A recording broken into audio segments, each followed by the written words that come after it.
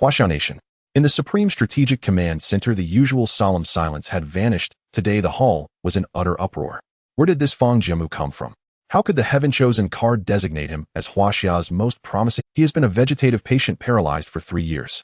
If we truly throw him into the Hell Desert, then at the next national fate settlement Huaxia may genuinely face annihilation. This concerns the very fate of our nation. The Hell Desert is so perilous that even our most seasoned Special Forces king perished there. To entrust our last hope to a vegetative man, I believe this requires serious reconsideration. At the mention of the national fate settlement, the word annihilation hung over the command center like a pall of dark clouds that refused to disperse. 3 years ago, a colossal shadow draped itself over Blue Star's skies, severing the light of the sun so that its people no longer saw daylight. More bizarre still, every crop on Blue Star ceased to grow. Rivers ran dry, livestock began to die, and hot weapons failed. Weaker nations were the first to be wiped out.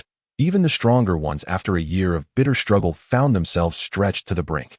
A full year after the descent of the shadow, the otherworldly survival realm, known as the wilderness, opened. The surviving nations began selecting explorers to enter this wilderness. Within that realm, not only food, but all manner of supplies could be obtained. According to one's performance in the wilderness, corresponding national fate points were awarded, enabling the nation to secure sustenance and various miraculous items. At the very center of the command room sat a dignified elder. Dressed in full military uniform, he possessed a robust, yet unexaggerated build. Though his hair had turned white, his spirit remained sharp and vigorous. "Enough. Stop arguing," he said impatiently, and everyone around him instantly fell silent. He straightened his back, knocking firmly on the table, his tone imbued with unquestionable authority.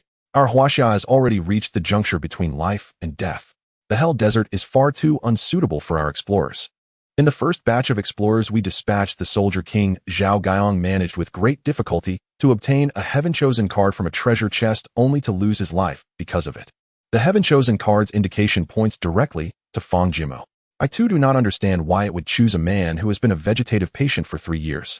Yet even if we disregard the card's guidance and instead choose one of our backup explorers under the current circumstances, it would amount to nothing more than a slower death. Our food reserves are already on the brink. Does Huaxia still have any choice left?" He paused. "It may be better to follow the heaven-chosen card's guidance and stake everything on this one gamble." His powerful words crashed over everyone like detonations, leaving their hearts pounding in their chests. Indeed, Huaxia's remaining national fate points were pitifully few. Even if they sent out another new explorer, it was unlikely to change anything. The heaven-chosen card was a special legendary artifact capable of pointing out the most potentially powerful explorer within a nation.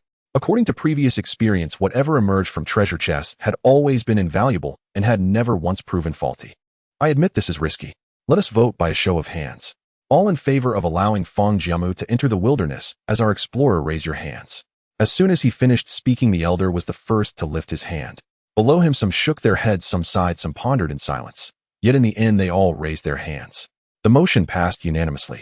Nature speaks of Tao. The Tao has no name or form. Fang Jiamu felt as though his entire body had been shattered for a long time, as if he had traversed years in an instant. So the breakthrough truly failed. Forming a nascent soul is indeed no easy feat. Yet why do I still possess consciousness after my Tao has fallen? Will I be sent back to Blue Star? He did not know how much time had passed, when suddenly he sensed his fragmented body beginning to reassemble itself. The world brightened. He had thought he would return to his home from before he transmigrated, yet before his eyes lay nothing but a desolate desert. Endless yellow sands stretched to the horizon, all around utterly still, life extinguished, the air saturated with the stench of death. Worse yet, the scorching sun overhead seemed intent on roasting everything dry. And this body of his was far too weak. Once he had possessed golden core cultivation, a body impervious to blades and poisons, able to soar to the heavens and dive into the earth, capable of almost anything. Now, however, he felt no different from an ordinary mortal, perhaps even weaker than most. Where is my cultivation? Does this body's spiritual power even reach the first level of qi refining? He paused, frowning. No, perhaps it has not even reached qi refining. It is only at the stage of barely drawing qi into the body. Fang Jiamu had no time to ponder why, after failing his breakthrough, he had arrived in this place with his cultivation completely stripped away.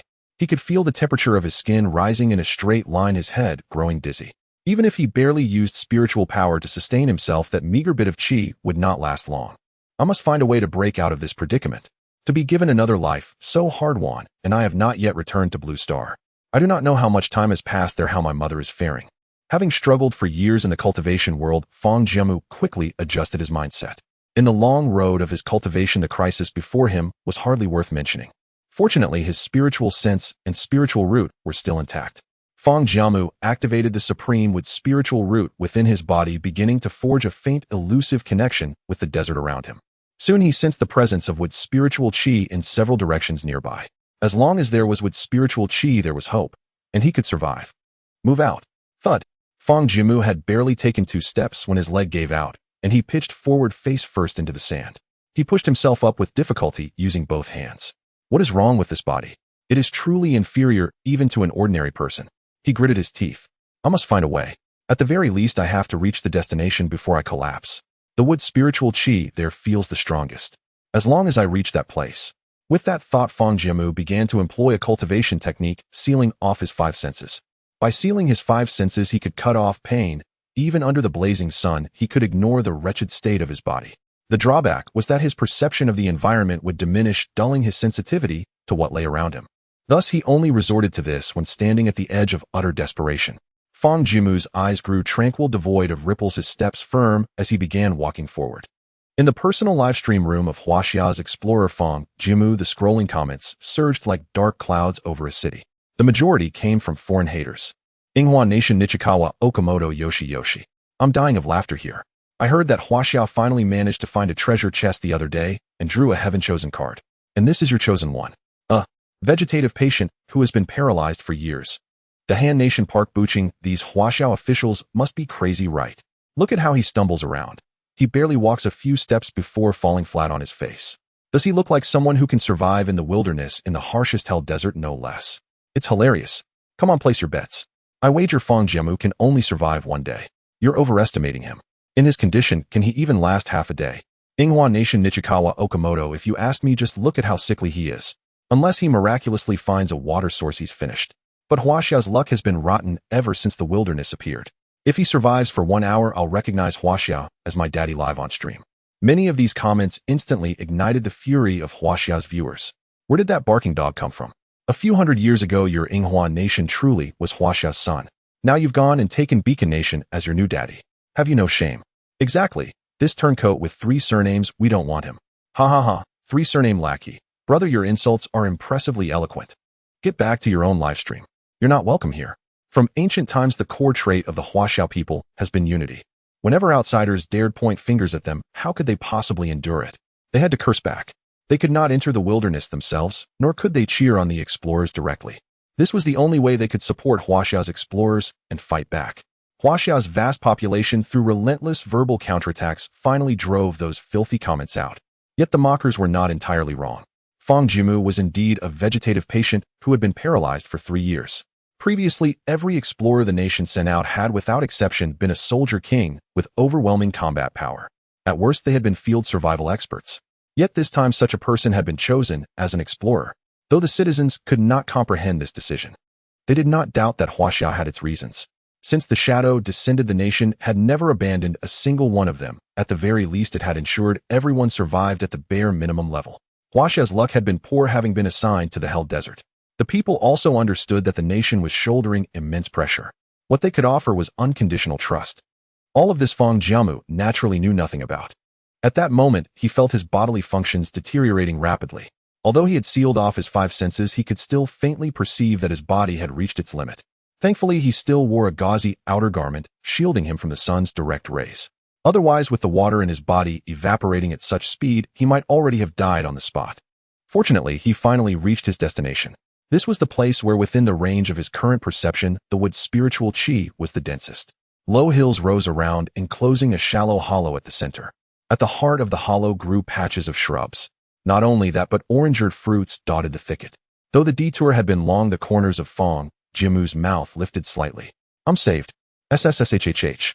To save his strength, Fang Jiamu simply leaned into the dune and slid down along the sand at high speed. After gliding for more than 10 meters, he reached the lowling hollow at the base. Sand clung to him from head to toe, leaving him in a thoroughly bedraggled state, yet he no longer cared. In the hollow, he discovered plants resembling shrubs growing sparsely across the ground. The shrubs bore clusters of small, orange-eared fruits. Each round berry was no larger than a pinky fingernail, yet they grew in profusion packed tightly together like miniature grapes. Sea buckthorn fruit first tier common rich in moisture weak in satiety possessing extremely high nutritional value with an exceptionally abundant content of vitamin C. The moment he plucked down a bunch a line of information abruptly appeared before Fang Jiamu's eyes. What kind of advanced technology is this? Has Blue Star's technology really advanced to such a level? Clearly Fang Jiamu had no understanding of where he actually was. Without caring about anything else, he immediately swallowed the sea buckthorn fruits. Since he had sealed his five senses, he could not perceive their taste at all. He only felt a cool current surge through his body straight to his heart. He could clearly sense the depleted energy within him being slowly replenished bit by bit. In the desert, the scarcest resource of all was water. These sea buckthorn fruits were evidently the most suitable way for Fang Jiamu to replenish his water at the moment. No, it's more than just that. As he swallowed mouthful after mouthful of sea buckthorn fruits, he could feel not only his physical condition improving, his lost spiritual power was also gradually recovering. Can simple fruits alone restore spiritual power? Interesting, he mused inwardly. Fang Jiamu could not help but ponder. Such a harsh environment, such miraculous fruit. It seems this place is not Blue Star. He let out a helpless sigh. I thought I had returned to Blue Star, yet the moment I opened my eyes I ended up in this forsaken place where not even birds care to pass. Forget it. I'm here already, I'll just slowly look for a way back. Fang Jiamu swallowed another handful of sea buckthorn fruits, and the spiritual power he had lost was now mostly restored. His condition was already noticeably better than when he had first arrived. Just as he was about to fully replenish his spiritual power, danger crept in without a sound. Deep within the thicket, a creature covered in a hard black carapace emerged. Its massive pincers trembled with an ominous deadly aura, and its tail ended in a razor-sharp stinger that was even more terrifying. It was a scorpion nearly as long as an adult's forearm. The moment Fang Jiamu had appeared in the hollow, the scorpion had already taken notice of him. Whooshed! The black scorpion began to move its legs. It was like a natural hunter of the desert gliding across the sand without making the slightest sound. In no time at all, it had crept up close to Fang Jiamu. Just as he reached out to pluck another cluster of sea buckthorn fruits, the black scorpion struck. With a startling burst of power, it launched itself at Fang Jiamu, springing forward with incredible force and whipping up its tail segment at lightning speed. Before Fang Jiamu could even swallow the fruit in his mouth, a dark blur flew toward him and landed precisely on his left leg. He had no time to react at all before the venomous stinger at the tip of the scorpion's tail pierced through his trousers and drove straight into his flesh. Damn it! Fury flared within Fang Jiamu as he gathered spiritual power into his palm. Smack! With spiritual energy wrapped around his strike, he slapped the scorpion away. The black scorpion's shell was immensely sturdy, and that palm did not inflict any real damage. Under normal circumstances, if a dangerous creature approached, how could I possibly fail to sense it with my divine sense? This was precisely why Fang Jiamu rarely chose to seal his five senses. Sealing them allowed him to banish pain, unleash hidden potential, and launch desperate counterattacks. Yet at the same time, it cut him off from perceiving his surroundings. Normally, even with his current low cultivation, he would at least have been able to sense the black scorpion's aura. He no longer had the luxury of worrying about such things. The venom had already invaded his body, and he needed to deal with the scorpion as quickly as possible. Fang Jiamu released the seal on his five senses, and stabbing pain instantly erupted from his left leg. The pain itself was secondary. What mattered was that the toxin was spreading. For most people, purging such venom would be troublesome, but for Fang Jiamu, it was no great challenge. He temporarily sealed the venom with spiritual power, then fixed his gaze on the black scorpion before him. That single palm strike had clearly enraged the creature. The black scorpion waved its massive pincers, as if in provocation. It seemed to be wondering why this frail-looking two-legged beast had not collapsed after being struck by its venomous stinger. Instinct still drove it to lunge at Fang Jiamu once more. It possessed a measure of intelligence, but not much. Vine bind. Several vines materialized out of thin air, wrapping tightly around the scorpion as it twisted and strained to break free. Wood spike art. Fang Jiamu formed a hand seal, and a formation appeared out of nowhere before him. Dozens of razor-sharp wooden spikes shot straight toward the scorpion. SSSHHH. The wooden spikes punctured the black scorpion directly. The creature writhed like a maggot for a few moments before falling completely, still its life extinguished. A scorpion of this level would barely be at the initial chi refining stage in the cultivation world. Even with his strength reduced to a mere fraction of its former self, Fang Jiamu could still dispatch it with ease. Next, he needed to deal with the venom in his left leg. Fortunately, he had sealed it in time. His thigh was only slightly discolored with a purplish hue. Wood spiritual energy was the gentlest of all spiritual energies, and thus the most suitable for handling. With the black scorpion's corpse lying where it had fallen, Fang Jiamu sat down cross-legged. He focused all his spiritual power into his left leg, and as with spiritual energy, herded the venom like a shepherd driving sheep, gradually forcing it out of his body. After a quarter of an hour, every trace of venom had been thoroughly purged, and he closed the wound completely with a simple healing technique. He rose to his feet, stamped his leg a few times, then swept his divine sense through the thicket once more. No danger remained. Just 2 offensive spells, and purging the venom have already drained my spiritual power again. It seems this crisis is only temporarily resolved. Do I still need to find a solution? His lost spiritual power could be replenished easily enough. Fang Jiamu turned his gaze back to the sea buckthorn fruits. At least for now, these fruits are my spiritual power. He plucked another bunch of sea buckthorn fruits, and as they slid down his throat, the first sensation was not coolness. Hiss, so sour. Even someone as seasoned as Fang Jiamu, who had tasted all manner of hardship, could not help but wince. Fortunately, as he ate them one mouthful after another, the sourness became bearable, and a faint sweetness surfaced beneath it. His spiritual power was also steadily restored. Once his spiritual power had recovered to 60%, Fang Jiamu turned his attention to the black scorpion he had just slain. Venom sac of the black sand scorpion, first tier common, taken from the stinger on the black sand scorpion's tail, can be used as medicine or as poison. Meat of the black sand scorpion, first tier common, the survivor's favorite, with protein content twice that of beef. If you can stomach it, it is an excellent food for satiety. Hard shell of the black sand scorpion, aside from being reasonably tough, it has little use. Fang Jiamu's eyes shone as he looked at the corpse of the black sand scorpion. He knew well that scorpion meat was edible and highly nutritious. As for anyone who might balk at eating something that looked so terrifying, in his current situation, refusing to eat meant starving to death. Besides, scorpion was actually quite tasty. Fang Jiamu carefully pried open the scorpion's abdominal plates, separating the meat from the hard shell. He then searched the hollow for dried branches, gathering them into a small pile. With a single thought, a tiny flame danced forth at his fingertip.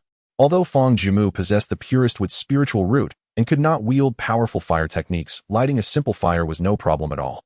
He lit the dead branches and used the scorpion's hard shell as a makeshift pan, laying the scorpion meat atop it to roast slowly.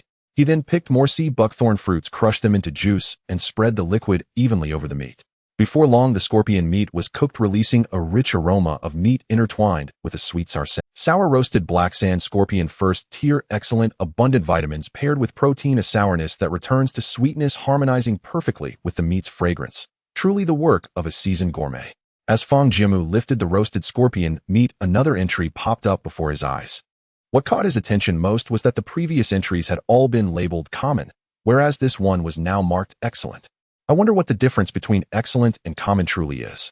Fang Jiamu had been busy for quite some time and was already famished. Whatever questions he had could wait until after he ate. He gently tore off a piece of meat and placed it in his mouth. The sourness was perfectly balanced, not overpowering, merging seamlessly with the meat's fragrance. The texture was exceptionally tender, springy, and pleasant to bite into, with a faint sweetness lingering upon careful savoring. He had not expected sea buckthorn fruits to pair so well with roasted scorpion meat. In just a few bites, he polished off the entire portion. The scorpion had been as long as a forearm, so it provided a generous amount of meat. This meal left him thoroughly satisfied. Rubbing his stomach in comfort, Fang Jiamu felt the warmth within his body. His spiritual power had fully recovered. Yet that was not all. As Fang Jiamu observed the changes within his body, his eyes suddenly widened. This roasted scorpion meat actually aided his cultivation. His cultivation began to climb step by step as the scorpion meat transformed into spiritual power, driving his advancement. First level of qi refining. A simple dish had elevated him from the stage of merely drawing qi into his body to the first level of qi refining. In the old cultivation world, such a phenomenon would have stirred an uproar. Cultivators normally trained in 3 ways, the first being to honestly absorb the ambient spiritual energy of heaven and earth, the least efficient method.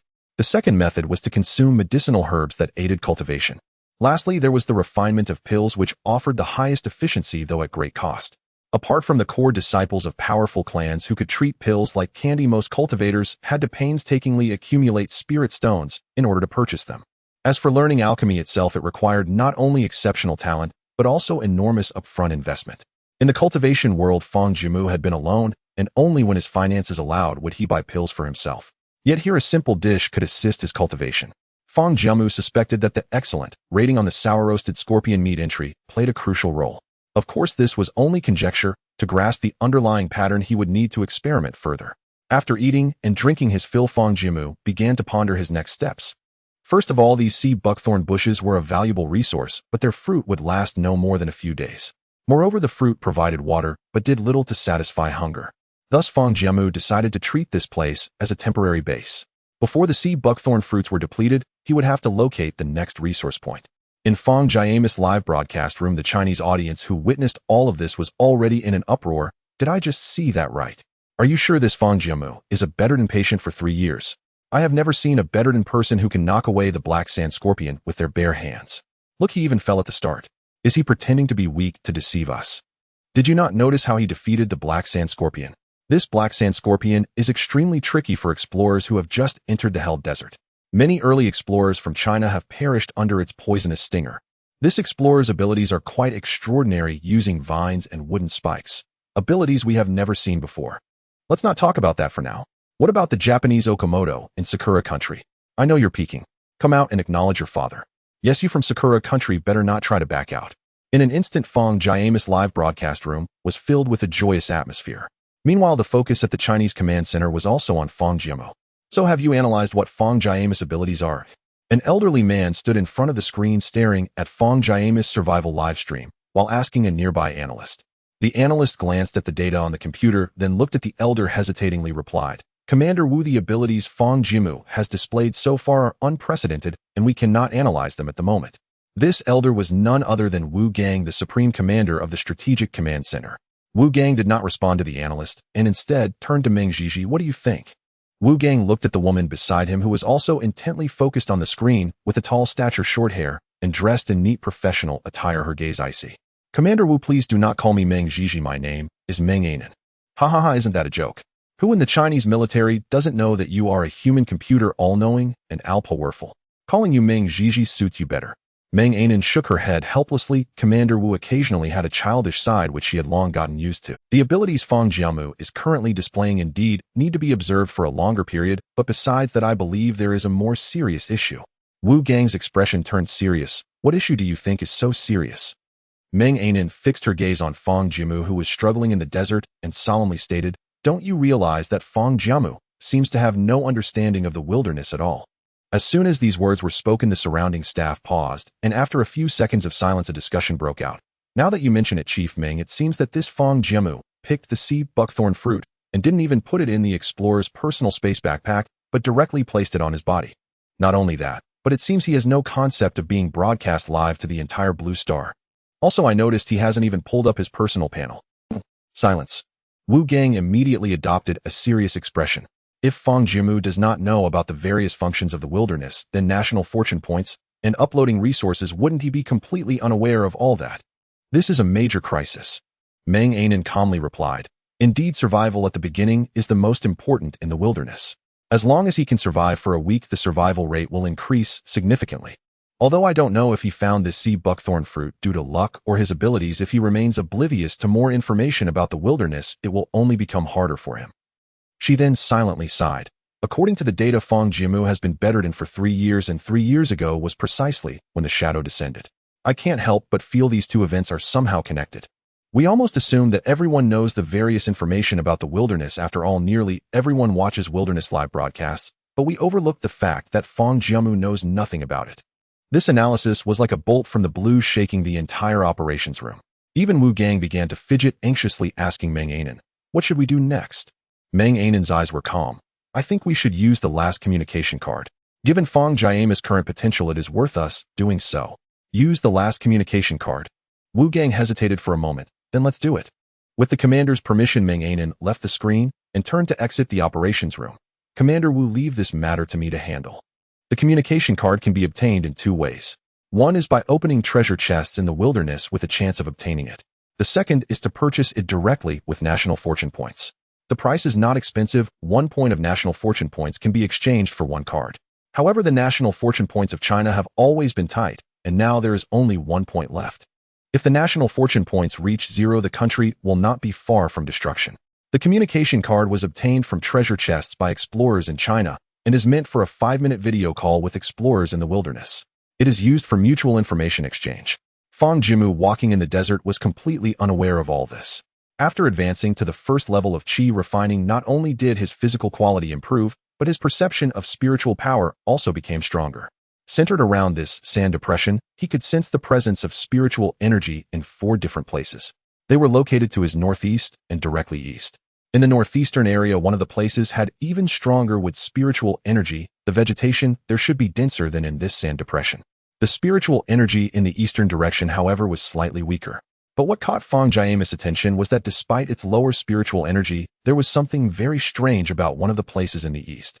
It was not simply with spiritual energy, it seemed to be mixed with some unique fluctuations of spiritual energy. The northeastern area should have a stable supply of resources. However, the eastern direction seemed to hide opportunities. After pondering for a moment, he decided to head towards the northeastern area with a stable supply of resources.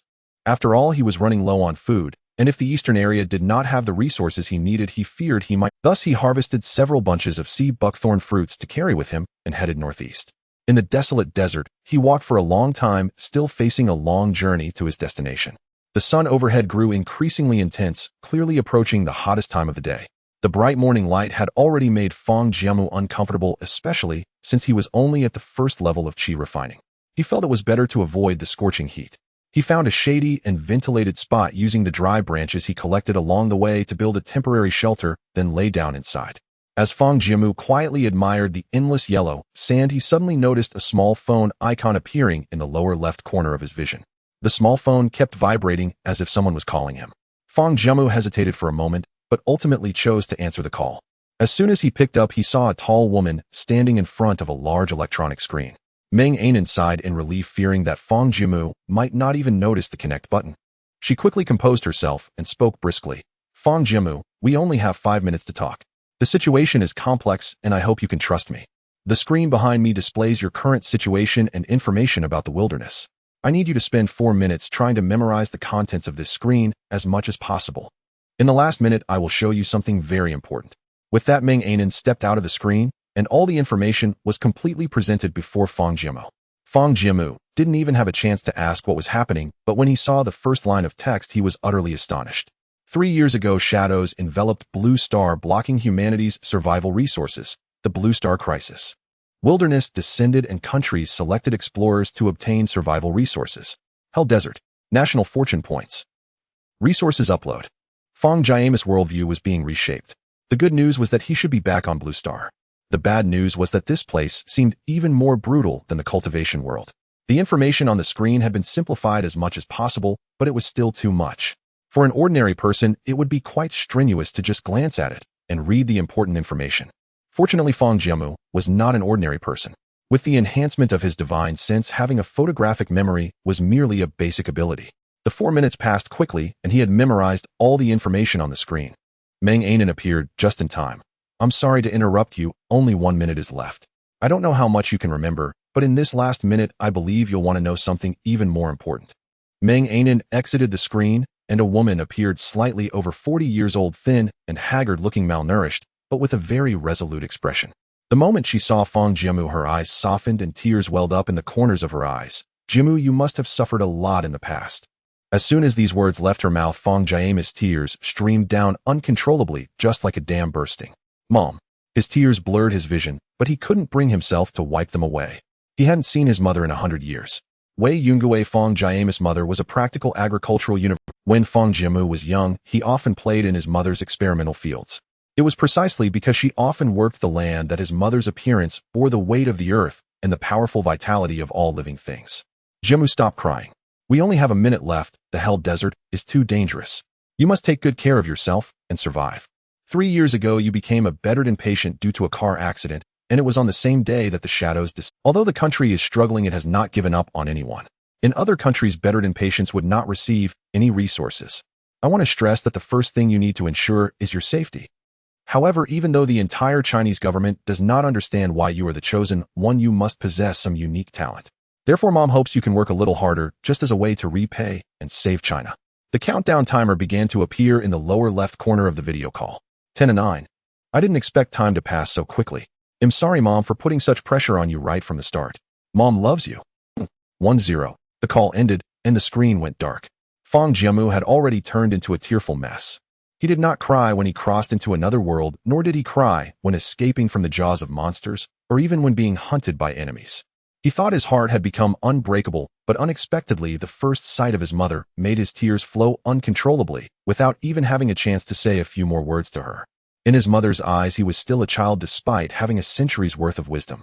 This scene, of course, was witnessed by the viewers in Fang Jiamu's live broadcast room. Whoa, so touching. I miss my mom. Thank you to the country for not giving up on anyone even in such difficult times. Fang Jiamu's mother must be feeling very conflicted. On one hand, her child is struggling to survive in such a dangerous place, uncertain of his fate, while on the other hand, the country urgently needs him to work harder. Fang Jiamu quickly stopped crying, refocusing his gaze with determination. Now he was certain that his mother was safe and sound. During his time on Blue Star, he had been in a coma for 3 years. As for this mere-hell desert, he was confident that he could conquer it. Ms. Wei, thank you for your hard work. Meng Anan handed a handkerchief to Wei Yungue. Wei Yungue wiped away the tears at the corners of her eyes and composed herself. Chief Meng, I have not worked hard at all. It is you who work tirelessly for the country every day, and that is what is. Moreover, after 3 years, I finally heard my son's voice. Although he only called me mom once before he started crying, I am still very grateful that you allowed me to speak with him for a minute. Mentioning her son, Wei Yungui's eyes softened again. Meng Anan remained quite calm. Not at all, this is what we should do. By the way, may I ask you a question out of curiosity, Miss Meng? Please go ahead. I will share everything I know. What you just said to Fang Jiamu, you have suffered a lot in the past. What does that mean? Is there any special significance to it? Well, this. Wei Yungue recalled her son's appearance during the survival livestream today and said uncertainly, it might be a mother's intuition. Jiamu was only 17 before the car accident, and today, looking at his eyes and actions, he seems much more mature than the Jiamu I knew, as if he has gone through many experiences. But that's just my intuition, and I don't really understand these things. Seeing Jiamu suffer so much as if he has become a different person, it just breaks my heart. Ms. Meng, please don't take it to heart. Intuition.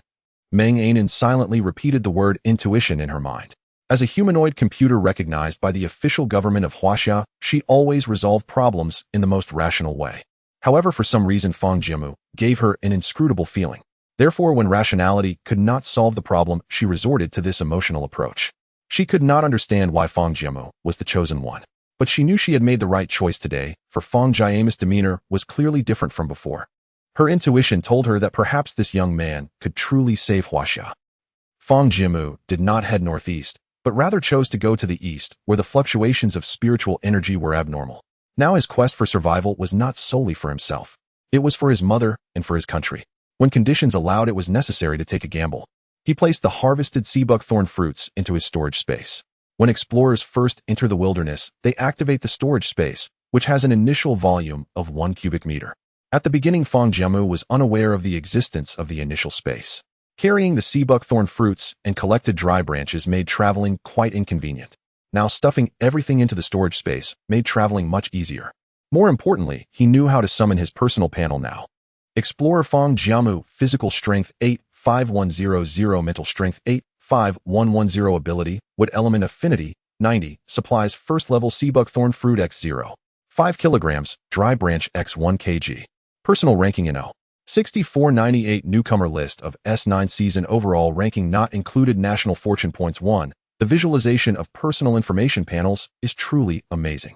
He knew that his spiritual root was a pure single attribute spiritual root, and the quality was extremely high. He did not expect that after precise data analysis, his wood element affinity was as high as 90. Avoiding the hottest time of the midday sun, he arrived at his destination, which was close to evening. It was a slightly protruding small sand dune. This sand dune was bare, not a blade of grass in sight. Strange, my divine sense detected a place with spiritual energy here. It should not be wrong. Fang Jiamu suspiciously circled around the small hill, but still found nothing. Could it be that what I am looking for is beneath this sand dune? After thinking it over, this seems to be the only possibility. If Fang Jiamu were to dig up this sand dune by hand to find what he wanted with his current physique, he would probably exhaust himself. So he closed his eyes and extended his divine sense to cover the entire sand dune. I've sensed it. The spiritual energy fluctuations were most intense at the northwest corner. Thus Fang Jiamu walked over there and began to dig directly. About half an hour later, after digging for so long and walking all day, his physical strength was already in critical condition. Fortunately, his efforts were not in vain. After removing a lot of sand, a hard cube was exposed. Finally, he saw its appearance. A wooden box with simple patterns. Wilderness treasure chest, first level, excellent, the lowest level treasure chest, yet still containing infinite possibilities. Open it quickly. So this is the wilderness treasure chest. Fang Jiamu remembered from the video that some wilderness treasure chests are scattered throughout the wilderness and can yield various good items. How should I put it? This box resembles the reward chests he received when playing games. Not rushing to open it, he first observed the box. The wood's spiritual energy he sensed should be emanating from the wooden boards of the box. This wooden board looked like a good item, something he could keep. The strange fluctuations of spiritual energy came from the mysterious aura surrounding the entire treasure chest. Fang Jiamu carefully felt it, memorizing this spiritual energy fluctuation for future searches of other wilderness treasure chests. After firmly imprinting the aura of the treasure chest in his mind, he opened the box. Acquired Simple Desert Tent First Level Excellent X1 Storage Space Expansion Card X1 Cubic Meter Roasted Non X1 kg Farmers Mineral Water X1 5 liters National Fortune Points X1. The items obtained from this treasure chest are so good. These foods are exactly what he needs most, meaning he now has dinner for tonight. According to the information, a wilderness treasure chest will always yield a card, a little national fortune points, and basic survival supplies. What else can be opened depends on luck. Clearly his luck was good. Simple Desert Tent First Level Excellent, the most rudimentary tent in the desert, capable of blocking some wind and sand, but if faced with a slightly stronger wind and sand, I suggest you think of other methods. Although it is just the most rudimentary tent, he was still very satisfied. One must know how hot the desert is during the day and how cold it becomes at night. He was prepared to bury himself in the desert for warmth tonight, but unexpectedly this tent was a timely help. Unfortunately, after the treasure chest was opened, the box immediately disappeared. He was still thinking of collecting more to build a house. After using the space expansion card, his storage space increased from 1 cubic meter to 2 cubic meters. Tearing off 2 pieces of roasted naan and drinking down 500 milliliters of mineral water, he felt satisfied. The roasted naan was an excellent filling food, and after eating a bit, Fang Jiamu's physical strength increased considerably, and he prepared to leave. It was now around 5 o'clock in the evening, and the desert at night was very dangerous. He decided to choose tonight's lodging before dark. Fang Jiamu sensed that there was another area nearby, emitting with spiritual energy. He decided to take a detour to check the situation there, and if there were good items, he would bring them back. Turning back to the initial sand depression. The center of the sand depression had a lower elevation, making it the most suitable location for setting up a tent. According to the travel distance, he should arrive before 10 o'clock at night. Let's go. Half an hour later, Fang Jiamu arrived at his destination. There were patches of plants resembling green onions. Shallot, first-rank common, slightly spicy, rich in trace elements, an excellent side dish, but it's best not to consider it a main meal. Shallots are a common plant in deserts with a taste that combines leeks and green onions. Fang Jiamu picked a few and tasted them. A refreshing spiciness invigorated him. This is quite a good find. It can be used as a seasoning. There were plenty of shallots in this patch, and Fang Jiamu harvested them all as if he were cutting wheat. Acquired shallots, first-rank common X6 gene. Looking at the sky, the sun had already set and the surroundings were dimming. I need to pick up the pace. In the evening, it was one of the few comfortable moments in the hellish desert. After a long day, Fang Jiamu was reluctant to leave this comfort. After all, if it got later, the temperature would drop, and he would have to endure the cold again. Due to the pleasant climate, he returned to the sand pit without expending too much energy. First, he had to harvest all the sea buckthorn fruits in this area. Acquired sea buckthorn, first-rank common X7 gene. Previously unaware of the existence of a storage space, now that he knew, he certainly wanted to harvest more to store in it. Only dead items could be stored in the space, and the decay rate would significantly decrease. In any case, the larger the space, the better. However, Fang Jiamu understood the principle of sustainable development.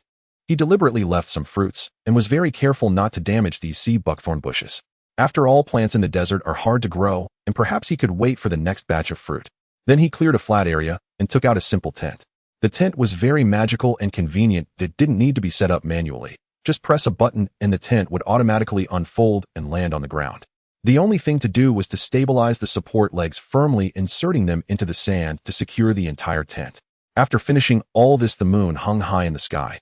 Now it was the most critical moment of wilderness survival every day. Today's resource upload settlement 001000. Please all explorers upload their resources.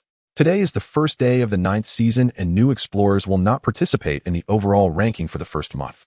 Every day at 8 o'clock, there is a total of 10 minutes to upload resources obtained from the wilderness. After uploading, one's country would receive a 10,000-fold return. For example, if Fang Jiamu uploaded a whole baked naan today, Huaxia would receive 10,000 baked naans, which is currently the only way for Blue Star to obtain food. At the same time, the wilderness would rank explorers based on the resources uploaded. Those ranking high each day would receive rewards in national fortune points. Thus, most explorers aiming for the rankings would concentrate their accumulated resources into one day for uploading. Fang Jiamu's resources today were not many, just some shallots and sea buckthorn fruits. According to the information provided by Huaxia, although the quantity was acceptable, the score was low, making it nearly impossible to make it onto the leaderboard. Moreover, he needed to ensure he had resources for survival, so he decided not to upload today. Today's resource upload settlement 00003, 0002, 00001. Resource upload closed. You uploaded no resources today. Please keep working hard. Today's death count 229. The stark figures reminded him of the difficulty of wilderness survival. In the 9th batch of explorers, there were only a little over 6,000 people. Just a single day had already seen over 200 deaths. At night, the danger would only increase. This is the wilderness. For Fang Jiamu, the survival crisis was not yet resolved. The nights here felt even lonelier, as if he were the only person existing between heaven and earth. Loneliness. Fang Jiamu kindled a fire with dry branches. Since it has come to this, I might as well not skimp on myself. There was still a large half of the baked naan left. He tore off half to serve as dinner today, while the other half would be saved for breakfast tomorrow. This little naan barely lasts until tomorrow morning. If I can't find new food tomorrow, I'll really have to gnaw and shallot. But tomorrow's matters can wait until tomorrow. The naan was already producing a fragrant aroma over the fire. When it came to food, Fang Jiamu never skimped on himself. Although it wasn't freshly baked naan, after heating it, he could still smell the aroma of wheat. Taking a bite, the naan was no longer so hard, but rather crisp and fragrant, bursting with flavor. He took another piece and smeared some sea buckthorn jam on it. However, this time, there was no transition from ordinary to excellent as he had anticipated. He consumed the naan coated with jam. How should I put it? It's quite nutritious. He then took out the shallots he had just picked today, tearing the naan into strips and sandwiching the shallots. My! Fang Jiamu's eyes lit up. The spicy flavor of the shallots perfectly stimulated his appetite. The rich wheat taste combined with the refreshing seasoning of the shallots made these two ordinary ingredients a perfect match. Delicious. In no time, he finished the remaining naan paired with shallots, feeling about 70% full. The shallots contained quite a bit of moisture. Although he felt a bit thirsty, he didn't want to use his mineral water. At that moment, with the bright moon and sparse stars, Fang Jiamu felt slightly drowsy and entered the tent, falling into a deep sleep. In the highest combat room of Huaxia, as Fang Jiamu fell asleep, everyone in the combat room breathed a sigh of relief. The first day had been so tense, almost everyone had low expectations for him, but unexpectedly, he brought so many surprises. More importantly, Fang Jiamu had incredible luck today, actually opening a wilderness treasure chest and gaining national fortune points. Even just 1 point of national fortune is a significant progress for Huaxia. Because national fortune points are very important, once a country's national fortune points drop to 0, the explorer will lose contact with the country during the national fortune settlement, which is basically no different from death. And a country losing its source of resources would only die a slow death. Therefore, the combat room, which had been under high pressure for a long time, felt relieved thanks to Fang Jiamu's performance today. Thank you all for your hard work today. Let's have a brief meeting before we disperse. Wu Gang leaned back in his chair, massaging his temples, speaking weakly. Everyone has witnessed Fang Jiamu's performance today. Perhaps the direction of the chosen card is not wrong after all. Has anyone analyzed his awakened abilities? Some believe that Fang Jiamu might possess a special sensitivity to wilderness treasure chests. In the hellish desert, dust storms often bury many treasure chests, making it much more difficult for Huaxia's explorers to find them. His ability to accurately locate the treasure chests in the wilderness should not be just luck. Some thought that Fang Jiamu might have some enhanced attack ability. After all, for an explorer who had just entered the wilderness, easily dealing with a black sand scorpion was no small feat. Others believed that Fang Jiamu's physique was special, as he could actually dispel the poison of the black sand scorpion. The people below voiced their opinions, but none could confirm. Meng Jiji, what do you think? Everyone fell silent, their eyes turning to Meng Anan. I think it's too early to draw conclusions. The abilities he has shown so far are too uncertain. I propose that Fang Jiamu's abilities be classified as top secret. Regardless of whether we analyze them in the future, we must not disclose them to the outside world and should temporarily keep him protected. Wu Gang nodded. You are indeed thoughtful. Let's do as you suggested. Now report on the food reserves. A researcher stood up to answer. Commander, currently Huaxia's food reserves are only enough to last for 2 months. What? Only 2 months left? Wu Gang frowned. Then let's restrict each person's food quota to the minimum. How long will that last? The researcher hesitated and replied, Commander Wu, that is already the minimum quota, and it has been maintained at the lowest level for 2 months. It can't go any lower. Sighed. Wu Gang's face was filled with worry as he sighed heavily, looking at Fang Jiamu on the screen. I can only hope this comrade can bring us surprises. Let's adjourn the meeting. Everyone should rest well today and gather their spirits for tomorrow's battle. Let the brothers on night duty come in. Yes, Commander. Wilderness survival is not just about explorers fighting. Huaxia's officials are also doing their utmost to analyze the wilderness and devise survival routes for explorers. They watch over them at night. Even if they can only offer a tiny bit of help as long as it makes the explorers' lives a little easier, they are more than willing. Perhaps it was due to yesterday's exhaustion, but Fang Jiamu slept soundly last night. As dawn broke, he got up. This time in the morning, the temperature and humidity were most suitable for searching for supplies. He finished eating baked naan paired with sand onion for breakfast. After drinking half of the remaining bottled water, he took the rest with him for the journey.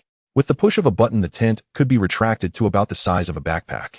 After confirming everything was in order, Fang Jiamu set off. Today he was heading to the northeast.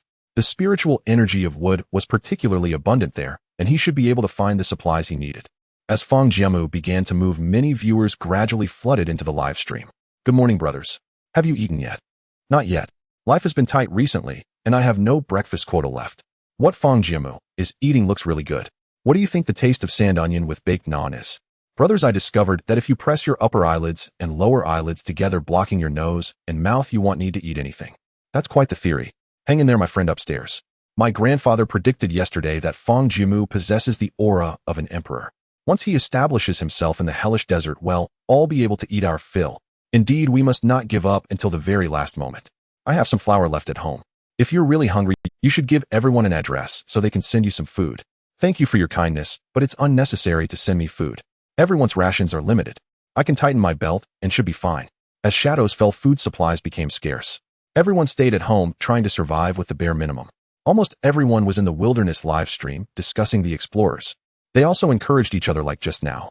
It was precisely because of this that the people of Huaxia did not ignite large-scale riots. Fang Jiamu set off early. Due to the temperature being barely suitable, his pace was a bit faster than yesterday. Observing along the way, he increasingly understood why the first batch of explorers from Huaxia faced such difficulties. It was almost visible to the naked eye. The area was filled with endless yellow sand. The yellow sand was mostly dotted with some already dried up branches. Besides that, even the traces of animals were hard to find. Without plants and animals, it meant no food. Newly arrived explorers could only rely on luck to find resource points. With good luck, they could survive. With bad luck, they would die. Moreover, moving through the desert quickly drained theirs, especially with his current physique. Even though he had reached the first level of chi refinement, his foundation was too weak and his speed began to slow down. The sun was already starting to intensify. Clearly noon was approaching. As Fang Jiamu stood on a high point, hesitating whether to find a shaded spot to avoid the wind, he suddenly discovered a scene completely different from the surroundings. There was actually a small oasis. The oasis sparkled like a brilliant green gem, representing vitality, embedded in this desert, symbolizing death. Fang Jiamu felt delighted. As long as there was an oasis, there would be a water source and supplies. At least for the next few days, he had his provisions secured.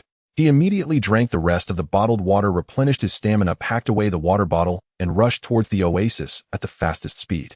In just over half an hour, he stood before the oasis. The oasis was roughly the size of 1.5 football fields. As he approached, even the temperature dropped significantly, and the air was filled with cool water vapor, which felt very comfortable. What thrilled Fang Jiamu even more was that rows of sand jujube trees were growing around the oasis. Sand jujube, first level common, a common fruit in the desert rich in sugars, proteins, and carbohydrates. When survival in the desert is tough, eating it as a meal is perfectly fine. Fang Jiamu chuckled. This entry in the wilderness is quite humorous. In addition to sand jujubes, there were also many saxaul trees and other common desert plants. However, Fang Jiamu did not immediately pick any. Having been cautious in the world of cultivation, his first instinct was to use his divine sense to scan the oasis. Sure enough, this scan revealed living beings, and their aura suggested they were not weak. Fang Jiamu concealed his figure and quietly approached the source of the aura. It turned out to be a large red python about the length of 2 people. It lay in the shade by the water, seemingly resting. Red sand python, first level, excellent. Its body is smooth with decent defense and high agility. Though it is not poisonous, it has immense strength, and by the way, its meat is extremely delicious. Fang Jiamu hid behind a large tree, calming himself down. He lowered his breathing to a minimum to avoid startling the red sand python. Quietly retreating to a safe position, he finally let out a sigh of relief. Indeed, such an oasis is bound to be occupied by magical beasts. Moreover, the entry for the red sand python is excellent, which suggests it won't be easy to deal with. However, at this moment, it was impossible for him to give up. The red sand python looked meaty. If he could kill it, not only would it provide an excellent energy source, but it would also enhance his strength. First, he picked a handful of sand jujubes, which replenished his spiritual power and stamina. Next, he took out the shell of the black sand scorpion he had left over from yesterday. Although its quality did not reach common, having it in hand as a weapon felt much safer. As he quietly approached again, the red sand python was still resting and had not noticed Fang Jiamu's approach. This is perfect. While it's not paying attention, I should strike to end it in one blow. Surprise attack.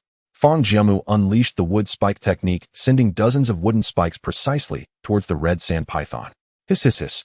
The red sand python's skin was extremely tough. Only a few wooden spikes managed to injure it, while the others failed to inflict any substantial damage due to its thick hide. Startled, the python quickly reacted. It moved swiftly and agilely, soon closing in on Fang Jiamu. With a flick of its tail, it sent Fang Jiamu flying several meters away. Damn it! Clearly Fang Jiamu misjudged the gap in strength between them. His current physical condition was still too poor. The weapon in his hand was not even of a decent quality, and being just at the first level of chi refinement made it impossible to unleash many spells. He wanted to escape, but the red sand python seemed unwilling to give him that chance. The red sand python attacked again with its tail, and Fang Jiamu defended with the shell of the black sand scorpion. He barely withstood the blow, but the shell already showed signs of cracking. The red sand python continued to pursue relentlessly, and once again Fang Jiamu was hit by a tail swipe. You are bleeding, your stamina is rapidly decreasing. 30, 28, 26. Stamina 24100 currently declining. Mental state 80,110. This crimson sand python is very powerful, likely at the 3rd or 4th level of chi refinement. Fang Jiamu lay on the ground staring intently at the writhing crimson sand python in front of him. The audience in the live stream felt a surge of anxiety. It's a crimson sand python. It's a ferocious creature in the Hell Desert with extremely strong defenses. Although it doesn't have poison, its attack power is formidable and its skin is tough. Even the fierce black sand scorpions are its prey, and their venomous stingers can't penetrate its defenses. Many explorers from our China have perished under this crimson sand python. Fang Jiamu, be careful. Please create another miracle. The crimson sand python looked at the bipedal creature before it, its life force rapidly declining, and emitted 2 cheerful sounds. Hiss hiss. An opportunity for lunch. It leapt towards Fang Jiamu again, but missed. Just moments ago, Fang Jiamu had used a high-level evasion technique to easily dodge this strike, though he had exhausted quite a bit of his spiritual energy. At this moment, Fang Jiamu had devised a plan to break through the enemy's defenses, hoping he could execute it successfully. The crimson sand python, having missed its attack, launched another ferocious assault. Just as the crimson sand python opened its gaping mouth attempting to bite Fang Jiamu, he shouted, "Wood-binding technique." The green vines that appeared out of nowhere momentarily halted the crimson sand python. In that critical instant, Fang Jiamu used his spiritual energy to accurately shoot the previously extracted venom sac of the black sand scorpion into the small wound created by the wooden spike. Such a small wound might not seem significant to the crimson sand python, and it would likely heal quickly. However, at this moment, that tiny wound became its deadly threat.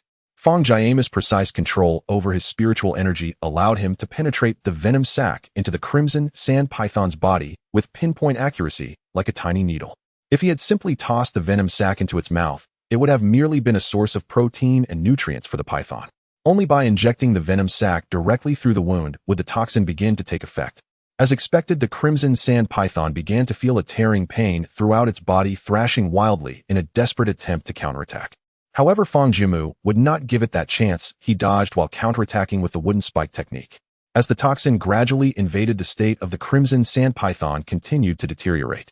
Ultimately, it slowly collapsed onto the ground, flailing a couple of times before losing its life. As for Fang Jiamu, he was also nearing his limit. Stamina 5100 currently declining, about to go into shock. Mental state 12,110. If that crimson sand python had struggled for a moment longer, Fang Jiamu feared he would have exchanged blows with it. Fang Jiamu lay on the ground, panting heavily. The previous moments had been perilously thrilling. Fortunately, his strength had reached the 1st level of chi refinement. If he had encountered this beast yesterday, he likely wouldn't have survived even a tail swipe. Instead of immediately addressing the corpse of the crimson sand python, he first consumed a sand jujube to replenish his stamina, then used spiritual energy to stop his bleeding, and finally cast a healing spell to recover. He then approached the small lake in the center and gulped down several large mouthfuls of water, significantly improving his condition. The live stream exploded with comments. My goodness, am I hallucinating from hunger? Didn't Fang Jiamu just enter the Hell Desert yesterday? How could he defeat this crimson sand python already? This is not an ordinary person, this is a deity. Call him Fang Shun. Fang Shen was so clever this time, understanding how to inject poison into the wound for it to take effect. This snake meat is a great tonic. If he eats the entire snake, Fang Shen's physical condition will elevate again. With this oasis, he has truly escaped the initial predicament. But can snake meat that has been poisoned still be eaten? Yes, actually, toxins are also a form of protein. Most toxins can be digested by the stomach, and even if not, cooking at high temperatures can inactivate the toxins, making it safe to eat. I see I've learned something new. The initial worries in the live stream had transformed into fervor. Everyone was fervently discussing Fang Jiamu's actions, particularly how he had managed to accurately throw the venom sac. Of course, only he himself could know the details. Fang Jiamu had finished resting and was now dissecting the body of the crimson sand python. Crimson sand python skin, first level, excellent, good flexibility and defense, can be processed into many items. Crimson sand python's meat, first level, excellent, X20 gene, very high quality protein, delicious taste. The yield from the crimson sand python was substantial, giving him 20 gene of snake meat. He now had short-term rations. With so much snake meat, Fang Jiamu wanted to test some things. A lot of purslane had grown by the lake. This wild vegetable can also grow in the desert. Purslane, first level, ordinary, an ordinary wild vegetable, somewhat sour, with decent vitamin content. Although the shell of the black sand scorpion had cracked, it wasn't completely damaged and could still serve as a pot. Fang Jiamu started a fire, tore half a gene of snake meat, added water, and tossed all the ingredients he had at hand, sand, onion, seed, buckthorn fruit, sand, juju, purslane, into the pot to stew. After a quarter of an hour, Fang Jiamu looked into the pot, which was green and bore a flavor that was hard to describe, hardly qualifying as a dish. A dark dish primarily made of snake meat, first level, ordinary. You really can waste food, but at least it can fill you up and the nutrition hasn't been lost. Awkward. Not only did no new entries appear, but even the grade of the snake meat had dropped from excellent to ordinary. Fang Jiamu opened the audio permissions in the live stream, allowing his voice to reach the viewers. I want to eat this meat. Will save my stomach for high-level food to enhance my strength. This dark dish might not look appealing, but at least it can fill me up. He'll upload this later tonight. After saying this, Fang Jiamu chuckled a couple of times and then turned off the sound. This stew looks so ugly, and it's snake meat. Can it even be eaten? It looks somewhat like a low-calorie meal I once had. Fang Shen must have his reasons for doing this. This pot has protein, dietary fiber, and vitamins, fully nutritious, exactly what we need at the moment. It must be that this wilderness lacks discernment to classify it as ordinary. Upstairs, this isn't a food forum. Why didn't you say so earlier? But I think Fang Shen's actions are reasonable. The snake meat might not look good, but it's rich in nutrition. Exactly, and I don't find it unappetizing. You must not have tasted the slop we had in school before the shadow descends. That was true garbage. If you don't want to, give it to me. The audience in the live stream went from initial disdain to eagerly. There was no choice. Food was scarce, and having something to eat was already a blessing. However, this cooking attempt also allowed Fang Jiamu to gain a better understanding of the quality assessment rules in the wilderness. Cooking in the wilderness isn't just about throwing all ingredients into a pot. One must consider the compatibility of the food and the cooking methods. Otherwise, even ingredients with the excellent tag can lose quality if not cooked properly. However, cooking is Fang Jiamu's forte. He stored the previous dark dish in his spatial warehouse. This time, Fang Jiamu fully utilized his imagination. Yesterday's sour roasted scorpion was great. Perhaps he could try making it again using the same method. He placed the scorpion shell properly, started a fire, tore off a gene of snake meat, and laid it flat on top. The flames began to roast, and the snake meat started to sizzle. A few minutes later, the snake meat was half cooked, but that wasn't the end. Fang Jiamu spread sea buckthorn jam evenly over it. He flipped it over, applying jam to both sides. After a few more minutes, he took out a handful of sand onions, tore them into small pieces by hand, and sprinkled them over the snake meat. He retrieved the cooked snake meat and added the remaining juice along with a handful of washed purslane. Thus, 2 nutritious and delicious dishes were completed. Sour roasted snake meat, first level, rare. The firm and delicate texture of the snake meat paired with the sweet and sour sea buckthorn jam, topped with sand onions, is the soul of this dish. If the quality of the ingredients had been higher, the dish might have been elevated further. Mixed purslane, first level, ordinary, refreshing wild vegetable, paired with the aroma of meat, a decent side dish. Fang Jiamu was very pleased with his masterpiece. Upon eating the first piece of snake meat, he felt warmth spreading through his body. His stamina and spiritual energy were gradually recovering. Once fully restored, his limits began to slowly rise. Stamina limit increased 100. 105. 110.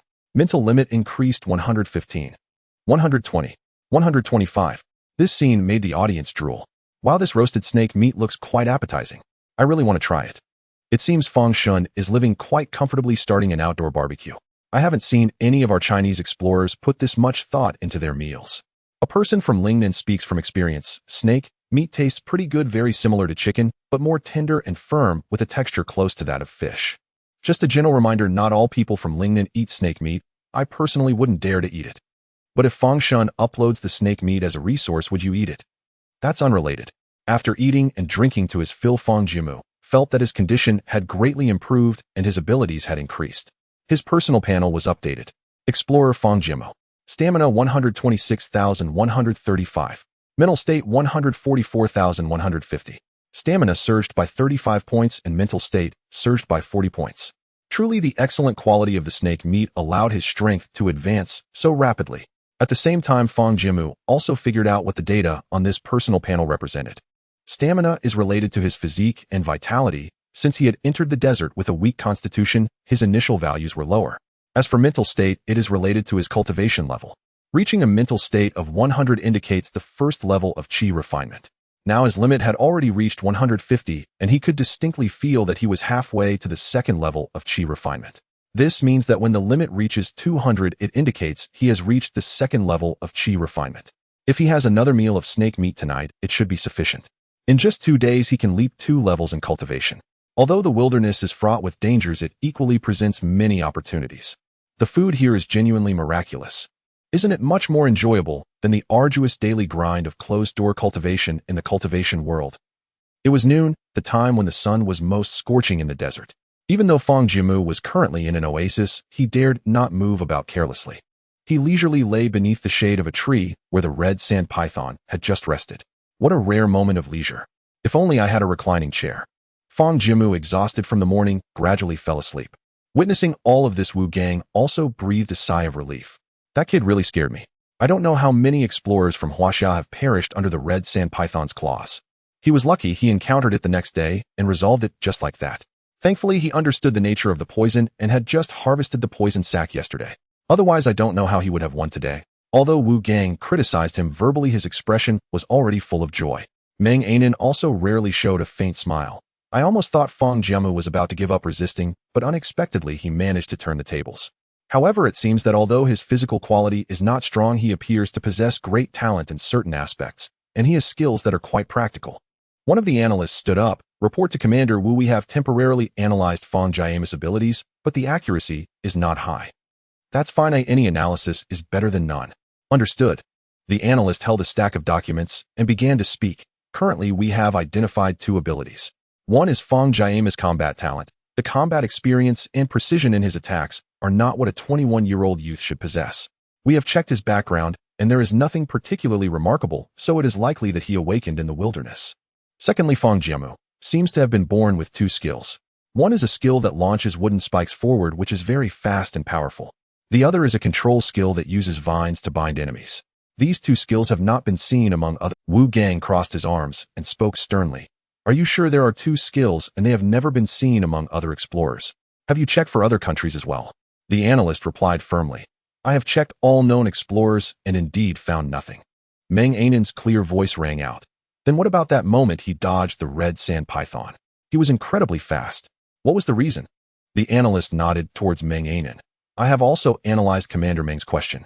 Currently, explorers have only awakened up to 2 skills. There has been no precedent for simultaneously awakening 3 skills, so we speculate it is due to his own combat talent. Is that so? Meng Anan nodded thoughtfully and did not pose further questions. That will be all. The analysis was good. You have worked hard during this time. You can step down now. After the analyst left, the 2 turned their attention back to the screen. Meng Anan, these are the results from Huaxia's analysts. What do you think of these findings?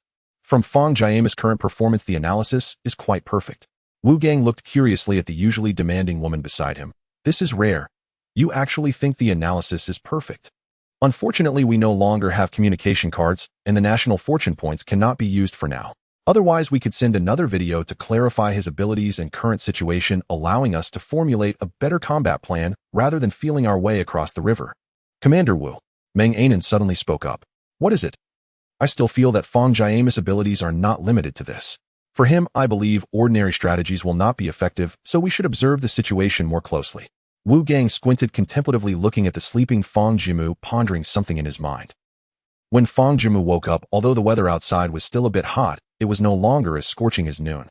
He stood up and stretched. Time to get to work. The supplies in this oasis were still waiting for him to harvest. The water bottle he had opened from the wilderness treasure chest was still there. He would fill it with water, first better to be prepared. Fang Jiamu began harvesting the wild vegetables closest to the lake, starting with purslane. Acquired purslane Tier 1 Common, X3 gene. There were also some sea buckthorn fruits growing on the outskirts. These items were currently good for him. Tangy with a hint of sweetness, they served as a natural seasoning that could help enhance the quality of his dishes. Moreover, when traveling, they were the most suitable source of hydration and spiritual energy. More importantly, they could be eaten raw. Eating raw animal meat could also restore stamina and spiritual energy. However, Fang Jiamu had conditions at present and did not wish to live a life of eating raw meat. Acquired sea buckthorn fruit Tier 1 Common, X6 gene. Acquired sanjujube Tier 1 Common, X15 gene. The sanjujube yield was the highest, allowing him to harvest 15 gene in one go. At the same time, he also did not forget to protect the trees to allow them to continue growing. After collecting all the sea buckthorn fruits and sanjujubes, the sky had already darkened. There was still half an hour left for uploading supplies. Fang Jiamu was already famished and decided to eat first, aiming to raise his strength to the second layer of qi refinement. In less than 20 minutes, Fang Jiamu replicated the roasted snake meat from the morning. He made a bit more than usual because he felt that as his strength increased, his appetite had also grown significantly. The snake meat was still delicious. Stamina limit increased 140. 145. 150 mental limit increased 155. 160. 170. 175. After finishing all the snake meat, Fang Jiamu noticed something was off. This time the increases in stamina and mental limits were not as rapid as the first time. The same dish, and even in larger quantities, but the growth rate was not so swift anymore. Explorer Fang Jiamu stamina 140-150, mental 170-175. Earlier at noon, stamina had surged by 35 points, and mental had surged by 40 points. This time stamina only increased by 15 points, and mental only by 20 points. It makes sense, as my strength grows and spiritual power becomes purer, the enhancements from ingredients of the same tier will be less and less. If I could just keep eating low-tier food to advance, that would be too easy.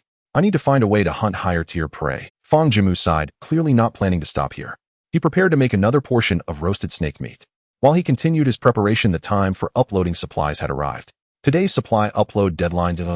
All explorers, please upload supplies today. Is the second day of the 9th season. New explorers rankings do not participate in the overall ranking for the first month. Upload. Explorer Fang Jiamu Huaxia uploaded supplies. Dark cuisine, X1 rating 1. Huaxia gained resources. Dark cuisine, X1 0 servings. Dark cuisine is worth so little, it only got 1 point. After he uploaded the supplies, a semi-transparent light screen unfolded before him. This was today's national fortune ranking. At the top of the screen, the Huaxia light was dazzling. First place, Lighthouse Nation Sam George, today's rating 200. Second place, Sunset Nation Jessica, today's rating 195. Third place, Cherry Blossom Nation Yamaguchi Ichiro, today's rating 192. The top 10 were all explorers from powerful nations. Fang Jiamu effortlessly scrolled down the interface to find himself. Because the further down most people's scores were only single digits, and further back like Fang Jiamu, there was only a score of 1 point. 2,256th place. Fang Jiamu, today's rating 1, ranking reward none. I didn't expect that with just 1 point I reached 2,000th place. The explorers from other countries are really fierce. Many weaker explorers would concentrate their obtained supplies to gamble on the ranking on the same day. After all, returning supplies to the country only takes a few days, so it's better to maximize the value of the resources. Thus, some explorers, if they are not sure they can rank high, will temporarily keep their supplies. After all, it's just there are also those who will upload some worthless supplies to earn 1 point, allowing them to view the rankings. If he predicts that the supplies in his hands can help him rank, he would consider going all in. Is the first place only 200 points? Can the supplies I have also attempt to push for a ranking? Supplies C. Buckthorn Fruit X12 gene, Sand Onion X5 gene, Sand Jujube X15 gene, Red Sand Python, Meat Excellent X17 gene, Water X1. 5 liters. He first uploaded 1 gene of Sand Jujube to test the waters. Uploaded supplies Sand Jujube Tier 1 Common, X1 gene rating 3. Huaxia gained resources Sand Jujube X1 gene 1209th place. Fang Jiamu, today's rating 4, ranking reward none. Just as Fang Jiamu pondered whether he could continue to push for a ranking, he glanced at the top position and was startled. The positions in the top 10, especially the top 3, Sam George Jessica and Yamaguchi Ichiro, seemed to be neck and neck, giving it they're all chasing each other.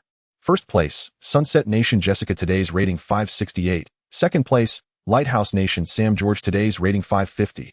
Third place, Cherry Blossom Nation Yamaguchi Ichiro today's rating 545. In just a few minutes, the scores of the three individuals began to diverge significantly from those of the other explorers. The scores of the remaining explorers were mostly fixed around 500 to 600, and nearly everyone was focused on the changes in the top three rankings. In the endless sea, Yamamoto Ichiro of the Sakura Nation was hiding in a cave on a massive island uploading supplies, while closely monitoring the fluctuating scores. No matter how he uploaded, he could never reach the first position. Bakayuru. We all just entered the wilderness. Why does that George from Lighthouse Nation have so many supplies? What kind of cards did his nation prepare for him? Yamamoto Ichiro, as the ninth batch of explorers from the Sakura Nation, had long been planning to consume high-level food to help enhance his physical condition. He even exchanged for a card called Safe Haven card in the National Fortune Mall. Safe Haven card's special use before entering the wilderness to overlook a radius of 100 miles from the place of birth and choose the initial position. It was precisely because he had the Safe Haven card that he could be dropped onto a large and fertile island in the Endless Sea. The Endless Sea is an ocean that stretches as far as the eye can see, filled with various dangers. Fortunately, islands are scattered throughout the sea. As long as explorers can be born on an island, their survival rate increases significantly. If they fall into the sea at the start, they can only rely on luck. This Safe Haven card cost the Sakura Nation 10 points of national fortune. I cannot allow myself to fall short today. If I cannot secure the top rank, I will never surpass George.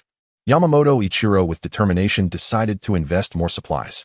Explorer Yamamoto Ichiro Sakura Nation uploaded supplies coconuts grade 1 excellent x 460 Sakura Nation received resources coconuts excellent x100 coconuts normal x1000. Similarly, in the Endless Sea, Jessica from Sunset Nation was having a tough time. She had just uploaded a rare grade sea fish, significantly increasing her score and finally reaching first place. She thought she was safe, but in an instant George from Lighthouse Nation overtook her. SHD. As a royal lady, she couldn't help but curse. Today's rare sea fish was caught by her at great risk while navigating her yacht in dangerous waters. She thought her ranking was secure today, but unexpectedly.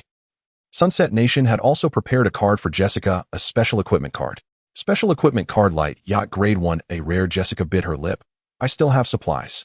I cannot let George take first place again today. Explorer Jessica Sunset Nation uploaded supplies needlefish grade 1 excellent x 472 Sunset Nation received resources needlefish excellent x100 needlefish normal x1000. In the prehistoric forest in a cave, Sam George sat on an animal skull surrounded by various animal corpses, eagerly watching the national fortune rankings. Are we preparing to arrange for these two contestants to compete today? George looked playfully at the fluctuating scores of Yamamoto Ichiro and Jessica. As soon as their scores surpassed his, he would immediately upload new supplies, giving them hope, yet leading them. In Lighthouse Nation, we are the absolute rulers of Blue Star. To maintain their dominance, Lighthouse Nation spent a huge amount using 20 points of national fortune to buy a starting companion teleportation card. Starting companion teleportation card special allows the new explorer's birthplace to be chosen around an old explorer. Brother, don't be too proud. Ooh, I can only help you for a moment. Once their strength increases, I won't be able to help you maintain your top position anymore. A tall, fierce-looking American brute leaned against the stone wall, his expression serious. After all, I also need to compete for the national fortune ranking. This was Sam George's brother, Sam Kane. As soon as the brother spoke, George immediately became serious. Yes, brother. Today's supply upload settlement 0158. Less than 2 minutes remained until today's supply. From the fourth place and below, the scores were almost similar, only a few showing slight fluctuations, as if they had fallen silent. First place, Lighthouse Nation Sam George, today's score 1250. Second place, Sunset Nation Jessica, today's score 1200. Third place, Sakura Nation Yamamoto Ichiro, today's score 1180. At this moment, Yamamoto Ichiro from Sakura Nation stared fiercely at the top scorer, Sam George. That detestable Lighthouse Nation person must have hoarded a lot of supplies just to toy with me. I've put all my supplies in, and it's still not enough. I can only hope that Jessica from Sunset Nation still has enough supplies left. The enemy's enemy is a friend. Jessica from Sunset Nation also felt unwilling. Whenever her score briefly reached first place, she would be instantly suppressed by George. It was as if he had calculated it, maintaining a steady pressure on her. She understood that she was being toyed with. Is today's top rank going to be George again? I've uploaded all the supplies I've accumulated over the past 2 days. It will be even more impossible to compete for the rankings tomorrow. Sigh. Today's supply upload settlement 0301 supply upload closed.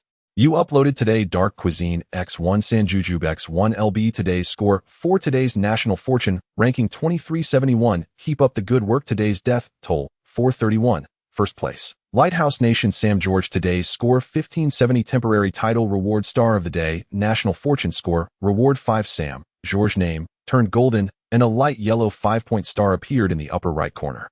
Fang Jiamu did not expect that the competition for first place would come with a title reward. He clicked on Star of the Day special wearing it can increase sixth sense by 20. Goodness, it can actually enhance the sixth sense. The so-called sixth sense, according to the information from Huaxia, is similar to his divine sense, allowing one to predict resource points' direction to some extent. Improving the sixth sense is quite challenging. Yet this title can actually increase it by 20. If there are conditions, I can get one. Fang Jiamu closed the national fortune ranking and the snake meat he had was already cooked. He had eaten half of the roasted snake meat and was already quite full. Explorer Fang Jiamu stamina 15315, spirit 180180. The increasing limit is getting smaller and smaller. But tomorrow I should be able to break through to the second layer of qi refinement. I need to work harder. Fang Jiamu used another 4 pounds of snake meat to prepare his food for tomorrow. After finishing the 4 portions of roasted snake meat, it was already getting late. He took out his tent and fell asleep peacefully. The sky was already quite dark. The stars filled the sky, casting a faint glow that illuminated the sand, making it appear as white as snow. A large red python about several meters long was wandering in the desert, its mouth clutching several scorpions, while its tail wrapped around the corpses of several gray rabbits. Soon it arrived at a small oasis. It was eagerly anticipating returning to see its mate, but as it approached the oasis, an unusual scent wafted over. Moreover, there was a very strong smell of blood from its mate. It immediately understood what was happening. Angrily dropping its prey, it slithered towards the center. Sure enough, its mate was missing, and there was an odd, tall creature present. It was actually Fang Jiamu's tent, but the red sand python clearly did not recognize what it was. The python squinted its eyes, seemingly assessing what this object was. The command room of Huaxia was brightly lit, even in the middle of the night. Wu Gang and Meng Anan were not present. Instead, another soldier took their place. This person had a neat crew cut, appeared to be around 35 years old, had a sturdy build, and wore a crisp military uniform adorned with various honor medals. His gaze was sharp like an eagle fixated on Fang Jiamu's live broadcast room. At this moment, an analyst in the audience suddenly stood up and exclaimed, "Deputy Commander Qi Yaohua, we have detected a red sand python, approximately several meters long, approaching, initially assessed to be of rare first-tier strength. From its movements, it should be the mate of the red sand python that Fang Jiamu hunted during the day. This red sand python seems to have just returned from a hunt." In the National Fortune live broadcast room, observers could monitor the explorer's status and the surrounding environment from different angles. Apart from the public live broadcast room, anyone could watch. However, the command room of Huaxia could zoom out for a broader view and provide multiple angles, assisting the explorer in detecting the surroundings. Therefore, as soon as the red sand python approached, Fang Jiamu's dedicated observer spotted it. This was also why there were soldiers on duty at night.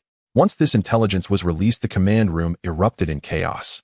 Some people pulled up the live broadcast room and indeed discovered the red sand python lurking in the distant bushes. Moreover, this red sand python was even larger, flicking its tongue as it stealthily approached. What should we do? These two red sand pythons are actually a male and female pair. Fang Jiamu is still asleep. What should we do? He has just managed to gain a foothold in the hellish desert. Is he to fall today? Fang Jiamu realized the danger approaching. Quickly run. Moreover, it is a rare level magical beast. Even if he wakes up, can he escape? Qi Yaohua's face darkened and he made a decision in an instant. Immediately purchase an emergency contact card from the National Fortune Mall.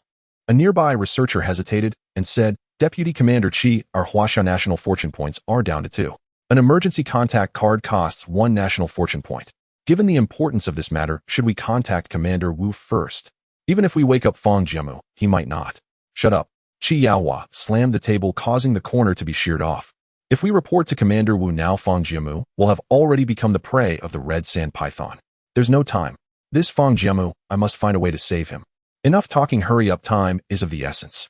Yes. The soldier responsible for the National Fortune Mall completed the transaction at the fastest speed. Emergency contact card special allows forced communication with the explorer for a duration of 3 minutes. Price, 1 National Fortune point. Purchase. Soon a card appeared in Qi Yaohua's hand. With a thought, the card vanished. Rustle, rustle. The red sand python twisted its body, continuously approaching Fang Jiamu. As its presence drew near, Fang Jiamu immediately awoke from his slumber. Not good. Fang Jiamu had just entered a dream but his divine sense was still minimally extended. The emergence of a dangerous aura instantly startled him awake. At the same time, the official call unexpectedly connected without his input, and the screen and sound automatically synchronized. His retina displayed a transparent screen. It was an unfamiliar middle-aged soldier in military uniform.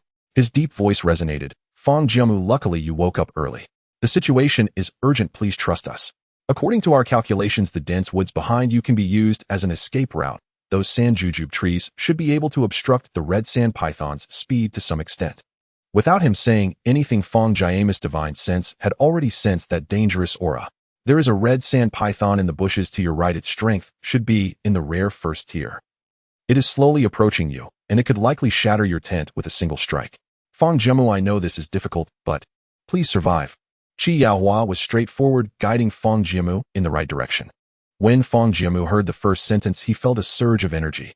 Although he did not know how the official was able to contact him directly, but since the official had made the correct judgment for him, he chose to trust it. Therefore, he immediately used his strongest escape technique to flee backward. In the eyes of the red sand python, it only saw a shadow suddenly darting out from that large bag. Just as it felt puzzled, the shadow disappeared into the bushes. Moreover, the shadow emanated the scent of a mate. Hiss! Hiss! The red sand python let out an angry cry and swiftly pursued. Fang Jiamu continued to run. Despite the dire situation, he remained calm and made a judgment. His strength was too low. He must immediately raise his cultivation to the second layer of qi refinement to have any chance of contending with the red sand python. As he ran, he began to consume the snake meat he had previously stored in his spatial warehouse. When the roasted snake meat appeared, the red sand python instantly sensed that aura. The red sand python was filled with rage, its eyes bloodshot, recklessly pursuing Fang Jiamu. Fang Jiamu was unconcerned. Having eaten half a portion of snake meat, his strength increased slightly. Not enough. He took out 2 more portions of roasted snake meat. At this moment, he couldn't care less about whether he could eat more. Even if he had to force it down, he would stuff it into his stomach. Energy limit increased 155. 160. 165. Mental limit increased 185. 190. 195. Breakthrough successful. Second layer of qi refinement. After breaking through again, Fang Jiamu felt his strength rise another level. Both his power and speed had been enhanced. Fortunately, consuming food from the wilderness allows for breakthroughs. Hiss, hiss, hiss. Fang Jiamu's divine sense sensed the aura behind him shooting towards him, and he leaped left with all his might. Sure enough, the red sand python missed. However, Fang Jiamu now had no choice but to face the red sand python. The red sand python had completely lost its reason and was wildly swinging its tail towards him. Fang Jiamu retrieved a thick, sturdy branch from his spatial storage. All things in the world can be utilized by me. Having reached the second layer of qi refinement, he could now use this once forbidden magical ability. However, Fang Jiamu now had no choice but to face the red sand python. The red sand python had completely lost its spiritual energy, enveloped the branch, forming the shape of a sword radiating a golden hue. Sorry, brother branch, I hope you can hold on for a while longer. Watch the sword. Fang Jiamu raised the sword, leaping to avoid the red sand python's tail swipe. Approaching the enemy, he twirled the sword, lunging straight ahead. Sizzle. This strike successfully inflicted considerable damage on the red sand python. Roar. As the pain surged through it, the red sand python thrashed its tail, trying to break free. Fang Jiamu would not foolishly stand by and watch it struggle. Reciting the incantation, the wooden sword transformed into a streak of meteor, smashing down upon the red sand python. No, not enough. These simple strikes, although powerful, rapidly consumed his spiritual energy. However, there was no time to. Fang Jiamu took out another branch, reforming it into a golden flying sword. Go for it. This flying sword aimed straight for the vital points, penetrating the entire head of the snake. Roar, roar. The red sand python writhed in agony, gradually losing its life force. Fang Jiamu, drained of spiritual energy, turned pale, but revealed a hint of a triumphant smile. This rare-level red sand python is nothing special. Outside the screen, Qi Yaohua was already dumbfounded. Did this rare-level red sand python just get killed by him? Fang Jiamu hurriedly stuffed a few sea buckthorn berries into his mouth, barely restoring some of his spiritual power. Approaching the corpse of the red sand python, he kicked it lightly and confirmed that it was completely dead, allowing himself to finally relax. It was impossible for an ordinary second-layer qi refinement practitioner to easily deal with such a rare red sand python. However, he was not an ordinary second-layer qi refinement practitioner. One of the primary reasons he could walk alone in the cultivation world was his extraordinary swordsmanship talent. It should be noted that he was once known as the best sword cultivator of Lichuan. In the first layer of Qi refinement, due to insufficient spiritual power and lacking weapons, he was naturally no different from an ordinary practitioner in that layer. However, in the second layer, with barely enough spiritual power, he could unleash his most familiar divine ability, transforming wood into a sword to help him slay demons. The name of this divine ability is quite simple. Respond to my call. This ability can transform any plant into a weapon desired by the user. The stronger the user's comprehension of the ability, the more powerful the weapon becomes. The hardness of the plants and the spiritual energy they contain will all affect the power of respond to my call. Although wood spiritual roots are not the most suitable for sword cultivators, respond to my call perfectly compensates for this. It is said that the most powerful users of respond to my call can turn ordinary leaves into formidable divine weapons. At the moment, Fang Jiamu was far from such a capability. It is precisely because of the strength of this divine ability that he could slay the rare red sand python with the power of a second-layer Qi refinement practitioner. Of course, this ability is extremely taxing on spiritual power, and it would be utterly impossible for him to strike again. Dragging the corpse of the red sand python back to the oasis, Fang Jiamu took a short rest to recover his strength and began to disassemble the spoils. Acquired red sand python skin rare tier 1, x1. Acquired red sand python meat rare tier 1, x25 gene. This red sand python was larger, allowing him to harvest more snake meat. With so many items, it was enough for his strength to ascend to another level. I lack nothing now. On the way back, Fang Jiamu discovered several dead black sand scorpions and sand rabbits around the outskirts of the oasis. This was a gift from the heavens, and he naturally did not forget to collect them. Acquired black sand scorpion, ordinary tier 1, x3. Acquired sand rabbit, ordinary tier 1, x4. While sorting through his spoils, Fang Jiamu recalled the moment he was awakened by the official authorities of Huaxia. It seems that the Huaxia authorities used some kind of card to forcibly awaken him. Although he had already been awake, the feeling of having someone watching over his safety warmed his heart. Opening his personal panel, he found exactly what he expected. Explorer Fang Jiamu, O physical strength 155165, mental state 80200, ability wood element affinity 90. Supplies sea buckthorn berries x10 gene, sand onion x5 gene, sand jujube x14 gene, red sand python, meat excellent x12 gene, red sand python, meat rare x25 gene, black sand scorpion ordinary x3, sand rabbit ordinary x4, water x1. 5 liters. Overall ranking in O. 4106 S9 season newcomer list, overall list, not counted, national fortune points 1. Indeed, his national fortune points had reverted from 2 back to 1. The uses of national fortune points are numerous, but acquiring them is indeed difficult. Yesterday, he had witnessed that the top rank in daily supply only yielded 5 points of national fortune points. Aside from that, he could only open wilderness treasure chests. Once the national fortune points hit 0, the country would be virtually equivalent to being on the brink of extinction. I need to work even harder. At the same time, Fang Jiamu couldn't help but marvel at the significant role of the authorities. They could even observe his surroundings and detect dangers, though he didn't know how they managed to do this. Moreover, these 2 red sand pythons were actually a pair. The rare red sand python should have just returned from hunting. Wait a minute. Doesn't this indicate that the female red sand python has just given birth? Otherwise, why wouldn't it go out to hunt? Additionally, when I faced it today, my strength was not yet strong enough. I could injure it with my wood spike technique. Doesn't that imply it was at its weakest moment? The more Fang Jiamu thought about it, the more reasonable it seemed. He had ample evidence to suggest that there must be red sand python eggs nearby. Thus, he began a thorough search of the area. Sure enough, in a dry sand pit, he discovered several snake eggs. Acquired red sand python eggs rare, tier 1, x2 gene, wow. Fresh snake eggs, perfectly balanced protein and fat with exceptionally high nutritional value, but humans cannot hatch eggs. I knew it. Fang Jiamu couldn't help but smile. Just some snake eggs, and their rating had risen to rare. Moreover, he knew that the nutritional value of eggs was the richest. Can you guess why the first character of protein is egg? By this time, it was already quite late, heading into the later part of the night. Fang Jiamu was excited with an even more important task to accomplish. Now, with Fang Jiamu's cultivation level raised, his divine sense had naturally improved as well. He could distinctly sense a faint scent of black sand scorpion's blood on the red sand python. Combining this with the prey he had brought back, it was highly likely that this red sand python had hunted from a black sand scorpion's habitat. Tonight, the hellish desert was unusually quiet with no wind or sand. The tracks of the red sand python in the distance were still fresh. If it were morning, these tracks would likely be buried. The night was cold, consuming more heat. At present, he could not be certain how far the scorpion's habitat was, or if there were any remaining prey. By morning, it might not be so easy for him to find that black sand scorpion habitat. Without hesitation, Fang Jiamu decided to follow the path of the red sand python. On the way, he replenished his depleted spiritual power. In the Huaxia operations room, Qi Yaohua repeatedly reviewed the materials left by the operators on duty during the day. What skill did Fang Jiamu just use, and why has it never been recorded before? This ability is truly a daytime operator, responded Deputy Commander Qi. The ability Fang Jiamu displayed has indeed never been seen before. Do I even suspect it might be a wilderness skill? Qi Yaohua hesitated for a moment in the live stream. How many ordinary viewers were aware of this matter? In response to the Deputy Commander, since it is night, and to conserve energy, and as Fang Jiamu is a new explorer, no one had high expectations of him, so not many people watched the live stream. The online viewer count was low, but since no bullet comments were made, they probably just had it on without paying close attention. Save this segment of video and submit it to Commander Wu and Chief Ming for viewing tomorrow.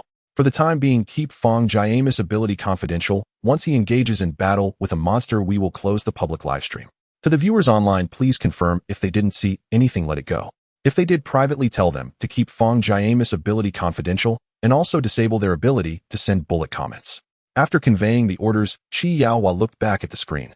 Fang Jiamu was currently on the move, and judging by his trajectory, it was evident that he was tracking the footsteps of the red sand python.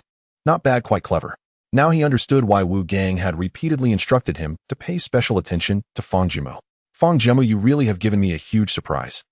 After walking for an hour and a half, Fang Jiamu gradually arrived at a sand hole. There were many irregular snake tracks and scorpion traces nearby, clearly indicating a fierce battle had taken place.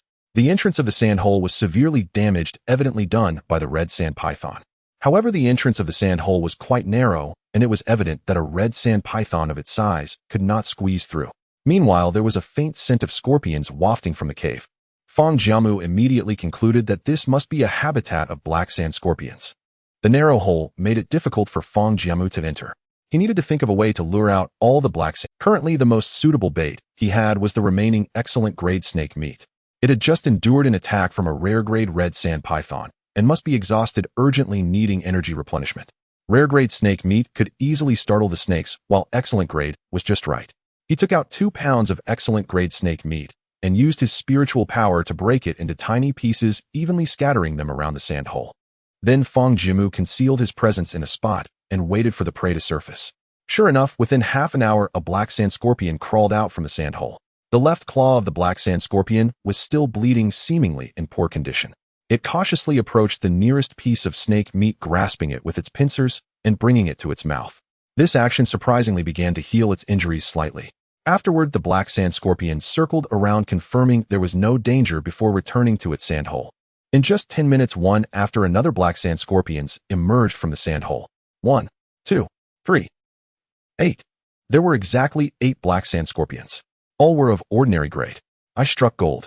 Although they were all of ordinary grade, Fang Jiamu could elevate them to excellent grade through his cooking. Just as the black sand scorpions let down their guard and began to enjoy nature's gift, Fang Jiamu moved. All things in the world are mine to use. As soon as Fang Jiamu uttered the incantation, the operations room in Huaxia immediately blocked the public. When the branch in his hand transformed into a spiritual sword once more, Qi Yaohua couldn't help but marvel at the magic of this skill. At that moment, one by one, the scorpions fell like fish on a cutting board as Fang Jiamu effortlessly harvested the lives of the black sand scorpions. Harvest black sand scorpions venom sac stage 1 ordinary. X8 harvest black sand scorpions meat stage 1 ordinary. X8 Fang Jiamu gathered the spoils with great joy, feeling pleased that this trip was indeed worthwhile. Not good. Fang Jiamu felt a chill run down his spine, clearly sensing danger approaching from the direction of the sand hole. Fortunately, his divine sense had improved, allowing him to perceive the impending threat. He rolled to the side just in time to evade. Looking back, he saw several poisonous needles attacking him. At the mouth of the sand hole, a much sturdier black sand scorpion was charging at him, wielding its massive pincers. Black sand scorpion stage 1 excellent, status lightly wounded, an excellent grade black sand scorpion. Isn't that coming to die? Fang Jiamu took out another branch and employed the request me technique, swiftly ending the excellent grade black sand scorpion. However, he also felt a wave of fatigue wash over him. The energy expended in those few attacks was too great. Having depleted his spiritual power repeatedly today, he had entered a weakened state. In a weakened state, he needed to rest for a while. Trying to recover energy by eating would be significantly less effective. However, now was not the time to rest. Acquired black sand scorpions venom sac stage 1 excellent. X1 acquired black sand scorpions meat stage 1 ordinary. X1 he had obtained an excellent grade venom sac, which was quite useful as it had proven essential in a critical moment last time. Fang Jiamu approached the sand hole to check if any scorpions had escaped. The presence of the black sand scorpions was gone. However, another aura made his blood pulse and heart race. It was that familiar aura. It was the wild treasure chest. Moreover, the fluctuations of its spiritual energy were even stronger than the last treasure chest. He had truly struck it rich this time. His excited heart and trembling hands used a simple object-controlling technique to fish the treasure chest out. Wild Treasure Chest Stage 1 Rare, a rare-grade treasure chest that guarantees the appearance of rare-grade items. What are you waiting for? Open. Acquired Automatic Cooking Pot Stage 1 Rare, X1, a resource return doubling card X1, Baked Flatbread X, 2 pounds 1. 5 liters of Farmer's Mineral Water X2, National Fortune Points X2. Automatic Cooking Pot Stage 1 Rare for any dish that has been made once. Simply place the same ingredients and the dish will be produced in 20 seconds, perfectly replicated in taste. If high-efficiency energy is used, the time can be reduced to 3 seconds. Resource Return Doubling Card. When uploading resources, the returned resources for the country are doubled. Good stuff, all good stuff. Especially this automatic cooking pot, which is incredibly convenient for him. With his culinary skills fully developed, he no longer needed to spend a lot of time preparing dishes. Moreover, the taste could be perfectly replicated. The rare-grade treasure chest had also granted him 2 points of national fortune, temporarily pulling Huaxia out of danger. This trip was truly worth it. After opening the treasure chest, Fang Jiamu was so exhausted that he could barely keep his eyes open. He had been woken in the middle of the night and had just gone through so many battles and traveled for so long. Thus, he set up his tent right there and fell asleep again.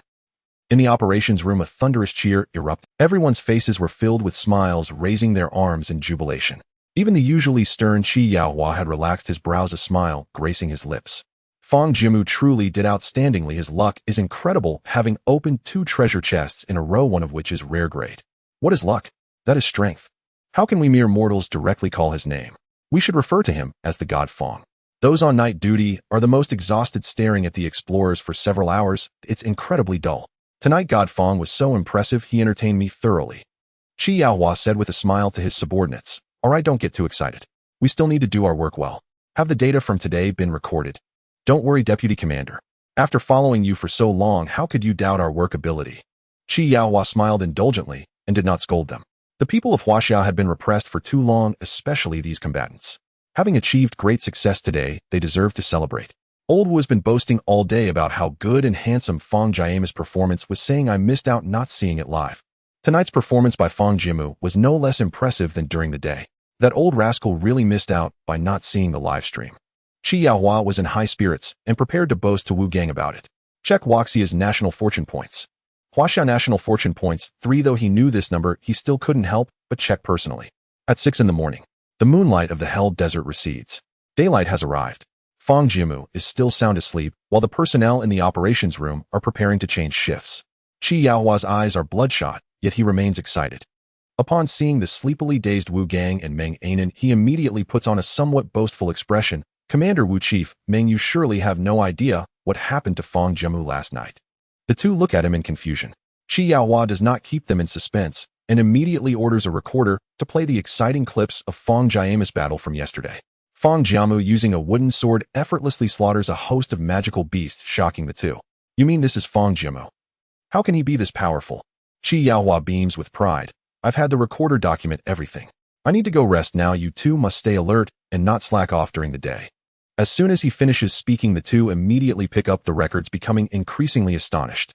A newcomer to the wilderness for only 3 days was able to slay a rare-level red sand python. Moreover, he also found a rare-level wilderness treasure chest and gained 2 national luck points. Has Huaxia temporarily escaped the most critical moment? Great, great, great! Wu Gang exclaims 3 times in succession, sincerely praising. This Fang Jiamu truly surprised us significantly. I am increasingly grateful that we followed the guidance of the chosen card and chose Fang Jiamu. Meng Anan reveals a heartfelt smile, as if the ice and snow are melting. Not long ago, Huaxia was in dire straits, and despite his sleepless nights contemplating solutions, nothing worked. She had also become increasingly numb. Yet the emergence of Fang Jiamu shattered all of that. She can finally breathe a sigh of relief. Commander Wu, our choice was indeed correct.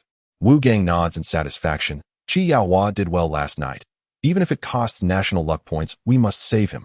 His proposal is correct. I will instruct that Fang Jiamu's abilities are classified as top secret. No one is allowed to analyze them without permission, and once Fang Jiamu shows his abilities, the live broadcast must be cut off immediately. We cannot allow other countries to discover it. If we can keep it hidden for a while, we should. Wu Gang's command is the highest order in the operations room and cannot be defied once communicated. Observe a report on the situation of our other explorers. Commander Wu, the situation of the other explorers is not optimistic at the moment. Currently, our earliest explorer Cheng Chuan has encountered a massive sandstorm and has finally found a shelter. As long as the storm passes, he can start searching for supplies again. The third batch explorer Ning Shi accidentally entered a mine filled with rich mineral resources, but there are too many magical beasts and Ning Shi is trying to find a way out. The seventh batch explorer Yuan Shu has not found a water source for a long time and is now.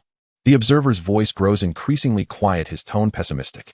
But he quickly adjusts himself. There is good news. The eighth batch's lone survivor, Wen Ran, has successfully escaped. All right, no need to say more. Wu Gang lets out a heavy sigh. Continue to observe them. Now we have surplus points. If we can save them, we should do our best. Fang Jiamu's success is but a few, and most of Huaxia's explorers are still struggling. He looks towards Fang Jiamu and murmurs, "Fang Jiamu, do your best." Fang Jiamu slept soundly until noon. After a long rest, his fatigue was completely dispelled. The first thing he did upon waking was to taste the meat of the rare-level red sand python. He took out the automatic frying pan he had just acquired. This frying pan looks no different from an ordinary one. Following the previous recipe, he prepared a dish of sour grilled snake meat for himself. Acquired sour grilled snake meat Tier 1 Rare X1. The snake meat is ready, and as a kitchen veteran, Fang Jiamu can naturally sense that the quality of this pan is exceptionally good. Dishes made with it taste considerably better. However, more importantly, the automatic frying pan has unlocked a sour grilled snake meat. Snake meat can be used. Sea buckthorn fruit can be used. Seasoning can be used. Fang Jiamu sequentially adds the required ingredients into the pan. He ignites dry twigs as a source of fire. The automatic pan immediately pops up a prompt. Sour grilled snake meat is being prepared. 0020, 0009, 0002, 0001. Preparation complete. In just 20 seconds, a new dish of sour grilled snake meat is finished. Moreover, the taste, quality, etc.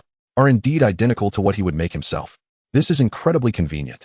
Furthermore, if he could obtain efficient energy, the time could be shortened to just 3 seconds.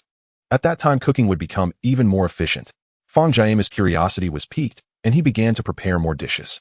Chef Fang is now online. Acquired sour grilled scorpion meat excellent X12. Acquired cold dressed purslane normal X3. Acquired sour grilled snake meat excellent X12. Acquired roasted rabbit meat normal X3. Acquired sour grilled snake meat rare X10. He only realized halfway through that he had run out of sea buckthorn fruit. Sea buckthorn fruit is truly a great item, but with so many dishes, almost all of them are sour. Eating this every day won't do. I need to find other things to use for seasoning. Fang Jiamu still wanted to showcase his culinary skills. Moreover, preparing so many dishes, even including the initial preparation time, took less than 2 hours. Without this automatic pan, he would likely not finish even by the end of the day. As Fang Jiamu woke up, many viewers began to flood into the live broadcast room. Why is Fang Shen waking up so late today? What did he do last night? Did he catch anything? Do we even need to ask? Look at that rare-level red sand python meat, and all that extra scorpion meat. Fang Shen must have gone hunting last night. How could there be a rare-level red sand python? As expected of Fang Shen, he is incredibly strong. Fang Shen, you worked so hard, I'm really crying. Oh my, how did Fang Shen manage to slay so many magical beasts last night? I want to know so badly, but unfortunately we can't watch the replay of this wilderness live stream. This automatic pan of Fang Shen's is so amazing it can cook automatically. For someone as particular as Fang Shen, this pan must save a lot of time. Equipment-type supplies can only be found in wilderness treasure chests. Could it be that Fang Shen has found another treasure chest? In Fang Jiamu's live broadcast room, the number of viewers from Huaxia is increasing. Ever since he achieved miracles in the wilderness, his fans have multiplied. After all, the other explorers are in dire straits, and even if they sit watching the live stream all day, it won't change anything. Moreover, yesterday Fang Jiamu uploaded a pound of sanjujube and a portion of dark cuisine. Thanks to the national distribution, many received sanjujube. The dark cuisine also successfully reached 10,000 households. Although it requires several people to share a portion and the taste is hard to describe. Upon opening his personal panel, Fang Jiamu's attributes and resources were all refreshed. Explorer Fang Jiamu. Physical strength 160,175. Mental strength 200,210. Ability with affinity 90. Resources sand jujube common X14 gene sour roasted scorpion meat excellent X12 cold dish of purslane common X3 roasted rabbit meat common X3 sour roasted snake meat excellent X12 sour roasted snake meat rare x10, a red sand python, meat rare x14 gene red sand python eggs rare x2 gene red, sand python skin rare x1, red sand python skin, excellent x1. Black sand scorpions poison sac common x8, a black sand scorpions poison sac excellent x1, roasted non x2 5. Liters of mineral water x3. Special resources simple desert tint tier 1, e excellent automatic cooking pot tier 1 a rare. Personal overall ranking in O. 4106 S9 season newcomer leaderboard total ranking not yet included. National fortune points 3. There were too many items, and the food took up a lot of space. 2 square meters was completely insufficient. With no choice, he had to take out a piece of snake skin to wrap the durable tent and pot, carrying it on his back. There were no resources nearby, so Fang Jiamu decided to return to the previous small oasis, where there was a basic water source and a more comfortable environment. Returning to the oasis, night had fallen. Fang Jiamu was also not keen on eating sour food every day, quickly eating a portion of roasted rabbit meat and cold dish of porcelain, preparing to wait for today's resource upload. Today's resource upload settlement 001000. All explorers, please upload resources. Today is the 3rd day of the 9th season. New explorers rankings in the first month do not count towards the overall ranking. Fang Jiamu waved his hand, throwing all the excess resources in. Explorer Fang Jiamu Huaxia uploaded common level resources Sand Jujube X 13 gene, roasted rabbit, meat X2, cold dish of porcelain X2. Score 55. Huaxia has gained resource feedback Sand Jujube X 130 gene, roasted rabbit, meat X 0 cold dish of porcelain X 200. Uploaded excellent level resources sour roasted scorpion, meat X12, sour roasted snake, meat X12. Score 540. Huaxia has gained resource feedback sour roasted scorpion, meat excellent X 100 sour roasted scorpion, meat common X 100 sour roasted snake, meat excellent X 100 sour roasted snake, meat common X 100. A portion of excellent level sour roasted scorpion meat scored 21 points, while sour roasted snake meat scored 24 points, which was significantly higher. Thus Fang Jiamu guessed that for the same type the score for excellent level should be 3 times that of common level. At the same time, excellent level food provides feedback to the nation. Excellent level resources receive 1,000-fold feedback and normal resources receive a 10,000-fold feedback. No wonder their scores were so high yesterday. It seems that only by uploading excellent and rare level resources can one achieve this. Today's star title is mine. Fang Jiamu began to upload rare level resources. Uploading rare level resources sour roasted snake, meat rare x10, a red sand python, meat rare x10 gene. Score 900. Huaxia has gained resource feedback sour roasted snake, meat rare x 100 sour roasted snake, meat x 100 red sand python, meat rare x 100 red sand python, meat x 100. Sure enough, as I thought, the score for rare level is 6 times that of common level. 1 portion of sour roasted snake meat scored 48 points. The resources fed back to the nation, though rare level only had 1,000 portions, the common ones had a 10,000-fold feedback. Fang Jiamu felt gratified. With so many dishes, it should be enough for the Huaxia people to have a good meal. As soon as the rare level resources were uploaded, Fang Jiamu's ranking instantly rose to the top position. No. 1. Huaxia Fang Jiamu. Score today, 2035. No. 2. Lighthouse Nation Sam George. Score today, 1100. No. 3. Stick Nation Park Guachang. Score today, 980. Fang Jiamu ascended to the top position with an invincible presence, almost with double the score. Almost all the people of Huaxia gathered in Fang Jiamu's live stream, excitedly, sending various bullet comments. What the heck?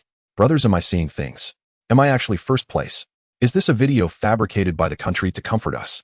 How long has it been since Huaxia took first place? Brothers upstairs, I also had doubts at first, but I checked repeatedly. This is indeed the official live stream. Huaxia is official, would never fabricate. We truly are first, even if only temporarily. I just went to Sam George live stream. Damn those lighthouse people, to maintain their hegemonic position. They positioned George near the previous batch of explorers, and he is still a supernova.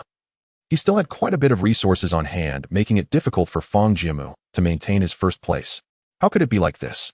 Those damned lighthouse people. This Sam George has already received the title of today's star twice in a row. If this continues, this season's supernova will once again belong to them. Lighthouse Nation really went all out this time. Fang Jiamu has done his best. We should just silently cheer for him, and at least today the second place should be secure. Although the title of today's star is gone, there are still 4 points of national fortune. No, since I can't help Fang Jiamu, I might as well go to Lighthouse Nation and be a troll, or at least I should annoy them. And Fang Jiamu uploaded a lot of food. We are saved. Fang Jiamu, you are my god. Originally planning to block Lighthouse Nation Park Guachang, and Ivanka revealed a knowing smile upon seeing Fang Jiamu suddenly appear in first place. They then simultaneously stopped uploading resources. They could no longer participate in today's competition for the top position and prepared to watch the battle between the two. Although these countries were ostensibly allies, they felt uneasy as long as Lighthouse Nation maintained its hegemonic position. So they had long privately agreed to take turns to block George. Unfortunately, they had failed for 2 consecutive. Meanwhile, Huaxia, which had fallen behind and was nearly on the verge of extinction, suddenly had Fang Jiamu emerge today. Things are starting to get interesting. At this moment in Lighthouse Nation, Sam George was glaring furiously at the name Fang Jiamu.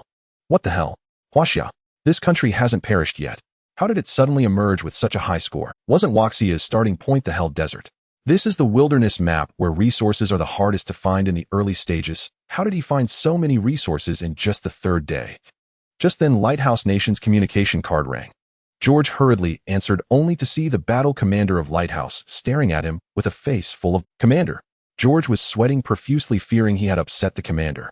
George, we have invested a lot of resources in you, and we must secure another supernova for Lighthouse Nation. Is this how you repay your country? The commander's eyes seemed like they could kill him. Commander, I still have resources on hand. Since Huaxia uploaded so many resources at once, they definitely won't have a follow-up. If I ask my brother for a little more, I can definitely regain today's top position. Oomph. Don't think that with Ken's help you are truly invincible. We have been monitoring your live stream. You know how much laziness you've indulged in. Your country has given you so many resources, yet you don't put in the effort. A Lighthouse Nation could easily support another explorer. George's head sank even lower. Yes, Commander. As the video call ended, George realized that his back was already drenched in cold sweat. He hurriedly looked at Ken beside him. Brother, how many resources can you still give me? Ken was also closely monitoring his national fortune ranking. After uploading a large number of supplies, George finally achieved a comeback, once again firmly securing the 1st position. He smirked crookedly, sad. Huaxia people, even if you are lucky enough to find a large cache of supplies, what does it matter? Victory ultimately belongs to us, the Lighthouse Nation. Fang Jiamu stared irritably at the fluctuating rankings. I initially wanted to reserve some supplies for myself, but I must obtain today's title. Today's supply upload countdown 0328. With 3 minutes remaining, I still have some rare-grade Qixia python meat in hand. Let's do it. Uploading rare-grade supplies. Qixia python meat rare X4 gene score 168. Huaxia gains resource feedback. Qixia python meat rare X4 gene. Qixia python meat X4 gene. The rankings shifted again. 1st place, Huaxia Fang Jiamu, today's score 2203. 2nd place, Lighthouse Nation Sam George, today's score 2200, just surpassed by 3 points. Fang Jiamu showed no signs of letting up, fixated on the rankings. After all, with only a 3-point margin, a casual upload of some supplies could easily surpass him. He clenched the last 2 rare-grade snake eggs in his hand, sweat beading at his fingertips. Damn Huaxia people. George was furious at that moment, frantically smashing the animal skulls in the cave. He suspected this Huaxia person was playing tricks on him, but he had no evidence. Why did you just surpass me by 3 points? No way. George's eyes turned bloodshot as he looked towards Keenan again.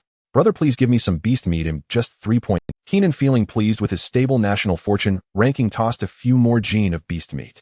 I don't have much left either, but let me give you a few more gene. This should be enough.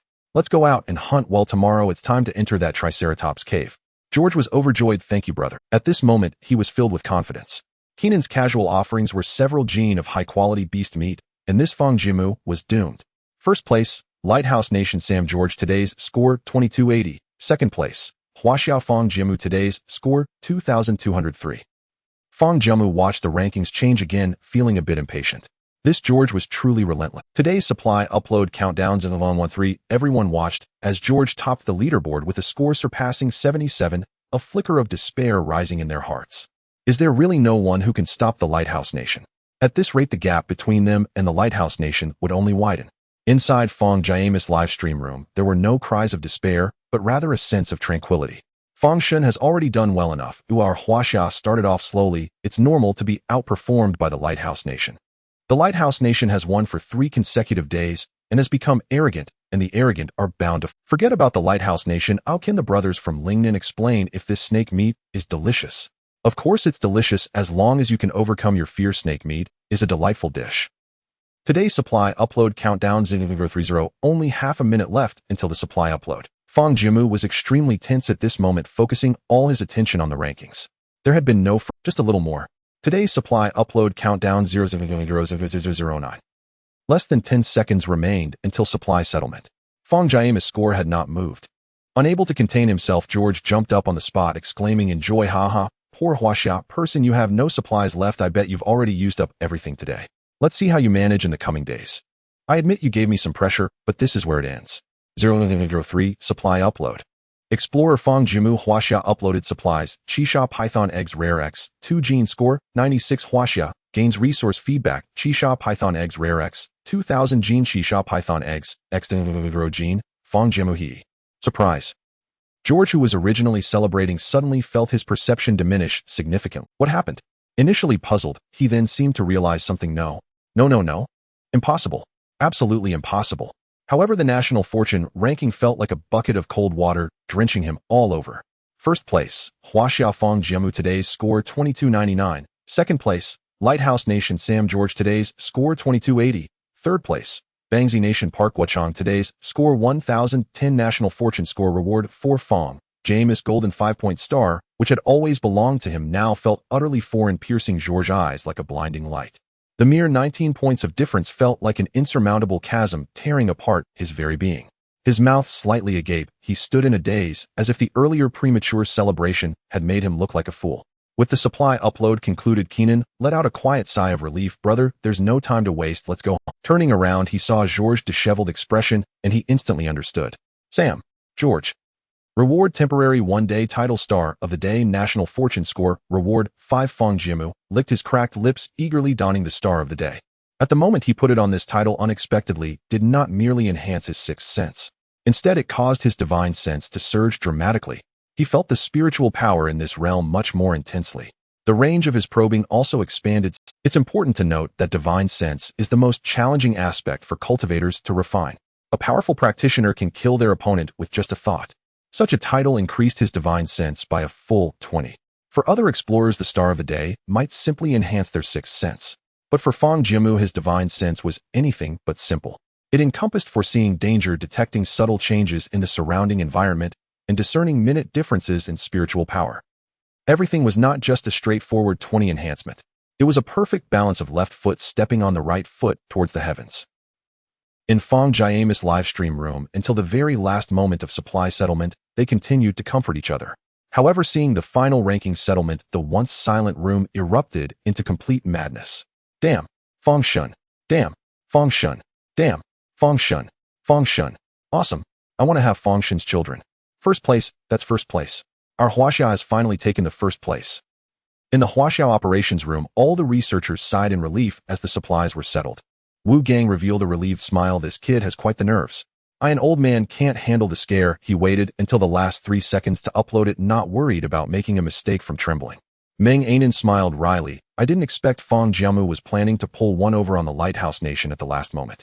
Based on the intel, it was clear he had recorded the snake eggs. I thought he had forgotten. If it weren't for him secretly hiding the snake eggs at the last critical moment, I almost had to rush to the National Fortune Mall to buy an emergency call card. Today, with the arrival of 5 o'clock, Huaxia finally has enough National Fortune points and is no longer at the rankings of National Fortunes concluded on the third day. The news of Fang Jiamu from Huaxia taking the top spot quickly spread across the entire Blue Star. All countries in the first tier convened emergency meetings in their operations rooms. In the Royal Combat Command of the Sunsetting Nation, an elegantly dressed elderly woman adorned in jewels and exuding a dignified aura was listening to her subordinates' reports. The officer reported, "Your Majesty, we have already sent someone to investigate. The Huaxia man was a vegetative state for 3 years before entering the wilderness and has never consumed any high-tier food from the wild. We do not believe that such an explorer has the ability to survive even a day in the wilderness, let alone in the Hell Desert." The Queen took a sip of tea and coldly said, "So you did not send any investigators to record Fang Jiamu? Not even one?" The officer half knelt, a bead of cold sweat forming on his brow. "Yes, Your Majesty. With the new season starting, there are too many explorers entering the wilderness, and we do not have enough personnel to observe each one." "All right." The Queen adjusted her attire and stood up calmly. "I do not blame you for this. Your usual duties are not easy.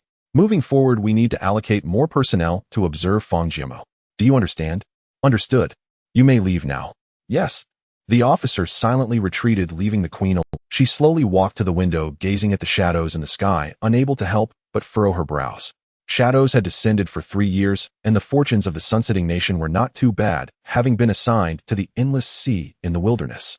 Their national fortune bonus aligned perfectly with the endless sea. The sunsetting nation's fortune bonus explorers gained an 8-speed increase while using transportation vehicles. Many lives were lost in the first 2 batches of explorers, but they finally managed to establish a foothold in the endless sea. Moreover, the population of the sunsetting nation is not large, and they can at least ensure that all citizens have enough to eat for one meal. Queen Eliza, the oldest political figure of her time, was the only one who personally came to address the ever-changing national situation on Blue Star. Huaxia, an ancient country in the east, always manages to find a spark of life in the darkness whenever she thinks it is on the brink of destruction. The resilience of the Huaxia people left her in awe. However, the wilderness descended and Huaxia was assigned to the Hell Desert, where survival resources were most scarce. The numerical value of Huaxia's national fortune bonus ranks among the highest alongside the Lighthouse Nation. Yet in the Hell Desert, it was utterly useless. The heavens were unkind, the earth was unfavorable, and the people were discontent. Huaxia's national fortune points continuously dropped, becoming among the lowest and on the verge of extinction. Unexpectedly, a figure like Fang Jiamu suddenly emerged. A similar scene unfolded in many first-tier nations. The Cherry Blossom Nation, the Stick Nation, the Great Australia Nation, the Maple Leaf Nation, and the Bear Nation. Among them were many allies of the Lighthouse Nation. Now a nation that was ranked low interfered with the Lighthouse Nation's plan for dominance, which although not openly acknowledged still pleased them greatly. Afraid that our brothers suffer, yet afraid of them driving a Land Rover. The Lighthouse Nation's dominance was not without its own troubles. The most furious should be the Lighthouse Nation. In a luxurious conference room filled with officers and politicians, almost everyone had a sheet of paper in front of them detailing Fang Jiamu's information. However, the information on Fang Jiamu was scarce, with the sheet barely filled. The Hawks have long said that ordinary people are also human and can play a role at crucial times. Look at the situation now. We do not have enough personnel. If we had a larger population, would we be unable to spare personnel to monitor Fang Jiamu? When the shadows descended, you Hawks insisted on implementing elite management, causing many ordinary citizens to starve to death without food. Do you even have a conscience? If today's outcome is your backlash. Even with the shadows descending, the survival doctrines of the Lighthouse Nation still divided into dovish and hawkish factions. The Hawks took power, concentrating quality food among a select group of elites, nurturing them strong and robust, then sending them into the wilderness to gain an advantage. However, this approach inevitably led to a portion of people lacking food. Consequently, many died due to food shortages in the Lighthouse Nation. Furthermore, as an immigrant nation, the Lighthouse Nation prioritized remaining food for its authentic citizens, leaving other ethnic groups and lower-class citizens voiceless. With the decline in population, the Lighthouse Nation naturally had fewer personnel to monitor every explorer from other countries. Huaxia, a nation on the verge of extinction, had only a few monitors. Doves have mastered nuclear weapons. You dovish people are really something. A hawkish politician with an ominous demeanor forcefully pounded the table. If we had not seized the initiative quickly, could the Lighthouse Nation have maintained its dominant position? The sunsetting nation, the Great Australia Nation, and other strong nations cannot guarantee that their citizens are adequately fed. You think it is thanks to whom that we in the Lighthouse Nation have nearly achieved a level where everyone is well fed. We merely made one mistake, and you dovish people won't let it go.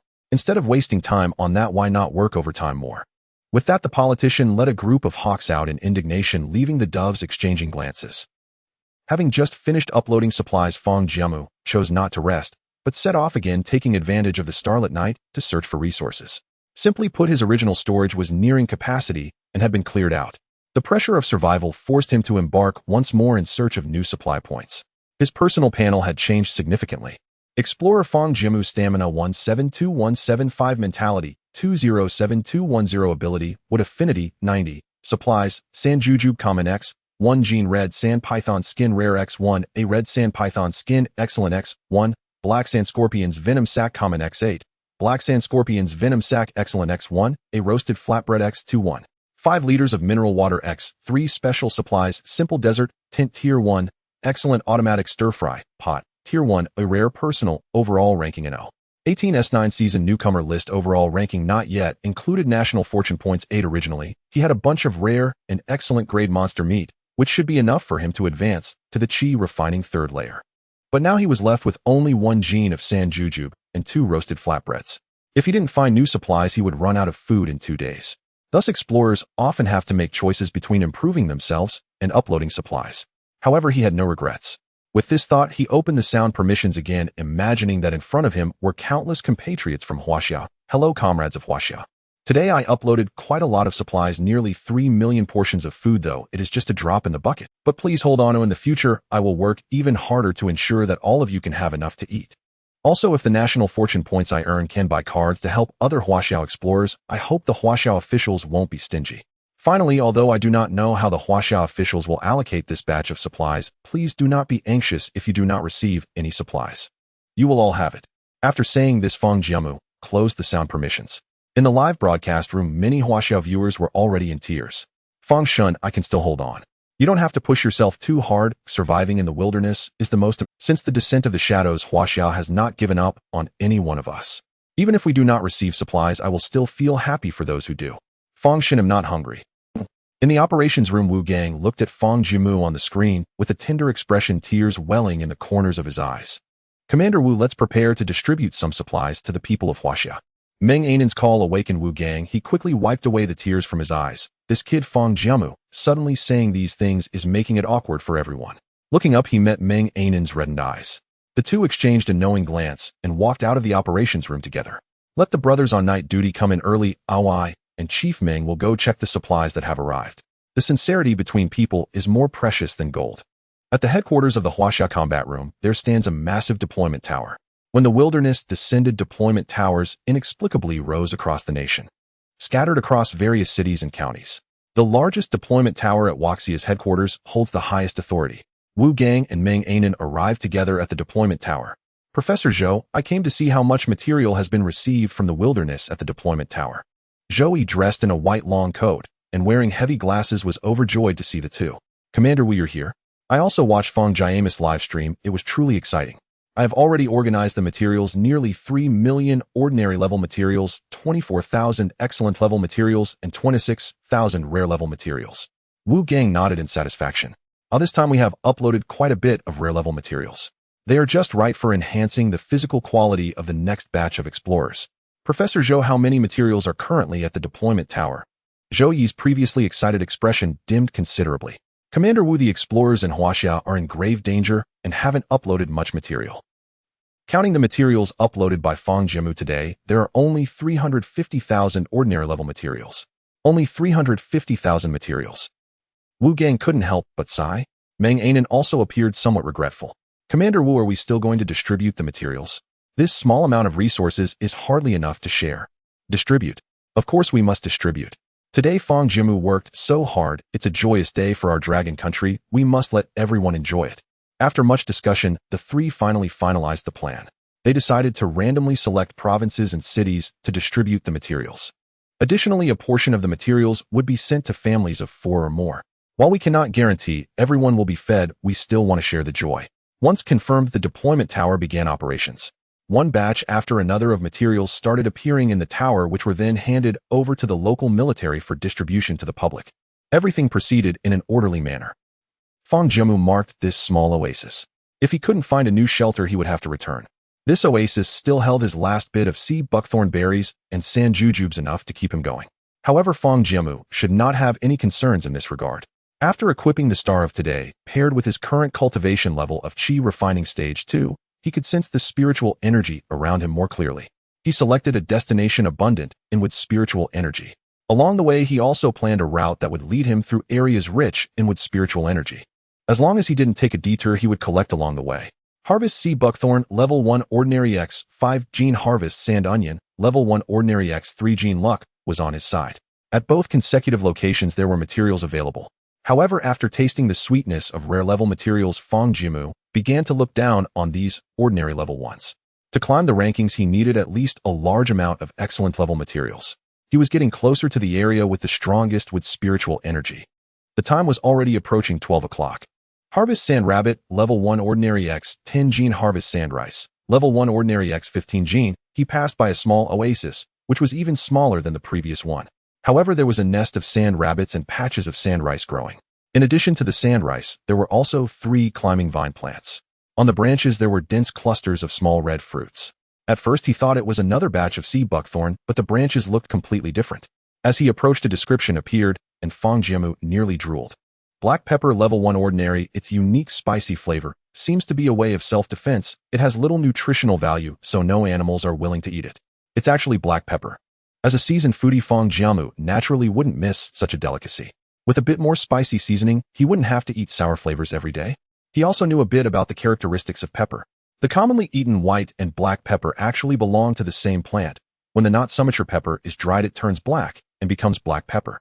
If the pepper is peeled after ripening and dried, it becomes white pepper. I just didn't expect the fruit of the pepper to be red. This really shows my ignorance. When I get to a new place, I'll dry it out. Obtain pepper, level 1 ordinary x 10 gene. 10 gene of pepper will last him a long time. With a new flavor in hand, Fang Jiamu felt as if his spirit was soaring. After traveling for so long, I'm quite hungry. In just 0.1 seconds, Fang Jiamu convinced himself. Love you, old self. He took out an automatic stir-fry pot, and in just 10 minutes a plate of spicy roasted rabbit meat was ready. One bite of rabbit meat filled his mouth with a fusion of greasy flavor, meat aroma, and unique spiciness that exploded in Fang Jiamu's mouth. So delicious. Paired with freshly roasted naan, it was simply a perfect match. This dish made Fang Jiamu very happy. What a sin, I am a golden core true person. How can I indulge myself like this? After all this suffering, can I enjoy myself? Fang Jiamu has never believed in bitter cultivation. Especially in this wilderness where one can grow stronger just by eating, it suited him quite well. After feasting, Fang Jiamu set off again. I must reach my destination before dawn. Fang Jiamu continued walking tirelessly for a long time. The green before him sparkled under the starlit sky like a translucent emerald. I am finally arriving. Fang Jiamu quickened his pace. In no time he arrived at this oasis. This oasis was significantly larger than the previous one. Its area was 6 times larger than the previous one. This is the true land of life in the desert. The outermost part of the oasis was filled with poplar trees. Inside there were various types of vegetation. As usual, Fang Jiamu scanned this oasis with his divine sense. Sure enough, there was an unexpected surprise. To avoid alarming the snakes, he walked cautiously inside. In the center of the oasis, there was a lake as large as an entire playground. By the lake, a group of antelopes were resting. Most of the antelopes were sleeping with their eyes closed, but 2 were alert, keeping watch of their surroundings. Horned antelope, level 1 excellent, one of the fastest animals capable of accelerating to 120 kilometers per hour in 3 seconds. I advise you not to think about racing against it. On the other side of the lake, 4 camels were also lying down napping. Factoring camel, level 1 excellent. Don't think that wild camels are gentle creatures. Their powerful jaws could easily snap your arm. These are all good things. Based on the description, this is a type of very fast animal. With his current ability, if they wake up, he wouldn't be, and it was currently nighttime, which was when they were least alert. If he initiated a surprise attack, he must ensure a one-hit kill. All things in the world are mine to command. Just as Fang Jiamu was about to cast his spell, Hua, who was on the night shift, quickly cut off the public live stream. At this time, there were very few online viewers in the live stream. The people of Huaxia had long gone to sleep. However, there were still quite a few online viewers, most of whom were undercover observers sent by various countries. For an entire night, Fang Jiamu was on the move, occasionally gathering resources, nothing particularly special. The dullness of the viewing made them drowsy. Just as Fang Jiamu found an oasis and concealed himself, seemingly adopting some strange posture. Smack! The screen went dark. SHD. BTCH. Baka. Shiba. Almost everyone couldn't help but curse. However, they were all clever people. The next events would certainly involve significant secrets, which prompted the Huaxia officials to actively block the stream. In the National Fortune live stream, blocking the screen has a time limit. What happened next must be of great importance. Although the screen was no longer visible, this matter needed to be reported to the state. 2 sturdy branches transformed into 2 spiritual swords, flying swiftly towards the herd of antelopes. Swish, swish. With the intent to strike, true Fang Jiamu unleashed both flying swords at once. The flying swords moved at incredible speed, taking down 2 unsuspecting antelopes. At the moment the sound erupted, the remaining antelopes immediately snapped back to awareness. They fled at lightning speed, disappearing in the blink of an eye. Fang Jiamu struggled to control both flying swords, his mental energy severely depleted. Yet he knew that if he didn't seize the moment now, there may not be such a good opportunity next time. Under normal circumstances, he wouldn't be able to catch up with the fleeing antelopes. Moreover, this was mutton. Proper livestock meat. He wanted to eat genuine meat, not scorpions or snakes. So no matter how hard it was, he needed to harvest more mutton at once. The commotion clearly startled the camels on the other side. Seeing such a powerful attack, the camels knew they were no match and took the chance, while Fang Jiamu was preparing to collect the carcasses to flee. With his spiritual energy exhausted, Fang Jiamu had no intention to pursue any further. Gain meat of the antelope, first tier excellent X, 120 gene.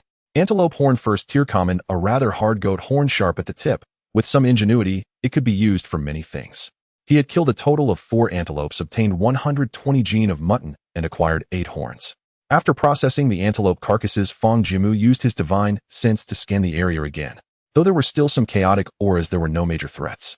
Fang Jiamu was exhausted from the long night and could barely keep his eyes open. At this moment, the sky was starting to brighten, and he moved away from the lakeside to find a spacious clearing. After setting up his tent, Fang Jiamu fell into a deep sleep. The operatives in the command room did not slack off. Instead, they were even more tense. This large oasis would surely attract all kinds of magical beasts to drink. Fang Jiamu, daring to sleep peacefully in this place, was certainly confident that the operatives would use emergency communication cards to contact him upon detecting danger. The operatives were fully alert, keeping watch for any potential dangers surrounding Fang Jiamu. Fang Jiamu slept until the afternoon. For an ordinary person, frequently disrupted biological clocks would cause headaches even after a full sleep. However, Fang Jiamu practiced his cultivation method, using spiritual energy to nourish himself. As long as he took a nap, all fatigue would dissipate.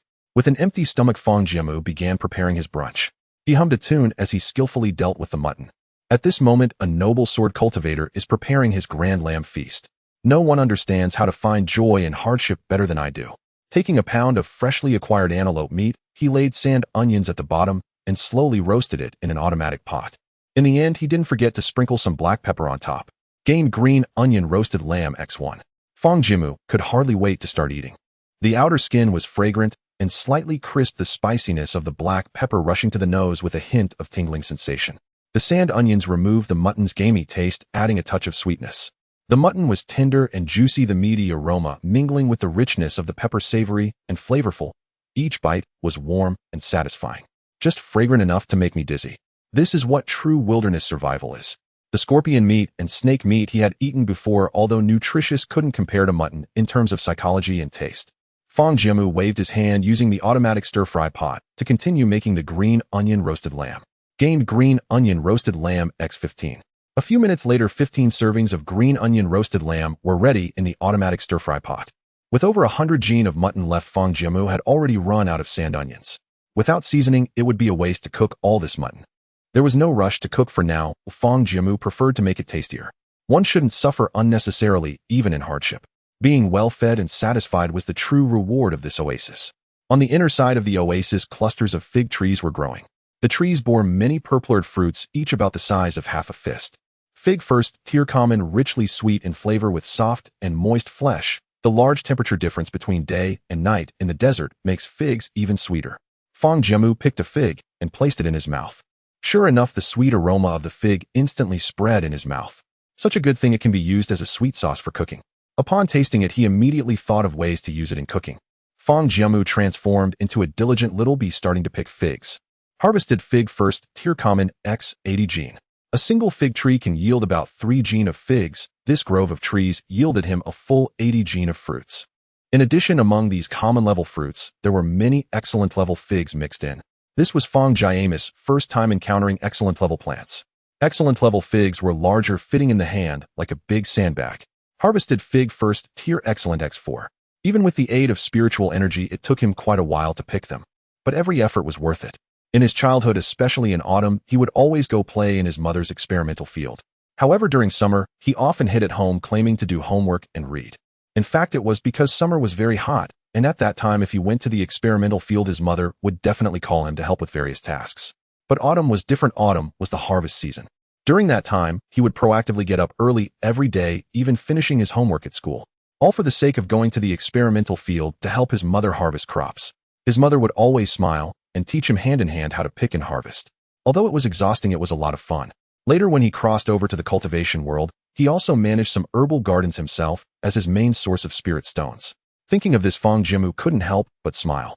Happy people are healed by their childhood for a lifetime. After busying for a while, Fang Jiamu chose not to rest. He ate some baked naan and continued working. Yesterday, he had managed to secure a position in the rankings for resource uploads in the last 3 seconds. Today, George from the Lighthouse Nation must be furious and will surely find a way to stop him from claiming the top spot again. Time is of the essence. Fang Jiamu must seize the opportunity while he still holds the title of today's star and gather as many resources as possible. Fortunately, this oasis did not disappoint him. Aside from the fig trees on the sides, various wild grasses were growing by the small lake in the center. Among them, many were edible wild vegetables.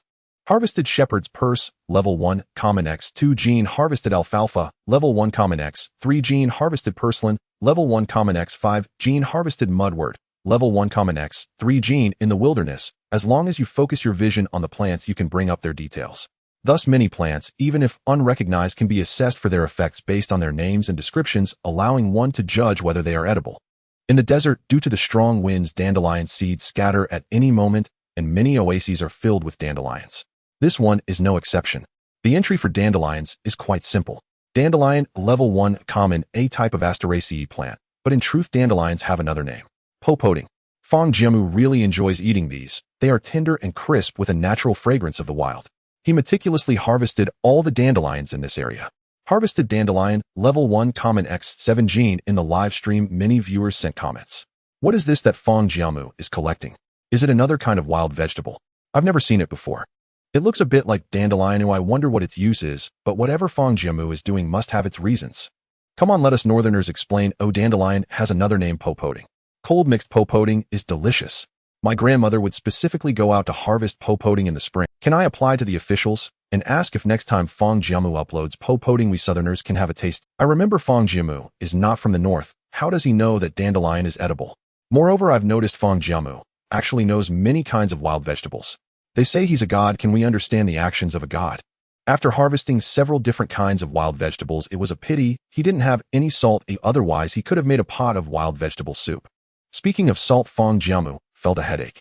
If a person lacks salt for a long time, they become weak and dizzy. While plants and animals might contain some inorganic salt, the amounts are simply not enough. Moreover, adding salt to food enhances the flavor of the meat, right?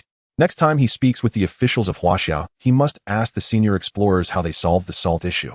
At this moment, only about an hour remained until the resource upload deadline. On the other side of the oasis, there were still some resources waiting for him to harvest. However, Fang Jiamu had something else he wanted to do. He took out the shami he had just harvested on the way. Shami is actually the seeds of sandreed. The sandreed is highly resilient and drought-resistant, thriving in barren conditions. Shami is known as a plant granary because it has a short growth cycle and can thrive with water. If no one picks it, once the seeds mature, they naturally fall and scatter with the wind, making it a relatively common desert plant. Moreover, shami is also a high-quality source of carbohydrates. Fang Jiamu knew so much thanks to his mother. Experts from the Northwest would occasionally come to his mother's school for academic exchanges. His mother always said that the experts in wind prevention and desert greening in the Northwest are very admirable people. Influenced by her, little Fang Jiamu would cling to them, asking all kinds of questions whenever the experts came. A small child showing such interest in sand control projects brought smiles to the experts' faces as they explained the various plants they had brought back from the Northwest. Although Fang Jiamu had never been to the Northwest himself, those experts explained very thoroughly, so when he entered the desert, he recognized many plants and understood their uses. The reason Fang Jiamu took out the shami was naturally to plant it next to this small lake. Simply plundering from nature is not a long-term strategy. As long as he can successfully plant, he could gradually carry out large-scale sowing. At least it would allow the people of Huaxia to achieve a level of food security. Fang Jiamu first pulled out all the weeds. Then he used a stick to cultivate the sandy soil, turning it back. In the shallow furrows he had cultivated, he evenly scattered a handful of shami and covered it with sandy soil. This patch of shami field was now complete. Fang Jiamu looked at the soft soil, stroked his chin, and thought, why does it feel a bit lacking in flavor? Got it. He took out a pile of dry branches from his storage and built a simple fence. Although this fence looked very fragile and could be blown down by a strong wind without the need for beasts, it symbolized that Fang Jiamu had established a small territory of his own in this hellish desert. Finally, he took some water, threw it into the air, and used his spiritual energy to disperse it. The water droplets fell like a gentle rain upon the field. Fang Jiamu looked at his masterpiece with satisfaction. Little did he know, after completing all this, a faint golden glow began to emanate from the shami field. This was not a physical light, but the glow of the wilderness panel. These glimmers even had entries. Huaxia National Fortune Bonus Crop Maturity Speed increased by 10. Fang Jiamu's pupils widened in shock, and he thought, the wilderness is truly amazing. It actually has such bonuses. I see now. Fang Jiamu instantly understood a lot. The reason Huaxia faced its current difficulties is partly due to a poor birthplace. The survival difficulty in the hellish desert is simply too high. Secondly, it is due to this national fortune bonus. Although survival in the wilderness is difficult, it is not entirely without a thread of survival. wilderness treasure chests, various cards, and so on. Fang Jiamu speculated that other nations must also have their own unique national fortune bonuses. Huaxia's national fortune bonus is nearly useless for explorers just entering the hellish desert. In the desert, vast expanses of sand and the lack of sufficient water sources make it impossible for ordinary crops to grow. If one cannot even fill their stomachs, who would think of planting surplus food? Without the help of national fortune bonuses, explorers from Huaxia are naturally at a disadvantage, making their situation increasingly difficult. Fang Jiamu couldn't help but sigh. If we can survive the early stages, this bonus will truly be like adding wings to a tiger. What a pity. What a pity. In the Huaxia operations room, this kid, while other explorers are still worrying about food and drink, he has already started planting. Although Wu Gang's words sounded a bit reproachful, his tone was filled with admiration and appreciation. I hope this shami can be successfully harvested. As long as there can be a stable output, it can at least alleviate Huaxia's food crisis. After completing all this, it was already 758. The fierce national fortune ranking was about to be. Although he did not have any rare grade resources in hand, he had many excellent grade resources. As long as his opponents did not have a large amount of rare grade resources, there should be no problem. Today's resource upload settlement 001000. In the prehistoric forest, Sam George of the Lighthouse Nation recalled the settlement of today's resource upload. You damn Chinese, you must have emptied your supplies yesterday, he sneered. Daring to cut off my star of the day, it'll make you pay sooner or later. George's right hand wound had just stopped bleeding. Covered in blood, he looked as if he had crawled out of hell. Explorer Sam George Lighthouse Nation uploaded 20 gene of Triceratops meat tier 1A rare. Scored 960 points. The Lighthouse Nation received a resource rebate of 200 rare Triceratops and 200 gene of Triceratops meat. With 20 gene of rare magical beast meat, he shot straight to the top of the rankings. Today he and Sam Ken had swept through a Triceratops nest. The leader of the beast herd was a rare grade Triceratops. Ken had intended for George to act as a meat shield, and he dared not protest. Fortunately, they managed to slay the Triceratops. Ken generously gave him 20 gene of its rare meat. George remembered not to upload all the supplies at once. We've almost scoured this resource point clean. Unless we find a new large resource point tomorrow, we won't stand a chance in the national fortune rankings. I've kept some rare and fine grade meat. These past 2 days we've been rushing the rankings without improving our strength. We need to think long term. Once you secure the star of the day, sense far ahead for resource points. Ken gave him a direct order. George nodded. Scrolling far down the national fortune rankings, he finally found Fang Jiamu's name. A grin spread across his face. He still had plenty of common and fine-grade Triceratops meat. Today he was sure to win. Meanwhile, Fang Jiamu uploaded 5 gene of porcelain to test the waters. Explorer Fang Jiamu Huaxia uploaded 5 gene of common porcelain. Scored 15 points. Huaxia received a resource rebate of 500 gene of porcelain. Opening the rankings, George was first again. Rank 1, Lighthouse Nation Sam George. Today's score 1000. Rank 2, Bear Nation Liufusky. Today's score 450. Rank 3, Three Kingdoms Kumar. Today's score 400. Rank 567, Huaxia Fang Jiamu. Today's score 15. Right from the start, George shot to first place with an overwhelming lead.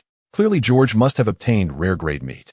If he still had a lot in stock, the 120 gene of antelope meat in Fang Jiamu's space couldn't compete. This George is too fierce. Who knows what goodies the Lighthouse Nation prepared for him, letting him contend for the top spot every day. So Fang Jiamu stopped uploading and watched the competition among the top 3. In the eternal frozen tundra, Liufusky of the Bear Nation hid in a snow cave. A burly man with thick hair and a beard covering his entire chin muttered, "Pitiful Lighthouse Nation, do you think your only rival is the Chinese? Don't forget I've held back from competing for days, all for today." The Bear Nation and Huaxia had been allies since the wilderness descended. But as Huaxia gradually fell behind, the Bear Nation grew distant. When Huaxia once begged them for supplies, they were coldly refused. Thus relations between the two nations hit a freezing point.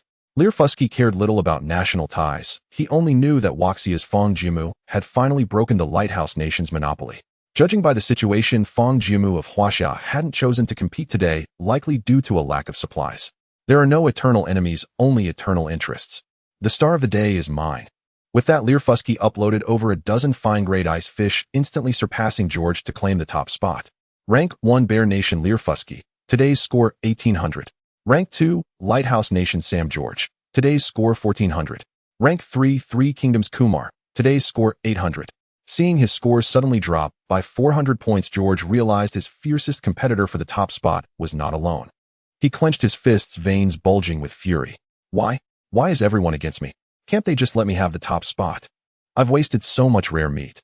Wouldn't it be better to use it to boost my strength? Despite his rage, George chose to upload more supplies. Uploading dozens of gene of fine-grade meat, George overtook again. Lifeless, unwilling to yield, uploaded a few rare-grade ice-cold berries, regaining the lead by a narrow margin. The two chased each other, neither backing down. With only 2 minutes left until the upload settlement. Rank 1, Lighthouse Nation Sam George. Today's score 3,000. Rank 2, Bear Nation Lifeless. Today's score 2,900. Rank 3, Three Kingdoms Kumar. Today's score 1,000. Lifeless's growth slowed, especially toward the end, with his score ticking up by mere single digits. In the snow cave, he slammed the wall in frustration. Clearly, he too had little supplies left. George, panting heavily, smirked triumphantly at the rankings. Is that all you've got? Not impressive at all. Meanwhile, in the Huaxia war room, Wu Gang's heart pounded. Though not involved in the national fortune ranking, he was tense. He kept glancing back at an operations officer who was bowed, frowning, as if calculating something. Wu Gang wanted to urge him to hurry, but held back. Finally, with less than 3 minutes left, the officer stood up, clutching a stack of documents, and spoke rapidly. Commander Wu, we estimate that Fang Jiamu currently holds supplies worth a total score of 4,055 points, he said. Provided his dish, scallion fried lamb, scores 1 point above the raw lamb's base. George's total supply score is 3,440 points. Lifeless has many supplies, but not enough to defeat George. This means if Fang Jiamu uploads all his supplies, he can secure today's top spot. Moreover, this oasis is only half explored. Our scientific projections suggest it can sustain Fang Jiamu for at least 3 more days. The combatants explained everything at the fastest speed. Meng Anan nodded while listening, then decisively said, "Now buy a calling card from the National Fortune Mall immediately." Understood, Commander. Before Wu Gang could ask, Meng Anan quickly responded, "Commander Wu, we just need to outline the pros and cons to Fang Jiamu and let him make all the choices. Even if Fang Jiamu is unwilling to compete for the top, it doesn't matter. After all, we will have to send him this video sooner or later, won't we?" Today's material upload settlement 142. Wu Gang thought for a moment and agreed. "Commander, the calling card has been bought. Should we use it now?" "Use it." Fang Jiamu was watching the fierce competition for the top rank with great amusement. There were less than 2 minutes left until the national fortune settlement. At this moment, it might be the most intense time of competition. Would anyone like Fang Jiamu yesterday pull a fast one in the last 3 seconds? Or would someone want to save some materials for themselves, unwilling to upload everything at once, trying to control their score without too much difference? Today's results will only be known at 810 during the settlement. Ding ding, a small vibrating call appeared at the bottom of Fang Jiamu's retinal screen. He knew that the official authorities of Huaxia wanted to contact him. It must be something important, especially during the material upload. Connecting. On the screen was a tall, older officer with a strong presence. The other was Meng Anan, who had spoken with him last time. Wu Gang got straight to the point. "Fang Jiamu, we have calculated the materials you acquired in detail. Your total score just exceeds George. If the stir-fried lamb with scallions you have can increase by 1 point, then you will completely surpass George. I want to tell you this isn't just to urge you to upload materials to alleviate Huaxia's food crisis. But I must remind you, if you can maintain the title of today's star today, the sensory enhancement effect will increase from 20 to 25. Similarly, if you obtain today's star for 3 consecutive days, it will increase to 5. If you fail to maintain it, the next time you obtain it, it will revert to 20. So whether you choose to compete for the top or not, we will support your decision." Wu Gang then glanced at the time. Today's material upload settlement 0048. Less than a minute left. Fang Jiamu, if you've decided to compete for the top, please decide quickly and upload all materials as fast as possible. Fang Jiamu took a deep breath, feeling a bit confused. He originally thought he had no ability to compete for the top, but the Huaxia officials told him he still had competitiveness. The only explanation was that the value of lamb must be worth much more than ordinary meat. He had planned to rely on this lamb for his future rations and to enhance his strength. However, the enhancement from today's star made him truly tempted. The competition for the national fortune ranking is too intense. Today's material upload settlement 032 time was running out, and Fang Jiamu made a decision. "Are you an official representative? Or who? It doesn't matter. Rare level food should be able to improve one's physique. I hope you can allocate some to my mother. I want to compete for the top." Since the officials had made such a thorough calculation, they must have full confidence. What he could do was to believe. Wu Gang felt quite complicated inside. On one hand, he hoped Fang Jiamu could strive for the top, benefiting Huaxia and earning national fortune points. On the other hand, he hoped to keep the rare and excellent materials for himself to enhance his strength and survive in the desert. However, since Fang Jiamu had already made a decision, he would not interfere further. He picked up his phone, opened the Wilderness Live, and entered George's live room. Today George was not as arrogant, as usual, constantly lurking to check the national fortune rankings. Fang Jiamu took out all his materials and uploaded them all. Explorer Fang Jiamu Huaxia uploaded ordinary level materials, 80 pounds of figs, 2 pounds of shepherd's purse, 3 pounds of alfalfa, 3 pounds of mud, weed, 8 roasted rabbit, meat, 5 pounds of sea buckthorn. Score 404 resources returned to Huaxia, 0 pounds of figs, 0 pounds of shepherd's purse, 0 pounds of alfalfa, 0 pounds of mud, weed, 0 pounds of roasted rabbit, meat, 5 pounds of sea buckthorn. Uploaded excellent level materials, 15 stir-fried lamb, with scallions, 114 pounds of antelope meat, 4 figs. Score 3651 resources returned to Huaxia, 150 stir-fried lamb, with scallions excellent, 114 antelope meat excellent, 4 figs ordinary. After uploading all the edible materials, Fang Jiamu's score instantly reached the top. Rank 1 Huaxia Fang Jiamu today's score 4055. Rank 2 Lighthouse Country Sam George today's score 3550. Rank 3 Bear Country Levski today's score 3331. Fang Jiamu, I've exhausted everything. This is all my materials. He also particularly noticed that the score for lamb was much higher than other meats. 1 pound of excellent level lamb is worth 30 points, while ordinary level should be worth 10 points. Compared to 6 points for snake meat and 5 points for scorpion meat, lamb scores significantly higher. Fang Jiamu had gained some new understanding of this scoring system. It seemed that the more legitimate the meat, the higher the score judgment. It's just a pity that he enjoyed only one meal from all this lamb. But fortunately, he returned so much to Huaxia, allowing many of its people to hold a lamb feast. Today's material upload settlement 5. No need for more words. As long as he can secure the enhancement of today's star, it will be easier to search for materials. In the primeval forest, George did not let his guard down for a moment, constantly on the lookout for anyone who might try to sneak a score in the last moments. Especially just now, he had resolutely uploaded several pounds of excellent level meat, surpassing Levski from Bear Country by over 100 points. He felt uneasy as Fang Jiamu from yesterday lingered in his mind like a ghost. He would not relax until Sure enough, just as there were only 15 seconds left for the upload settlement, the name, Fang Jiamu, surged back to the top in a matter of seconds. Fuck. There's not much time left. Now is not the time for anger. George had already prepared to place all his remaining materials around him to prevent anyone from stealing them at the last moment. Although Fang Jiamu had over 500 points more than him, he still had plenty of materials left, enough to provide rations for enhancing his strength in the coming days. I should just barely surpass him. All in, George was wholeheartedly focused on surpassing Fang Jiamu, uploading all his resources without leaving it. Resource upload summary for today 00003, 00002, 00001. First, Huaxia Fang Jiamu. Score today 4055. Second, Lighthouse Nation Sam George. Score today 4047. Third, Bear Country Levski. Score today 3331. 8 points. Fang Jiamu. Fang Jiamu. Fang Jiamut. Seeing Fang Jiamu's name still firmly seated at the top, the golden pentagram in the upper right of the name burned brightly like flames, stinging his eyes. In an instant, fear, unease, and anger surged in his heart. Then his body began to stiffen, the world spinning before his eyes. Finally, his vision blurred to darkness, and he collapsed. In Sam George live stream, insults and gloating overlapped incessantly. Lighthouse Nation John, damn George, what a fool, we have poured so many resources into him, and he still lost to an inferior nation. Huaxiali San, hey, upstairs, is that a pig's backside above your head? What do you mean by inferior nation? Huaxia has been at the top for 2 consecutive times. If Huaxia is an inferior nation, then what about the rest of you?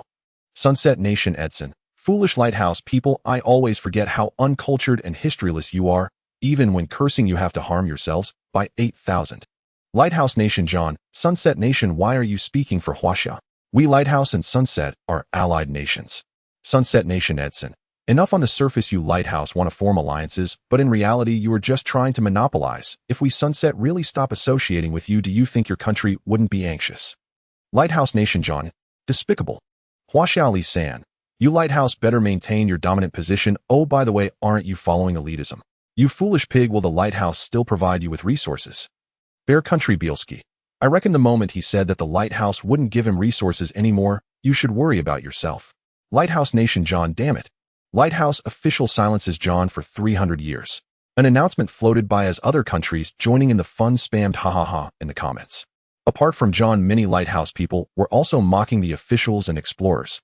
With the silence order issued, they all fell silent. Temporary title reward for today's Star of the Day. Star of the Day Special 1. Wearing it can increase your sixth sense by 25.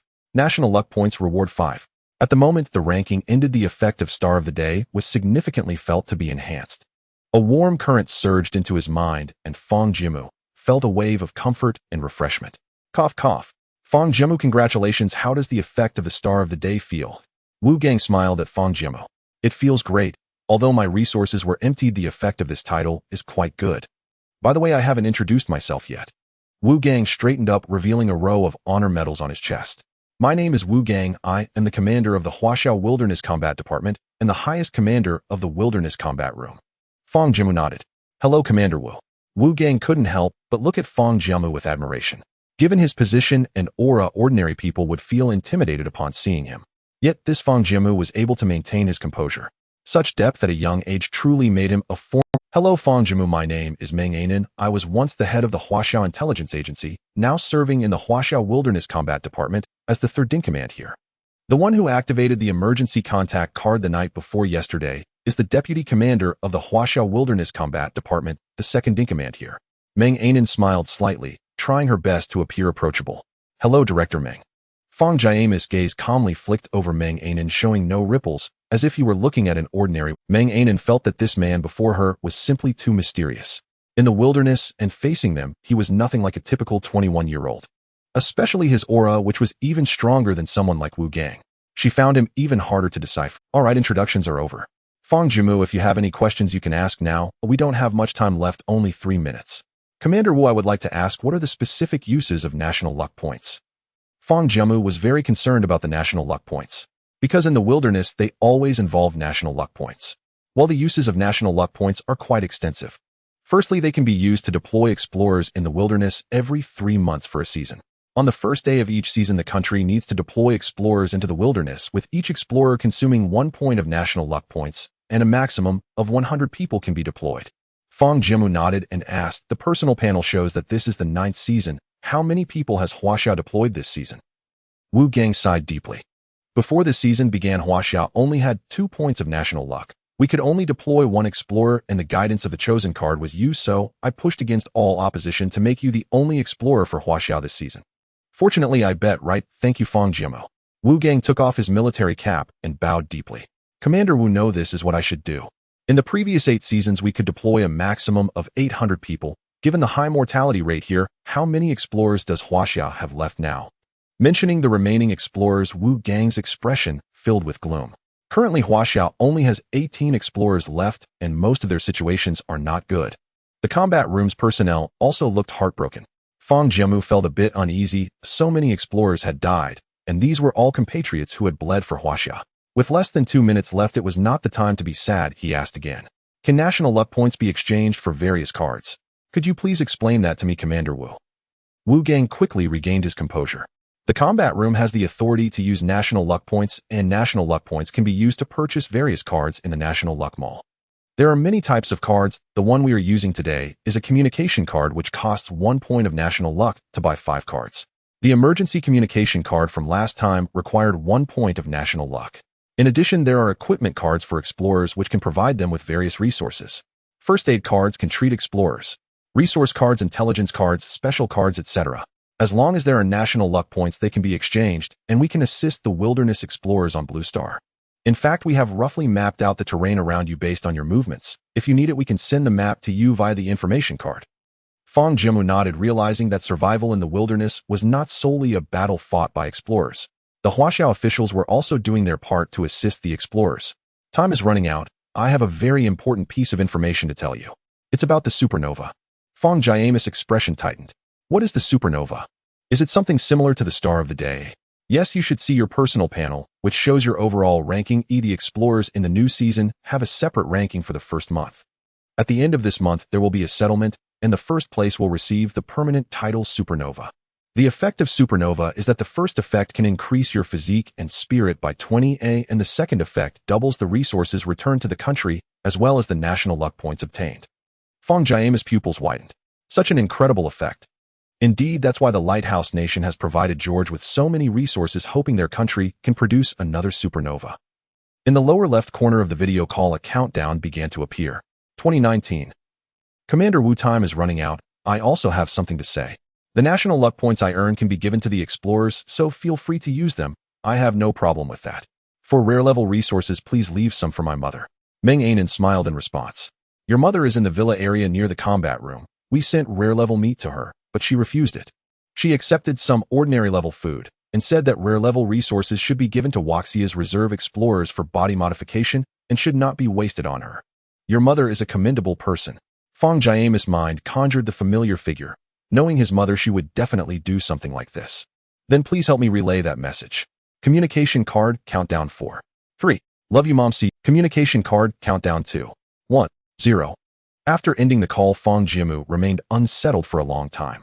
He was aware of the dire situation of Huaxia, but he never expected it to be this bad. If it weren't for him, Huaxia might have already perished. Explorer Fang Jiamu. Physical ability 170,175. Mental state 200,210. Ability would attribute affinity 90. Resources rare antelope horn x8. Rare red sand python skin x1. Excellent red sand python skin x1. Common black sand scorpion venom sac x8. Excellent black sand scorpion venom sac x1. Common black pepper. 10 gene common dandelion. 7 gene roasted non x11. 5 liters of mineral water x3. Special resources simple desert tent tier 1. Excellent automatic stir fry pot tier 1A rare. Personal overall ranking no. 2S9 season newcomer list overall ranking not yet counted. The first place must be Sam George. After all, he had been at the top for 2 consecutive days and then became the unfortunate second place. As a supernova, he must secure it. But all the resources have been uploaded. It's not easy to maintain the status of today's star. After several days of consumption, George should have lost his competitiveness. However, the contestants from other countries must have also accumulated quite a bit of resources waiting for a decisive. The competition ahead is likely to become increasingly fierce. Tomorrow I must find new resource points to maintain today's star. Fortunately, the enhancement from today's star has significantly strengthened Fang Jiamu's divine sense. Tonight, I will thoroughly scavenge the remaining resources in this oasis and set off early tomorrow to search for new resource points. Just as he was organizing his space, he suddenly noticed a point had been deducted from the National Fortune score. National Fortune score 11. Fang Jiamu paid no mind. He believed that the Huaxia government would use the National Fortune points appropriately. Before long, a small mail-like icon began to shake in the lower left corner of the wilderness ranking. Upon opening it, he found a map. The map clearly marked his starting point and the route he had taken, as well as the places where he had gathered resources. It even outlined the terrain clearly. Although his divine sense could help him find his way, having this map would save him some spiritual energy and help him understand the layout better for making decisions. Fang Jiamu felt warm inside. From the emergency call to the precise calculation of resource scores, and now this map, all indicated that the explorers were not fighting alone. With renewed determination, he began to work. Meng Anan finished her work and went with Wu Gang to the villa area where Fang's mother was. Wu Gang fetched several pounds of excellent quality lamb, some wild vegetables, along with some figs and sand jujubes from the drop tower. Fang's mother was currently watching Fang Jiamu's live stream. Seeing that it was so late, and he hadn't rested still collecting resources, made her feel both heartbroken and proud. A knock was heard at the door, and upon opening it, she found Meng Anan and Wu Gang. Commander Wu, Chief Meng, come in and sit down. Fang's mother hurriedly welcomed the two in, but upon seeing what Wu Gang was holding, she immediately showed displeasure and said sternly, Commander Wu, I've said it before, you really don't need to bring me extra resources. The things you've already brought are enough for me.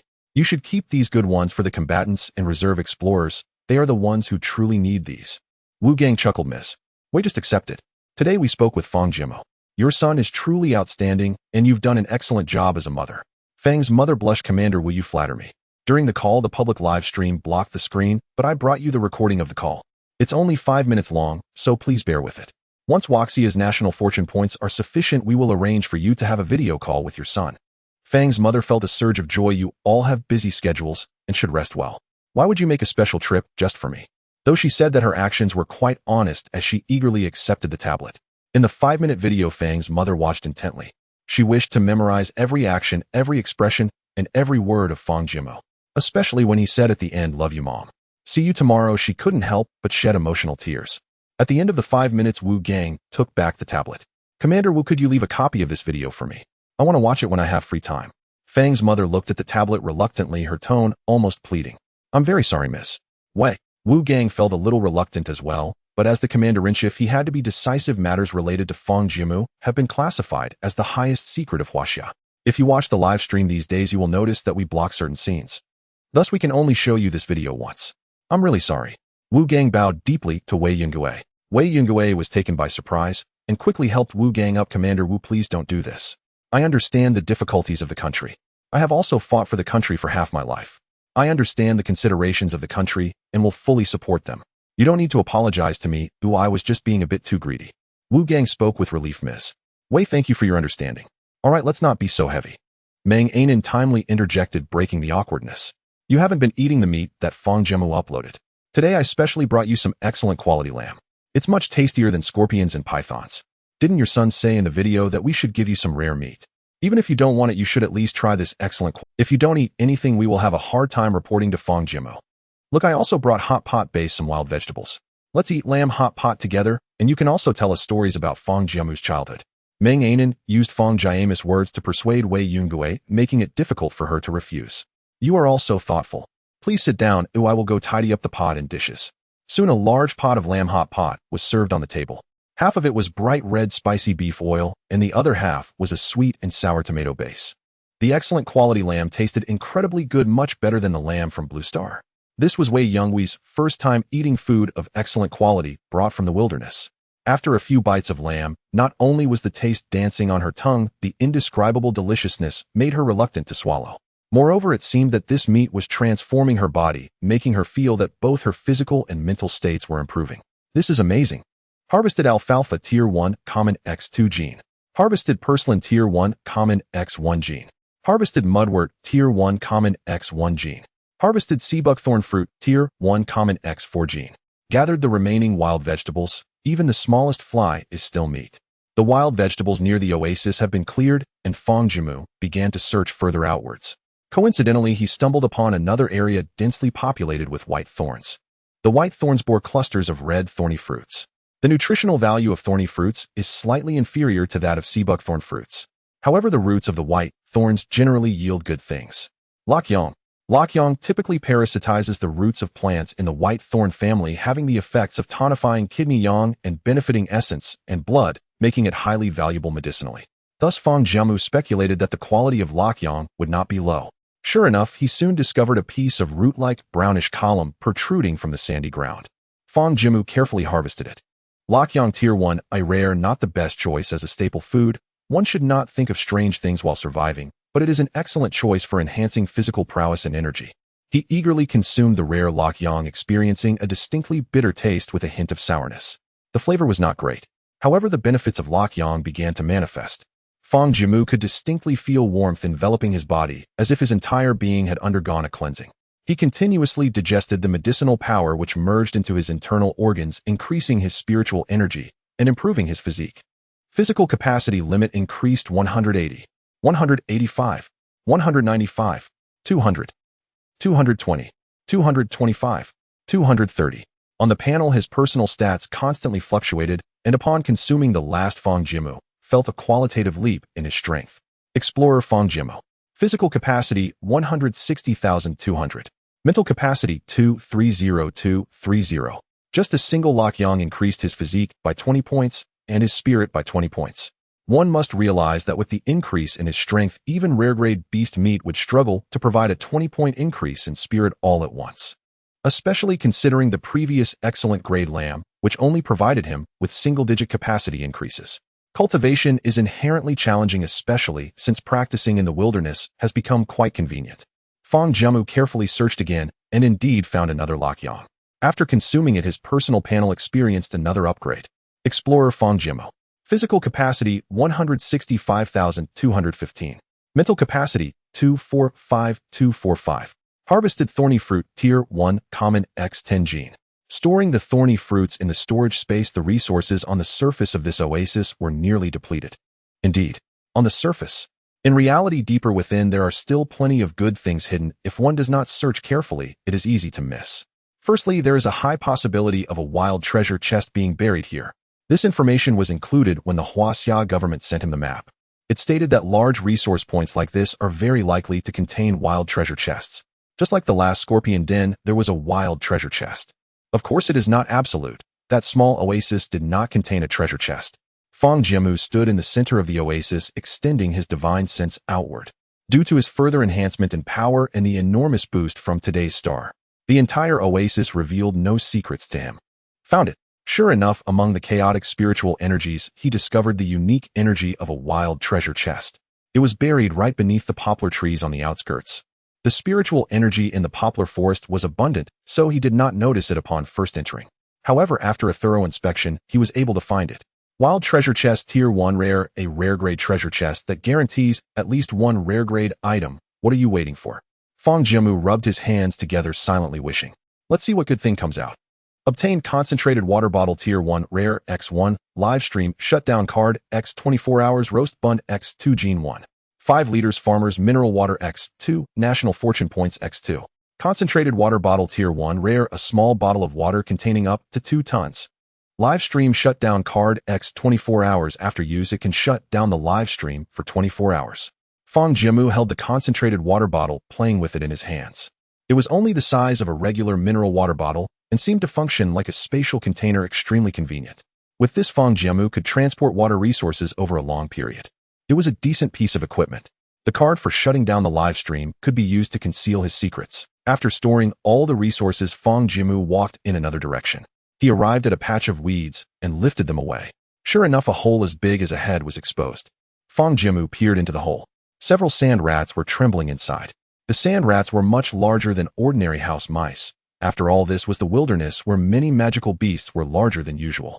This sand rat was about the size of a person's forearm. They can really hide. I almost didn't notice them. Harvested Sand Rat, Tier 1 Common X10. Finally, he filled the concentrated water bottle to the brim. It was already quite late.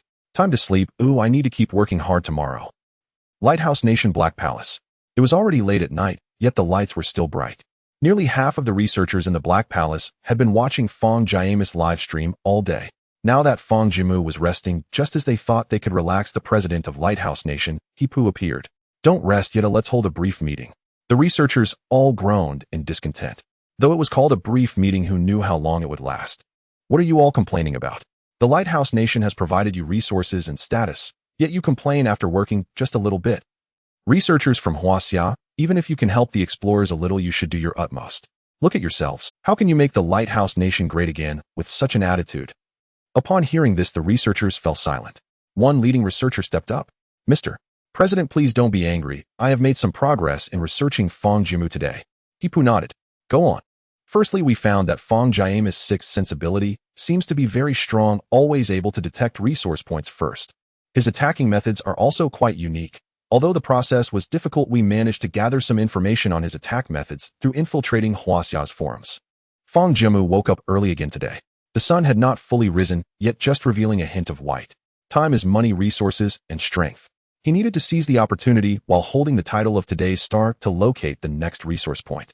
After quickly finishing his breakfast, he performed a cleansing technique on himself. Time to set off.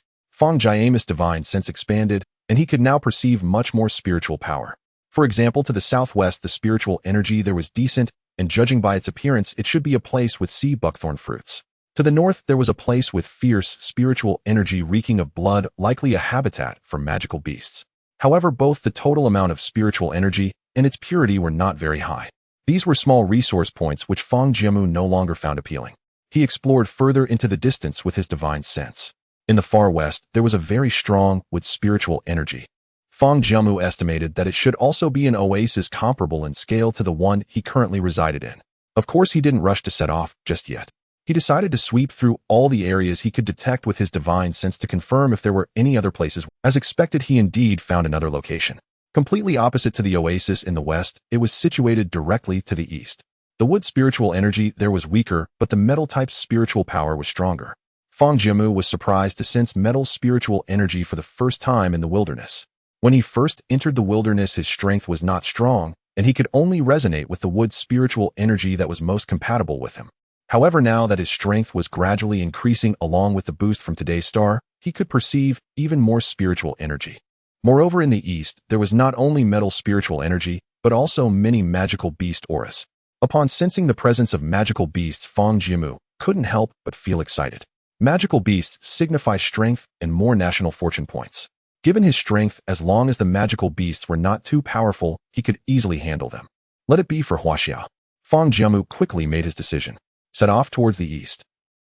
Taking advantage of his journey, Fang Jiamu would collect resources along the way if they weren't too far and wouldn't affect his overall trip. On the road, he encountered some careless magical beasts and easily dealt with them. Acquired red sand scorpion meat, first stage common X3. Acquired red sand scorpion venom sac, first stage common X3. Acquired black sand python meat, first stage excellent X20 gene. Acquired sand rice, first stage common X8 gene. Acquired sand onion, first stage common X5 gene. Besides the magical beasts he encountered earlier, this time Fang Jiamu also encountered a new type of magical beast, the sand fox. No, to be precise, it should be a sand fox cub. Fang Jiamu discovered this sand fox den next to the grass where sand rice was growing. The little creature looked pitiful, emaciated, and its eyes were still shut. Food was scarce in the desert, and even magical beasts might not survive there. This sand fox was so small that it was likely malnourished since childhood, and its parents abandoned it, believing it wouldn't survive. Moreover, according to the wilderness panels, prompt magical beast cubs could be attempted to be tamed. Young sand fox, a magical beast raised from a young age, it is recorded to be tamed, and the sand fox's aggressiveness is low, so the taming chances are higher. Originally, Fang Jiamu did not intend to intervene. A sand fox cub had little meat. Survival of the fittest, weak beings find it hard to survive in this place. Yet Fang Jiamu ultimately turned back. He always believed that human determination could overcome fate. This little sand fox was somewhat reminiscent of Huaxia's initial situation. Without Fang Jiamu, it might have. Moreover, Fang Jiamu knew some of the sand fox's habits. They fed on insects and mice and occasionally ate some fruits. Since he often needed to go out to search for resources, the sand rice he planted had no one to take care of it, and this sand fox was the best choice to look after it. Fang Jiamu held the sand fox cub in his palm. It was no bigger than a single hand. The sand fox let out a soft whimper, seemingly expressing its last wish for survival. Gently infusing spiritual power into the sand fox's body, its condition visibly improved. He took out a few sea buckthorn fruits from his spatial warehouse and carefully fed them to it. The sand fox seemed to sense the sea buckthorn fruits, opened its mouth, and swallowed them. Fang Jiamu fed it a few more, and the sand fox obediently ate them, visibly recovering and falling into a deep sleep. Looking at the sleeping sand fox, Fang Jiamu couldn't help but gently stroke its head. The little creature nudged his finger with its head. Fang Jiamu felt a gentle force through his finger, and his heart softened. In this place known as the Land of Death, having such a cute little creature seems not too bad. Living beings cannot be placed in the spatial warehouse. To continue his journey, Fang Jiamu made a simple cage using a few dry branches for support and tore off some snakeskin to create it. He placed the cage into his bosom and set off again. Time was nearing noon, and in order to avoid the high temperatures, Fang Jiamu decided not to detour to search for resources, opting to head towards his destination as quickly as possible. In Fang Jiamu's live stream, the audience witnessed a heartwarming scene. Wowu Fang Shun is so gentle, while muscular man with a cute pet. Doesn't this contrast resonate with you all? Fang Shun is so gentle I could really cry. Fang Shun must feel lonely in the hellish desert. According to the official death rates, many suffer from depression and commit suicide. Hopefully this little creature can survive. The sand fox has a strong sense of smell and should make a decent fighting force. Naturally, some inappropriate comments also appeared in the barrage. Sakura Country Nichikawa Okamoto. This Huaxia person is too unwise. This sand fox is just a burden, and what combat ability can a sand fox have? Lighthouse Country Jorf. You all guessed wrong. Fang Jiamu actually wants to fatten up this sand fox before killing it for food. How despicable. If only our George could be this clever. The actions of Lighthouse Country are truly disgusting. Get out of Huaxia's live stream. Do you think we Huaxia people are the same as you Lighthouse people? Those with dirty hearts see everything as filthy. In recent days, as Fang Jiamu continued to hold the top position, he attracted the attention of all Blue Star inhabitants. The number of viewers in Fang Jiamu's live stream surged to the top among all explorers. It was precisely because of this that many inappropriate voices appeared in the live stream comments. With Huaxia's large population, there were thousands of comments pushing back against the unfriendly remarks. Before noon, Fang Jiamu arrived at his destination. Standing before it, he was completely stunned by the breathtaking scenery. Before him, the entire land was sharply divided. The opposite plane seemed to have risen abruptly, forming a height difference of about 10 meters. At the edge of the divide, there were several caves exuding a chilling aura. He didn't feel much at the entrance, but upon entering the largest cave, a rich, almost overflowing metal-type spiritual energy seemed ready to engulf him entirely. He activated a golden light technique, illuminating the entire cave. This was undeniably a mine. The discovery of a high-energy coal mine sent the Huaxia operations room into a frenzy upon seeing Fang Jiamu find this cave. It's a coal mine. This can alleviate Huaxia's immense energy pressure. Moreover, many ores have high ratings. It seems Fang Jiamu will maintain his top position in the coming days. As more equipment is acquired, many supply-type gear will require energy for sustainment, and ores are the primary source of that energy. Jessica's cruise ship from the sunken nation was indeed useful in the early stages, but finding ores in the endless sea is challenging. Soon Jessica will worry about energy. The discovery of this coal mine clearly delighted the people of Huaxia. However, while the Huaxia people rejoiced, others were not pleased. You can keep bragging, he just got lucky finding so many supplies in the Hell Desert. There's nothing to eat in a coal mine, he'll starve in no time. Even if it's latest-age equipment, you Huaxia should think about the overall ranking a month from now. Fang Jiamu is just flaunting his momentary prowess. And you must know that coal mines are very dangerous. Do you remember the Huaxia explorers who found a coal mine only to perish at the hands of beasts before even finding a few ores? The Hell Desert does have many ores, but so what? Can they be eaten? The Huaxia people immediately organized a counterattack. You can keep being jealous. Haven't you seen Fangshan's performance these past few days? You don't really think Fangshan will lack food, do you? They're just envious. The other maps in the wilderness have scarce mineral resources. Many explorers from their nation may luck into high-grade equipment, but once the initial energy is spent, they'll be out of energy. Moreover, Fangshan has an automatic cooking pot. Once he acquires high-energy ores, his cooking speed will increase, and the people of Huaxia can enjoy the delicious meals prepared by Chef Fangshan. You haven't tasted it, have you? Last time we were served Chef Fang's scallion lamb, and it was simply mouth-watering. The desert's survival resources are undoubtedly the most barren among all maps, yet the mineral resources are the most abundant in the wilderness. There are 5 maps in total in the wilderness. They are the Hell Desert, the eternal frozen wasteland, the prehistoric forest, the endless sea, and the rainforest wetlands. The Hell Desert is extremely lacking in water resources, leading to a scarcity of species.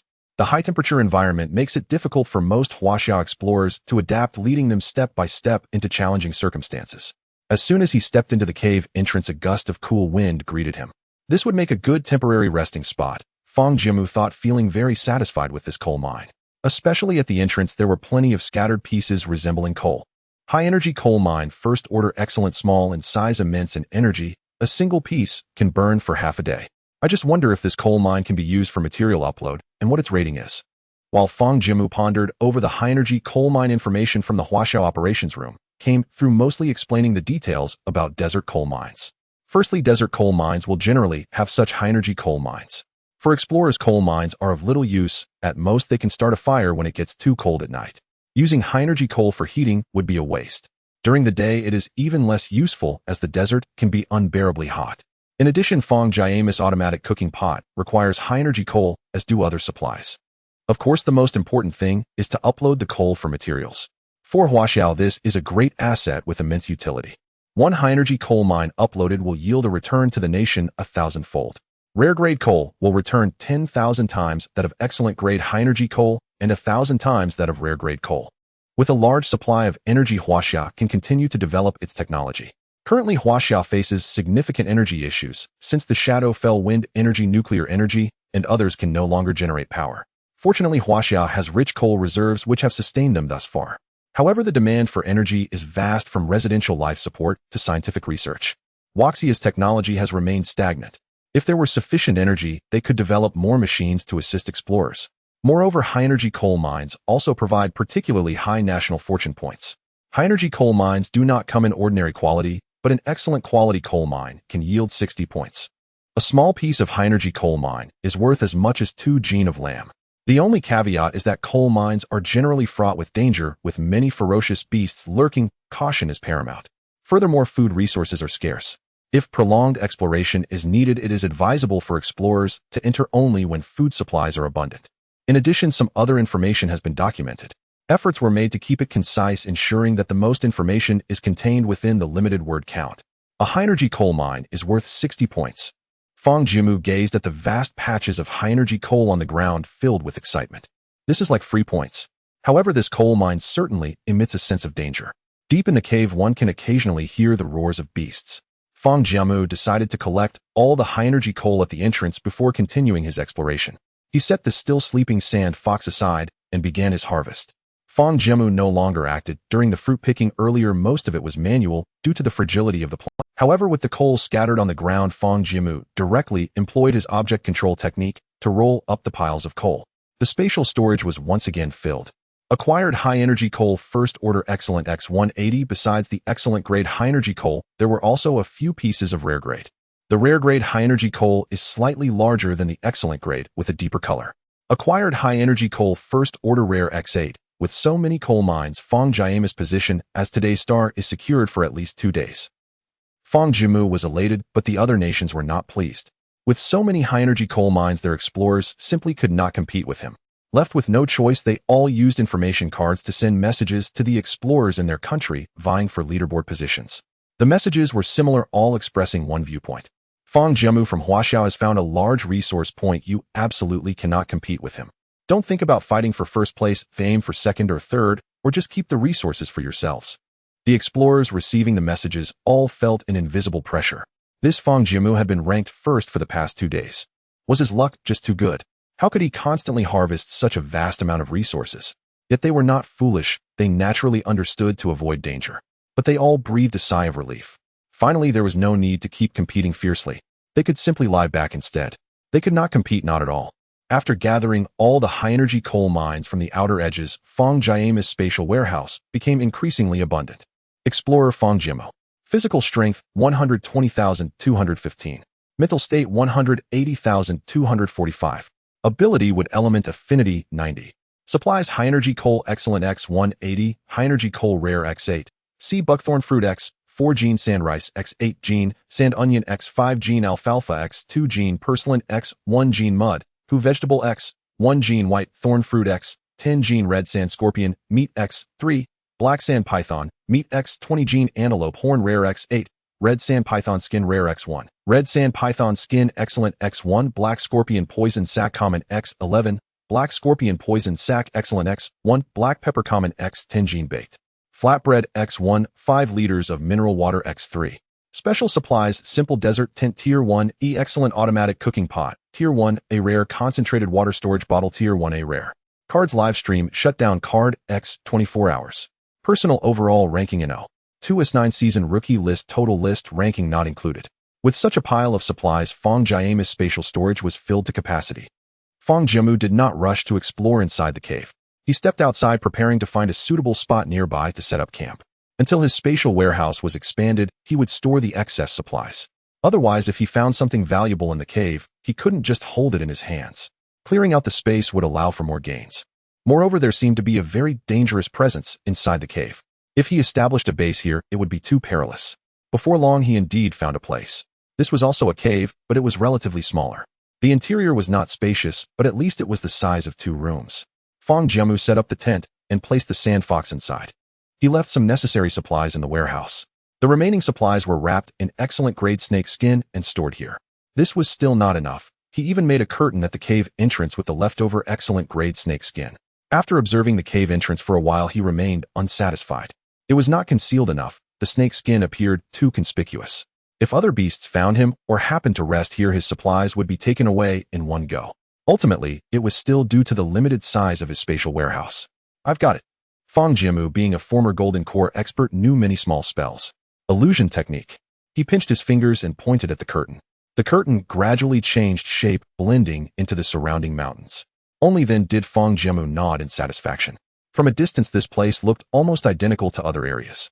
The time had not yet reached evening. Fang Jiamu decided to explore the cave further.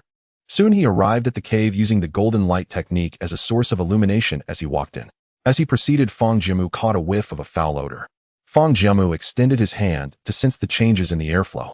His divine sense was strong. With careful observation, he could deduce many things. The airflow is chaotic, fluctuating in strength. This indicated that this cave was not a simple tunnel, but rather a complex structure with multiple branches. However, Fang Jiamu was not worried about getting lost. First, his divine sense would help him mark locations. Second, even if he misjudged, he believed that the Huaxia authorities would promptly provide him with a map. Just boldly move forward. The further he went in, the stronger the foul odor became. Fang Jiamu found it hard to endure and reluctantly closed off part of his sense of smell to lessen the stench. However, he chose not to completely block his sense of smell. The last time he closed off all 5 senses, he was nearly ambushed. Especially with the potential dangers in this mine, he dared not take the risk. After walking for about 10 minutes, Fang Jiamu found it hard to continue. This was because above the cave's ceiling there hung a throng of bats. These bats were nothing like the ones from Blue Star. They were enormous and had two massive fangs. Dark Cave Bloodbat Tier 1 Common extremely aggressive bats that are social beasts, it is best not to provoke them. Dark Cave Bloodbat Tier 1 Excellent. The excellent grade Dark Cave Bloodbat was even larger by a margin. Wilderness reminder Dark Cave Bloodbats cannot be used as supplies, and their aggressiveness far surpasses that of ordinary beasts, but defeating them has a chance to drop wilderness treasure chests. They can even drop wilderness treasure chests. Fang Jiamu thought that if the people of Huaxia consumed bats, it would be quite degrading. However, to explore the mine deeper, he had to deal with this group of bats. But the number of bats was overwhelming, making it very difficult for him with his current strength. I need to think of a plan. The bat group seemed to be resting, and Fang Jiamu was standing at a distance, not disturbing them. Yet even in their slumber, the chilling aura they emitted sent shivers down people's spines. In the live stream, the audience was terrified by this scene. What kind of beast is that? I've never seen anything so terrifying. Oh my god, those bats are so densely packed, I'm getting claustrophobic. Fang Shun, be careful. Don't confront those bats, Heaton. What a pity Fang Shun's strength is still insufficient. I suggest he wait until he becomes stronger before exploring this mine. The old brother is right, I agree. The foreign audience was naturally relishing the situation. See, what did I tell you? Places like this are extremely dangerous. Can you Huaxia people keep having such good luck? With so many Dark Cave Bloodbats, I estimate that only early explorers have the strength to encounter them. No, I estimate that only supernova-level explorers can handle them. This group of foreign audience members seemed to be glued to Fang Jiamu's livestream. The Huaxia audience fought back fiercely. Can you haters stop trolling here? Even if Fang Shun encounters this group of bloodbats, he has a bunch of high-energy coal. It's enough to outmatch explorers from your country. If you're bored, why not watch your own country's explorers more closely? Fang Jiamu hid in a corner deep in thought about how to respond. Although these bats were aggressive in terms of individual strength, his divine ability, respond to my request, could easily handle them. The problem was the sheer number. Currently, he could only cast his divine ability 4 times at most. However, if he could defeat this group of bloodbats, he could probably obtain a considerable number of wilderness treasure chests to replenish his supplies. More importantly, Fang Jiamu was very envious of the items above. The bat's droppings, which is known as night bright sand. The wilderness did not provide a corresponding entry for the bat's droppings, indicating that much knowledge must be acquired by explorers themselves. Bat droppings are excellent fertilizer. If you wanted a plant in this desert, having fertilizer would be ideal. Not only that, but it could also be refined into saltpeter for making explosives. Fang Jiamu found himself at a loss with the bloodbats and temporarily withdrew from the cave. Returning to the encampment, the sky had darkened. Releasing the little sand fox, it seemed quite intelligent. Upon sniffing Fang Jiamu's scent, it recognized that this person had saved it.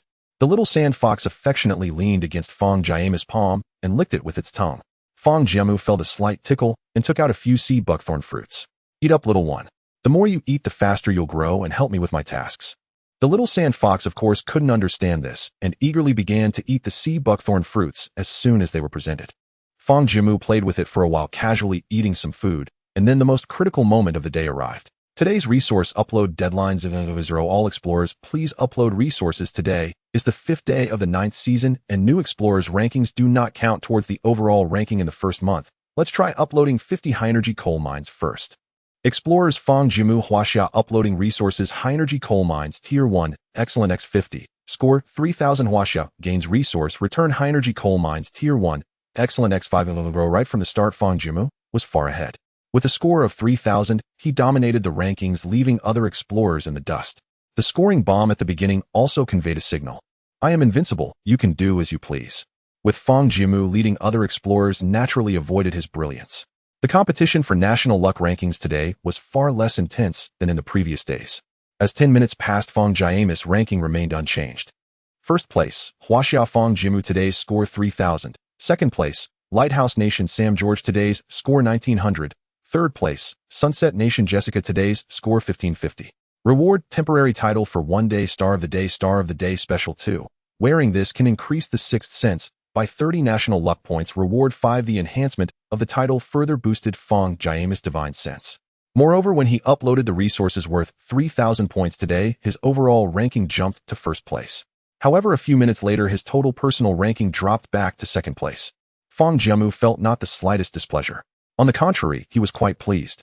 In an attempt to secure the temporary first place, George invested a considerable amount of resources despite having no other explorers competing against him. But what was the point? Fang Jiamu was confident that without other explorers finding large amounts of resources in the next 2 days, he could maintain first place. Thus, George's actions were merely self-deception. With the blessing of the title, he could explore caves more safe. It was a bit too late today. Considering the bat's habits when night fell, they were at their most energetic, so Fang Jiamu decided to avoid their sharpness and look for opportunities tomorrow. Since it was still early, Fang Jiamu decided to test the power of the automatic cooking pot now that he had energy. The automatic cooking pot was equipped with a small gas stove. He just needed to place the high-energy coal in it.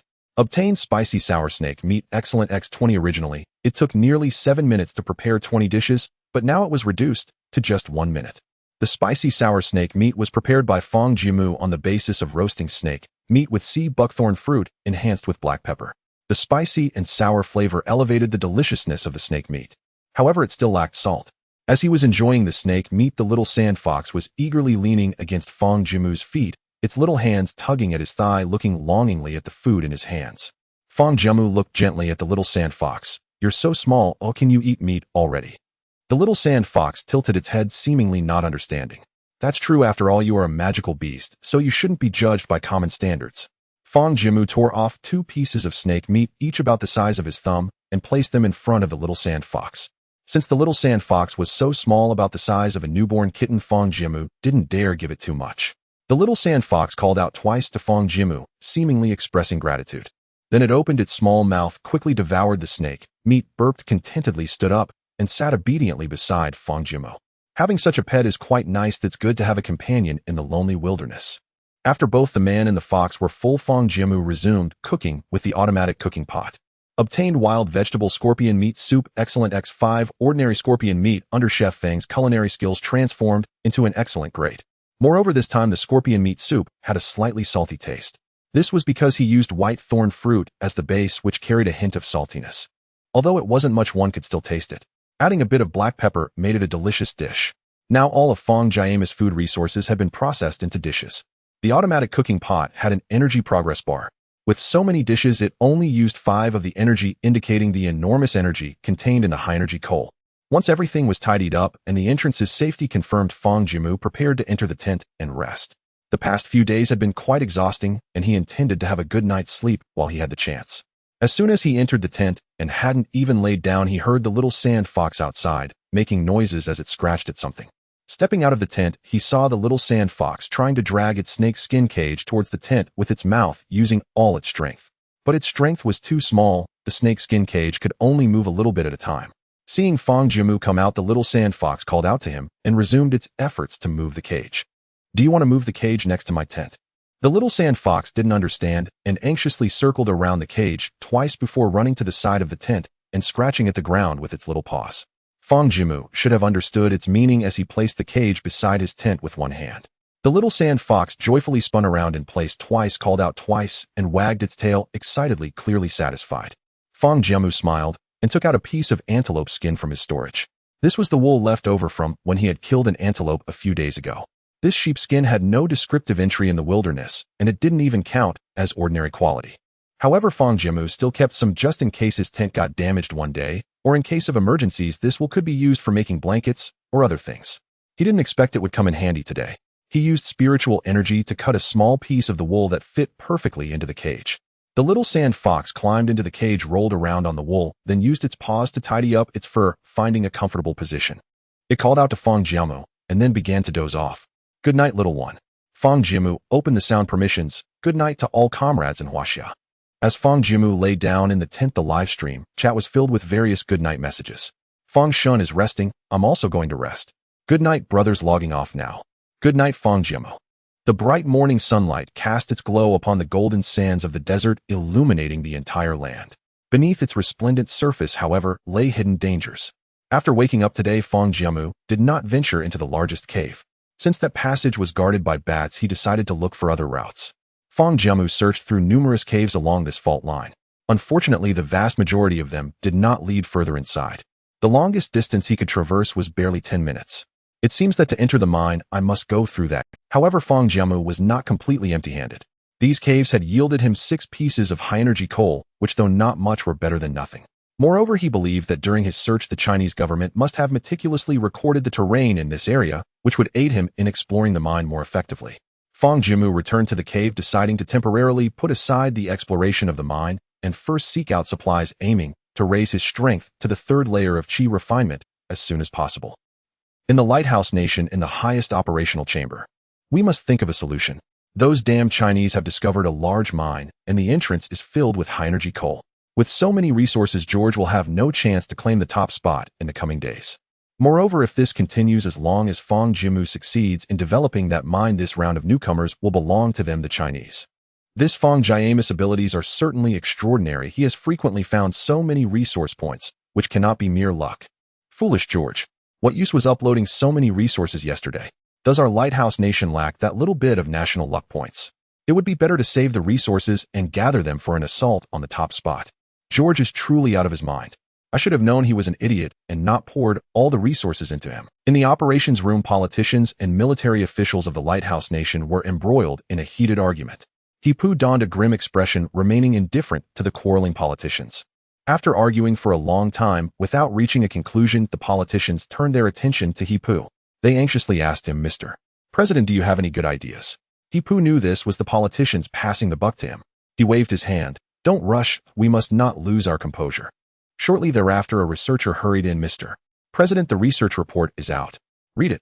A hint of excitement finally appeared on Hipu's face as he addressed the politicians below him. "You all Yes. Based on our long-term observations, we have found that Fang Jiamu possesses numerous abilities that have completely exceeded those typical of wilderness explorers." Hipu furrowed his brow. "Exceeded the abilities of wilderness explorers. What does that mean? Please elaborate." Typically, many explorers awaken certain skills upon entering the wilderness.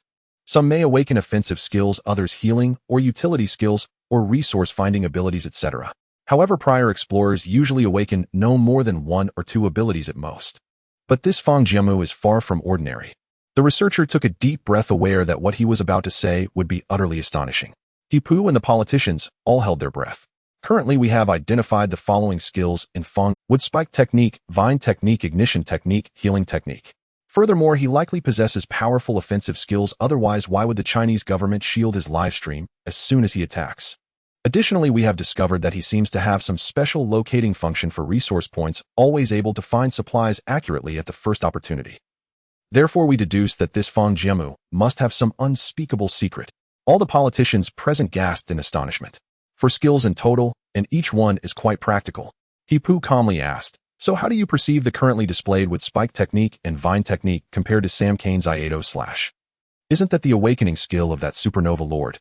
Based on their performances since entering the wilderness, Lord Kane's Iato/ is indeed superior. In that case." Hipu fell into deep thought once more. The researcher, somewhat anxious, spoke word by word. "By the way, President Hipu, regarding the proposal you mentioned to us yesterday, we have analyzed it as well." Hipu's eyes brightened. "What do you think? Feasible?" The researcher's heavy words stabilized Hipu's thought. The surrounding politicians also turned to look. "Mr.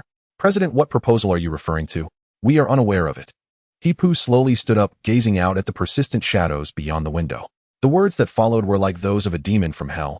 Though he appeared to smile, it sent shivers down one's spine. "Let us employ a disaster card against Fang Jiamu." A disaster card? Everyone present widened their eyes in disbelief. "Mr. President, that's not possible. If we use a disaster card, what will other countries think of us? Indeed, that move is too harmful. If we proceed, no country in the Blue Star will dare to collaborate with us again." "Mr. President, think twice." At once, all the politicians urged Hipu to reconsider. "Enough. You all are the most conscientious." Hipu slammed his hand on the table in anger, silencing everyone instantly. "Do you believe that the lighthouse nation's current dominant position was achieved through your indecisiveness? The wilderness is my opportunity to dominate the Blue Star, and we must seize it." The people below gazed at Hipu as though he were a demon emerging from hell, unable to suppress their cold sweat. Hipu grinned wickedly. "Do not worry. That group from the Alliance has always feared power rather than virtue. As long as our lighthouse nation appears to be the dominant one, they will not dare to act. Now let us proceed to vote. Raise your hand if you agree to use the disaster card against Fang Jiamu." Everyone present pounded their chests and sighed deeply. After contemplating for a moment, both the hawks and doves raised their hands. Hipu's eyes gleamed with sharpness. "Excellent. You are all lighthouse citizens I can be proud of. As the president of the lighthouse nation, I hereby formally order it to use a disaster card against Fang Jiamu of the Huaxia nation. The disaster card: danger, pay 50 points of national fortune points to choose an explorer causing a disaster to occur at random locations around them. The nature of the disaster is determined by the location. This disaster card was drawn by an explorer from the Lighthouse Nation from a treasure chest in the wilderness. As a card of dangerous type, it cannot be purchased in the National Fortune Mall. The moment this disaster card was drawn by the explorer from the Lighthouse Nation, it caused an uproar throughout the entire country. Anyone with a bit of sense knows the terrifying implications of such a card. Many surviving explorers for the most part relied on luck. Especially for an explorer who has managed to stand firm in the wilderness, it is incredibly difficult for a country. A single card can almost determine the fate of an explorer who wouldn't be afraid. In no time, the entire Blue Star was in an uproar with nearly all countries pointing fingers at the Lighthouse Nation. This card is too ruthless and unethical, and they fear that the Lighthouse Nation will target them. Fortunately, as soon as the Lighthouse Nation officially received this card, they proclaimed that the disaster card had already been destroyed. They even recorded a video of the card's destruction, which allowed the people of Blue Star to breathe a sigh of relief. At this moment, the president of the Lighthouse Nation, Hipu, picked up this card that symbolizes death once again. This was indeed the disaster card that had supposedly been destroyed. He fixed his gaze on Fang Jiamu's live broadcast room, his expression fierce. Fang Jiamu, if you must blame someone, blame yourself for being too conspicuous. If you had been honest and not contended with George for ranking, just be the second, then you could survive and your country could survive. However, in a few days you will no longer pose a threat. Hipu seemed to be certain that Fang Jiamu would not survive the disaster. The duration of the disaster is long, and the Lighthouse Nation has conducted in-depth research on Fang Jiamu's current situation. In the past few days, Fang Jiamu has uploaded almost all types of food supplies. Now the resources he has on hand can only last less than a week. Moreover, while there are many resources in the mine, most of them are coal, and the entrances are full of dangerous magical beasts. With his current strength, he certainly cannot enter. Even if Fang Jiamu can survive the disaster, the reason it is called a disaster is that all the resource points around him have already been destroyed. What awaits him is still only death. Holding the disaster card, Hipu felt the card starting to glow. Goodbye, Fang. At this moment, a small wind began to grow stronger several kilometers away from Fang Jiamu. Energy seemed to be constantly gathering, and the wind gradually evolved, becoming larger. In less than an hour, it formed a massive scale. Why does it feel like the air pressure is a bit low and the air feels a bit stuffy? Moreover, it is usually very hot in the Hell Desert at this time. Why does it feel a bit cooler? Fang Jiamu initially did not pay much attention. He was searching for resources near the mine. Ding ding. It was the communication card from the Huaxia officials. The fact that it was a communication card and not an information card indicated that something very important was happening. Connecting. As the video opened, he saw Wu Gang and Meng Anan looking very serious. Fang Jiamu's heart skipped a beat, and he hurriedly asked, "Commander Wu, is there something wrong?" "Fang Jiamu, I have some unfortunate news to share with you." Wu Gang's expression was serious, his mood evidently poor. "A sandstorm is currently brewing near you, and it may affect your location." A sandstorm? Fang Jiamu's heart trembled, but he quickly adjusted himself. He had seen all kinds of storms and waves. He needed to clarify the situation before making any plans. "Commander Wu, where did this news come from? Is it accurate?" Wu Gang nodded slowly. "The accuracy is very high. You know, our official researchers have been monitoring the environment around you, not just mapping the terrain and collecting data. One more thing, they are also predicting the weather changes for you. You uploaded a lot of high-energy coal yesterday, so we increased our computing power, so our predictions will not be wrong. The probability of the sandstorm arriving is 99. Fang Jiamu had already begun to believe that the sandstorm was indeed approaching. His divine sense had already sensed the subtle changes in the surrounding environment, but he did not expect it to be the prelude to the sandstorm. He spoke solemnly. "How long until the sandstorm reaches me? Can you calculate that?" "Approximately in an hour it will arrive." "How long will this sandstorm last?" "This?" Wu Gang pondered. "We cannot make an accurate estimate of that yet.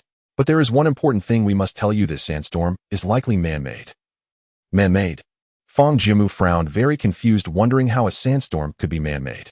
Wu Gang quickly explained. "In fact, about a year ago, an explorer from the Lighthouse Nation drew a disaster card from a treasure chest in the wilderness." Disaster card. As soon as Fang Jiamu heard this name, he felt something unusual. The disaster card is a special dangerous card that cannot be purchased in the National Fortune Mall, and using it requires deducting 50 points of national fortune. This card, which harms others without benefiting oneself, was condemned by the vast majority of nations at that time. Under pressure, the Lighthouse Nation claimed to have destroyed it. But who would have thought they were actually faking it? Wu Gang was heartbroken and furious, wishing he could tear apart the people of the Lighthouse Nation. "We have been monitoring the environment around you, and there is absolutely no environment for a sandstorm to form.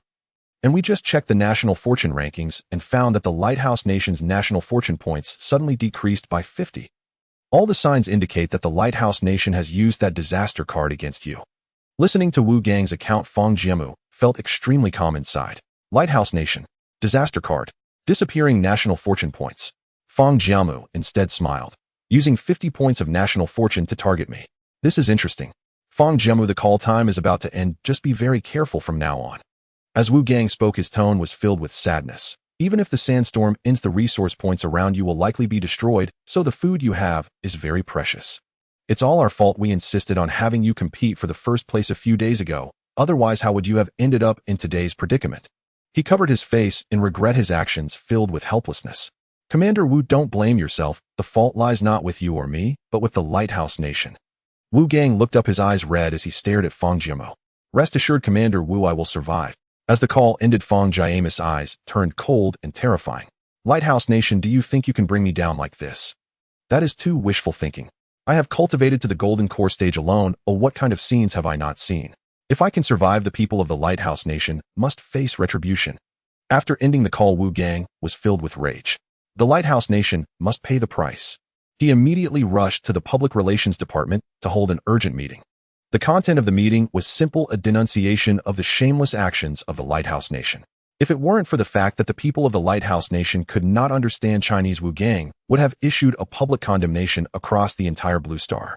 Although a public condemnation could not be issued, what Huaxia planned to do next would be enough to make the Lighthouse Nation uneasy.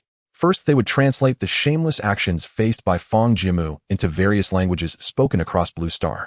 The language was filled with scorn for the Lighthouse Nation's evil deeds, ignoring the safety of humanity. The brief content was infused with emotions capable of stirring the public. Next, leveraging the large population of Huaxia, they would amplify the news.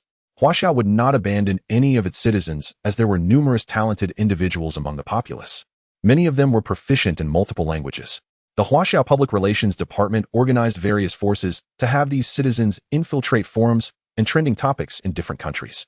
With intentional amplification, news of the Lighthouse Nation using the disaster card against Fang Jiamu quickly spread among the ordinary citizens of Blue Star. Most citizens were just ordinary people striving to live on this Blue Star.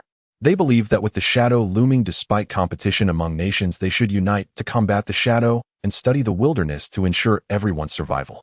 Thus, upon hearing this news, they were shocked and immediately expressed their condemnation of the Lighthouse Nation. With the shadow approaching, they believed that the people of Blue Star should stand together to weather the crisis. However, the Lighthouse Nation repeatedly targeted other countries for its own selfish desires to maintain its hegemonic status. In a short time, the live streams of various competitors from the Lighthouse Nation were flooded with unpleasant voices. Many nations' officials even questioned the Lighthouse Nation, asking why they had suddenly used the disaster card when it was already supposed to be destroyed. The officials of the Lighthouse Nation turned a blind eye to these inquiries. No matter who questioned them, they obstinately replied, "We don't know, we don't understand, we are unclear." Even some ordinary citizens of the Lighthouse Nation who wanted to question their government's actions found themselves silenced by official decree. While the authorities could not silence foreigners, they had the power to silence their own citizens. The citizens of the Lighthouse Nation, whether wanting to voice their opinions, condemn actions, or show support, were unable to express any viewpoints online. As public opinion among the citizens of Blue Star intensified, the Lighthouse Nation remained silent, like a turtle retracting into its shell.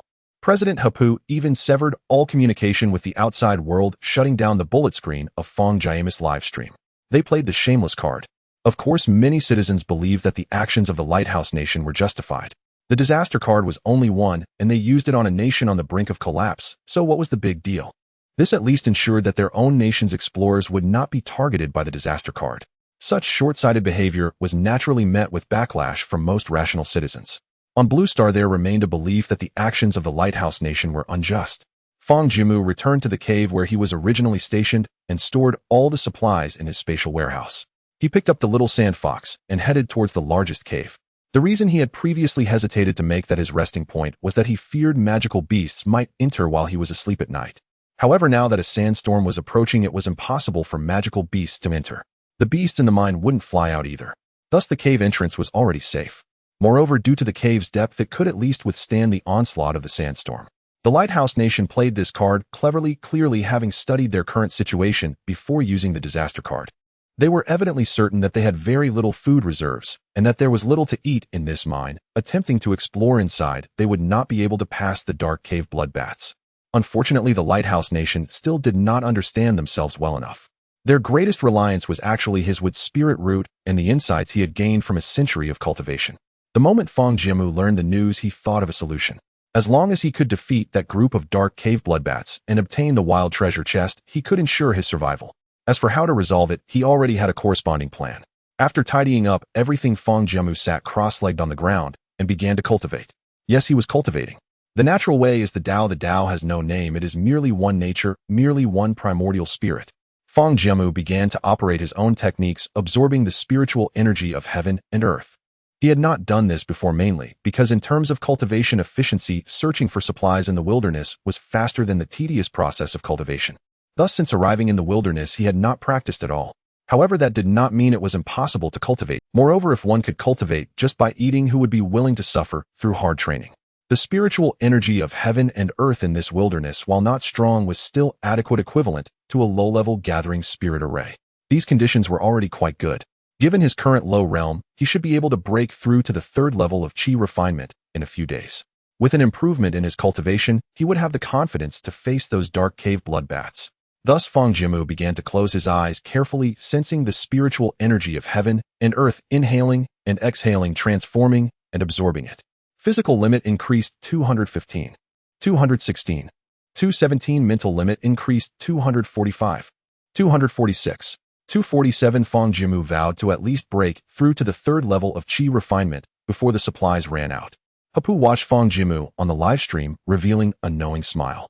This Huaxia person seemed to be so frightened by the disaster card that he was not thinking of ways to gather more supplies before the sandstorm arrived, or even lying down to conserve energy. Instead, he sat down in place, utterly clueless. Fang Jiamu let you bounce around for a few more days.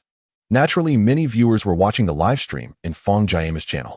His sudden decision to sit down without finding a way to cope with the sandstorm left everyone puzzled. What's wrong with Fang Shun? I just received news about the disaster card. Is he just giving up? Damn the Lighthouse Nation, they are simply despicable and shameless. That's a sandstorm. Although Fang Shun found a shelter, food is still scarce. Hey, can we return the supplies in the wilderness? We don't want supplies, we just hope Fang Shun can survive this disaster. Fang Shun, don't give up. There will be a way, you can't just give up. Fang Shun must have his reasons for doing this. Hey, everyone, don't worry. At that moment, the news had yet to ferment, and there were very few foreign viewers in Fang Jiamu's livestream. As time passed, more and more foreign viewers began to flood in. We received news. Although we usually don't get along with you, we still understand the principles of right and wrong in the face of great issues. I come to pray for Fang Jiamu, God bless you. The people of the Lighthouse Nation are too unbearable. I really want to kill them, especially their new president Hapu, who seemed normal before taking office, but has now revealed his true colors. Fang Shin, go for it. Show those people of the Lighthouse Nation what you can do. God bless you. In no time, citizens from various countries began to send bullet screens saying, God bless you. The screen was filled with messages of God bless you, warming the hearts of the Huaxia citizens, including those from countries that usually had conflicts with them, such as Sakura country and Dahan country. A gentleman is born in a small country. It is not the gentleman's fault. The hellish desert. The wind began to grow increasingly unrestrained, stirring up more and more yellow sand. What was once a clear sky gradually became engulfed by a monstrous earthy-colored beast rising from the horizon. A chaotic torrent carrying sand, withered grass, and fragments of earth surged forward with a muffled yet violent roar, crushing everything in its path, causing the world to lose its color in an instant. The sky turned a dull yellow as dusk fell, with sunlight completely obscured, leaving only a stifling dark hue. The sandstorm had arrived. Fang Jiamu could still feel the mournful howling of the wind outside. As he approached the cave entrance and gazed into the distance, Fang Jiamu was stunned by the scene before him. The entire world seemed to have transformed into a purgatory. Endless yellow sand swirled in the air, making it nearly impossible to see any distant scenery. Inside the cave, the fortunate yellow sand was blown and taking root once again. The raging winds whipped up dry branches, trees, and magical beasts. Everything appeared pale and powerless in the face of the sandstorm. If Fang Jiamu were to step out of the cave, he would be immediately swept away. How terrifying! He sighed, shaking his head helplessly, and retreated further into the cave. The little sand fox curled up anxiously. Fang Jiamu comforted the little sand fox and fed it a few sea buckthorn berries before resuming his cultivation.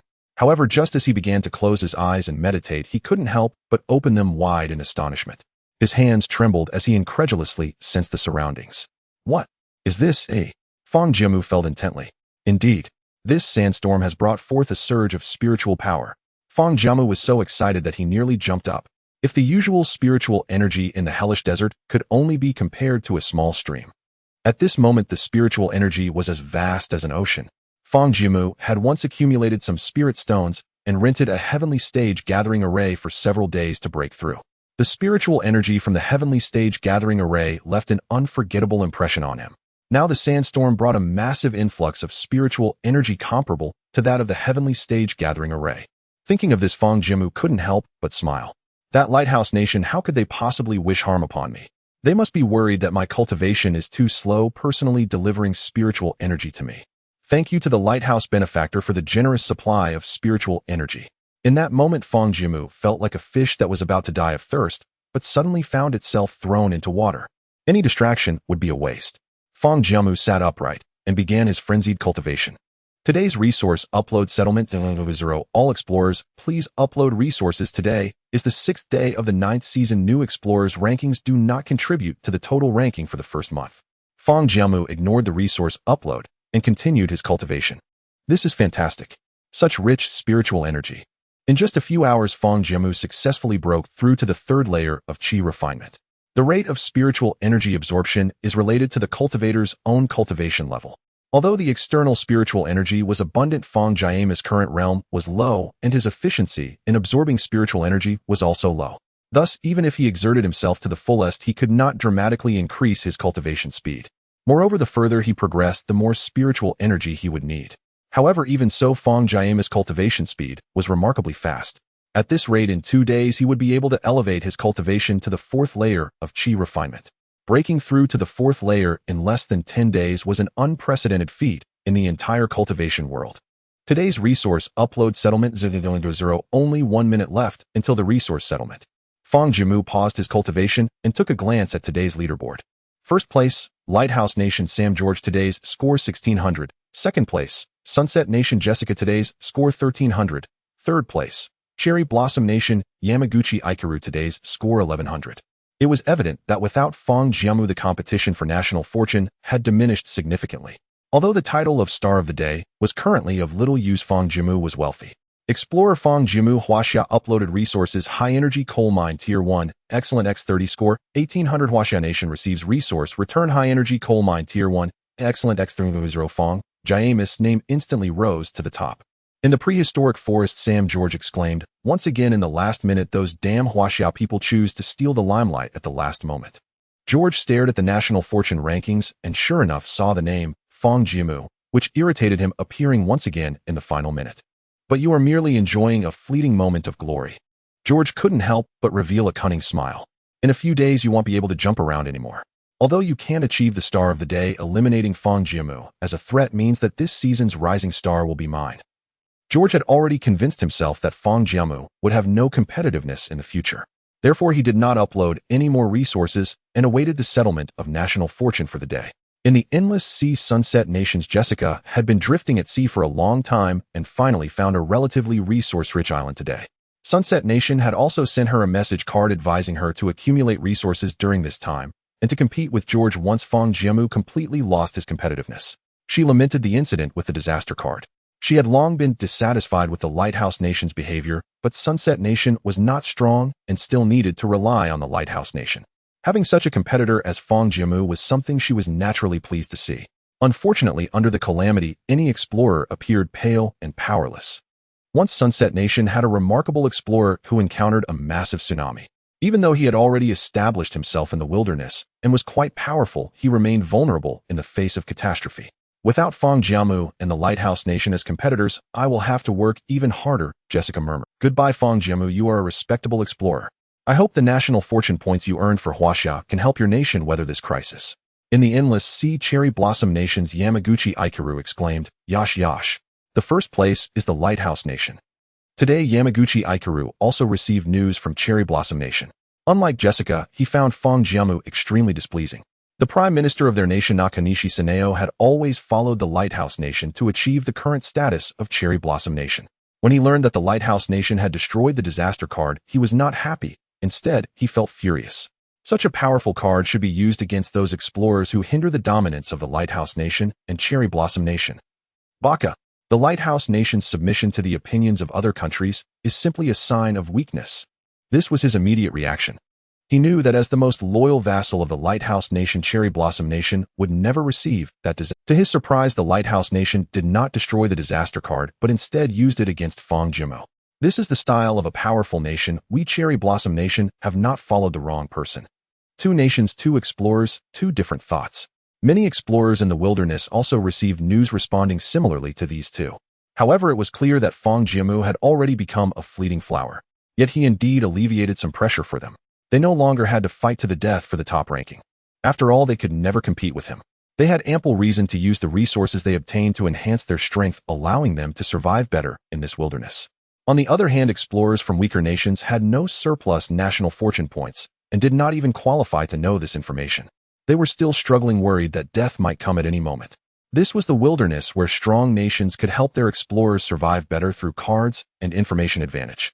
Weaker nations lacked even the qualification to compete, and not being annihilated was already a stroke. After uploading the supplies, Fang Jiamu took out the prepared dishes from the spatial warehouse, resolving the dinner issue. Of course, he didn't forget to leave some for the little sand fox. Fang Jiamu's strength had increased, and with continuous training his appetite had grown as well. However, he paid no mind to it. With such ease and cultivation breakthroughs, what was the harm in eating a bit more? Finishing his meal at lightning speed, Fang Jiamu immersed himself once again in his training. In the little sand fox's view, its life-saving benefactor had been sitting cross-legged all day, seemingly lost in thought. However, being with him ensured that it was well-fed and lived quite satisfactorily. After circling around the cross-legged Fang Jiamu, the little sand fox returned to its cage to sleep. Fang Jiamu cast aside all distractions, continuously absorbing spiritual energy. He practiced until midnight before finally stopping. He opened his personal panel.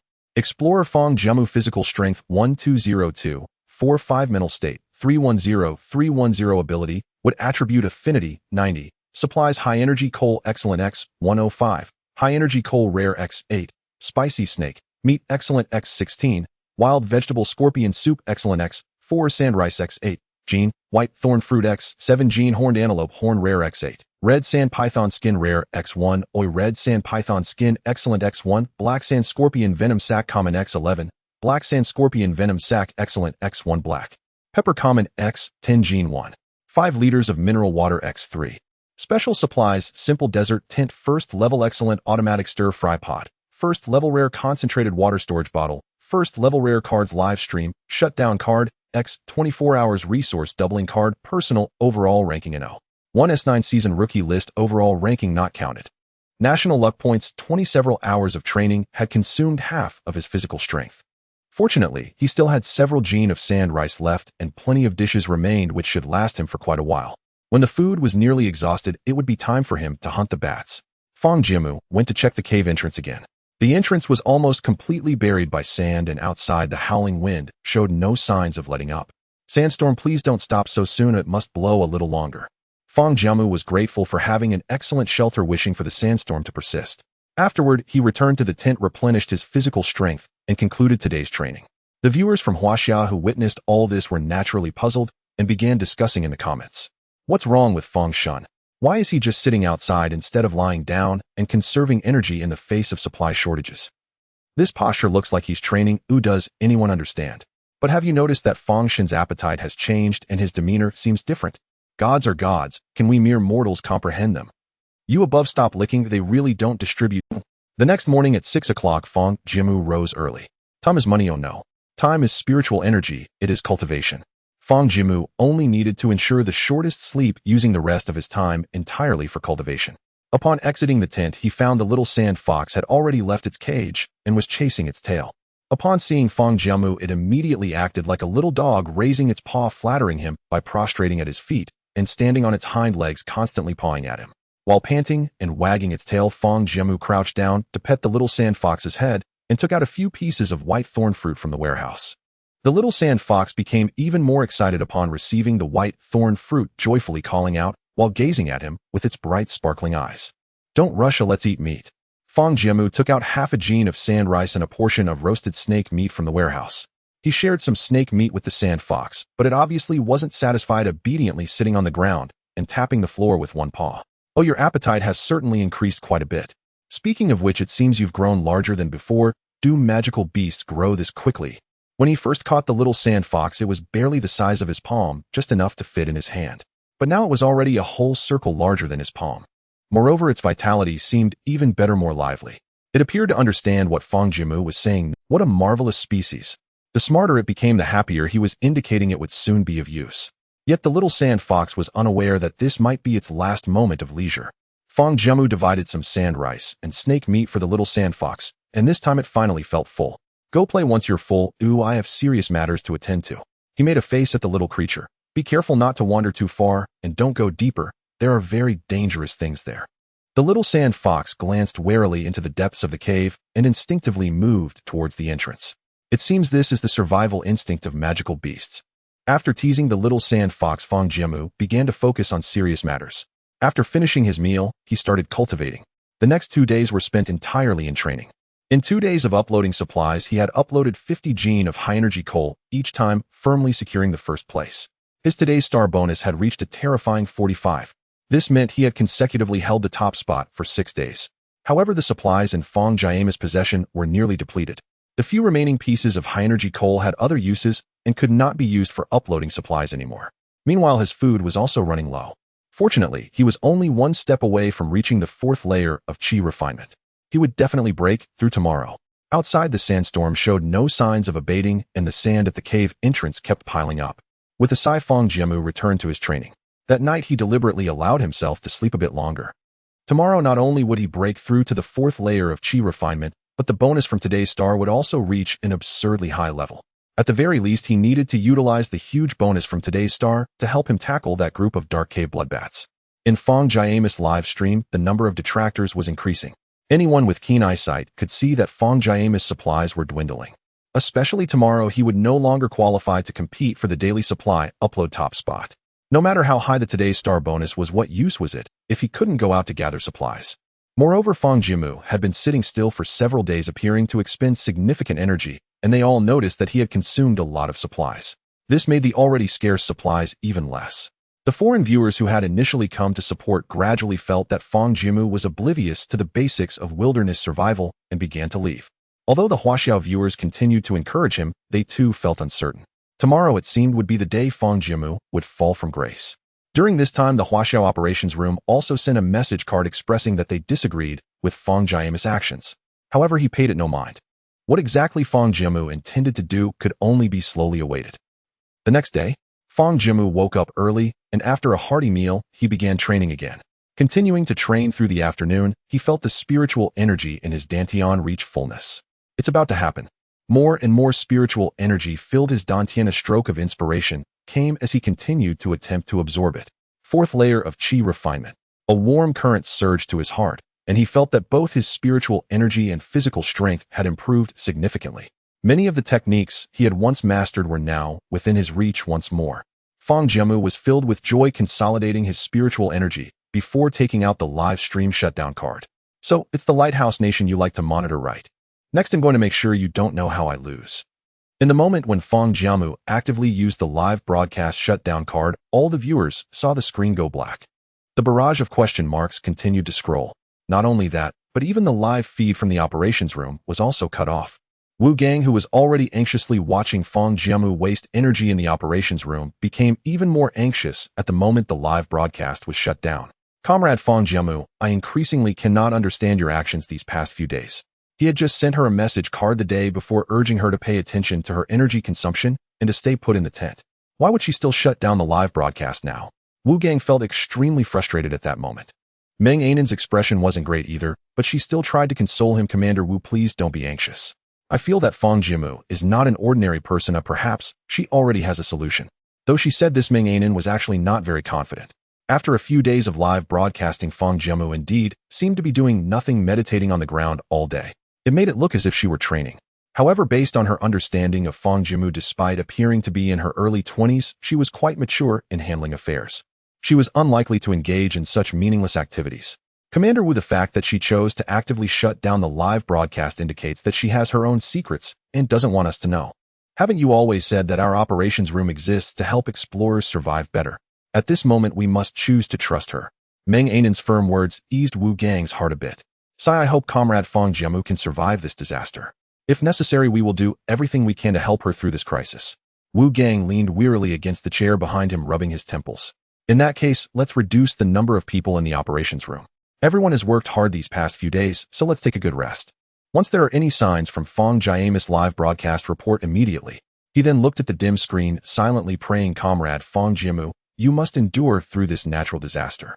With the news of Fang Jiamu actively using the live broadcast shutdown card leaking, the lost popularity in the live broadcast room began to surge again. What's wrong with Fang Jiamu? Why did he suddenly use the live broadcast shutdown card? Brothers, seeing Fang Jiamu slacking off these days has put me in a bad mood. I can hardly eat, even though there's not much food at home. Fang Jiamu must know he can't survive under the sandstorm disaster, so he chose to stand and die. What do you know? The actions of a god are beyond the understanding of mere mortals. It's you again up there. You're really Fang Jiamu's diehard fan. The barrage from the Chinese audience was still relatively normal, but the foreign audience's comments had begun to turn sarcastic. Samba country Dexawa, I initially thought Fang Jiamu would find a way to escape the predicament, but it seems he has truly wasted our feelings. Sakura country Jianjian Xia, I said long ago not to sympathize with other countries too much. A few days ago I said something bad, and as a result I was bombarded with hundreds of comments. Sunset country Mora, Fang Jiamu has no supplies left. He has uploaded everything he needed to upload to Huaxia. I suspect he used this live broadcast shutdown card to die with some dignity. Bear country Kakeski, if that's the case, I actually agree with him. Fang Jiamu has indeed helped Huaxia earn a lot of national fortune points, temporarily helping the country out of trouble. Even in death, he must die with dignity. We in Bear country love such tragic heroes. Huaxia country Suxia, you all have gone too far. On what basis do you determine that Fang Jiamu is finished? His actions are beyond the comprehension of ordinary people. In a concentrated shelter, a girl only about 15 or 16 years old had been watching Fang Jiamu's live broadcast for several days. She had been observing Fang Jiamu's actions all along, although she didn't understand why Fang Jiamu would do this. In her eyes, Fang Jiamu was like a divine being, and she firmly believed that he had a plan in place. It was just that they ordinary people couldn't understand it. Especially after he used the live broadcast shutdown card, she became even more convinced. So whenever someone questioned Fang Jiamu's actions, she would send a barrage. The actions of the god are beyond the comprehension of ordinary people. At this moment, the doubts surrounding Fang Jiamu had reached their peak, but Suxia still chose to believe without a doubt. After sending this message, she put down her phone and looked worriedly at the sickly middle-aged man beside her. The middle-aged man seemed to have become extremely emaciated due to prolonged malnutrition. Father, Comrade Fang Jiamu will save us. Everything will be all right. Suxia, though also thin, had slightly more vitality than others. Clearly, this father often gave part of his food allocation to the little girl whenever official supplies were distributed. Suxia clasped her hands together and slightly bowed her head in prayer. Comrade Fang, do your best. After shutting down the live broadcast, Fang Jiamu immediately felt much lighter. After all, his survival was being live-streamed in front of millions, and he was quite attentive to his image. He had clearly become a target of other countries, and there were some secrets he did not want other nations to know for the time being. With the enemy in the open and him in the dark, it would be easier to counteract their targeting. Especially after learning of the existence of disaster cards, Fang Jiamu knew that even such cards existed. He had to take precautions in advance. After his cultivation improved to the 4th level of Qi, refining his personal panel also showed new changes. Explorer Fang Jiamu. Physical strength, 150,310. Mental energy, 401,401. Ability wood element affinity, 90. Supplies high energy coal mine excellent X5, high energy coal mine rare X8, spicy snake, meat excellent X3, white thorn fruit X3, gene horned antelope horn rare X8, crimson sand python skin rare X1, crimson sand python skin excellent X1, black sand scorpion venom sac normal X11, black sand scorpion venom sac excellent X1, black pepper normal X10, gene 1. 5 liters of mineral water X3. Special supplies simple desert tent tier 1 excellent automatic stir fry pot, tier 1 rare, concentrated water storage bottle tier 1 rare. Title star of the day 5. Overall personal ranking in 1 S9 season rookie leaderboard, total leaderboard, not included in the ranking. National fortune points 30. As his cultivation improved, Fang Jiamu felt a surge of strength, moreover with the substantial C of consciousness bonus from being the star of the day. Dark Cave Bloodbat, I hope you can drop me some good items. Fang Jiamu revealed a wicked smile as he lifted his foot and walked deeper into the cave. Fang Jiamu walked deeper into the cave and soon saw a swarm of dark cave bloodbats ahead. Perhaps they sensed the sandstorm occurring outside, as they were much calmer than before. He scanned the area with his divine sense. Tonight I will lose the title of today's star. I must eliminate this group of bloodbats before the title is lost. Indeed, the expanded divine sense was powerful. Fang Jiamu not only accurately detected how many dark cave bloodbats there were in total, but he also calculated the size of the territory they occupied. Moreover, the condition of the bloodbats seemed quite poor, likely affected by the chaotic spiritual energy from the sandstorm. The number of bloodbats was roughly over 500. Among them, there were also 7 rare-level bloodbats. With this scale of bloodbats, no matter where they were placed, they would only know to flee. It could be said that this group of bloodbats was the natural guardian of this mine. At the bottom of the cave, there was also a considerable amount of night-bright sand. It seemed everything was paving the way for Fang Jiamu's upcoming actions. What Fang Jiamu intended to use was fire. Using fire to catch them like fish in a barrel, allowing him to reap the benefits from the outside. The idea was set. He had plenty of dry branches left in his hands along with several pieces of high-energy coal, and the rare-grade coal had not been uploaded yet. He used the object control technique to scatter the dry branches and coal on the ground and set them on fire. Once ignited, the fire would cause explosions with the nitrates in the night-bright sand. How spectacular the explosions would be, Fang Jiamu could hardly imagine. Previously, he had refrained from doing so because his strength was insufficient to spread the coal further away. He also had to think about how to approach without being detected by the bloodbats, and ultimately how to prevent them from escaping. However, now that he had cultivated to the 4th layer of Qi refinement and his strength had improved, he could do it. After probing with his divine sense again and confirming everything was in order, Fang Jiamu began his actions. Divine power. Do not perceive me. Do not perceive me was a stealthy divine power Fang Jiamu had learned. Its function was to block the opponent's probing of him, concealing his aura for ambush. Under normal circumstances, it could even alter one's appearance. After using Do Not Perceive Me, Fang Jiamu's aura was minimized, and he gradually approached the swarm of bats without being detected.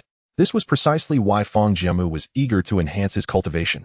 Only with his cultivation improved could he activate the divine powers he had once learned.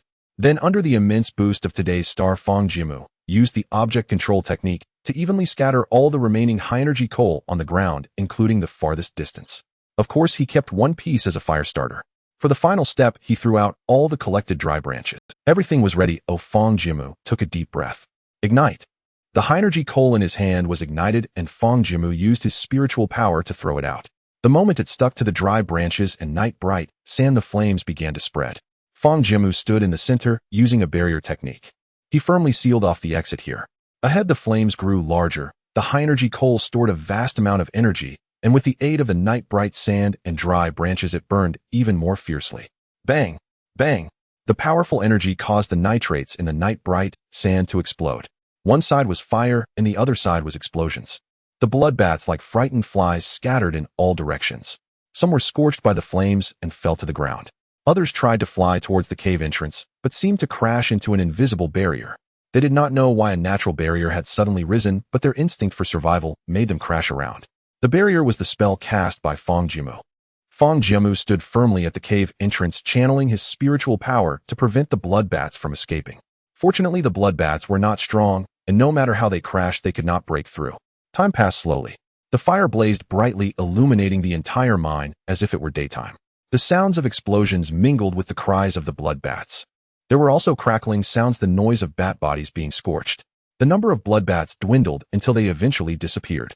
Only a small number of bloodbats accidentally escaped from the other side. However, those few bloodbats no longer posed a threat to Fang Jiamu. In the end, the sounds of bloodbats completely vanished, and the bat corpses on the ground had even been burned to charcoal. The flames had not yet burned out. Fang Jiamu's spiritual power was nearly exhausted, so he retracted the barrier, sat down, and began to recover his spiritual power. It was unclear how long it had been, but the fuel had finally run out, leaving only a few embers and wisps of gray smoke. Fang Jiamu's spiritual power had fully recovered, and he turned his gaze to several wild treasure chests ahead. He couldn't help but curl the corners of his mouth into a smile. Finally, I've succeeded. He walked over and began to collect the treasure chests. Obtained wild treasure chest, first tier, excellent, X9. Obtained wild treasure chest, first tier, rare, X3. Wow, what a great harvest. 9 excellent grade treasure chests and 3 rare grade treasure chests. Fang Jiamu knew that there would definitely be food supplies in the wild treasure chests. Just in time, he was almost out of supplies.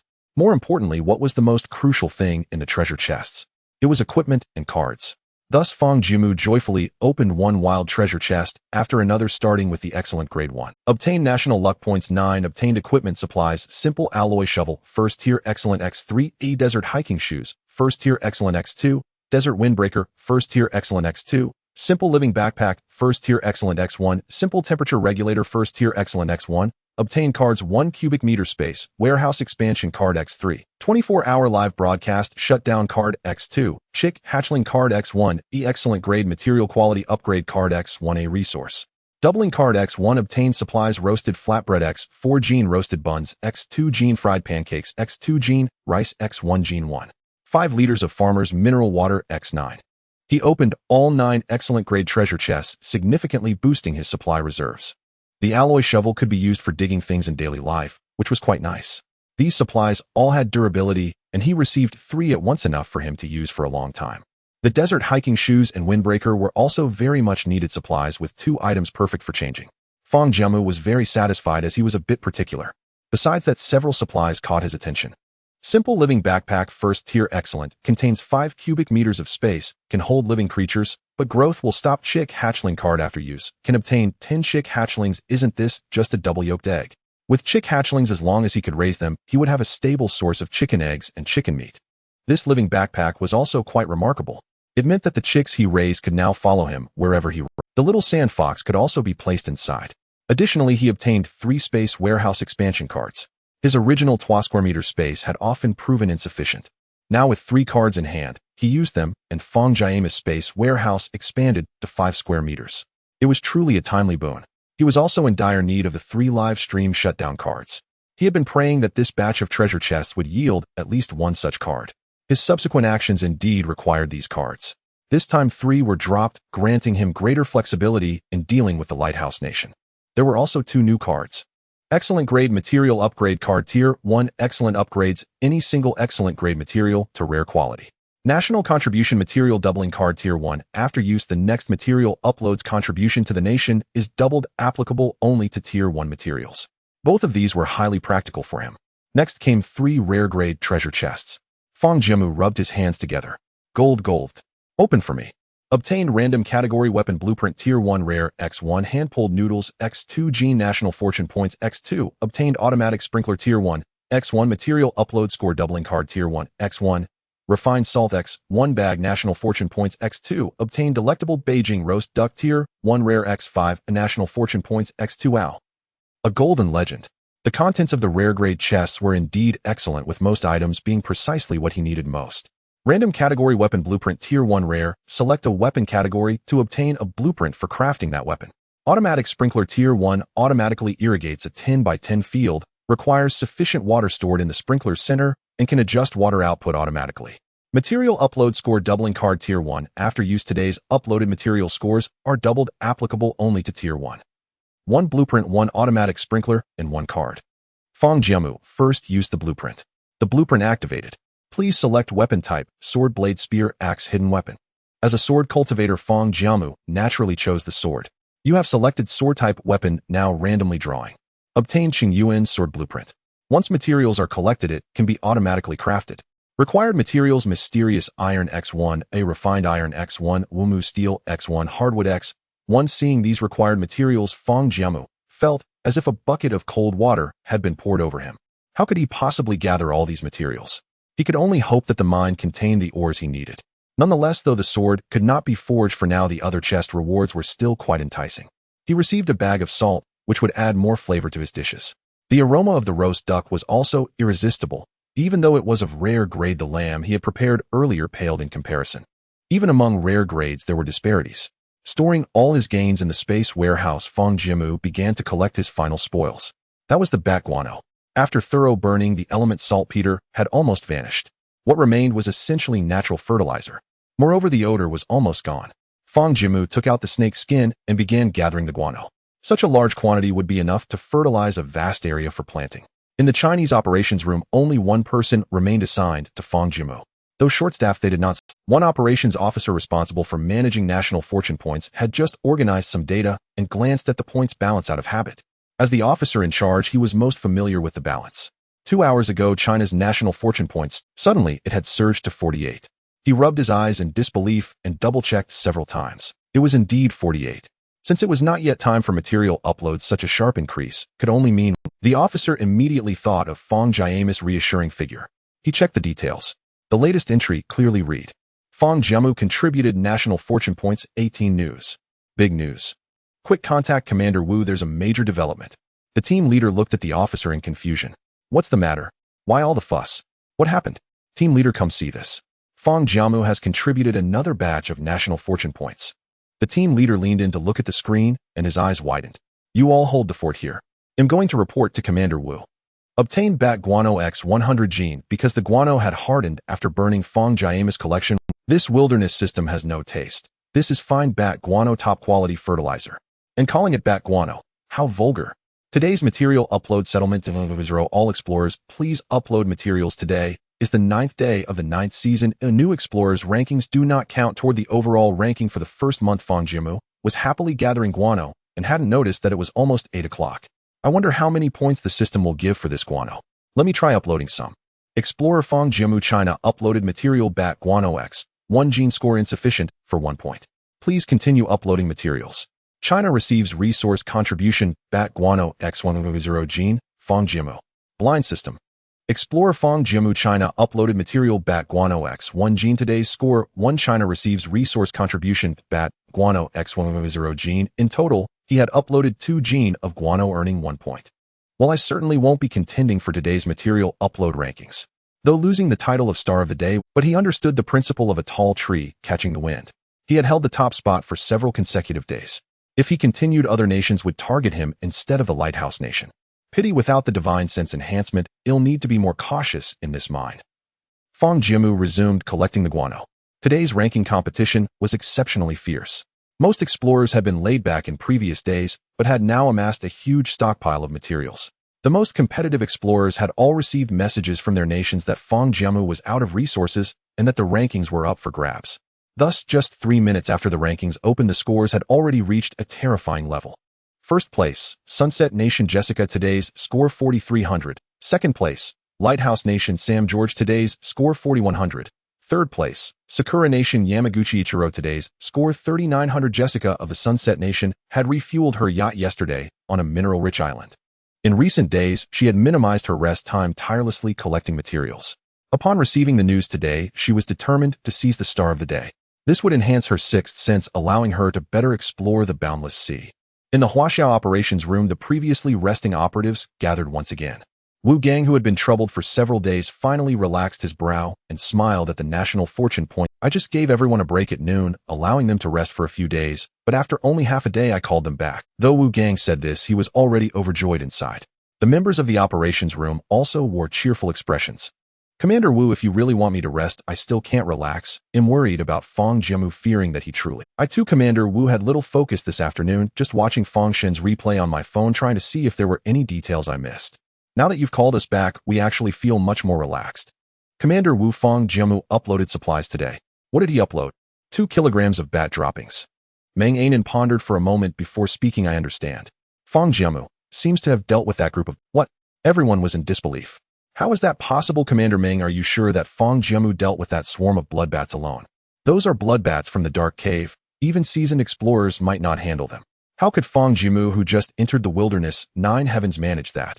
Even Wu Gang couldn't help but doubt. Meng Jiji, your claim is indeed too exaggerated. Do you have any? Meng Anan adjusted her glasses. At first I wasn't sure, but the bat droppings that were just uploaded make me more certain. I believe this is Fang Jiamu conveying a message to us. His ability to collect bat droppings indicates that he has successfully dealt with them, although I don't know what method he used. Moreover, the surging national fortune points likely mean he has opened a wilderness treasure chest. The reason he closed the live stream should be that his methods are not suitable for others to know. Meng Anan's analysis was thorough, and the crowd nodded frequently.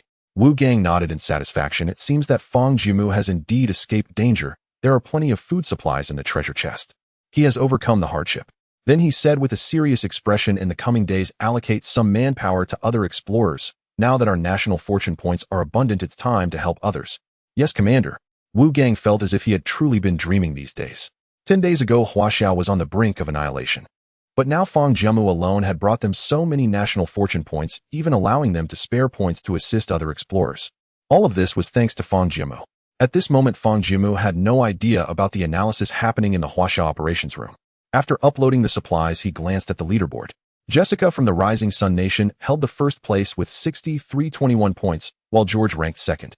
With his star of the day missing, he felt his divine sense had indeed shrunk considerably.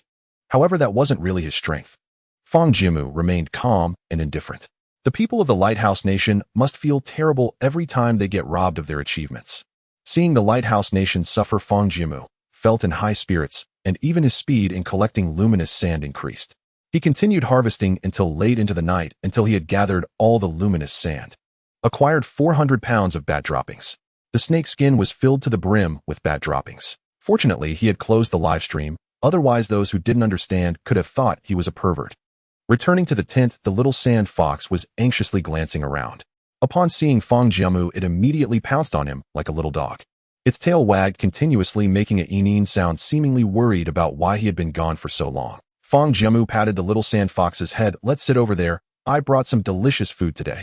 The little sand fox immediately complied. Fang Jiamu took out the rare roasted duck from the rare treasure chest. A rare treasure chest yielded only 5 portions of roasted duck. He wanted to see if this roasted duck was, but I must say this roasted duck was quite elaborate. The entire roasted duck was cooked to the point of sizzling with oil, even emanating heat. The roasted duck was sliced into pieces rich in flavor, served with shredded cucumber and scallions, and paired with sweet bean sauce and sugar. It even came with spring pancakes. Exquisite, truly exquisite. Fang Jiamu picked up a spring pancake, added shredded cucumber, scallions, and duck skin with a little sugar, then topped it off with sweet bean sauce. After rolling it up and putting it in his mouth, an explosion of rich flavors filled his palate. Salty, sweet, fragrant, complemented by refreshing scallions and the thickness of the spring pancake. Delicious. The little sand fox was driven wild with hunger, frantically digging at the ground with its forepaws. Fang Jiamu rolled up another portion and placed it in front of the little sand fox. The next morning, outside, the wind howled mournfully. Fang Jiamu got up and first glanced at the little sand fox, finding it still asleep. Using his divine sense to probe, he discovered its aura fluctuating intensely, and it seemed to be shifting towards a positive direction. Moreover, its size had grown significantly compared to yesterday. Fang Jiamu did not pay it any more mind and began his training for the day. Last night, he had been contemplating whether to delve deeper into the mine or continue his cultivation. After weighing his options, Fang Jiamu chose to continue cultivating amidst the sandstorm. After all, he had ample resources at hand, and the sandstorm contained a wealth of energy. It is said that sharpening the axe does not delay the work of cutting firewood. By enhancing his strength, first exploring the mine would be much safer. Without hesitation, Fang Jiamu sat cross-legged and resumed his cultivation. Suddenly, a prompt appeared. The live broadcast card will expire in 10 minutes. This unexpected reminder made Fang Jiamu recall the matter of the live broadcast card. He still had 2 cards left, but he did not plan to use them further. The moment the broadcast started, a massive influx of viewers rushed in. Finally, Fang Shun has started the broadcast. I have been waiting for this day with great anticipation. Has any keen brother noticed that the national fortune points have increased by 18 points? Could it be Fang Shun's doing? Who knows? The authorities have not announced anything. Why is Fang Shun in this posture again? Has he been... I wonder what Fang Shun has been doing for the 24 hours he closed the broadcast. Did he really manage to acquire those national fortune points? It's driving me crazy. Can we mere mortals understand Fang Shun's actions? There you go again. In the operations room of the Lighthouse Nation, Mr. President, the national fortune points of Huaxia. A soldier approached Hapu, nervously stammering his report. Hapu angrily grabbed a large stack of documents from the table and hurled them at the researcher. The papers fell like snowflakes. The researcher stood there timidly, not daring to continue. Mr. President, please don't be angry. There is currently no evidence that Fang Jiamu acquired the national fortune points of Huaxia. It seems unlikely that Fang Jiamu could gain 18 national fortune points in just 24 hours. I believe it's just that other explorers from Huaxia had good luck and found treasure chests in the wilderness. A politician stepped forward to somewhat placate Hapu. However, Hapu was not convinced. With a stern face, he said, "Did you send anyone to record the live broadcasts of other explorers from Huaxia? Haven't you learned enough from the last time Fang Jiamu suffered losses?" As he spoke, his emotions flared, and he shouted loudly, "Do I have to arrange everything? You and..." Hapu angrily pointed at the politicians present. "You factions of doves and hawks argue daily, claiming it's for the country, but aren't you really just fighting for power?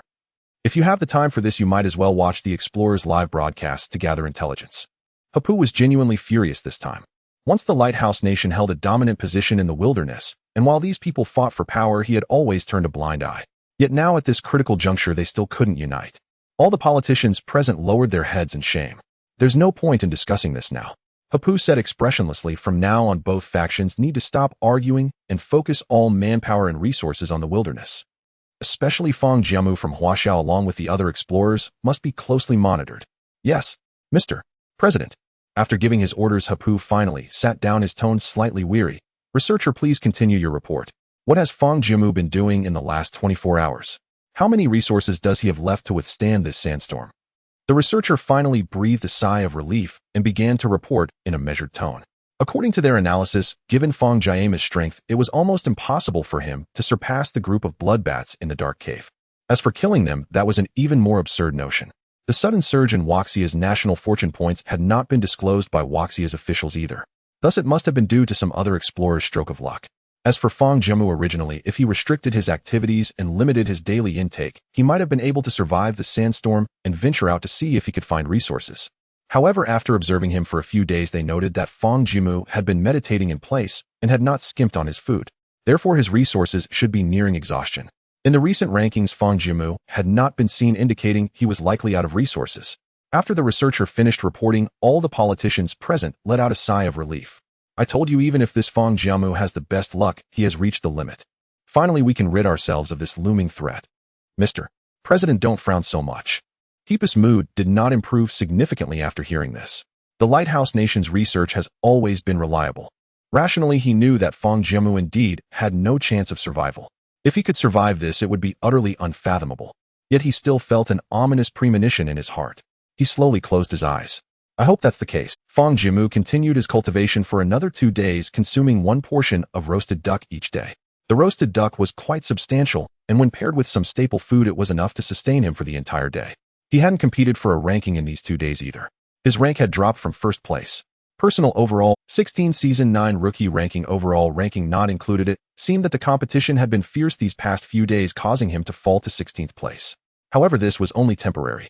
Once he fully explored the mine, reclaiming the first place would be effortless. During today's cultivation, he could clearly feel that his spiritual power seemed to be waning. This indicated that the sandstorm, which had lasted for several days, was likely coming to an end. If it weren't for Fang Jiamu's lack of resources, he would genuinely hope the sandstorm could last a bit longer.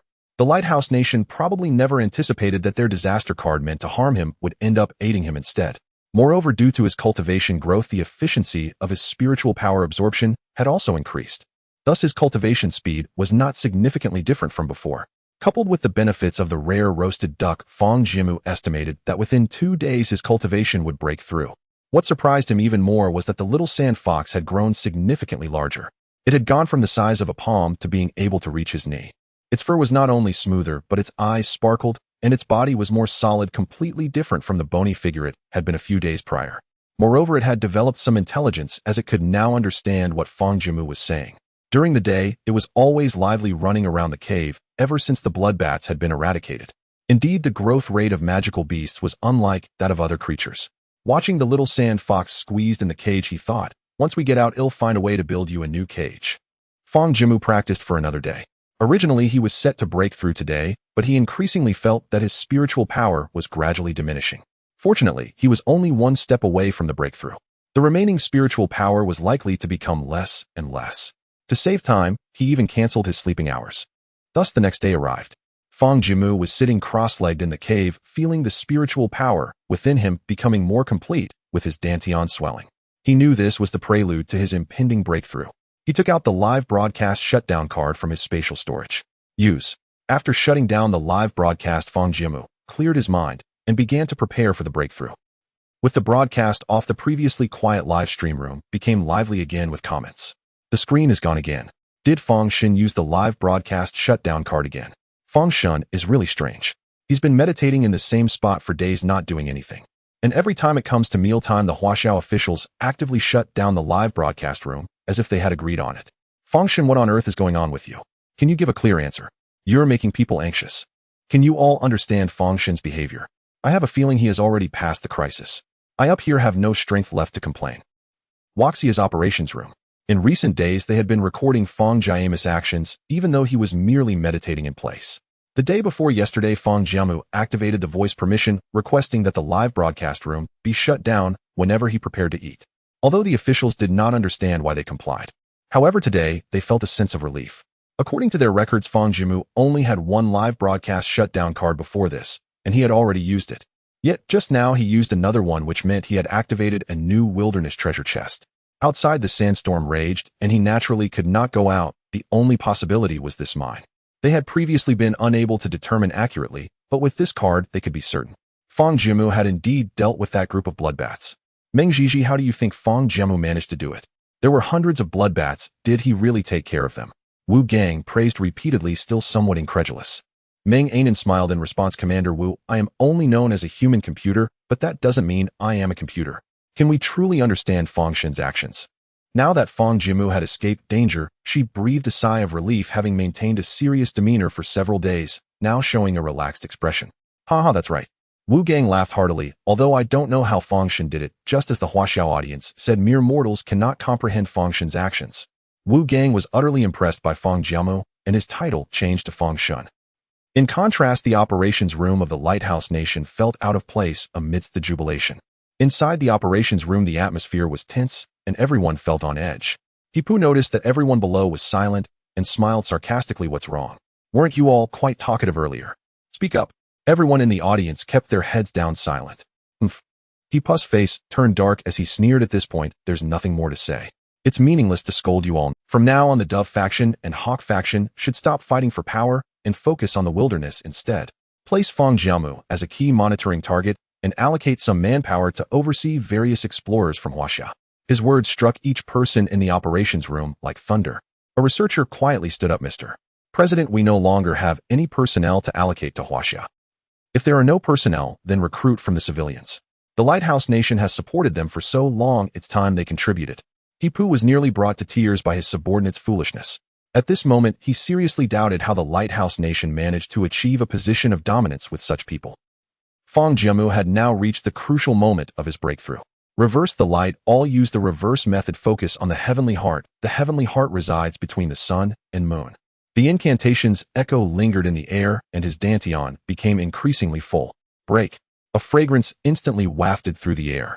Fifth layer of chi refinement. Fang Jiamu exhaled a mouthful of turbid air and jumped up. Boom. He gathered spiritual power in his hand, and with a casual palm strike, shattered the wall to pieces. Fang Jiamu felt his new realm and nodded in satisfaction, finally broken through to the fifth layer of chi refinement. With this cultivation level, using divine abilities will no longer be such a strain. Previously, his two divine abilities, respond to my requests and do not observe me, required a considerable amount of spiritual power. Almost just a few uses would exhaust his spiritual energy. But now that he had broken through, although he still couldn't use his full strength, at least he no longer needed to use it so sparingly. After the breakthrough, Fang Jiamu felt refreshed, and the fatigue from a sleepless night was swept away. In great condition, it was the perfect time to delve deeper into the mine. Thus Fang Jiamu took a step forward and walked into the cave. Soon he arrived at the original roost of the bats. There were still scorch marks everywhere. Last time the blood bats weren't completely wiped out, and some had gathered again here. However, there were only a few. Fang Jiamu quickly killed all the bats. Unfortunately, no wilderness treasure chest dropped. He sat down for a quarter of an hour to replenish his spiritual power and prepared to continue. Next, not knowing what dangers lay ahead, he had to remain in the best condition at all times. After passing the roost, a cave path lay ahead. After walking for another 10 minutes, 3 forks appeared before him. According to Fang Jiamu's nature, he would definitely explore all 3, so it didn't matter which one he chose. Unfortunately, he wasn't being broadcasted now, otherwise he would have had Huaxia officials draw a map for him to save him the trouble and spiritual energy. Fang Jiamu first closed his eyes to carefully feel the spiritual energy emanating from the 3 forks. The spiritual energy felt similar, all abundant in metal-type spiritual energy, with quite a bit of beast aura. Thus Fang Jiamu chose the rightmost fork. As he walked, he opened his divine sense, fully remaining He sensed an unusual aura. Following the source of the aura, he indeed discovered something. It was a large irregular piece of ore about the size of a football. Even more astonishing was that there was a large pattern imprinted on the ore. Self-selected or first-tier random, or can be selected. This is incredibly convenient. I was just worried about where to find the materials for crafting the Qingyuan sword. I was originally afraid that the ores in the mine were insufficient to gather all the materials needed for the Qingyuan sword. As long as I collect a few more materials, I can craft the Qingyuan sword. With a real sword in hand, Fang Jiamu's prowess as a sword cultivator can finally be manifested. Fang Jiamu joyfully pocketed the self-selected ore and continued deeper. Unfortunately, this cave is completely sealed at the end, and there are no paths leading further down. Moreover, there are no more minerals. Fang Jiamu glanced at the time and said, It's getting late today, let's stop here for now and explore another passage tomorrow. Although he only harvested one self-selected, or its value was already quite good, he returned to his tent taking out a bottle of water and a few baked buns from his spatial storage. At mealtime, the little sand fox always looked at him eagerly. Fang Jiamu placed a baked bun in front of the little sand fox. Go ahead and eat. The little sand fox tilted its head seemingly confused and let out a couple of yip-yip sounds. As the little sand fox grew, he gradually began to understand its thoughts. It seems to be dissatisfied. For the past few days it had been eating roasted duck, but now it has turned into a baked bun. It's easier to fall into luxury than to return to simplicity. Little one, roasted duck is a rare delicacy, but it's not something you can have every meal. Make do with this for now. The little sand fox looked at Fang Jiamu, and then at the baked bun, but still began to eat it bite by bite. That's the spirit. If the little sand fox became picky because it was spoiled, that would be troublesome. After eating and drinking enough, Fang Jiamu checked his personal status panel. He had eaten 4 portions of roasted duck out of 5. He left 1 portion behind to upload as supplies and to let his mother taste it. Explorer Fang Jiamu, physical strength 370-390, mental strength 500501, ability wood affinity 90, supplies point gathering Peiping, roasted duck rare x1, a antelope horn rare x8, red sand python skin rare x1, a red sand python skin excellent x1, black sand scorpion poison sac common x11, black sand scorpion poison sac excellent x1. 1 bag of fine salt, 2 kilograms of hand-pulled noodles, 4 kilograms of baked flatbread, 1 kilogram of baked buns, 2 kilograms of cooking cakes, 1 kilogram of rice, 10 kilograms of black pepper. Common special supplies: simple desert tent excellent, automatic stir-fry pot rare, concentrated water bottle rare, automatic sprinkler, first tier Qing Yuan sword, crafting blueprint, simple alloy shovel excellent x3, a desert hiking boots excellent x2, desert windbreaker excellent x2. Simple living backpack excellent, simple thermostat excellent, cards resource upload score double card, first tier 24-hour live stream, shutdown card x1, chick card excellent, material quality. Upgrade C. 38 S9 season rookie list, total list is not included in the ranking. The food on hand is actually not much, but fortunately the sandstorm should be passing in the next couple of days. His mental strength has greatly surpassed his physical strength. The enhancement of physical strength comes from high-quality food and self-training by the explorer.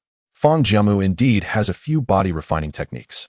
However, once he starts refining his body, the amount of food consumed will be substantial, which is not suitable for his current situation of lacking food. After today's resource upload, Fang Jiamu's ranking dropped to 38. He didn't mind too much and entered the tent to rest, preparing for tomorrow's journey. I hope tomorrow brings great rewards. The next day, the concentration of spiritual power had decreased. Listening to the sound of wind and sand outside, it was getting quieter. It's likely to pass by tomorrow. Fang Jiamu got up early as usual, meditated to restore his spiritual power to its peak, and filled his stomach. He cast a cleansing spell on himself and set off again. Half an hour later, Fang Jiamu stood once more before 3 forked paths. He chose to enter the second one. After walking for about 10 minutes, the cave began to narrow. However, Fang Jiamu sensed an increasingly rich gold attribute spiritual energy. Besides the gold spiritual energy, there was also a mix of some chaotic with spiritual energy. There's a big catch ahead. Fang Jiamu peered through the cave entrance. This path is not short, but he could see a glimmer at the end. It's important to note that this cave has been pitch black all along. He had been using the golden light technique to advance. Without any hesitation, Fang Jiamu turned sideways and walked like a crab. As he entered, it was initially extremely narrow, but then opened up after several thousand steps. This was a vast area resembling a gigantic palace. Scattered throughout were stones that glittered like glass crystals, and the light reflected off them, making the entire cave glow with golden splendor. Just a cursory glance revealed numerous sparkling ores. However, Fang Jiamu did not examine those ores closely. Instead, he felt a sense of alertness. For ahead there were 2 creatures resembling turtles, but as large as tigers. Their glass-like carapaces seemed like they were carrying an iceberg. Their amber-colored eyes with 4 cylindrical legs adorned with sharp spikes. Crystal armored beast, first tier rare. Its back is composed of heavy crystal armor often found in ore veins with extremely high defensive power and is highly dangerous. There is a high probability of dropping wild treasure chests upon defeat. Fang Jiamu narrowed his eyes, slightly searching for the weaknesses of the crystal armored beast. The dry branches on him had already been used up, preventing him from utilizing his divine ability. The do not investigate me technique is not suitable for combat. The crystal armored beast was also carefully observing Fang Jiamu, seemingly judging him. As long as Fang Jiamu returned through the narrow cave behind him, the crystal armored beast's size would definitely prevent it from squeezing through. However, Fang Jiamu really did not take this crystal armored beast seriously. Now that I'm here, what does it mean to think about leaving? If Fang Jiamu were still at the second or third layer of qi refinement, he might not have even hesitated and would have run away immediately without looking back. But now he is no longer the same. As a fifth-layer qi refinement cultivator, why would he fear these two crystal-armored beasts? The crystal-armored beasts sensed the hostility of this unknown creature and were the first to raise their claws to charge at Fang Jiamu. It must be said that although the crystal-armored beasts appeared very heavy, their sprinting speed was surprisingly quick. The two crystal-armored beasts attacked simultaneously, one from the left and the other from the right. Fang Jiamu effortlessly dodged with a swift movement. He then took out the excellent-grade alloy shovel he had previously opened from a wilderness treasure chest. This alloy shovel should barely qualify as a weapon, he thought. At this moment, he could only rely on the one somewhat sturdy alloy shovel. With the alloy shovel in hand, he assumed a battle stance. The crystalline armored beast showed no signs of fear and charged at Fang Jiamu, again, its massive claws cutting through the air with overwhelming force, aiming directly at Fang Jiamu's chest. Clang! Fang Jiamu held the alloy shovel and gently blocked, precisely intercepting the crystalline beast's claws, producing a deafening sound. Alloy shovel stage 1, excellent durability, 80100. Just that one block reduced the shovel's durability by 20. It seemed it wasn't suitable for use as a weapon after all. A tremendous wave of air surged, causing Fang Jiamu to stagger back a few steps, his arms numb and his energy surging, clearly injured by the force of the crystalline beast. Hiss! What immense strength! My physical power is still too weak. I need to enhance my physique later. The crystalline beast remained unfazed, continuing its charge at Fang Jiamu, its claws swinging wildly, each strike packed with power.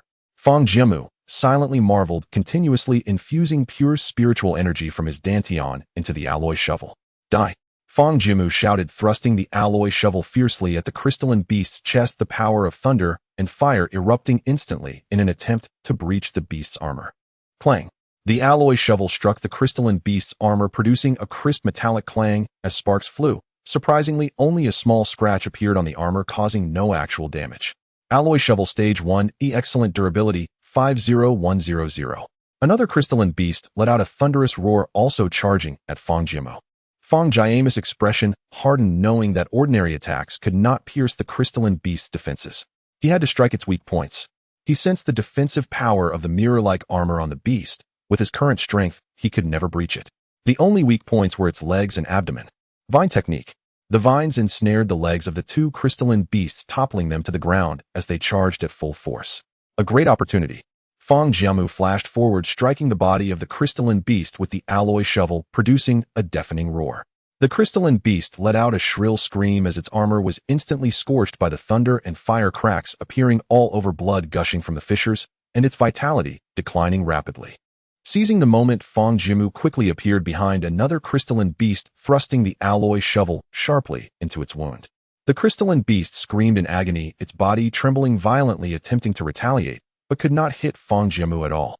Fang Jiamu gave it no chance to breathe, continuously stabbing with the alloy shovel. Before long, the crystalline beast was drenched in blood. Unable to hold on any longer, it crashed heavily to the ground, emitting a dull thud, completely losing its life. Alloy shovel stage 1, excellent durability, 10100. This alloy shovel is too fragile. Its durability has depleted after just a few strikes. Fang Jiamu stowed the alloy shovel away, and the bodies of the two crystalline beasts vanished, leaving behind a treasure chest. It was a rare-grade wilderness treasure chest. Open. Acquired defensive fence stage 1, rare x 100 meters, 24-hour live stream, shutdown card x1, baked bun x2, national luck points x2. Defensive fence. Fang Jiamu clicked on the description of the defensive fence. Defensive fence stage 1, a rare, provides concealment of certain auras and defensive capabilities. This is a good item. Fang Jiamu was quite satisfied with this fence. 100 meters of fence would be enough to enclose a small field of 25 by 25. Although it's not much, as long as Fang Jiamu collects more, he can build one large farm after another. After securing the items, Fang Jiamu began to survey his surroundings. The reason the entire cave was so bright was due to luminous stones. Moonlight stone, apart from being luminous, it has little other use. When placed in sunlight, it can recharge its light energy. There were also many glass-like crystals reflecting light, making everything shimmer. There were no explanations for the glass in the wilderness. The moonlight stone should still have some use. Fang Jiamu planned to take some with him when he left, as it could serve as light. Fang Jiamu also discovered that the walls and ground in this area were mixed with stones of different materials. He approached to take a closer look. It's actually fine iron. Fine iron stage 1, a rare, a high-purity, low-carbon quality iron material. Fine iron is precisely one of the materials needed for the Qingyuan sword. Moreover, there was quite a lot of fine iron in this place. Fang Jiamu sat down for a moment to recover his spiritual energy, took out the alloy shovel, and began to mine the fine iron. Acquired fine iron stage 1, Oi Rare X40. Fine iron was embedded in the walls, making it somewhat troublesome to extract. Fang Jiamu spent 3 hours collecting all the fine iron in this area. The first alloy shovel was rendered useless. However, it was all worth it. After completely mining the fine iron, he had harvested 40 pieces. When uploading materials today, he could check how much the fine iron was rated. Although fine iron is useful, I won't need much for now. After uploading it, it should greatly contribute to the nation's technological development. What a bountiful harvest. Fang Jiamu was very satisfied and collected some glass and moonlight stones as well. Acquired moonlight stone X8. After finishing his work, his stomach started rumbling again. Since his strength increased, Fang Jiamu's appetite had grown larger. He sat down, took out 1 gene of steamed cakes, and had a hearty meal with water. I need to find some other food. Eating just cakes isn't nutritious enough. After eating to his fill, Fang Jiamu continued on his journey. Ahead there was some gentle spiritual energy. It seemed there was no danger. As he walked further, the path ahead grew darker, prompting Fang Jiamu to take out a piece of moonlight stone. The air's humidity began to rise, carrying a hint of coolness. The further he walked, the more pronounced the dampness became, and he even began to see some moss-like and bath. Fang Jiamu felt a surge of joy. There might be underground water ahead. With a water source, cave plants could potentially grow. Thus he quickened his pace and ventured deeper. After walking for a few minutes, a scene of greenery unfolded before him. Algae, moss, and fern plants grew quietly. A subterranean river flowed gently. Fang Jiamu casually took out a live broadcast closing card. Using it, he closed the live stream for the day once again and continued on his journey. As he walked further, the scenery opened up. In a damp and cold corner of the mine, a variety of shadow-loving plants thrived, nourished by the steam rising from the overflowing underground river. Between the folds of the rock wall and the crevices by the water, layers of mosses of varying shades were spread out. Shades of azure, dark green, and gray-brown intertwined, thickly covering the rough stones. On both sides of the stone gaps and riverbanks, ferns grew in abundance, their long feather-like leaves extending in layers with clear veins and slightly drooping edges, quietly falling in the stillness of the windless underground, adding a touch of vitality to the dim mine. In dark, light-shielding corners beside decayed stone blocks and damp tree roots, a few purple mushrooms sprouted sporadically. The river flowed gently, droplets ticking away, and the damp air was mixed with the earthy scent of humus, wet moss, and the unique subtle tang of fungi. Ferns Tier 1 common, rich in dietary fiber with decent nutritional value. Purple gold silk mushroom Tier 1 rare, a rare type of mushroom that looks vibrant in color, yet is indeed edible and tastes exceptionally delicious. To think these are rare grade mushrooms. And there are quite a few of them. Although the purple gold silk mushrooms were not large, they were abundant. The rare grade quality meant the taste would not be subpar, and mushrooms were generally quite delicious. Harvest ferns Tier 1 common X40 gene. Harvest purple gold silk mushroom Tier 1 rare X10 gene. Fang Jiamu had gathered a large amount of ferns, almost clearing this entire patch. I can use the purple mushrooms and ferns, add some rice to make a wild vegetable mushroom porridge. Now that I have salt, the taste will surely be exquisite. Almost at the moment of harvesting, Chef Fang had already thought of the corresponding dish. The path ahead began to narrow, but in the distance there was a faint yet pure wood spiritual energy. The wood spirit root, as a heavenly root, has a strong, innate sensing ability for spiritual energy of the same attribute. Thus, in the realm of cultivation, he could always find heavenly materials with his instincts. At this moment, his wood spirit root was resonating strongly. Fang Jiamu knew that at this time there must be a precious treasure ahead, and it would be very beneficial to him. Ahead lies great danger, but I must press on. After a brief rest, he replenished his spiritual power and moved forward again. In the depths of the dark, deep mine, the rock layers were pressed and piled up with rough, jagged stone walls covered in damp green moss, and loose stones rolled down the walls sporadically. The underground river flowed clear, yet was icy cold, with the surface glimmering faintly. The cave was eerily quiet, with almost no sound of wind. Water droplets continuously dripped from the cave ceiling, ticking away in a slow, lonely rhythm. The river twisted into the dark depths, the end of his vision, merging into an inky darkness, with only the faint dark light refracted from the water's surface barely outlining the winding contours of the river, serene and desolate. Fang Jiamu's heart raced. The resonance from his spiritual root was becoming increasingly intense. What's that? Inwood. Ahead, a few pieces of dark wood lay scattered across the rocks. If one did not look closely, an ordinary person would merely think it was a piece of regular wood. However, Fang Jiamu, well-versed in such matters, recognized it immediately as high-quality Yin wood. In the sky as wind, on the earth as grass, this is Yin wood. Wood is also a type of hardwood excellent for crafting weapons, making it a superb material. Moreover, there were several pieces of wood here, allowing him to craft other items if he wished. Harvest damp hardwood X6. Fang Jiamu couldn't help but grimace. Once again speechless, this wilderness system truly lacked appreciation for valuable resources. Having collected the wood, all he needed next was to gather either Xian iron or Wuyo steel, and he could forge the Qingyuan sword. In high spirits, Fang Jiamu finished harvesting in this area and began to head back. Upon returning to the tent, Xiao Sha, who happily greeted him, wagging its tail continuously and panting, it seemed to be hungry. Don't be anxious, let me cook first. There's something even more important to do before cooking. It was time for uploading supplies. Today's supply upload settlement 001000. All explorers, please upload your supplies. Today marks the 15th day of the 9th season. New explorers' rankings do not contribute to the total ranking in the first month. Fang Jiamu was the first to upload a portion of fine iron to see how many points he could earn. Explorer Fang Jiamu Huaxia uploaded supplies fine iron tier 1 rare x1. Score 150. Huaxia received resource feedback fine iron tier 1 rare x1000.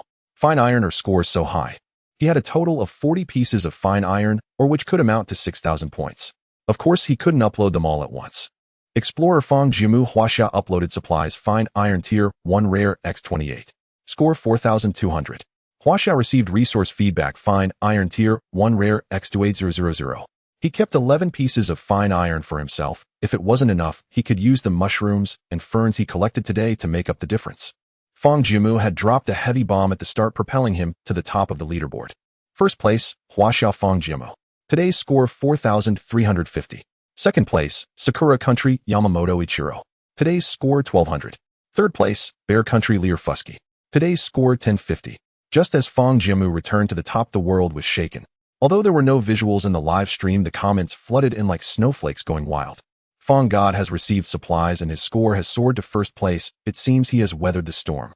I knew it, a Fang God could definitely do it. How many days has it been, folks? The past few days foreigners have been mocking us. It's been so frustrating. Fang God's return to first place should indicate that he has begun exploring the mine. How did he deal with that group of bloodbats? It's killing me. We can't see the visuals in the live stream. I miss Fang God. Fang God's actions are naturally beyond our understanding. I've known it all along. Meanwhile, foreign viewers who had originally mocked Fang Jiamu and Huaxia now looked as if they were constant. They all thought Fang Jiamu had no chance of surviving under the disaster card, yet he had indeed survived. Not only did he survive, but he also qualified to compete for the top spot. It was too strange, they couldn't fathom it even if they racked their brains. Foreign viewers who had originally wished Fang Jiamu well, now had mixed feelings. They simply did not want to see Huaxia perish out of humanitarian concerns. However, Fang Jiamu seemed too powerful, overshadowing all other explorers from different countries. This also meant that explorers from their own countries could not compete with him for the title of Star of the Day. On one hand was national sentiment, on the other was world peace. However, many foreigners had become fans of Fang Jiamu. After this incident, Fang Jiamu would surely be the foremost explorer of this season. The command room of the Lighthouse Nation. The news of Fang Jiamu once again topping the leaderboard reached Hipu instantly. Defeat. Hipu had never experienced such intense feelings of defeat. The researchers in the command room, along with the politicians, looked as if they had lost their loved ones. Even a lethal weapon like the Tian Zaika failed to intercept Fang Jiamu. It seems that the rise of Huaxia is unstoppable. Hipu spoke with unusual calmness. Let's continue to observe Fang Jiamu. Next, we should focus on the previous batch of explorers and the reserve explorers. As for George, Hipu tapped twice on George's profile, sent a message card to Ken telling him not to allocate resources to him anymore. Everyone in the room felt a chill. The president must have prepared to abandon him. Poor George. The Primeval Forest. Sam George opened the national fortune rankings for today and saw that Fang Jiamu had scored an impressive 2,800 points right from the start. The name Fang Jiamu was like a malevolent ghost threatening to strip him bare and devour him. In recent days, although he had received help from his brother Ken, he had still managed to claim the title of Star of the Day several times. His total personal ranking remained firmly in first place. Yet no one understood the terrifying nature of the name Fang Jiamu better than he did. The Lighthouse Nation's initial order to him was to obtain the title of Supernova. However, now Fang Jiamu had started to compete for the leaderboard again. Did he still have the qualifications to compete with Fang Jiamu? Would the Lighthouse Nation even abandon him? No, it's impossible. George comforted himself with a glimmer of hope. The homeland has invested so many resources in me. Even if I can't get first place, I'm still solidly in second. Moreover, I've earned many national fortune points for the homeland. They won't abandon me. They won't. George swallowed hard, repeatedly reassuring himself. The other explorers were also stunned to see Fang Jiamu at the top of the leaderboard. In recent days, they had not seen the name Fang Jiamu for a long time. But today that name exploded back to the top. One George was already difficult enough to deal with, and now Fang Jiamu had returned. Why must there be both Zhuge Liang and Zhou Yu? If Fang Jiamu dared to invest so many points right at the start, it meant he had an abundance of resources. In that case, why would they challenge him? They should simply save their resources and wait for the right moment to make a big play. Fang Jiamu was of course unaware of the inner turmoil of the other nation's explorers. He also did not know that other explorers had lost their will to compete with him today. This is the information gap. After he scored 2,850 points at the beginning, the other explorers seemed to have come to a standstill. Their scores were sparse, with the highest not exceeding 2,000 points. Originally, Fang Jiamu felt quite anxious, because the resources he possessed were not particularly abundant.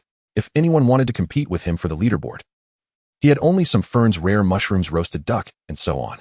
The maximum score from these would barely reach 1,000 points. Fortunately, they were all intimidated by his reputation.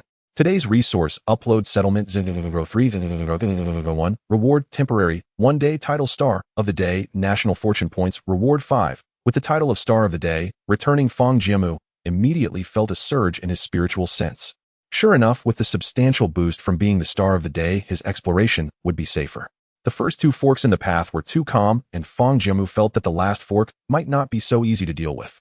Increasing his spiritual sense would bolster Fang Jiamu's confidence. Meanwhile, the little sand fox had already been waiting for a long time. Though it appeared obedient on the surface, it was actually as restless as a cat scratching at its insides. Fang Jiamu smiled helplessly, took out purple mushrooms, ferns, and some rice. He added a large bowl of water to the automatic pot, put in the rice, and began cooking. In the meantime, he chopped the purple mushrooms into pieces and finally chopped the ferns. The automatic pot was highly efficient, and after 10 minutes the aroma of rice wafted through the air. It's the smell of rice. Ew, I haven't had rice in a long time. In the desert, there was hardly any rice, and similar sand rice was not real rice. The rice obtained from the wilderness treasure chest was genuine japonica rice. After the rice was aromatic, he added the purple mushrooms and ferns. The glass collected from the mine today came in shapes resembling shovels, spoons, and bowls, just right for making kitchenware. The pot began to bubble, the freshness of the ferns, the flavor of the mushrooms, and the rice mixed together. Fang Jiamu slowly stirred the porridge with a spoon. Finally, he added a pinch of salt. Fern mushroom porridge, first tier, rare, a nutritious and delicious wild vegetable porridge cooked to just the right thickness and is best enjoyed hot. Fang Jiamu was quite satisfied with his creation. He served a few spoonfuls in front of the little sand fox. Be careful, it's hot. The little sand fox sniffed the mushroom porridge and cautiously began to sip from the edge. Oh, quite clever, it knows to start drinking the porridge from the top. Fang Jiamu noticed that the little sand fox, having been with him for a while, was increasingly resembling him in behavior. Let's give you a name. It's not right to keep calling you little one. The little sand fox stopped eating, tilted its head, and looked at Fang Jiamu with anticipation. Although I want to name you Little Sand based on your species, that's too unremarkable. You were found under the bicei fruit, so let's call you Little Thorn. All right, you will be called Little Thorn. The little sand fox squeaked twice, seemingly pleased with its new name. Time to eat. Fang Jiamu picked up a spoon, scooped up a spoonful of porridge, blew on it, and put it in his mouth. The porridge base was soft, glutinous, and smooth. The ferns were crisp with a hint of wild bitterness, and the mushrooms were soft, fragrant, and rich in texture. Together, they created a refreshing and harmonious blend with a gentle and refreshing taste of greenery. His body felt warm. Not bad, not bad. Though there's no meat, the flavor of the mushrooms is even better than meat. Fang Jiamu was always quite satisfied with his culinary skills. Especially after adding salt for seasoning, the dish became even more flavorful. After eating and drinking to his fill, it was still early, and Fang Jiamu sat cross-legged to cultivate. The little sand fox yawned and returned to its little cage to sleep. He cultivated until nearly midnight, when Fang Jiamu slowly opened his eyes. The concentration of spiritual energy is decreasing. The sandstorm will probably recede tomorrow. Honestly, I'm a bit reluctant to see the sandstorm go. It's been too pleasant for cultivation. Tomorrow I'll finish exploring the remaining mine, and then prepare to go out. Good night. The next day, when Fang Jiamu woke up again, the sound of wind and sand had completely disappeared. After a simple breakfast, he walked to the cave entrance where thick layers of yellow sand had completely blocked the entry. Bang! Fang Jiamu struck the yellow sand with a palm of spiritual energy, intending to shatter it. However, the sand only trembled slightly, shedding a few grains. It seems that a lot of sand has accumulated. To get out, I must first dig away the sand at the cave entrance. What a huge project this is. Although Fang Jiamu could use spiritual energy to move the sand bit by bit, it would consume too much energy. Fortunately, there was a metal shovel in the space storage, and using spiritual energy to manipulate, it would be much more efficient. Oh whoa. Before he could start digging, the little sand fox seemed to have been awakened by the spiritual palm. Fang Jiamu was pleasantly surprised to find that he could completely understand what the little sand fox meant. It was asking him what he was doing. No way. He realized that he could actually pull up a description on top of the little sand fox's head. Pet little sand fox species sand fox description, a growing sand fox with certain sand control abilities. So does this mean? Fang Jiamu hurriedly opened his personal panel. Explorer Fang Jiamu physical strength 31039, 5 mental strength 420510 ability, wood element affinity 90, supplies click to view details, pet little sand fox growing stage personal ranking in 30s9 season rookie list overall ranking not included national fortune points 53. Indeed, the pet section had appeared on the panel. Could it be because I named it? Seeing that Fang Jiamu didn't respond, the little sand fox tilted its head and whimpered twice. In preparing to clear the cave entrance, it's all sand outside. In a couple of days we will get ready to go out. The little sand fox nodded, indicating that it understood. Then it walked to Fang Jiamu's side, its eyes shining with light. The sand in front of him gradually started to dissipate. This is sand control technique. Do real sand foxes have this ability? Could it be that the little sand fox has evolved? The sand fox is a low-tier existence in the hellish desert, otherwise its parents wouldn't have abandoned it. This means that the little sand fox has awakened its abilities by consuming many high-quality foods with me. What good fortune! This ability would be quite impressive in combat. It will help me keep an eye on the land even. After a quarter of an hour, much of the sand at the cave entrance had been resolved, and most of it had been moved deep into the cave by the little sand fox. From Fang Jiamu's observation, the little sand fox's sand control technique was still not very skilled at the beginning. But with continued use, the technique gradually became proficient. Oh whoa! The little sand fox stopped and let out a few gentle calls. Fang Jiamu took out the fern mushroom porridge that he had prepared the previous day from the space storage. Little sand fox, this portion is all yours. After you finish eating, continue until the sand at the entrance is completely cleared. Don't go anywhere until I return. Oh, wait for me at the tent after you finish moving the sand. Oh whoa, don't worry, I will be back. Oh whoa. Fang Jiamu couldn't help but gently rub the little sand fox's head, which felt fluffier and cuter than before. Moreover, he also noticed that the little sand fox had grown a size larger than before. Beasts grow incredible. Fang Jiamu watched the little sand fox enjoying its meal with great joy. Little sand fox raising a soldier for 1,000 days, using it for just a moment. Afterwards, you can be responsible for watching over the fields. Oh whoa. The little sand fox raised its head, calling out curiously. What is a field? No worries. Alright, I'm off now. If you get tired, rest. Don't overexert yourself. I'm leaving now, goodbye. Oh whoa. On the way to the mine, Fang Jiamu was digesting the changes in the little sand fox. First, was it because he named it that it became his pet, or was it because the little sand fox's strength met the basic characteristics of a magical beast that had appeared on the panel? This question could be worth noting. Either check if there is related information from Huaxia or experiment on it. Moreover, he also cared about the little sand fox's abilities. The little sand fox's sand control technique went from unskilled to proficient, and even to the point of becoming increasingly strong. Perhaps it is growth potential. Fang Jiamu originally adopted the little sand fox just to have it guard his fields. But if it really has powerful combat assistance, it would be particularly suitable for desert abilities, perfectly complementing his own. In the future, it might be worth focusing on its development. Fang Jiamu arrived at a fork in the road and chose the third path. This path was much wider than the one from yesterday. Fang Jiamu was quite lucky. After walking for just half an hour, he encountered a high-energy coal mine. He had seen the benefits of a high-energy coal mine. Not only is it useful for himself, but uploading it to the Huaxia authorities can better assist him. Just when he had run out of high-energy coal mine. Additionally, perhaps due to being deeper in the mine, not only were there many high-energy coal mines scattered on the ground, but even on the walls, ground, and cave ceiling, many high-energy coal mines were embedded. The total number was far greater than at the cave entrance. Naturally, Fang Jiamu collected everything as usual. For those embedded in the rocks, he dug them out with the metal shovel. Obtained high-energy coal mine, first stage, excellent X420. Obtained high-energy coal mine, first stage, rare X30. Fang Jiamu was incredibly delighted to have gathered so many high-energy coal mines at once. There are just too many good things in the desert mine. Although there are no food supplies, just relying on these high-energy coal mines is enough to help Fang Jiamu for several days of ranking. This shows that the mineral resources in the desert are the richest. As long as it can develop in the later stages, Huaxia will undoubtedly be invincible. The past Huaxia might have worried about how to survive the early stages. But now with Fang Jiamu, there is no need to worry at all. Right now, the supplies for today's ranking are ready, and even if other explorers obtain a large amount of supplies, they will not be able to compete with Fang Jiamu. Fang Jiamu only needs to act slightly, and that's the limit for all explorers. He hit the road again, and this time he walked for a long time.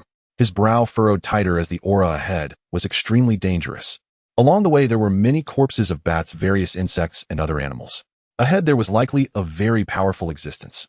The stronger the magical beast, the more likely it is to drop wilderness treasure chests. Aside from the dangerous aura ahead, he could also sense a pure gold-type spiritual energy. The return of the star of today had strengthened Fang Jiamu's divine sense, allowing him to perceive spiritual power much more accurately. Ahead, danger and opportunity coexist. He activated the divine ability, "Do not investigate me," in advance to avoid startling the snake by beating the grass. Fang Jiamu quickened his pace and soon arrived at a cliff. Below was a massive cave. The narrow and dark passage opened up at the end, and he stepped out slowly from the narrow cave, standing at a high cliff overlooking the entire grand underground cavern.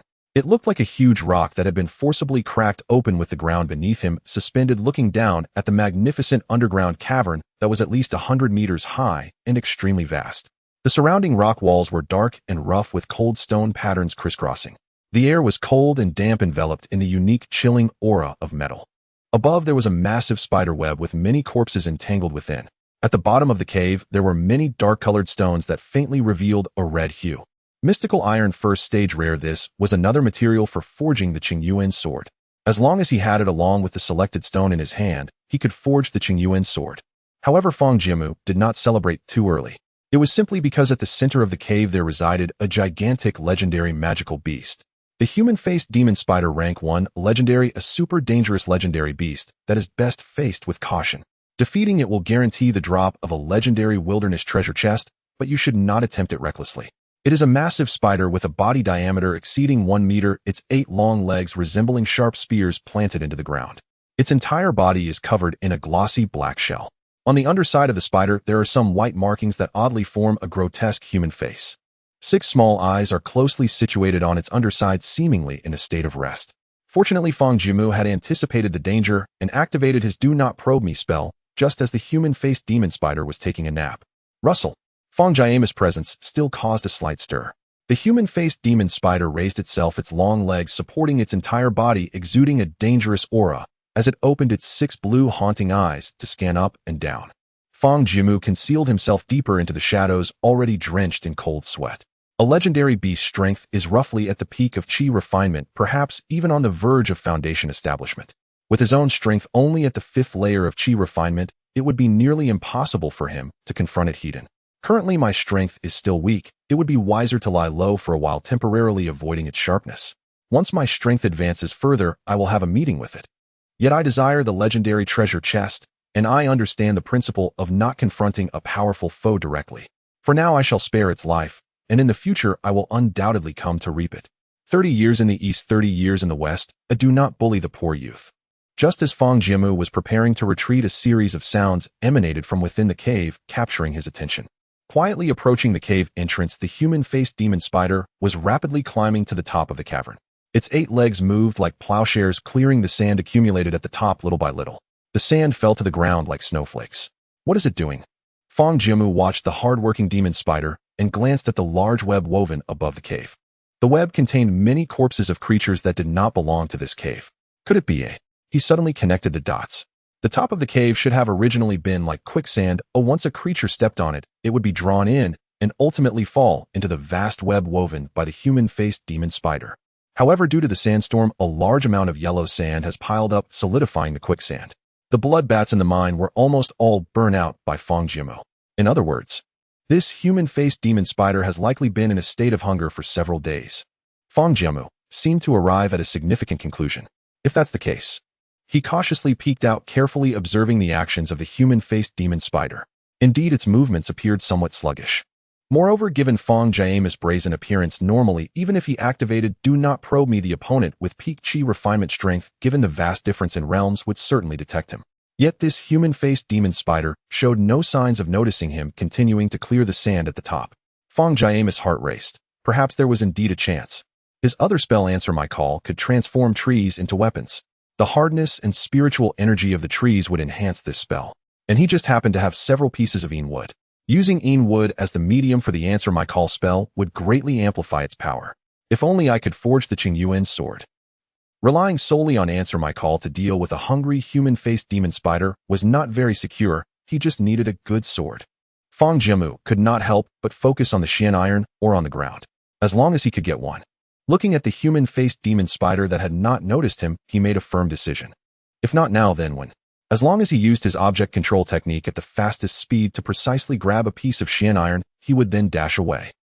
Just then, with the return of the star of the day, his divine sense strengthened. Let's do it. Fang Jiamu lay low for a while longer, taking advantage of the human-faced demon spider being deeply engaged in its work. Give it to me. He aimed at the nearest piece of Xian iron, which was pulled up from the ground amidst a whirlwind. Fang Jiamu exerted his maximum spiritual energy and successfully retrieved the Xian iron. Squeak! The human-faced demon spider was startled by the commotion. Its 8 long legs moved rapidly, even creating a series of afterimages. Fang Jiamu had just grasped the Xian iron, and before he could warm it in his hands, he swiftly placed it into his spatial storage and ran outward at full speed. However, the human-faced demon spider had already locked onto Fang Jiamu's aura and almost instantaneously reached the cave entrance. Damn it, I need to find a way to shake it off. Activating his movement technique, his speed surged by 30%, darting away like a shooting star. The human-faced demon spider clearly had no intention of letting Fang Jiamu escape. Its eyes glowed red, having lost all reason. It had been hungry for several days, and the bipedal creature before it would surely make a satisfying meal. Although the cave entrance was quite narrow, the human-faced demon spider's movements remained agile. Fang Jiamu gasped for air. At this rate, being caught was merely a matter of time. I might as well fight it, Hedon. He retrieved the blueprint for forging the Qingyuan sword from his storage and combined it with the recently acquired Xian iron, fine iron, and Een wood. He also took out the self-select or rank 1 allows for the selection of random ores. Please select the type of ore you desire. Blackwood steel. Selection successful. The self-selected ore has transformed into blackwood steel. A piece of irregular ore with E suddenly glowed with white light. A green piece of ore suddenly appeared in his hand. He placed the last of the blackwood steel into the blueprint. Materials detected as complete. Would you like to forge the Qingyuan sword? Damn it, can you hurry up? Yes, forge quickly. The footsteps behind him grew closer, making Fang Jiamu increasingly anxious. Forging the Qingyuan sword. 0005. 0004. Damn it, how is it still taking time? The silhouette of the human-faced demon spider appeared right behind Fang Jiamu, its front legs suddenly raised and aimed directly at him. All things in the world are at my command. The prepared Een wood appeared in his hand. He chanted the incantation, activating the spell, and the Een wood transformed into a golden sword, chi, bearing an unstoppable pressure. As the spider's front legs were raised, its body involuntarily lifted, as well causing the golden sword chi to strike towards the underside of the human-faced demon spider. The underside seemed to be its weak point. The spider was extremely cautious of its vulnerability and neglected its attack, narrowly dodging this blow. The Qingyuan sword has been successfully forged. Acquired Qingyuan sword rank 1, rare X1. It's done. Fang Jiamu's face lit up with joy as he summoned the Qingyuan sword. The sword's body shimmered with a clear azure hue, long and sleek in form, its texture warm and subtle, yet it concealed a cold, sharp edge. As it trembled lightly, wisps of azure mist swirled around the sword's body, exuding a pure, serene aura that seemed gentle and calm, yet harbored the might of breaking through. A fine sword. Fang Jiamu held the Qingyuan sword in one hand, the golden sword, chi returning, floating beside him and slowly circulating. At this moment, he exuded an ethereal aura truly worthy of the title of the #1 sword cultivator in Lichuan. With the sword in hand, Fang Jiamu was filled with confidence. With a long sword in hand and flying swords assisting him, he finally regained a glimpse of his former self. Now he was invincible. From the perspective of the human-faced demon spider, the bipedal creature before it transformed in demeanor after drawing a long sword. However, its aura and strength were far beneath his own. Although he didn't know what had happened, he couldn't let this opportunity for a meal slip away. It emitted a low growl, attempting to intimidate him. Fang Jiamu remained calm, directing the golden flying sword toward the demon spider's eye, but it easily dodged. Hiss! The human-faced demon spider seemed enraged. This creature repeatedly targeted its weaknesses, which was truly annoying. However, after the earlier probing, Fang Jiamu was now completely certain that this human-faced demon spider had exhausted its silk reserves.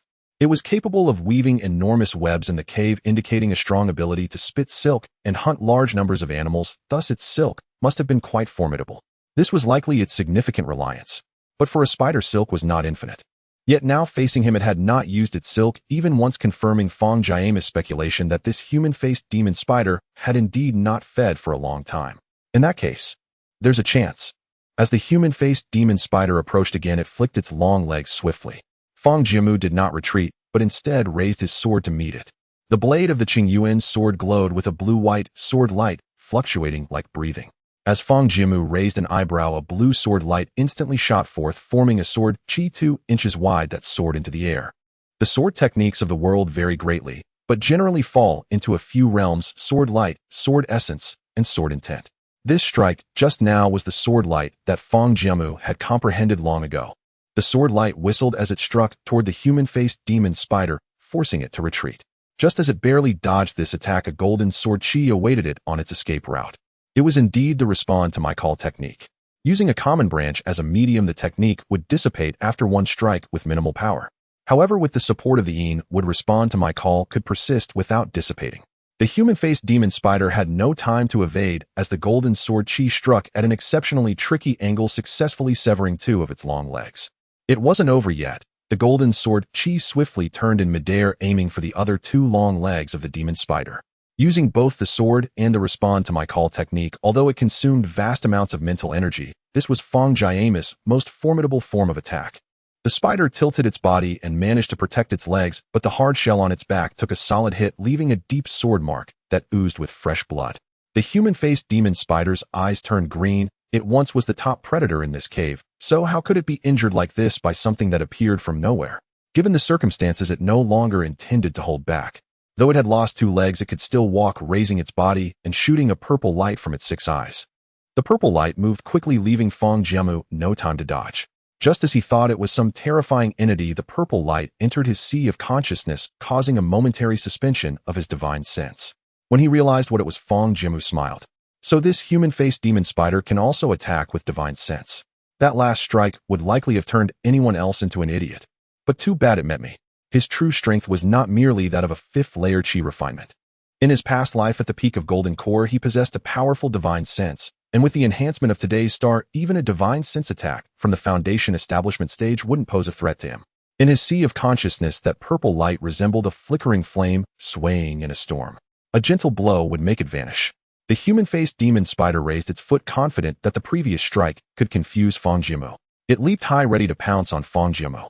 The upper body of the human-faced demon spider was knocked up, naturally revealing its lower abdomen. The vicious human face, formed by white patterns, suddenly magnified before Fang Jiamu, with 6 purple eyes wide open, filled with cold and terrifying light.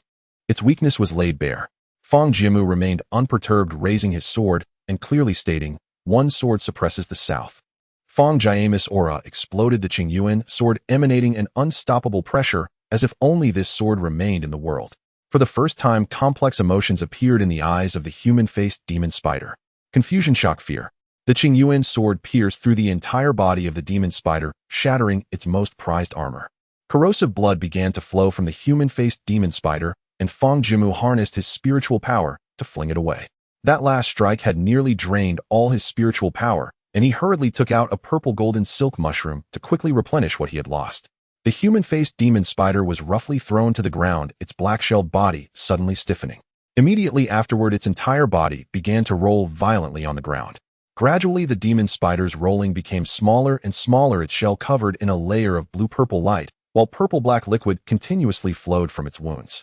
Fang Jiamu consumed a few purple mushrooms. This rare food allowed his spiritual power to recover swiftly, restoring a significant amount in an instant. He certainly would not forget to deliver the final blow. Approaching the human-faced demon spider, he raised his sword and stabbed it several times in various places.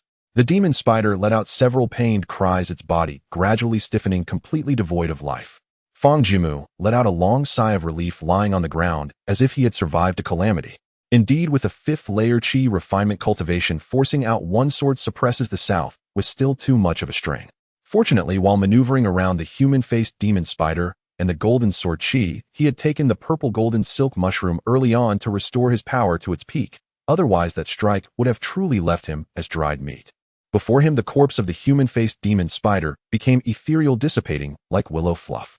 Finally, even the purple liquid completely vanished, leaving behind a golden treasure chest. The chest bore intricate patterns, exuding an air of mystery. Wow, a golden legend. Although the wilderness entries had long warned of treasure chests dropping, Fang Jiamu was still quite excited. What kind of treasure might a legendary chest yield? I can't wait. Wilderness Treasure Chest Tier 1, Legendary. A legendary chest containing the most valuable treasures guaranteed to yield a legendary item, also a reward for your courage. Fang Jiamu rubbed his hands together, continuously praying in his heart. Please give me something good. Acquired. Upon obtaining Sand Dune Off-Road Vehicle Tier 1 Legendary X1 Squirrel Fish Tier 1 Rare X5 a National Luck Points X5. The Sand Dune Off-Road Vehicle Tier 1 Legendary is designed to traverse complex terrains such as deserts and gravel plains, possessing exceptional traction, making it difficult to overturn even when crossing sand dunes with a maximum speed of 80 km per hour on flat sandy ground. Fang Jiamu's eyes widened in astonishment and his heart raced. Wow, he actually got something great. A legendary treasure chest has given him a sand dune off-road vehicle. No more suffering from the sun and wind on the road. If it weren't for the narrow confines of the cave, Fang Jiamu would have taken the sand dune vehicle out for a test drive right now. Fortunately, the off-road vehicle is contained within a solid cube of metal, otherwise he wouldn't have enough space in his 5 square meters.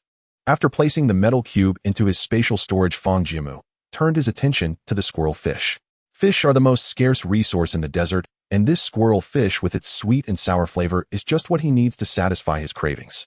After storing it away, Fang Jiamu sat cross-legged for a while, ate some food, and restored his state to its peak. Next, he would focus on the Xian Tai beneath this cave. Fang Jiamu jumped steadily from the cave entrance, using his divine sense to scan the area again, confirming there were no threats. Holding a metal shovel, he began to collect the Xian Tai in this area. Obtain Xian Tai Tier 1 Rare X150. After collecting all the Xian Tai, there were no usable resources left in this cave. The cave had no other exits, indicating that Fang Jiamu had completely explored this mining site. His resources had reached a remarkably extravagant amount. He opened his personal panel. Explorer Fang Jiamu. Physical strength 180395. Mental state 256510. Ability with affinity 90. Resources point aggregate Beijing roast duck rare X1, wild vegetable mushroom porridge rare X3, squirrel fish rare X5, fiddlehead fern common X35 gene, purple gold silk mushroom rare X7 gene, horned antelope horn rare X8, black sand scorpions poison sac common X11, black sand scorpions poison sac excellent X1, moonlight stone X8, fine salt X1 bag, hand-pulled noodles X2 gene, roasted non X3 gene, steamed bread X2 gene, black pepper common X9 gene, damp hard wood X4, bat guano X500 gene. Mining resources refined iron Tier 1 Rare X10, Xian Tai Tier 1 Rare X150, High Energy Coal Tier 1, Excellent X420, High Energy Coal Tier 1 Rare X30. Special resources Sand Dune Off-Road Vehicle Tier 1 Legendary X1 is Simple Desert Tent Excellent Automatic Stir Fry Pot Rare Concentrated Water Bottle Rare Automatic Sprinkler Tier 1 Qingyuan Sword Manufacturing Blueprint S. 30 S9 Season Rookie Leaderboard Overall Ranking not included. National Luck Points 58. With a large amount of mining resources entering the storage, Fang Jiamu's 5 square meters of space was starting to feel insufficient again. Sweet troubles, he retraced his steps to see how Little Sand Fox was doing. Reminder: the live stream shutdown card will expire in 10 minutes. The live stream shutdown card is about to disappear, and Fang Jiamu thought that he had completely scavenged this mining cave and there would be no other combat forces in the short term. He might as well save the remaining live stream shutdown card, or it might come in handy later. 10 minutes later, the live stream shutdown card expired. As soon as he appeared in the live stream room, a large number of viewers flooded in. Wow, Fangshin, you finally showed up. Fangshin, I've missed you. Fangshin looks so much better. It seems he has completely overcome his difficulties. Don't you think Fangshin looks even more handsome now? You're right, he does seem more charming. His aura has improved and his skin looks better. The viewers from Huaxia were not wrong. Fang Jiamu indeed looked a bit more handsome. As one cultivates the spiritual power, aids in refining the physical body, cleansing the marrow, and purging bodily impurities. Naturally, one would become more handsome. Soon Fang Jiamu arrived at the cave entrance where the yellow sand had been cleared by Little Thorn. As Fang Jiamu approached, Little Thorn rushed over to greet him. Ow! You cleared all the yellow sand. So fast, Little Thorn, is amazing. Ow! Little Thorn wagged its tail continuously, as if seeking praise. Alright, let's eat something delicious later. The appearance of Little Thorn in the live stream triggered a flurry of discussions in the comments. After a few days, Fang Shen's little pet has grown so big. The little sand fox is so cute. Fang Shen has taken good care of it. The little sand fox has grown to this size. It should be considered a normal magical beast, now able to be referred to as a pet in the wilderness. I wonder if it has awakened any abilities. As Fang Jiamu stepped out of the cave, the world before him opened up. The originally low terrain had been piled up to several meters high, with yellow sand artificially raising the landscape. Fortunately, the yellow sand at the cave entrance had been cleaned up by Little Thorn, making it walkable. Further away, the desolation was even worse than the previous hellish desert. As far as the eye could see, only yellow remained devoid of any other colors. This was the disaster. If Fang Jiamu hadn't found the mining cave, he would have certainly perished in the sandstorm. The sandstorm had carried away everything in this area. Apart from the occasional sound of the wind, there was no other noise, total silence. It seems this area can only be temporarily abandoned. Fortunately, I just obtained an off-road vehicle, making travel much more convenient. I hope to find a new, larger oasis. Fang Jiamu sighed. Little Thorn seemed to sense Fang Jiamu's low mood and licked him with its tongue. Fang Jiamu crouched down and patted its head. You little rascal, clearly a fox, why do you act like a puppy? As Fang Jiamu's perspective shifted, the viewers in the live stream naturally saw the changes in the outside world. Damn those lighthouse country, they just destroyed a desert like this. Yeah, Fang Shen had planted a field of sand rice in that oasis, and he looked so happy back then. I was also very happy the day the sand rice was planted. Fang Shen truly represents us Huaxia people, never forgetting to farm no matter where he goes. It's just a shame. Fortunately, Fang Shen is capable, otherwise he would have really fallen into the hands of lighthouse country. Having survived a great calamity, there must be future blessings. I believe Fang Shen's path will surely be smooth from now on. The one above is right, but definitely will be. Fang Jiamu's disappearance for several days had led to even more discussions in the comments than usual. The hearts of the Huaxia people were tightly bound to Fang Jiamu. Enough. Blaming heaven and others is not my style. Fang Jiamu was the most open-minded. He quickly adjusted himself, and with a thought, a metallic cube was retrieved from his spatial storage. The metal cube was heavy, landing steadily on the ground and kicking up a bit of dust. Compressed package of the off-road vehicle Tier 1, a legendary once-activated assembly, is completed in 10 seconds, and it cannot be reverted back to a compressed package after successful assembly. Click, click, click. The metallic cube instantly transformed, morphed, and assembled. 10 seconds later, a cool and massive object appeared before Fang Jiamu. It was strikingly similar to a Wrangler off-road vehicle. The 7-slot grille in the front resembled tightly clenched teeth, flanked by 2 large round headlights. The body lines had no unnecessary curves. Every bend from the hood to the windshield and then to the roof was straightforward. For tires, lifted the vehicle high off the ground with gaps between the wheel arches and tires large enough to fit an adult's fist, reserved for bumps and rocks. The trunk was perfectly square with ample space. This brand new off-road vehicle stood on the yellow sand, unafraid of anything. So cool. So awesome. The off-road vehicle's chassis was quite high, but Fang Jiamu, who was just over 1.8 meters tall, easily jumped into the driver's seat while holding Little Thorn. The leather scent was not overwhelming, indeed, quite comfortable. Little Thorn was placed in the passenger seat, curiously observing the surroundings. Fang Jiamu gently caressed the steering wheel as if it were a precious treasure. Perhaps for him, the off-road vehicle was the epitome of a man's romance. In the live stream, the appearance of the off-road vehicle caused a stir. Wow, what is that, an off-road vehicle? It seems to be a Wrangler. This vehicle has amazing performance, excellent grip, and can handle various complex terrains. Where did Fang Shen get this off-road vehicle? It's too cool. With this off-road vehicle, Fang Shen can better search for resources, effectively mitigating the impact of the natural disasters. Can Fang Shen's actions be understood by you mortals?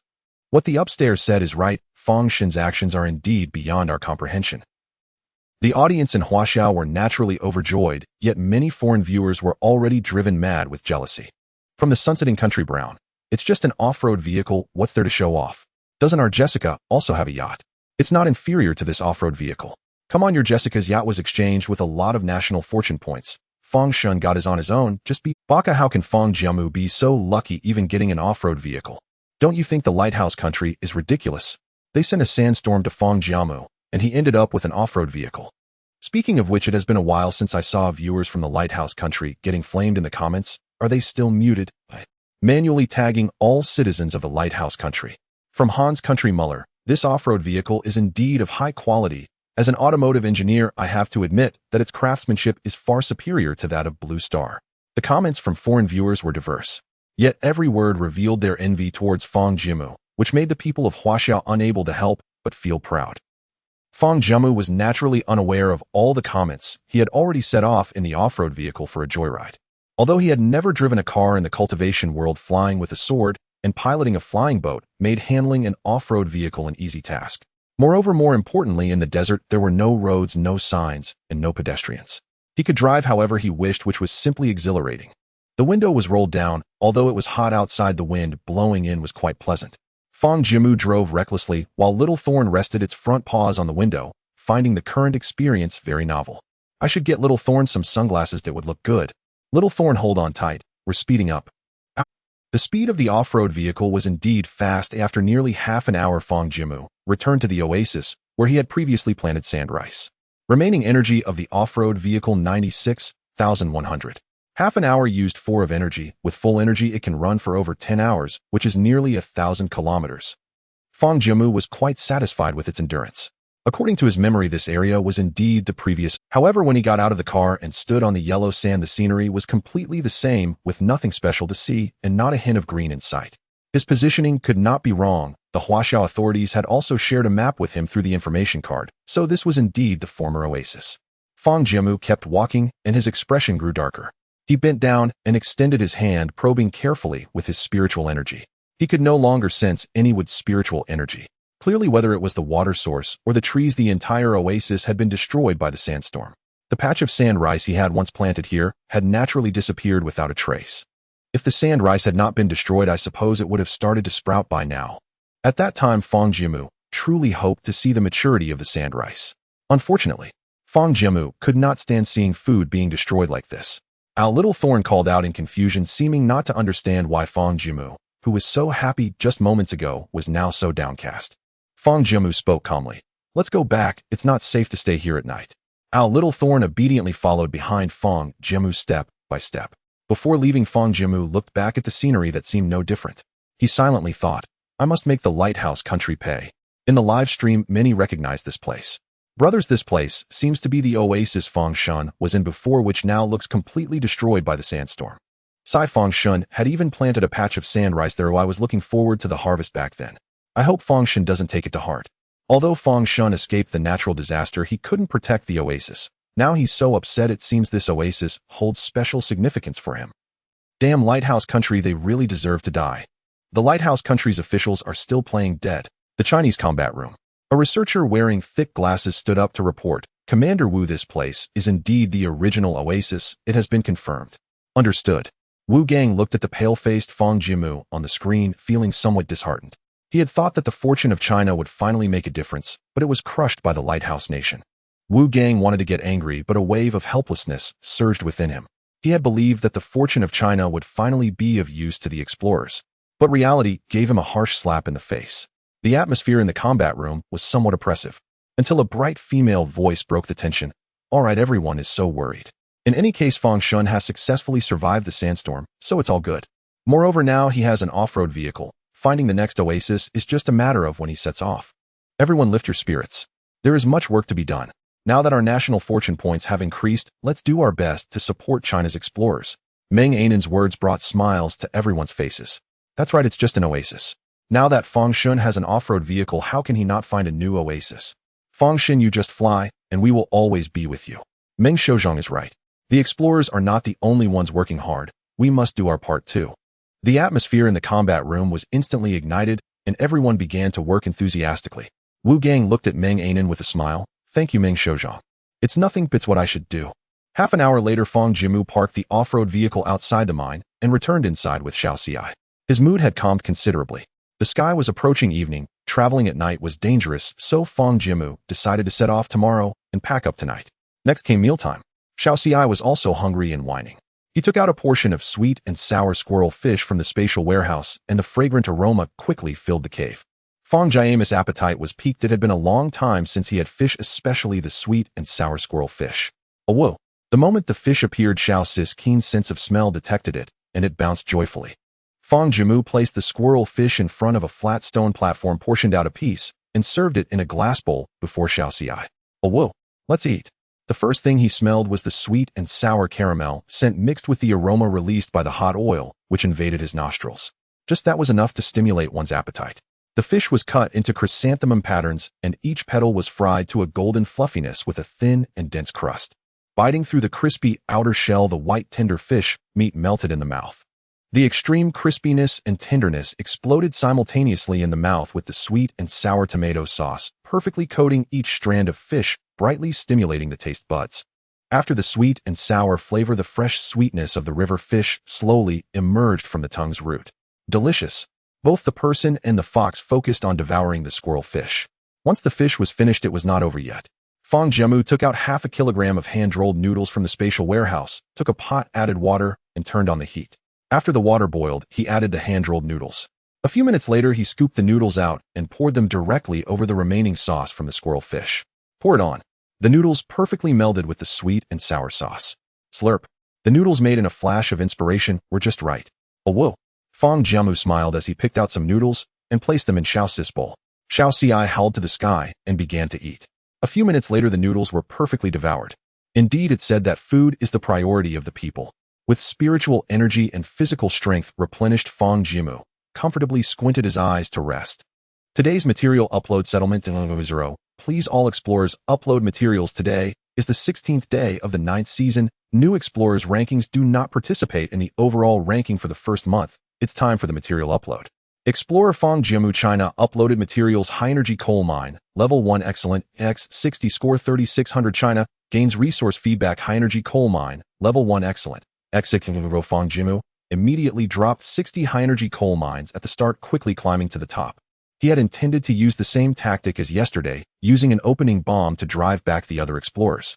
But today it seemed that wasn't as effective. A few minutes later, Fang Jiamu fell from the top position. Rank 1 Sakura Nation Yamaguchi Ichiro, today's score 4,500. Rank 2 Sunset Nation Jessica, today's score 4,300. Rank 3 China Fang Jiamu, today's score 3,600. These people really are neck and neck. Fang Jiamu sighed. In the coming days, he needed to continue exploring resources, so he didn't want to lose the title of Star of the Day for now. Explorer Fang Jiamu, China, uploaded materials. Xian Iron level 1 rare, X10 score 1500. China gains resource feedback. Xian Iron level 1 rare, X10 dropping 1500 points, this time finally scared off the other explorers. In the endless sea, Yamaguchi Ichiro of Sunset Nation gazed at the number 1 in national fortune ranking, seeing Fang Jiamu's name return to the top, causing him to grit his teeth in frustration. How can this be? Does this damned Huaxia person's materials never run out? I've wasted so many materials again today. Yamaguchi Ichiro complained, but there was nothing he could do. He had caught a school of fish today, thinking he might finally qualify to compete for the top spot. But who would have thought that Fang Jiamu wouldn't give him that chance at all? A deep sense of helplessness washed over him. It felt as if no matter how hard he tried, he could never surpass Fang Jiamu. Today's material upload settlement 1. Reward temporary 1 day title Star of the Day, 1 national fortune points. Reward 5. The Star of the Day regained its bonus, and his divine sense surged. Fang Jiamu closed the panel. It was still early, and he took out the crystal glass he had collected from the mine. His utensils and daily necessities were still too rudimentary. Just like the chopsticks he had just used, one was long, and one was short, one thick, and one thin. Huaxia's bowl was also just a glass that fortuitously formed a groove. He had just crafted the Qingyuan sword, which he could use to polish the tableware. Thus an incongruous scene unfolded. Fang Jiamu held the long sword not for attacking, but for polishing various types of glass. Chopsticks, bowls of different sizes, plates, cups, and so on. One by one they were crafted. The live stream was filled with laughter. 606 Fang Jiamu actually using a sword to make kitchenware. Sword, I feel insulted. Does anyone understand this? Fang Shun is really someone you can't view through the eyes of an ordinary person. The next morning, Fang Jiamu woke up early, replenished his strength, folded the tent, and placed it in the trunk of the off-road vehicle parked outside the cave. Due to an abundance of supplies, the storage space was nearly filled to capacity, leaving no room for larger. Fortunately, the off-road vehicle had ample space. Aside from the trunk, even the back seats could hold items, so even if new supplies were found, there would still be room to accommodate them. Once everything was packed up, Fang Jiamu took Little Thorn and got in the car, starting the engine in preparation for departure. Viru. The off-road vehicle roared to life with the engine's thunderous growl. At that moment, Fang Jiamu had no idea which direction to go. Even though the Today's Star had received a boost, he still could not sense even a trace of its spiritual energy. Therefore, he simply chose a direction and drove straight ahead. It was just after the sun had risen above the horizon, a rare moment in the Hell Desert when it was neither too cold nor too hot. Fang Jiamu rolled down the window, feeling the refreshing breeze blowing in from outside. How delightful. With that, he continued to drive along a straight path. The scenery before him seemed like a monotonous backdrop. The upper half was a blue sky, while the lower half was an endless expanse of yellow. From above, the off-road vehicle traversing the desert resembled a solitary ant making its way forward. The only color in the vast expanse was the monotonous black of the vehicle. 1 hour. 2 hours. Continuous driving began to dull Fang Jiamu's spirits. Moreover, despite the off-road vehicle's strong grip, the terrain of the sandy ground was always unpredictable. Especially when encountering the many dips and rises in the ground, it made Fang Jiamu's stomach churn after a long time. Furthermore, the weather gradually grew warmer, and the wind coming through the window was no longer cool, but scorching hot. Just the right time to test out the simple temperature regulator. Fang Jiamu stopped the car, and with a thought, a small machine resembling a fan appeared in the cabin. Little Thorn, who had been dozing off in the car due to the bumps, was quite curious about this sudden new gadget. Simple temperature regulator, level 1, excellent, blowing out temperature-controlled air ranging from 8 to 32 degrees at a decent frequency. It can quickly adjust the temperature in a confined space. The temperature setting of the regulator could be adjusted freely, and Fang Jiamu immediately set it to the minimum temperature of 18 degrees. The small fan then began to operate, and a pleasant cool breeze swept through the cabin. The outside temperature was rapidly rising. However, inside the cabin, with the windows tightly closed and the regulator in action, it felt perfectly comfortable. The simple temperature regulator also required energy to operate.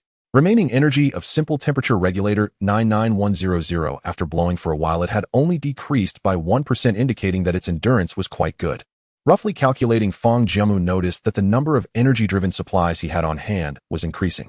Although he still possessed a significant amount of high-energy coal, he had to consider future needs. Thus, he needed to find a new resource point quickly. If he relied on high-energy coal every day for rankings, it would be depleted in a few days. After resting for a while and feeling much better, Fang Jiamu restarted the engine and set off again. In the Huaxia operations room, Wu Gang watched Fang Jiamu racing madly across the desert and couldn't help but chuckle. In a good mood, he turned to the operators behind him and asked, "What is our current national fortune score?" A researcher stood up and replied, "Commander Wu, it's 64 points in total." Another explorer, Zhang Yunjian, also contributed 1 point to the national fortune score. Not bad, not bad. In just over 10 days, Fang Jiamu alone has earned more than 60 points, alleviating some of Huaxia's plight. Speaking of Huaxia's difficulties, the national fortune score is only part of the equation. Wu Gang then turned to another researcher and asked, "Lu Jinlei, what about our food reserves? Is there any surplus?" "Commander Wu, the situation with our food reserves remains quite grim." Lu Jinlei, the operations officer responsible for Huaxia's food supplies, stated. Although Fang Jiamu has uploaded quite a few supplies, it's still a drop in the bucket. The other explorers in Huaxia are still struggling without additional supplies being uploaded. With the current food reserves, we still only have enough for a month and a half. Upon hearing this news, Wu Gang's previously good mood grew heavy. Yes, the issue of the national fortune score has been resolved, but the problem of food reserves remains unsolved. As a Huaxia citizen, he could not bear to see his compatriots go without food. To expect Fang Jiamu to solve the basic food needs of most people in a short time was unrealistic. Just take sand rice as an example. To provide 1 pound of sand rice with a 10,000-fold return, Fang Jiamu would need to upload 130,000. This number is enormous, unless Fang Jiamu can cultivate crops in the wilderness. Lu Jinlei stammered, "Commander Wu, should we send a message card to inform Fang Jiamu to search for more edible supplies to alleviate Huaxia's current food crisis?" Lu Jinlai's voice grew softer as he spoke, and in fact he was reluctant to suggest this. However, as the main person responsible for food reserves, he had to boldly present this idea, because he was the one who understood the food crisis in Huaxia the most. So even if it meant taking on criticism, he had to bring it up. "Minister Lu, I can understand your opinion, but the principle of our operations room has always been to assist explorers without overly interfering with them. After all, survival in the wilderness is already difficult. We cannot place more pressure on them." Wu Gang shook his head, his gaze clear. "Now that our national fortune score has surplus, I believe we can initiate that plan." Meng Anan looked at Wu Gang in surprise. "Commander Wu, have you already made your decision?" The operators below also paused their work, their attention fully focused on Wu Gang. "Commander Wu, I actually think it should be implemented. I really do not want to see our Huaxiao explorers' death toll continue to rise. I wanted to say this a few days ago. As long as Commander Wu gives the green light, I will definitely support it 100%. I support it too. The national fortune score is meant to be used. The ranking of the national fortune score is currently meaningless to us. Helping the explorers is the most effective." A young-looking researcher silently raised his hand. "Actually, over the past couple of days I've drafted several plans after work that should be ready for use soon." The crowd was initially taken aback, then erupted into cheers. "Good job, Xiaohu, you are indeed clever. Youth is truly a blessing, full of energy, able to continue research even after work. Xiaohu, are you trying to outdo me after work?" Wu Gang felt warm inside and smiled at Huyu. "Xiaohu, do you have your research with you?" Huyu nodded, took out a file bag, and handed over several sheets of paper to Wu Gang. Wu Gang received the documents, the first page prominently displaying the words, Explorer Rescue Plan. In the hellish desert, resources are scarce, and only 1 in 10 explorers from Huaxia survives. The explorers start with difficulties, lacking supplies, and the national fortune points are in dire straits. Huaxia cannot provide any assistance, leading to a deadlock. The surviving early explorers find themselves in a critical situation. Fortunately, with the efforts of Fang Jiamu, the tide has turned in a short period, accumulating a substantial amount of national fortune points. Huaxia is unwilling to abandon any explorer who fights on the front lines for the country. This is the rescue plan for Huaxia's explorers. The documents are filled with text. For each explorer, targeted rescue plans have been written. They outline how to help the explorers escape their current predicaments with the least amount of national fortune points. For some complex situations, multiple plans have been written. Moreover, feasibility analyses have been provided for these plans, indicating considerable effort has been expended. Wu Gang looked on in admiration, saying, "Did you write all of this by yourself?" Hu Yu, feeling shy, scratched his head and pointed to another female operative beside him. "Of course I couldn't accomplish all this alone. A comrade, Chen Si, also helped me a lot." Wu Gang's gaze shifted to a young girl with an ordinary appearance and a simple horn braid. He had some impression of her. She was not good with words, but her analysis of the wilderness always offered a fresh. Chen Si stood up with her head lowered, saying, "Commander Wu, I merely assisted Comrade Hu in analysis and provided some suggestions. I can't take much credit. The main achievements belong to Comrade Hu." All right, there's no need for modesty. You have made contributions, and the country will not treat you unfairly. Once the situation is resolved, food will be prioritized for you and your families, and promotions will follow. The two were initially delighted, but then Hu Yu solemnly said, "Commander Wu, I'm not doing this for those rewards. I just want to do my part." Wu Gang waved his hand, saying, "Enough. We have always been clear on rewards and punishments. If you do well, there will be rewards. Now is not the time for this. Distribute these documents to the leaders of each explorer team, allowing them to review them first. Once approved, we can allocate national fortune points and cards to assist the explorers. Let's get to work, everyone." "Yes, Commander Wu." Watching everyone spring into action, Wu Gang glanced at Hu Yu and Chen Si, pondering. Young people are indeed wonderful, full of energy and ideas. When expanding the selection for the operations room later, we should choose more young people and give them opportunities. In a cave within the hellish desert, the sandstorm has finally passed. I hope to quickly find supplies. Cheng Chuan had just weathered a sandstorm and was fortunate to find a stable refuge which saved him from disaster.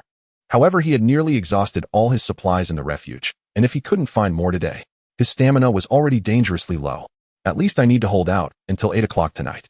Before I die, I must upload all the supplies I have to." Cheng Chuan let out a bitter laugh.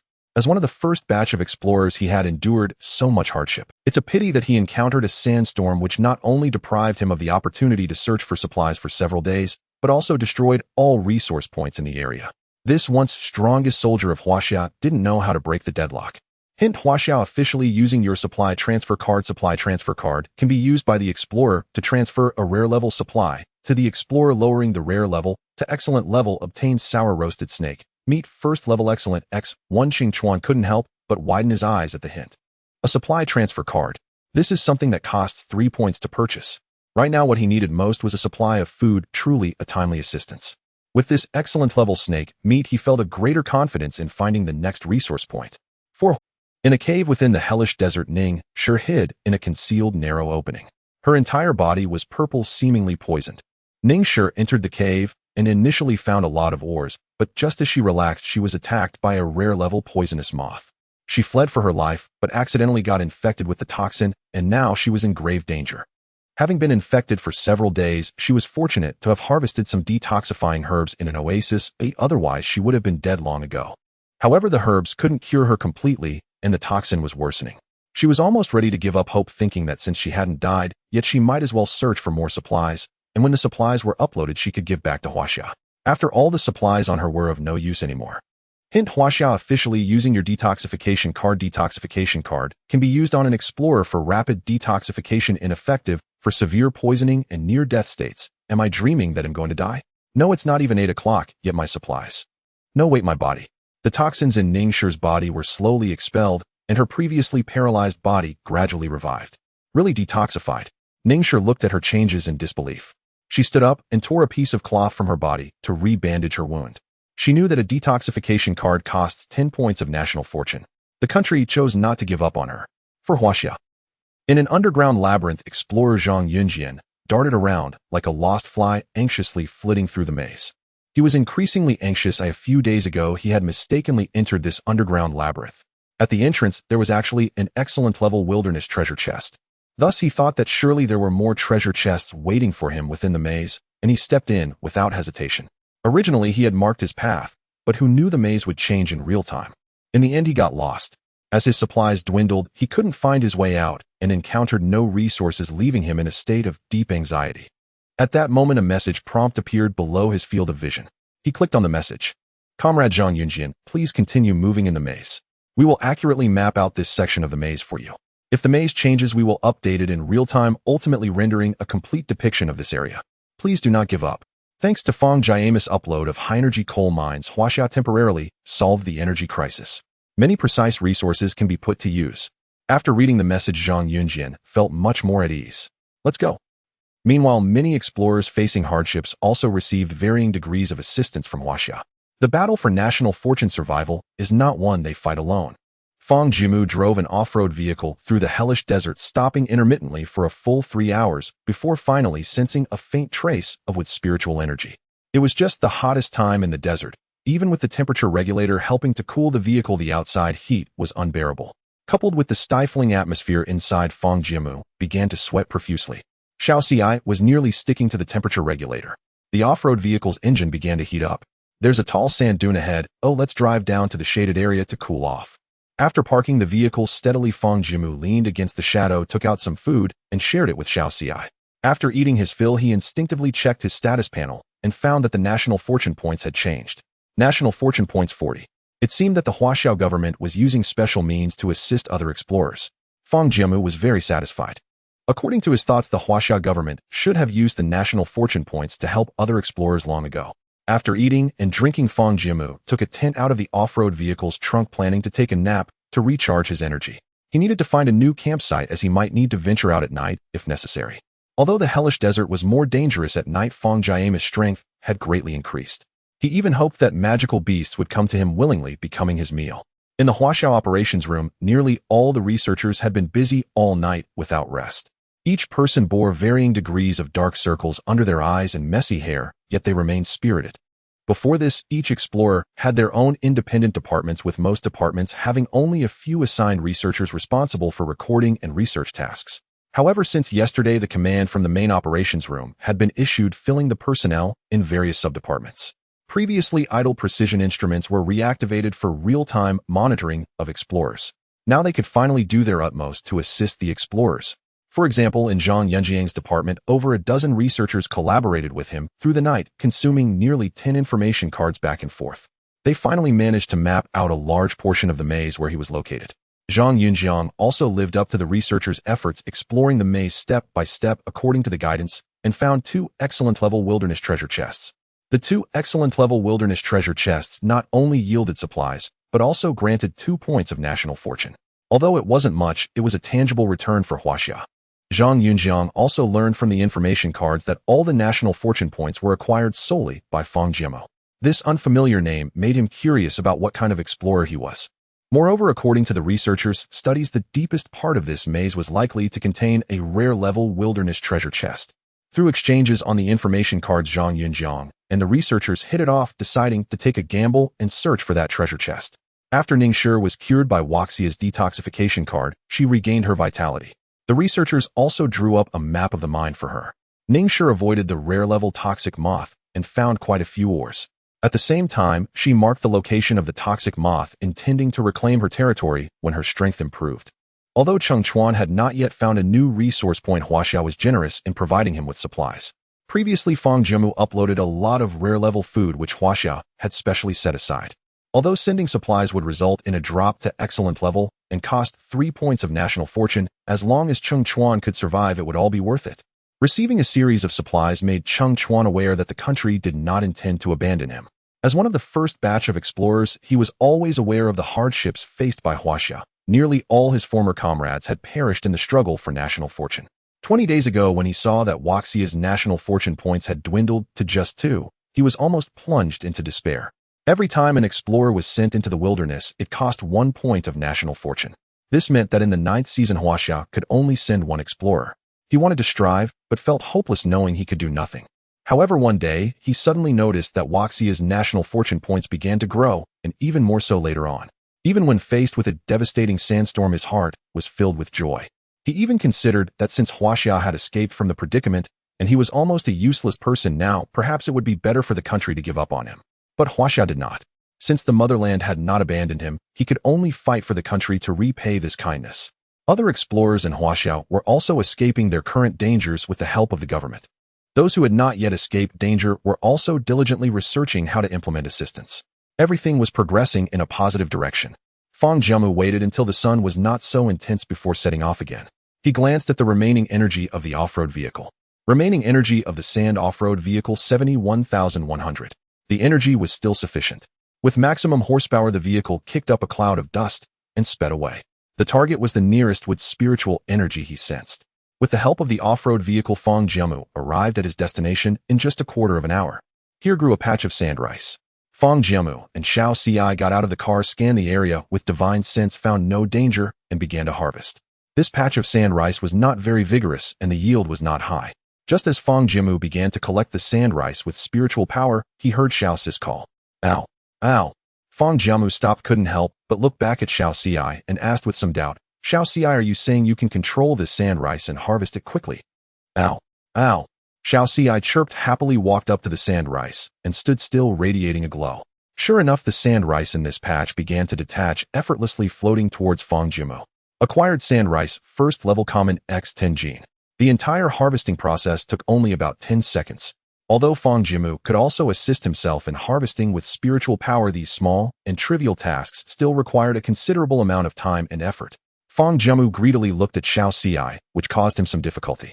He had initially thought of having Huaxia guard the farm, but now that it showed such a convenient ability, it would be great to take it along when searching for resources. Huaxia, can you use a technique to create clones? Ow! Ow! No.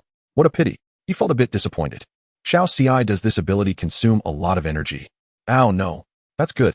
It seemed like an excellent harvesting machine. Modern agricultural harvesters aren't as convenient as Huaxia. Whether or not you guard the farm will be discussed later, but when the sand rice matures, you'll be the main force. Ow! Witnessing the little thorn's new ability, a person and a fox transformed into bandits of the hellish desert, commencing their burning, killing, and plundering.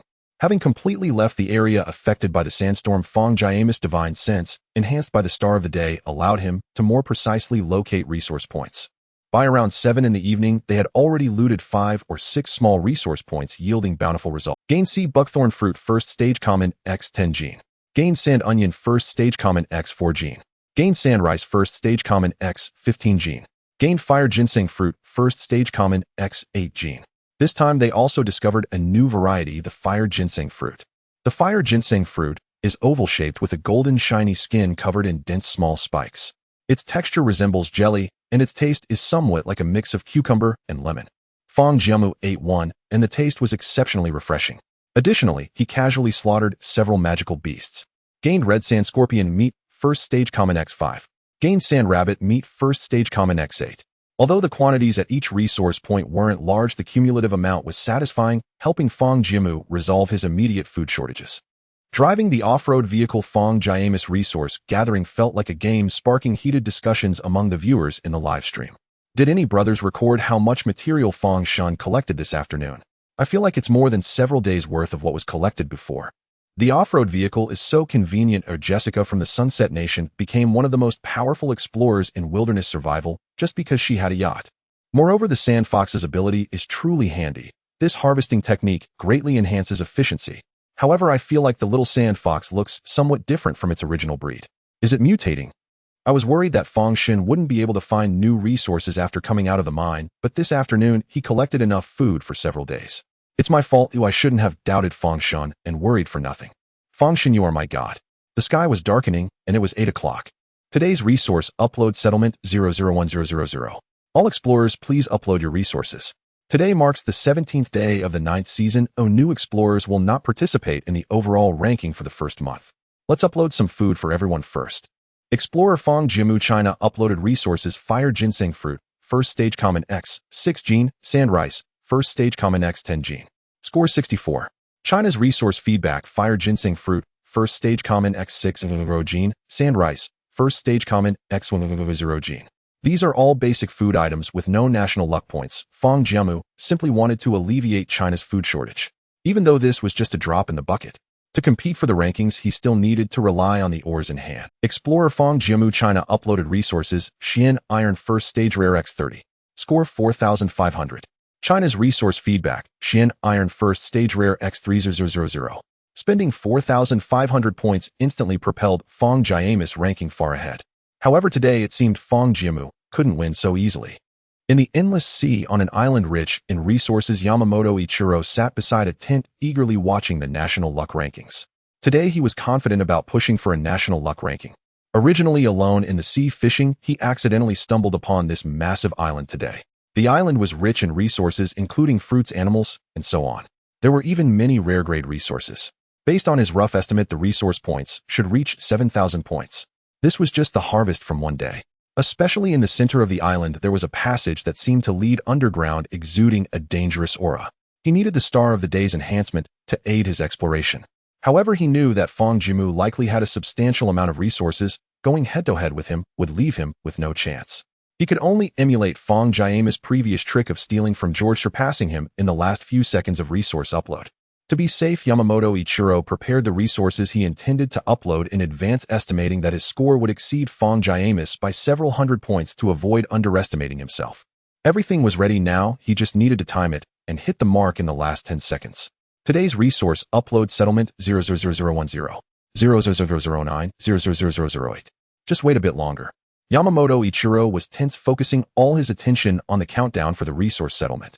00006, 00005. Upload everything in one go. Explorer Yamamoto Ichiro Sakura Nation uploaded resources. Ha ha ha. 5846 points. Foolish Chinese. Didn't expect me to learn this trick. What? What? 4 points. How could it be 4 points? What about my Star of the Day? He quickly checked the national luck rankings, and upon seeing the name at the top, cold sweat broke out all over his body. No, it's impossible. With only a few seconds left, how could that Chinese person react in time? Could it be that he was always on guard? Yamamoto Ichiro's eyes widened in disbelief, his body unable to support itself as he knelt on the ground. Damn Fang Jiamu. Explorer Fang Jiamu China uploaded resources, Xian Iron First Stage Rare X10. Score 1,500. China's resource feedback, Xian Iron First Stage Rare X1000. Rank 1 China Fang Jiamu. Today's score 6,064. Rank 2 Sakura Nation Yamamoto Ichiro. Today's score 5,846. Reward temporary title for 1 day Star of the Day 2. National luck points reward 5. Meanwhile, Fang Jiamu revealed a sly smile. Fool. Who do you think was the first to use this trick? Could I let you steal my chicken, eh? Otherwise I would have trained in vain. Fang Jiamu hidden talent and glory. In the last few seconds of resource upload, he didn't leave, but kept an eye on the changes in the rankings. He was accustomed to being cautious. With the national luck ranking being so crucial, he would naturally focus on the changes in the rankings. Yamamoto Ichiro attempted to pull a fast one in the last few seconds, but it was impossible to deceive Fang Jiamu's divine sense, unless he could truly exceed him in the last 0.1 seconds at once. However, this time also served as a warning to Fang Jiamu. The Star of the Day was too practical, and other explorers would want to obtain it. He had occupied the Star of the Day for too long, and there would surely be envious individuals. In the warehouse, numerous mineral resources were abundant, but there would always be a day when they ran out. I still have to work hard. The bullet chat in Fang Jiamu's livestream room was suddenly filled with a joyful atmosphere. Yamamura Ikuru from Sakura Country actually wants to sneak attack in the last few seconds. Can you understand Fang Shen's tricks? I already said, can ordinary people understand Fang Shen's actions? Little Sakura still wants to learn sneakily. How is that possible? Brothers, stop laughing here. Go to Yamamura Ikuru's livestream room. You have no idea what Yamamura Ikuru looks like now. Oh, it's truly hilarious. Thanks for the invite. I was just in Fang Shen's room, just left Yamamura Ikuru's livestream. Those who understand will understand. I just got back and Yamamura Ikuru has already fainted, missing the most exciting moment. Don't worry upstairs, such good things won't go unrecorded. It might come out soon. I just recorded it. Everyone hurry to watch. The livestream room of Yamamura Ikuru suddenly saw a surge of Chinese viewers coming to join the excitement. Isn't this our smartest Mr. Yamamura? What happened? Wasn't he just so arrogant? Yamamura Ikuru, get up. No sleeping allowed here. You actually wanted to intercept Fang Shen. Is that something you can do? Just focus on fighting for your second place. In the past, when China was in decline, one of the most face-slapping audiences was indeed Sakura Country.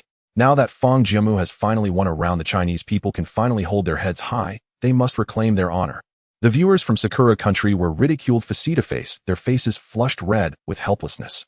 Thus they unanimously turned their anger towards Yamamura Ikaru.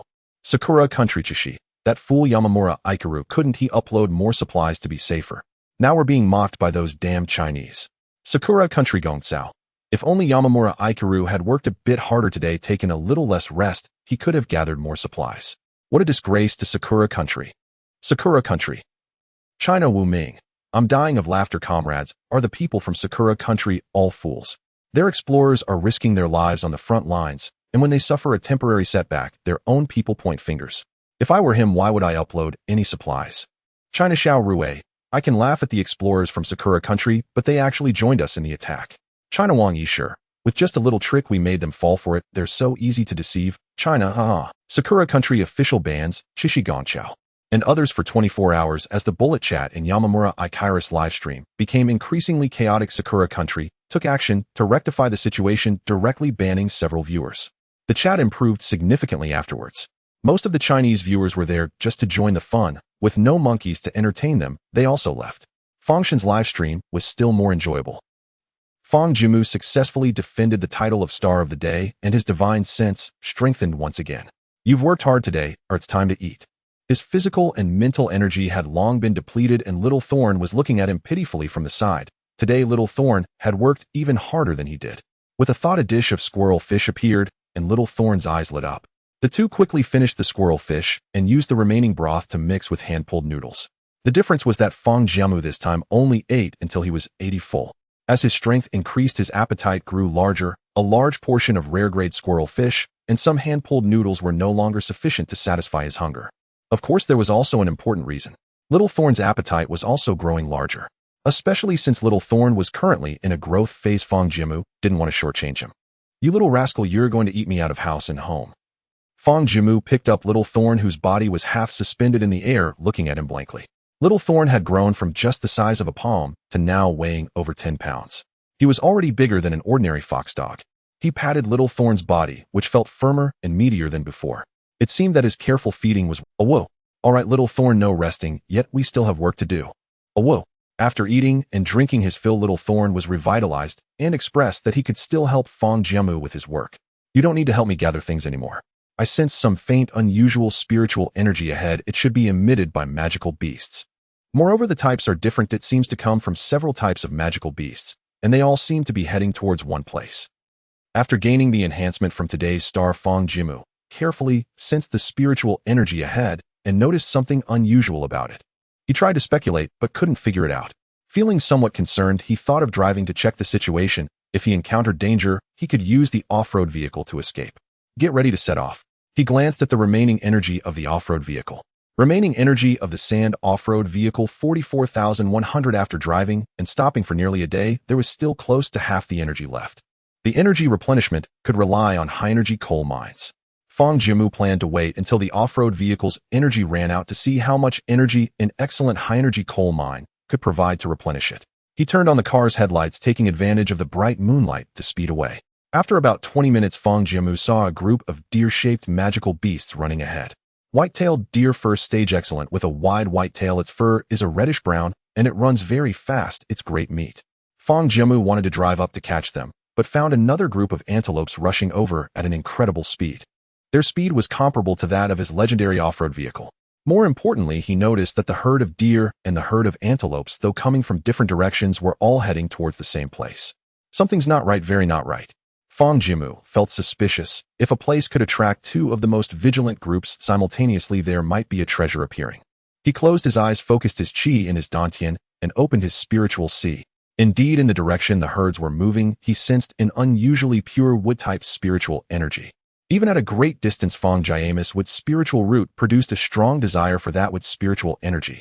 The aura was even more intense and pure than the rare-grade Lokyang he had previously acquired. It was even more impressive than the rare grade. Fang Jiamu's eyes lit up. This means that ahead there might be legendary grade supplies. Realizing what lay ahead made Fang Jiamu's heart surge with excitement. Those were legendary grade supplies. If they were usable, his strength would surely increase significantly. Currently, he was relying solely on rare-grade supplies for cultivation, and the efficiency was starting to lag, as long as he could obtain legendary grade. Just that the aura attracting the deer and antelope herds should also attract more powerful magic. Fang Jiamu slapped his thigh. What is there to fear? During his time in the cultivation world, he had always snatched victory from the jaws of powerful beings. Even if he couldn't win, could he not run? With his off-road vehicle in hand, there should be few threats to him except for those incredibly fast magical beasts. It's settled then. Fang Jiamu floored the accelerator, the engine roaring to life. 15 minutes later, he spotted numerous magical beasts of various kinds ahead. He recognized the double-humped camel, the red sand python, and the black sand scorpion from before. There were also many magical beasts he had never seen before.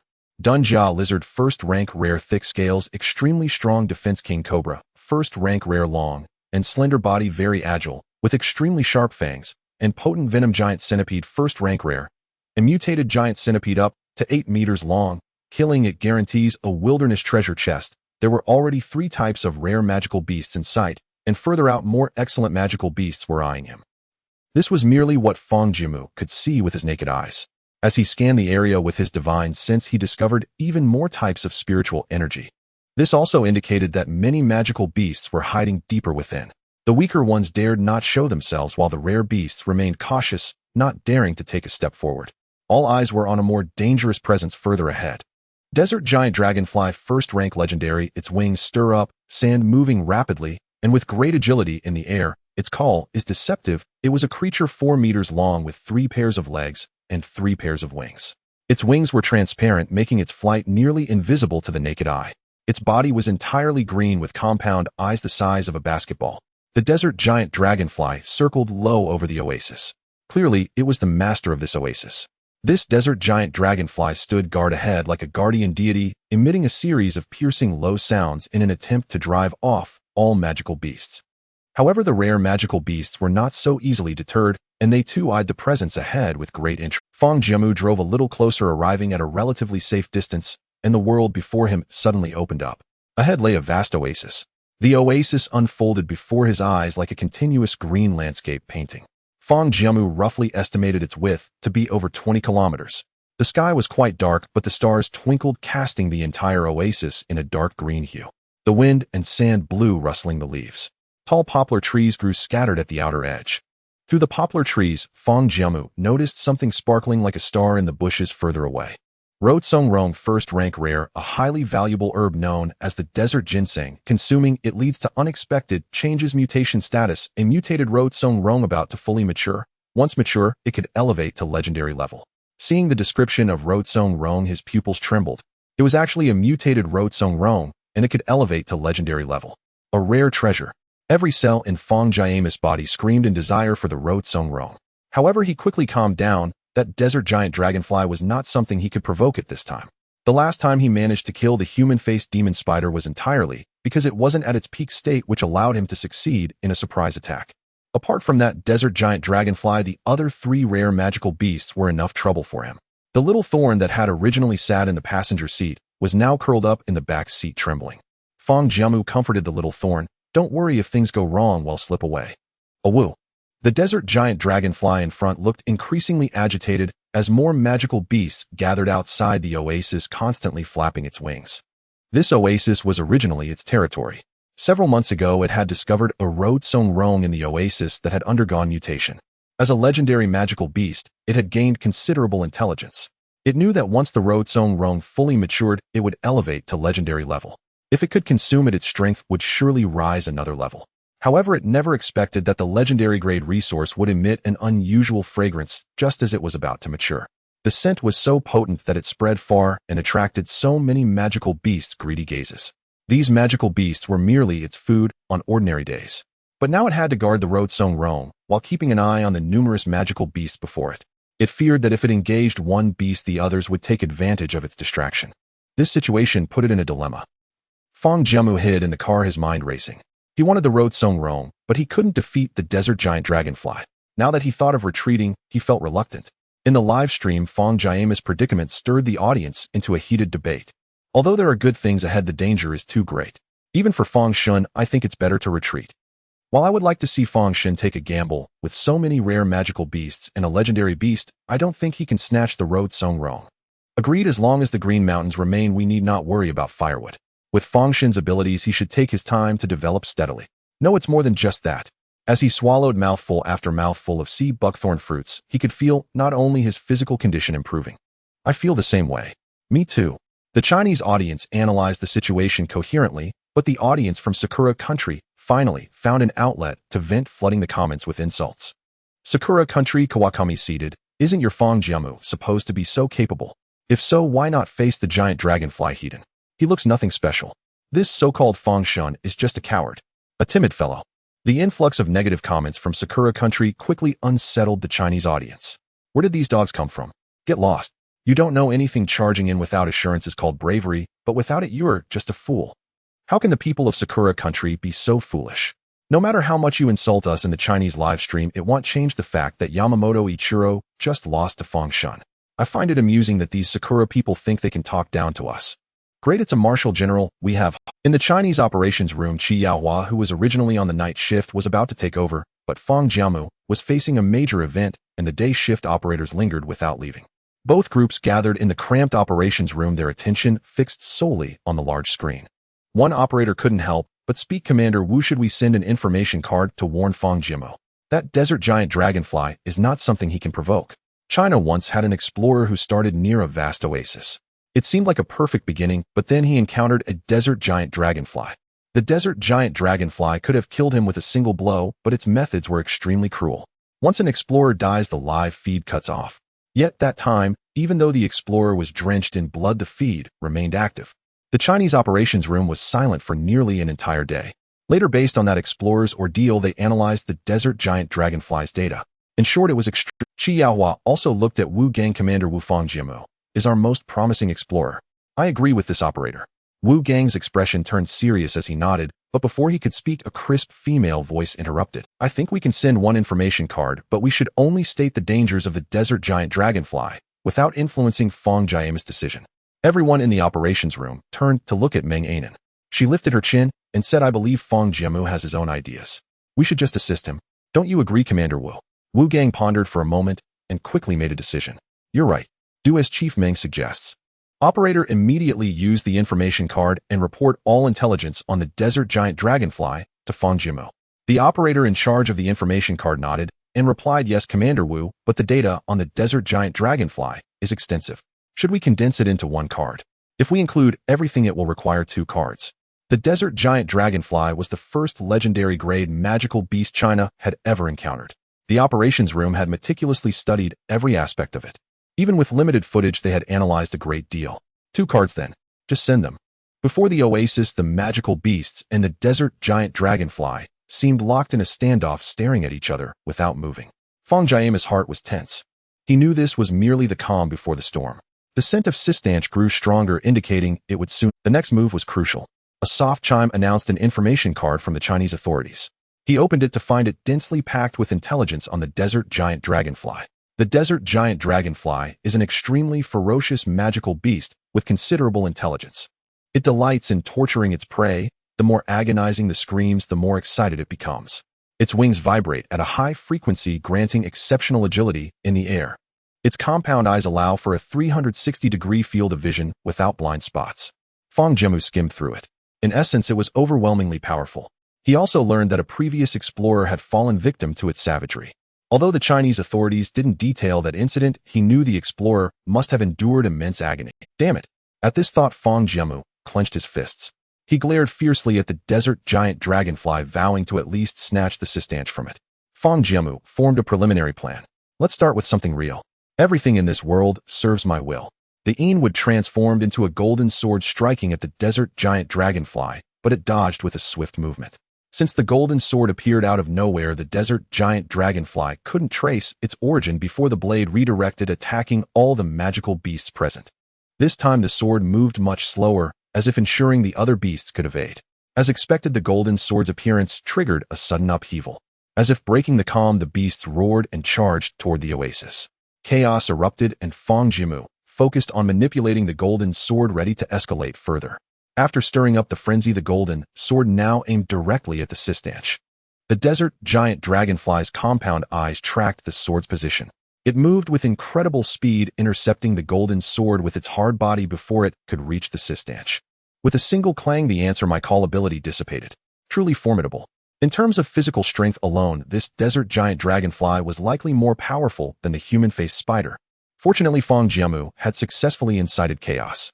Beasts surged into the oasis, encircling the desert giant dragonfly. But its might was overwhelming. One by one, the beasts fell into pools of blood. The earlier ones were mere cannon fodder. 3 rare-grade magical beasts, as if by agreement, attacked the desert giant dragonfly together. The desert giant dragonfly was locked in a fierce battle with the 3 rare-grade beasts, while fending off the others, creating a tense stalemate. This chaos was Fang Jiamu's golden opportunity. He activated the Conceal Me ability, masking his presence and making him an outsider in this melee. He moved through the throng untouched like a leaf unscathed by dew. However, Conceal Me only hid his aura, not his form. It worked on other beasts, but was useless against the desert giant dragonfly. Nothing could escape its compound eyes. Still, Fang Jiamu didn't plan to get too close.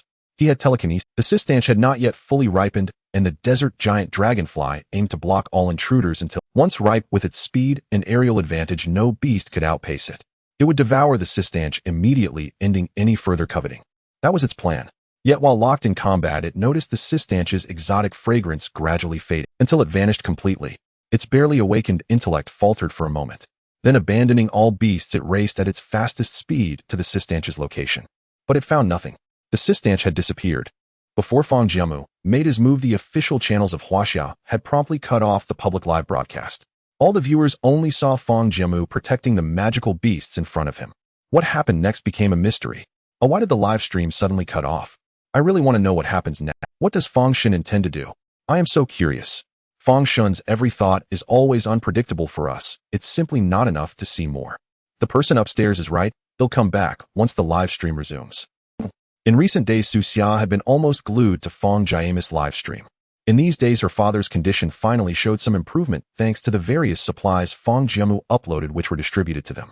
Watching Fang Jiamu about to face a group of rare magical beasts, even legendary ones, made her feel anxious.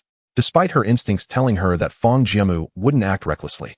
However, the legendary desert giant dragon was far too powerful and cruel. What if? She could only silently pray in her heart for Fang Shen's survival. In the Huaxia operations room, just before Fang Jiamu was suspected to take action, the live stream was cut off. The moment the golden long sword appeared, everyone was unconsciously captivated. Although the day shift operators had seen the recorded footage, the shock from watching it live was altogether different. Yet this time, even the operators who had witnessed Fang Jiamu using the respond to my call technique were stunned. This move of Fang Jiamu's golden long sword was even more powerful than last time. Last time they watched it was when Fang Jiamu faced the red sand python. At that time, the golden long sword dissipated after just one strike. But this time, the duration of the golden long sword was noticeably longer. Moreover, its power and speed had increased at least several times. Had Fang Jiamu truly improved so much in just 20 days? It was impossible to fathom. Fang Jiamu's technique replay had been viewed countless times by Meng Anan. Seeing it in person this time made her feel that something was beyond her analysis. For the sake of caution, she felt it was best not to let Fang Jiamu's extraordinary abilities be exposed to the public. At this moment on the screen, Fang Jiamu had already picked the immature Meat Tang in a mysterious manner. After getting into the vehicle at the fastest speed, he fled.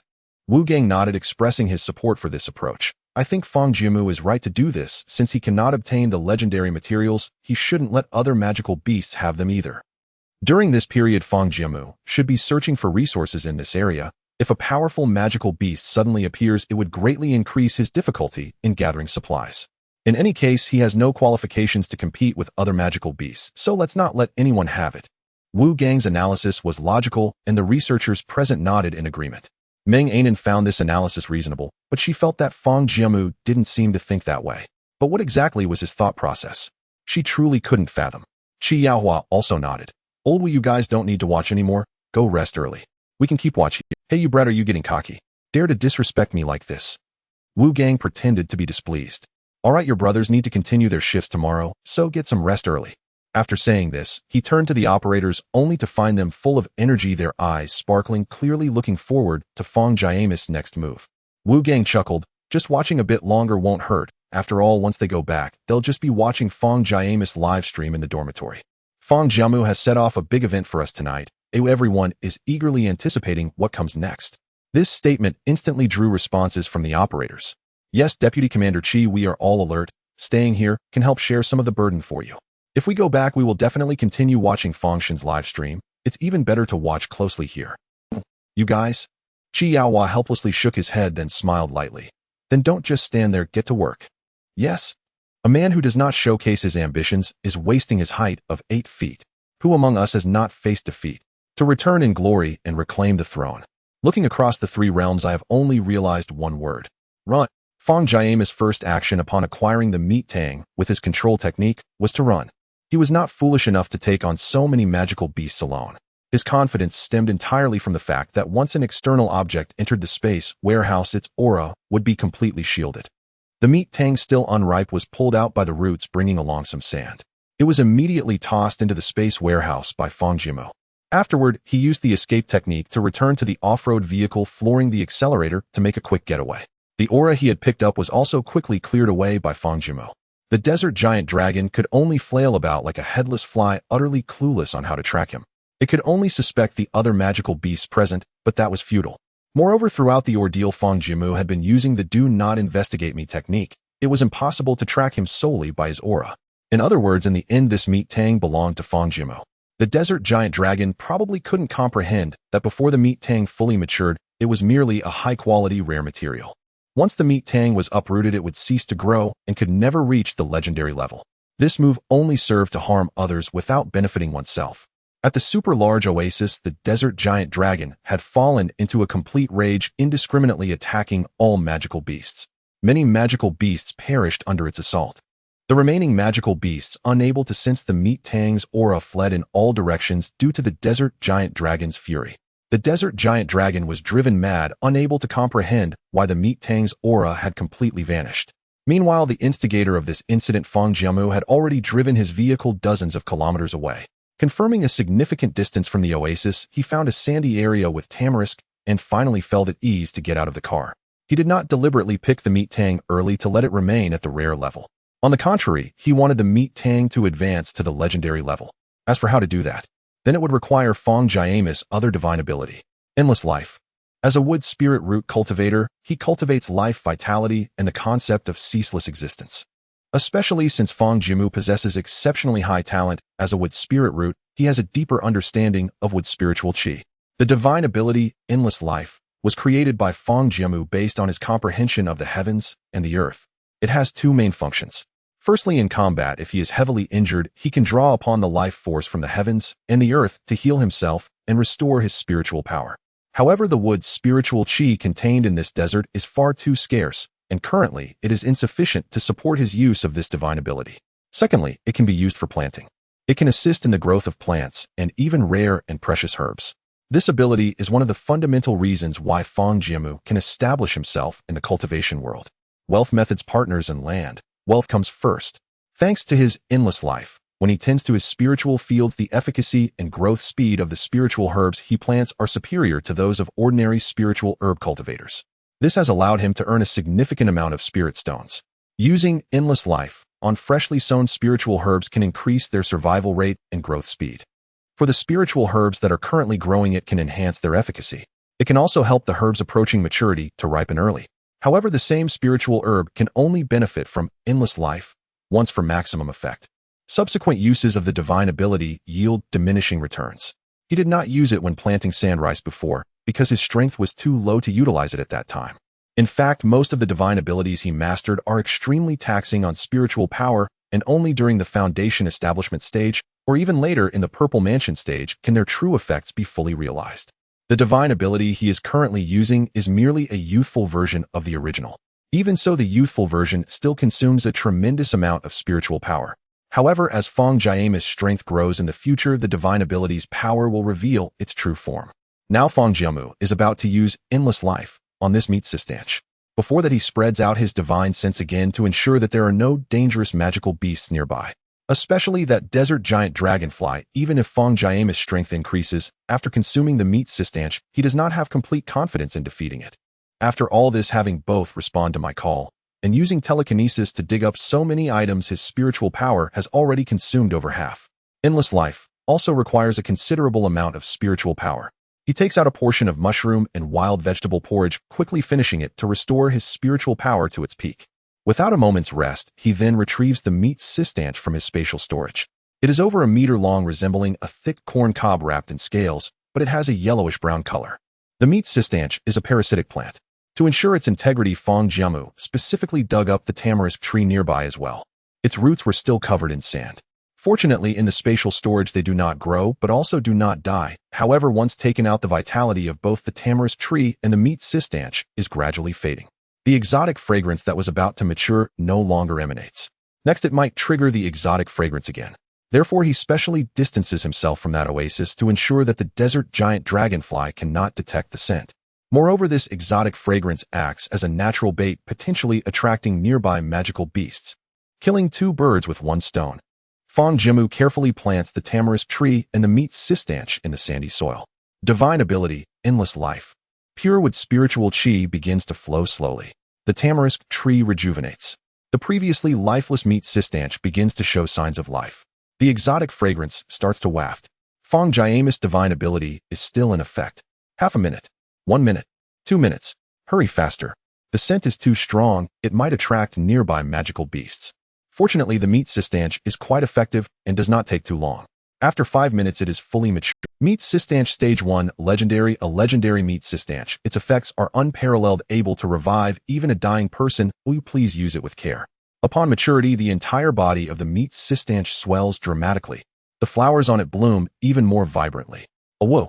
The little spike cannot help but cry out at the sight of the meat cistanch. Fang Jiamu has less than 1/5 of his spiritual power remaining. Moreover, he can sense many different auras of spiritual power around him, all extremely violent. To prevent any sudden changes, Fang Jiamu immediately picks the meat cistanch. He cuts off 1/5 of the entire fruit. Little spike, this is for you. Then he sits cross-legged on the spot and begins to circulate his cultivation method. The moment the meat cistanch enters his stomach, the first sensation Fang Jiamu feels is a sharp pain. This pain is due to an excessive amount of spiritual power entering his body all at once, almost overwhelming him. Fang Jiamu knows that this is a necessary process for breaking through cultivation with such rare herbs. This little pain he can endure. Beside him, Little Spike is also digesting the meat cistanch despite Fang Jiamu only giving it 1/5. However, it still contains a tremendous amount of energy. Little Spike alternates between extreme cold and extreme heat, but it knows that as long as it can endure, a transformation will occur. In the Huaxia operations room, the officers witnessing all of this were left in shock, their mouths agape at Fang Jiamu's displayed divine ability. Officer, the worldview is being reshaped. It wasn't until Fang Jiamu began to sit down and digest the meat cistanch that Wu Gang came back to his senses. He was not at all embarrassed by his previous miscalculation, but instead he fell into ecstasy. Fang Shun actually possesses such astonishing abilities. Transforming decay into wonder, this is too incredible. Meng Anan beside him felt almost dizzy, her consciousness drifting away. Unfathomable, unresearched. Qi Yaohua was similarly astonished, pointing at the screen with a dazed expression, speaking in a mechanized tone. What is this ability?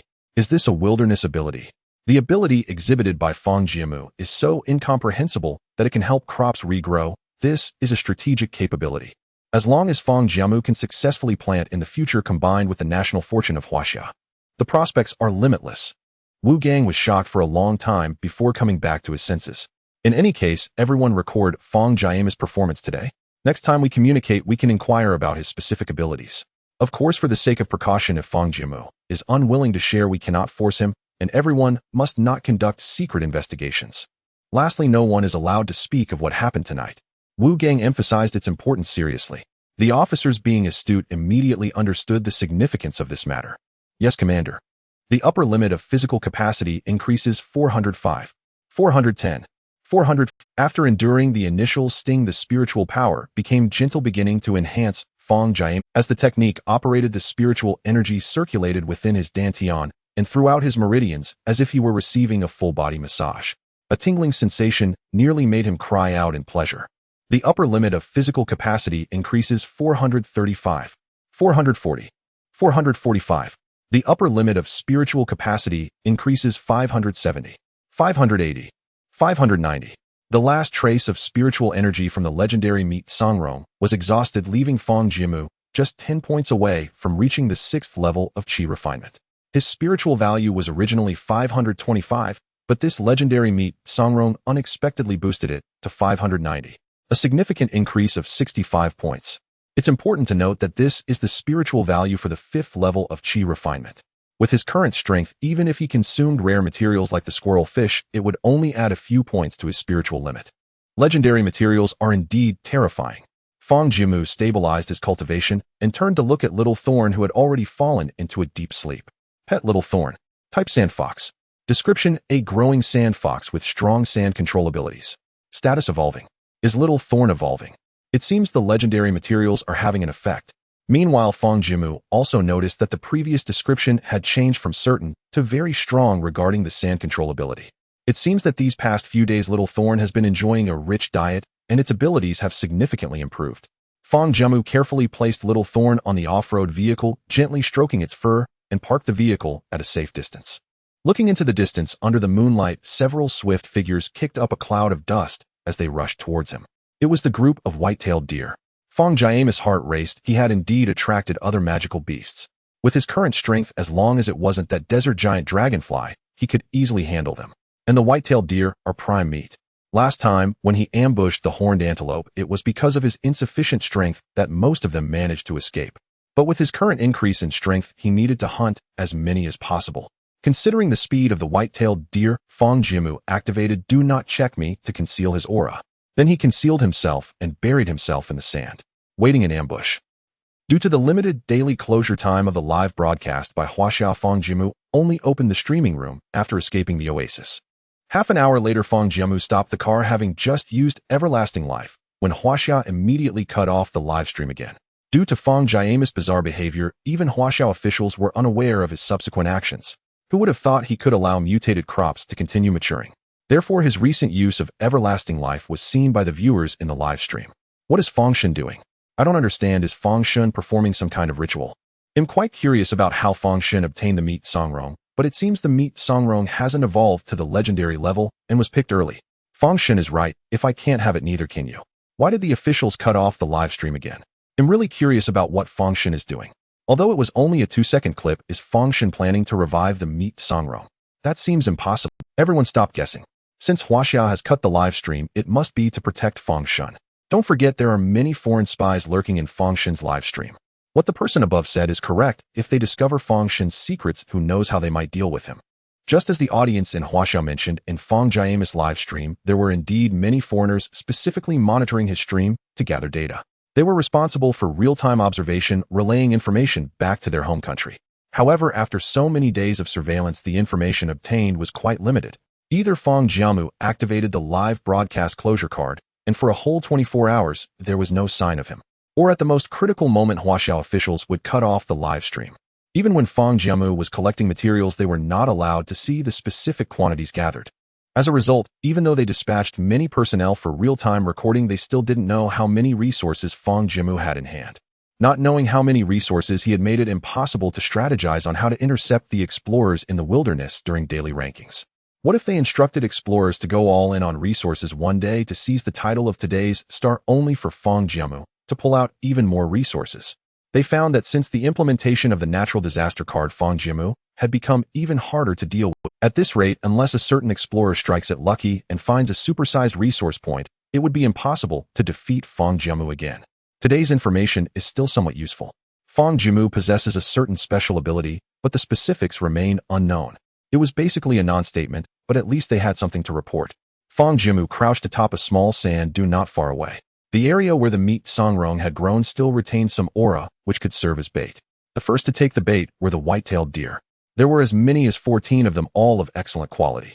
The white-tailed deer were sniffing around among the tamarisk trees. Clearly they had sensed a peculiar fragrance before, and this was indeed the strongest spot, yet they found nothing upon arriving. They wandered about, gradually lowering their guard. All things in this world are at my command. Fang Jiamu summoned 3 golden long swords in an instant. This time he did not use the Een wood as a medium for Do Not Check Me. He had limited Een wood left, which he might need to deal with even stronger magical beasts later.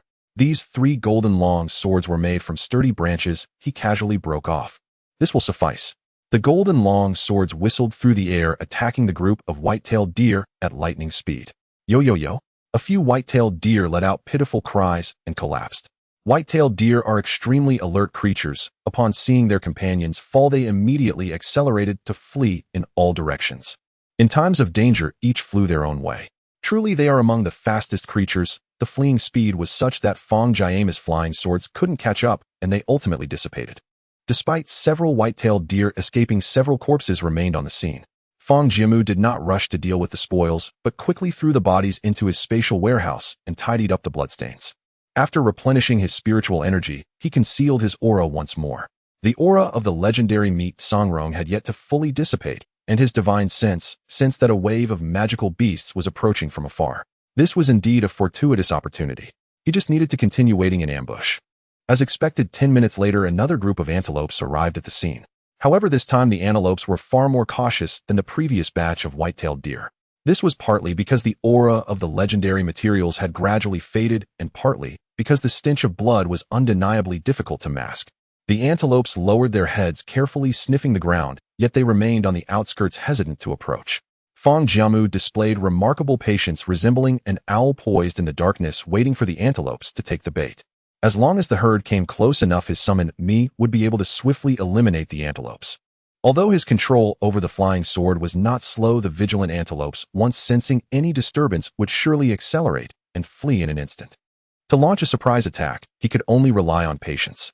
Unfortunately, Fang Jiamu could not wait. Suddenly, the herd seemed to sense something, all raising their heads in unison, looking in the same direction, while their ears twitched attentively. Then, with a sudden burst of energy, they dashed away without hesitation. Fang Jiamu did not dare to be slow. He emerged from the sand, shook off the sandstorm jacket he had just put on, and headed toward the off-road vehicle, starting the engine and accelerating to leave. Both the herd and he felt the terrifying aura from afar. It was the desert giant dragonfly. The lingering scent of legendary sistanch still remained in this area, which the desert giant dragonfly must have sensed. To his surprise, even after running so far, the desert giant dragonfly could still detect the scent. At that moment, the desert giant dragonfly was in a state of fury, likely ready to kick any passing dog. Currently, Fang Jiamu could only avoid its sharp edge. He also used his spiritual energy to cleanse any lingering scent of sistanch from himself and the little spiny creature. The Milky Way hangs down like a dragon fish, defying the heavens and observing the 8 directions. Today I shall spread my wings, and tomorrow I will ascend to immortality and respond to the phoenix. I will run again. This run lasted over an hour. After confirming that he could not sense the desert giant dragonfly's aura, Fang Jiamu finally relaxed. His current strength was still insufficient, but once he advanced further, he should be able to defeat that desert giant dragonfly. As long as he could kill it, he would drop another legendary treasure chest. The rewards from legendary treasure chests were immensely valuable. He had already tasted the benefits of the last one. Moreover, having such a terrifying presence roaming this area made it challenging to search for materials. It appeared that the large oasis was likely its territory. Afterward, he could claim the mountain as king, relying on that oasis. He could arrange for the planting of sand rice, the raising of chicks, and so on. He still had one chick card left to use. Fang Jiamu drove aimlessly in the desert with no suitable resting spots nearby. It seems I can only make do in the car tonight. However, the space in the off-road vehicle was relatively spacious, and the back seat was just enough for him to lie down. He found a flat patch of sand surrounded by tall sand dunes that could shield him from the wind. He also noticed that a low fuel icon was flashing on the dashboard of the off-road vehicle. Remaining energy of the desert off-road vehicle 24,100. Well, I've been driving all day, it's time to refuel. He took out a high-grade energy coal from his spatial storage. Remaining energy of the desert off-road vehicle 54100. Fang Jiamu noted this number. A piece of high-grade coal could replenish 30 of the energy. So he tossed in another piece. Remaining energy of the desert off-road vehicle 84100. Fang Jiamu nodded in satisfaction. The little spiny creature was still sleeping, but it seemed to have grown larger, and its fur was darker than before. I hope you wake up tomorrow. Fang Jiamu adjusted the temperature setting, ensuring a comfortable warmth. A night of silence passed. The next day, Fang Jiamu was awakened by the little spiny creature's wet tongue. Opening his eyes, he saw the little spiny creature standing on its 2 front paws, continuously nudging him. Oh, whoa! The little spiny creature had grown significantly, now half a meter long, with its head reaching Fang Jiamu's knee. Its originally pale yellow fur had turned a reddish-brown, soft and beautiful, exuding a spirited aura. This was the image of it being his licking dog. Upon seeing Fang Jiamu awake, the little spiny creature called out and leaped off him, rushing to the car door and scratching at it, seemingly eager to showcase something. Click! With a soft sound, the car door opened. The little spiny creature jumped out, standing on the sand. Oh, whoa! The surrounding sand began to tremble, defying gravity, coalescing into waves of sand. The waves of sand surged with impressive force. Soon after, the little spiny creature's aura intensified, and the sand waves began to change shape, forming a sharp cone. Bang bang. The cone attacked the nearby sand dune, carving out a massive pit. Then the little spiny creature bounced over to Fang Jiamu, panting, as if seeking praise. Fang Jiamu's eyes lit up. Not bad, little spiny. You've become so powerful. He stroked its fox-like head, making the little spiny creature even happier. Fang Jiamu roughly estimated that the attack power the little spiny creature was currently demonstrating was equivalent to that of a cultivator at the 3rd level of chi refinement. Then the little spiny creature sat upright on the sand, closed its eyes, and emitted a faint glow. A small orb of light the size of a glass ball slowly floated towards Fang Jiamu. The small orb of light had a gentle brightness, making him feel very comfortable. At the same time, a message popped up.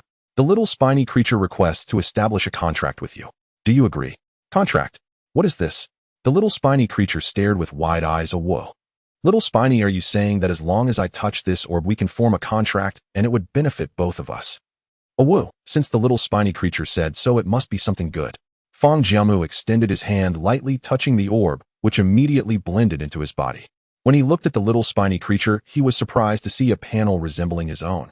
Pet little spiny breed sand fox, physical ability 180260, spirit 256280, ability sand affinity 40. Congratulations to little spiny for successfully unlocking the pet panel, establishing a deep connection with you, officially becoming your pet, and will never betray you. The little spiny creature's new pet panel replaced the original message. Fang Jiamu had not yet adapted to the new changes when the wilderness system prompted again. Congratulations to the Huaxia explorer for successfully contracting a pet, becoming the first explorer in the wilderness to have a contracted pet. Now broadcasting to all explorers in the wilderness. In an instant, the news spread throughout the wilderness and Blue Star. Explorer Fang Jiamu from the Huaxia kingdom discovered a method to contract pets. By raising the intimacy level with the pet to its maximum and helping it unlock its potential, one could form a contract with the pet. Upon successful contracting, the pet could become an official combat force for the explorer, growing alongside them. The title beginning of the contract has appeared. Title beginning of the contract, special effect 1. You can view the status of all pets at any time and summon them to your side once per pet per day. Effect 2. All pets receive a 20 increase in stamina and spirit. What a great item. Fang Jiamu looked at the effects of the title, unable to suppress a smile. He equipped the title and immediately checked Huaxia's panel. Pet Huaxia, species sand fox, stamina 180260, 52, spirit 256280, 56, ability 40, affinity for sand attributes. Huaxia also felt a surge of energy, suddenly becoming stronger. The increase in stamina and spirit limits was not merely a change in numbers, it signified a dramatic rise in power. Originally at the 2nd layer of chi refinement, Huaxia could unleash the power of the 3rd layer. With the help of its title, it should be able to reach the 4th layer of chi refinement. With such combat power, Fang Jiamu's fighting capability increased significantly. Thus, a new idea began to take shape. In Fang Jiamu's live broadcast room at the moment of the global announcement, the barrage erupted instantly. Fang Shun is incredible. I bow to Fang Shun. To restore the glory of the great Xia, we have an unshirkable duty. This is so exhilarating, brothers. Fang Shun is actually the first explorer in the wilderness to discover the contract method for pets, and even received a special title. The effect of this title is a noble percentage increase, becoming more powerful as time goes on. Fang Shun always surprises us in unexpected ways. Contracting pets, perhaps only Fang Shun could achieve this among all explorers. That's right. Not to mention, Fang Shun treats Huaxia very well. He spares no effort in giving it the best resources, naturally enhancing Huaxia's potential. Fang Shun's actions are truly beyond the understanding of ordinary people. In the Huaxia operations room, when they saw Fang Jiamu trigger the global announcement, cheers erupted. Fang Shun has once again surprised us. Earlier we analyzed whether Fang Shun should distribute so many rare and legendary resources to Huaxia. Who would have thought? Do you think Fang Shun already knew about the method of contracting pets? Otherwise, why would he give Huaxia even the legendary meat of the Sistanch plant? The operators discussed animatedly, each holding their own opinions. However, all their faces were filled with joy. Fang Shun was truly impressive, bringing great honor to Huaxia. Wu Gang also smiled as he watched the wilderness broadcast, feeling extremely pleased. Meng Anan was also initially shocked when she saw the wilderness broadcast, but she quickly calmed down and began to think carefully. After a while she spoke, Commander Wu, perhaps we can use Fang Jiamu's information to exchange for some benefits. When Meng Anan said this, she definitely had a new idea. Wu Gang retracted his smile and said seriously, Meng Jiji, do you have any good insights? Meng Anan shot Wu Gang a glance, turned around, and tapped the table to signal the operators to quiet down. As all eyes turned to Meng Anan, she spoke. The operations room has a wealth of research data on Fang Jiamu, and with this broadcast all countries will certainly be eager to understand the specifics of contracting with pets. Especially among the major powers on Blue Star, the veteran explorers are not lacking in resources and will likely want to try contracting pets as an extra helping hand would make survival in the wilderness much safer. We definitely want leak the specifics of Fangshan's data. We just need to compile a report while concealing some details. Meng Anan paused, grinning mischievously. As long as the information appears plausible on the surface, the operators will naturally understand that Huaxia actually completed the final contract step after consuming 1/5 of the legendary Sistanch. But other countries won't know that. We only need to state in the report that Huaxia was contracted after Fang Jiamu fed it a large amount of rare resources. If other countries come to trouble us later, we can just decline, saying their rare resources were insufficient. Wu Gang and all the researchers present found this method feasible. The reason Fang Shun could contract Huaxia was closely related to his strength and character. After observing for a long time, they found that Fang Jiamu was actually a person with a lot of love in his heart, treating Huaxia very well daily. He was generous with food, providing excellent rare and even legendary resources. Other explorers could not do what he did. Most explorers struggled just to feed themselves, and even the strongest explorers would prioritize ranking over sharing resources. High-quality resources would only be used to enhance one's own strength. How could they be shared with pets? In the wilderness, being strong oneself is the hard truth. The operators below felt a chill as they listened. What a terrifying woman. Meng Anan, of course, was unaware of their thoughts. Even if she knew, she wouldn't care. Her malice was reserved for outsiders, not her own compatriots. My idea is to exchange some resources with them. It's unrealistic to expect Fang Jiamu to supply 1.3 billion people alone in a short time. We need to contribute too, don't we? She winked at the operators below. What Commander Meng said is right. This is a great opportunity for us to showcase our abilities. Fang Shun just needs to proceed at his own pace in the wilderness. He'll start drafting a plan right now. He'll organize Fang Shun's data. The operators were excited as this time they could genuinely help Huaxia alleviate its crisis. In the Huaxia operations room, everyone moved like clockwork, beginning to take action. Wu Gang felt deeply moved as he looked at Meng Anan and the busy operators, his voice strong and resonant. Comrades, the operators were momentarily stunned and looked at Wu Gang. We must seize the day. The explorers from Huaxia felt somewhat relieved upon seeing the global announcement.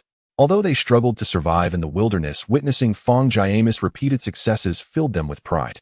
In the past, it was incredibly difficult for Huaxia. When they were selected as explorers by the country, they were full of ambitions, eager to make a mark in the wilderness for the nation.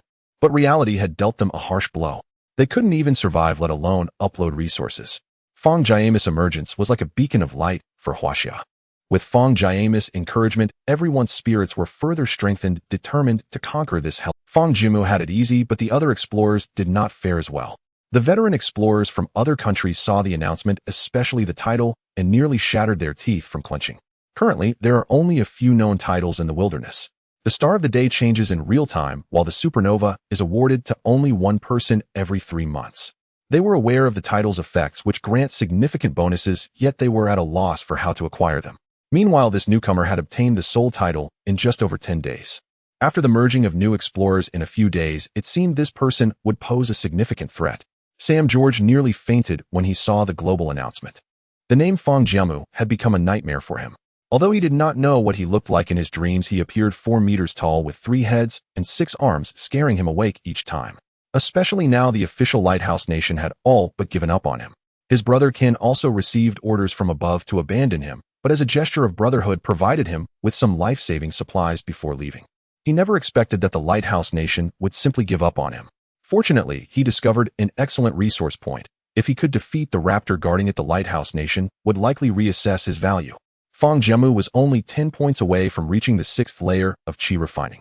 He still had plenty of rare-level resources. Even if worse came to worst, he had excellent level ones that should be sufficient for him to break through. He took out 2 squirrel fish for breakfast today.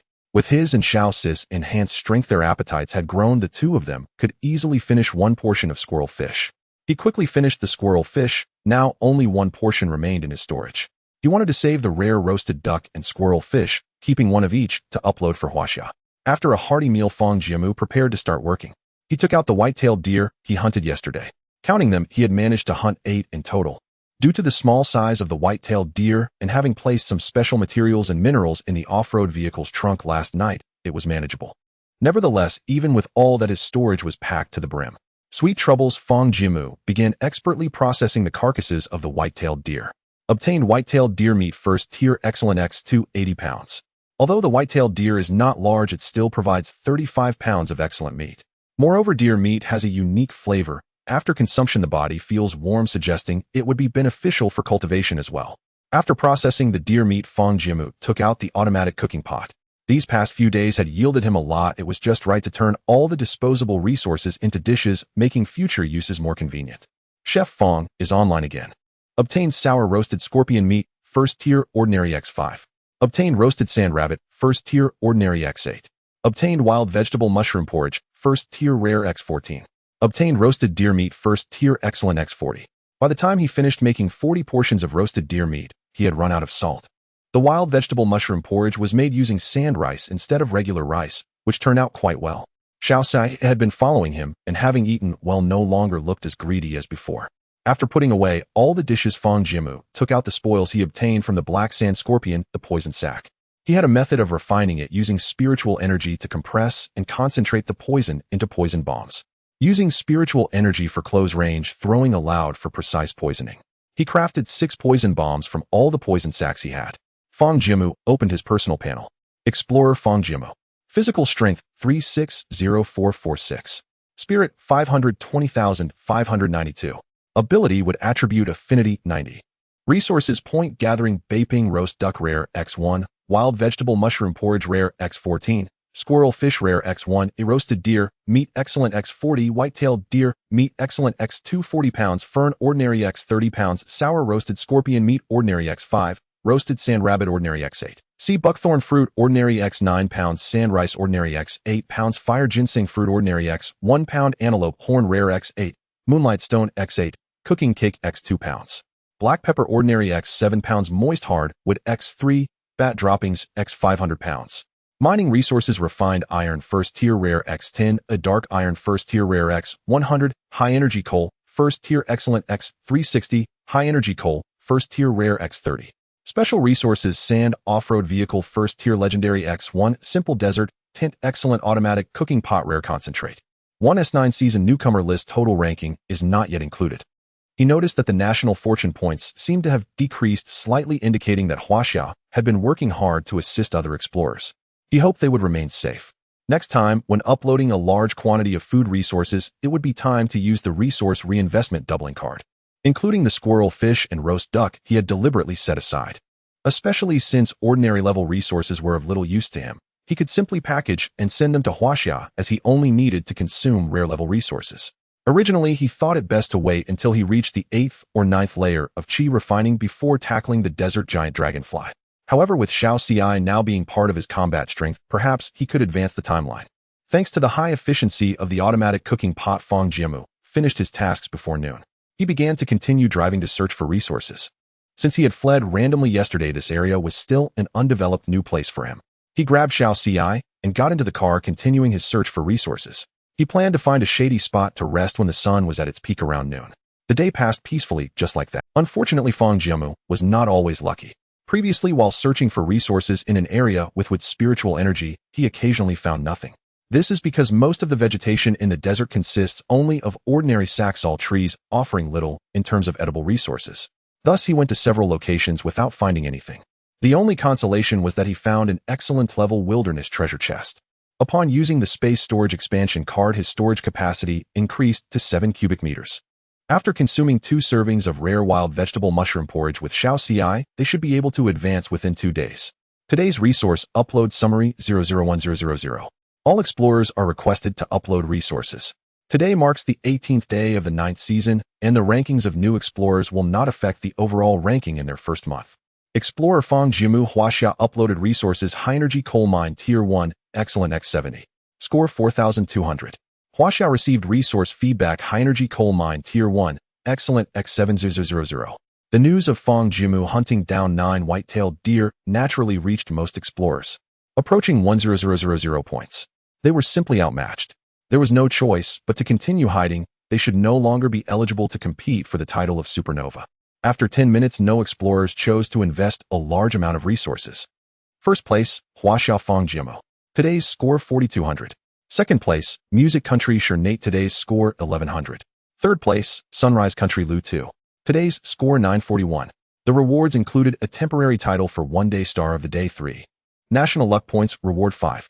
Fang Jiamu noticed that the score of the second place today was unusually low. Moreover, the leaderboard was almost devoid of those once prominent explorers. He kept a watchful eye. A private remote video call concealed many secrets. Is everyone here? If so, I will start speaking. The host of the video conference was none other than the president of Lighthouse Country, Huaxia. Huaxia sat high in a genuine leather chair, impeccably dressed, facing the large screen. On the screen were the leaders of various nations. President Huaxia, your tie looks very suitable for you today. Gao, he said with a flattering smile, eliciting disdain from the other leaders. Well, it's just an arbitrary choice. The reason I called you all for this meeting is solely because of Fang Jiamu from Huaxia. The name Fang Jiamu caused the leaders on the screen to perk up. Even the usually jovial Gao, he became serious. This season's supernova should, barring any major changes, fall upon him. The fact that Fang Jiamu survived the sandstorm means he has firmly established himself in the wilderness. Though unwilling to admit it, the current situation is a reality. Huaxia has to swallow his pride. He did not bring up the disaster card. After all, on the surface, Lighthouse Country still maintains it wasn't their doing. With no one responding, Gao, he immediately jumped in like a sycophant. I don't know what that Huaxia person used, but his strength and luck are remarkable. He always manages to find resources, which caused our president to waste a disaster card. I destroyed the disaster card a long time ago. Realizing she spoke incorrectly, Gao, he buried her head like a frightened quail. Sorry, mister. Huaxia, other countries have been spreading rumors about you internationally, and I couldn't stand it. Everyone here is a prominent figure. I'm just reminding everyone not to bring this up again. The disaster card is purely fictional. Then she sincerely stood up and deeply bowed to all the leaders on the screen. Please refrain from mentioning the disaster card in the future. As you can see, Mr. Huaxia is truly innocent. We should focus on Fang Jiamu. Gao, his expertise in the culture of bowing was astonishing. No wonder someone with such limited ability could become a president. Huaxia unexpectedly looked at Gao. He had been surprised by her lack of awareness today, only to realize she was putting on a show. This person was quite handy to use. He felt satisfied. All right, let's not discuss irrelevant matters. Whether Lighthouse Country has been wronged, we don't know, and we don't want to see you performing here. Just say what you need to say. Queen Eliza picked up the exquisite tea set beside her, took a sip of light red tea, and spoke in a calm tone. Huaxia snorted lightly, but due to the influence of Sunset Country, did not lose his temper, and continued, I wonder if any of you have considered privately that in 10 days, when the new and old national luck rankings merge, whether Fang Jiamu will pose a threat to our old explorers. It's important to note that while new explorers are vital, the old explorers form the real backbone. However, the strength Fang Jiamu has displayed has already subtly surpassed many of the established explorers. Is there any relevance to the final national luck settlement of the 9th season to us? Not just the 9th season, but the 10th and 11th as well. As Fang Jiamu grows stronger, can we still maintain control? I believe we must find ways to dampen his spirit early on. Huaxia's every word resonated with the leaders present, provoking deep contemplation. So, Mr. Huaxia, what do you want us to do? Queen Eliza spoke again. What I mean is, let's not let the explorers hide their resources anymore. Every day, we will select the 2 explorers with the most resources to upload everything targeting Fang Jiamu. Since the supernova is out of reach, this way we can force Fang Jiamu to produce more resources, thereby depleting his supplies, at least preventing him from continuously enhancing today's star. As long as we can strip him of his today's star, it will be a success. Otherwise, his 6th sense will grow stronger and his resource gathering speed will increase. Huaxia paused, then revealed a cunning smile. You should be more familiar with this trick than I am. He stated clearly, didn't you initially plan this to deal with us? All the leaders present were astonished. This kind of underhanded talk was being brought up. It seemed he was preparing to force them into cooperation. Queen Eliza, the highest-ranking leader aside from Huaxia, had everyone looking to her, waiting for her to speak. She crossed her hands, pondering. Sunset Country also had a supernova. In the short term, Fang Jiamu could not surpass him, but with the potential he had shown, the future was unpredictable. Although cooperating with Lighthouse Country was akin to colluding with a tiger at this moment, it might be the only solution. Mr. Huaxia, your foresight is admirable. In that case, we agree to cooperate with you. After Queen Eliza agreed, the other leaders expressed their agreement to cooperate as well. Huaxia nodded in satisfaction and began discussing the specific details. At the end of the meeting, Queen Eliza specifically left a remark. Mr. Huaxia, although I agreed to cooperate with you this time, I am still dissatisfied with some of Lighthouse Country's actions. I advise you to tread carefully. As soon as her words fell, Queen Eliza closed the video call. The other leaders looked awkwardly at each other. Hiao sat in his chair, his face darkened. It seemed his previous actions had indeed lost him support. He clenched his fists. As long as I can keep Lighthouse Country great. Crying, it turns out the names of the Lighthouse President and Cherry Blossom President can no longer be used. They are now changed to Hiao and Gao He. After the upload of supplies ended, Fang Jiamu chose not to go out in search of more resources. He was only a step away from a breakthrough in his realm and wished to elevate it as soon as possible. While searching for supplies during the day, he deliberately sought out a location where the spiritual energy was denser than elsewhere. In truth, the spiritual energy in the entire world was quite sparse. This spot was simply a bit richer. But at least it was a little better, wasn't it? Fang Jiamu continued to cultivate, tirelessly climbing onto his vehicle at night to make do until the next afternoon. Seated cross-legged in meditation, Fang Jiamu felt immensely fortunate. He was on the verge of a breakthrough.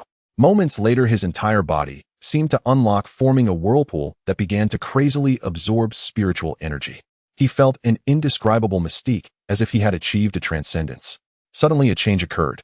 A burst of colorful light shot into the sky, and a powerful aura instantly radiated around him. 6th level of Qi refinement. Fang Jiamu exhaled a breath of turbid Qi. After reaching the 6th level, his strength increased significantly. The surge of spiritual energy allowed him to wield his abilities with greater ease. However, even after breaking through to the 6th level of Qi refinement, dealing with the desert giant dragon was no easy feat. Currently, he had plenty of supplies, and he need not worry about national rankings.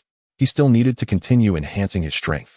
His spirit had already surpassed 600, but his physical strength had yet to exceed 500. The gap between the two was too wide. According to common sense, cultivators who primarily practice with spiritual roots typically have a physique that is superior to their spiritual energy, as the nature of wood spiritual roots is a strong vitality. When he first arrived in this desert, his physical condition was poor, and he had not actively trained his physical strength before. After all, body training requires a large amount of flesh-based resources, and in the cultivation world realm comes first with physical strength second. Moreover, the challenge of body training is the necessity of abundant blood and Qi resources to assist in accelerating progress. Now he had plenty of resources, especially a large quantity of deer meat, which contained a powerful essence of blood and Qi. Moreover, the challenge of body training is the necessity of abundant blood and Qi resources to assist in accelerating progress. Now he had plenty of resources, especially a large quantity of deer meat, which contained a powerful essence of blood and Qi. He just happened to possess a cultivation method that was very suitable for him. The Qingmu sword bone technique. This body training technique was obtained from an ancient relic, and it was the most fitting for his type of wood spiritual root sword cultivator. While making his body more compatible with wood spiritual Qi, it would also assist him in cultivating sword intent. Without further ado, he began to cultivate. The body training technique was not difficult. It was essentially about using the power of blood and Qi to continuously refine oneself. Thus, body training is the most resource-consuming. The power of blood and Qi can come from pills or the meat of magical beasts. As long as the resources are sufficient, rapid progress can be made. Physical strength limit increased 450, 455, 460. Fang Jiamu continued to cultivate until nearly 8 o'clock before stopping. In just one afternoon, his physical strength limit increased very quickly. Physical strength 500, 510, spirit 600601. However, it consumed 30 gene of white-tailed deer meat. The reason he progressed so quickly today was that his physical foundation was too poor, allowing the technique's improvements to be rapid. Moreover, the magical beasts in the wilderness contained a very strong essence of blood and Qi, perfect for his training. Fang Jiamu paused his cultivation. It was time for today's supply upload. Today's supply upload settlement 0. All explorers, please upload your supplies. Today is the 19th day of the 9th season. New explorers will not participate in the overall ranking during the first month. Explorer Fang Jiamu Huaxia uploaded supplies. High energy coal mine. First level excellent X 70 score 4200. Huaxia receives resource feedback. High energy coal mine. First level excellent X 70 still 70 gene of high energy coal mine. Just when Fang Jiamu thought this action would dissuade many explorers, he miscalculated. 2 explorers' scores surged dramatically, ultimately surpassing Fang Jiamu's, and they continued to rise. First place, Maple Leaf Country Patriotism today's score 7130. Second place, Big Australia Ivanka today's score 6500. Third place, Huaxia Country Fang Jiamu today's score 4200. Fang Jiamu had a slight impression of the explorer from Maple Leaf Country. Even if he participated in the rankings, he would only be around the 10th position. It seemed that today, in order to take first place, they had risked all their supplies at once. It had been a while since he had seen Ivanka vying for the rankings. What a coincidence, 2 people are competing for the ranking at once. It wasn't that he was too suspicious, it was just too coincidental. Because by the time it reached fourth place, the score plummeted, barely exceeding 100. It was as if they had conspired together. Although Fang Jiamu felt puzzled, he needed to prepare to challenge the desert giant dragon in a few days. The bonus from today's Star of the Day was very important to him. He had to maintain it. Explorer Fang Jiamu Huaxia uploaded supplies high-energy coal mine. First level excellent X, 80 score 4800 Huaxia receives resource feedback high-energy coal mine. First level excellent X, 0. After the score reached 9,000, Ivanka and Patriotism settled down, and their scores stopped moving. Reward for temporary title Star of the Day for national luck points. Reward 5. Fang Jiamu gritted his teeth. Could it be that explorers from other countries had already started to organize against him? Although he had plenty of resources, if other explorers united to cause trouble, he wouldn't be able to handle it. Today he uploaded 150 pieces of high-energy coal at once. He was left with only 159 pieces of high-energy coal. He'll wait until tomorrow to see if they really unite against me. It would be troublesome. A tall tree catches the wind. If it can't be changed, then continue to cultivate. Fang Jiamu's audience in the live stream had been watching him sit cross-legged in place all day. No, it could even be said that he had been meditating since yesterday. The popularity of the live stream had been low, but it finally warmed up when the supply upload occurred. After the supply upload ended, Fang Jiamu began again. Therefore, the viewers in the live stream couldn't help but start sending bullet comments. Is Fang Shen cosplaying as a Taoist? He has been sitting for an entire day. Although Fang Shen's actions are beyond our understanding, I still can't help but ask, why isn't he searching for supplies? What is he doing? This? Could it be that Fang Shen is meditating, probing the mysteries of the universe? Fang Shen's actions are indeed beyond our understanding. Upstairs, your comments are unseen by Fang Shen. Fang Jiamu diligently practiced for an entire day without interruption. He also devoted time to nurturing his pet, providing it with rare mushroom porridge. He himself consumed a substantial 50 pounds of deer meat. Pet Huaxia, species sandfox. Physical strength 33035070. Mental strength 35037074. Ability 40. Affinity for sand attributes. Especially after Fang Jiamu's physical enhancement, he felt rejuvenated in spirit.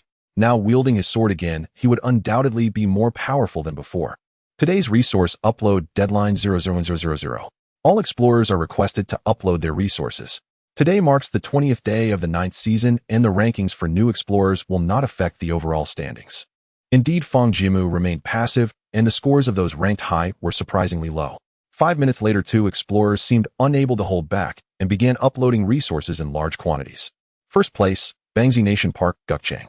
Today's score 5,300. Second place, Sakura Nation in Noe Kimura. Today's score 5105. Sure enough, this confirmed Fang Jiamu's suspicions. They likely intended to unite against him. He could also guess how they would proceed. Their plan was simply to reduce his resources as much as possible. It would be exceedingly difficult for him to face them alone. Just recently, Fang Jiamu had not sought any resources, and his supplies had dwindled. If they could maintain this strategy, they would surely succeed. The tactics used to deal with Sam George were now being... He definitely wanted the boost from today's star. He was about to challenge the desert giant dragon, and his boost had already increased significantly. Losing it would greatly diminish his chances of victory. Explorer Fang Jiamu Huaxia uploaded resources high-energy coal mine, first tier excellent X110. Score 6,600. Huaxia received a resource return high-energy coal mine, first tier excellent X11000. This made those 2 explorers behave themselves. Temporary title reward for 1 day. Today's star 5. National fortune points reward 5. Today's star special 5. Wearing it increases the 6th sense by 45. His 6th sense has strengthened again. Now fully prepared, Fang Jiamu drove his off-road vehicle towards the oasis where the desert giant dragon, Hipu, comfortably lounged in a recliner, listening to the report from his subordinate, feeling quite pleased. Mr. President, Fang Jiamu has uploaded a large amount of resources for 2 consecutive days to maintain the today's star. Moreover, for the past few days, Fang Jiamu seems to have been doing something unknown, sitting cross-legged, without moving for 2 whole days, and not seeking any resources at all. He also consumed a large amount of deer meat, so we analyzed that at most he can last 1 more day. After that, he won't be able to maintain his top position. The reporting subordinate also appeared very pleased. The president's expression had been grim for days, and only now did he show some signs of a smile. Very good. Hipu excitedly stood up, swinging his arms and legs, starting to do the golden-shaded cat grab milk. YMCA. While dancing, he enjoyed the moment. It seems that the allies are quite reliable. Oh, I was afraid they would say one thing and do another behind the scenes. Fang Jiamu, Fang Jiamu. Instead of searching for resources while he hasn't merged with the old explorers, he actually wastes time.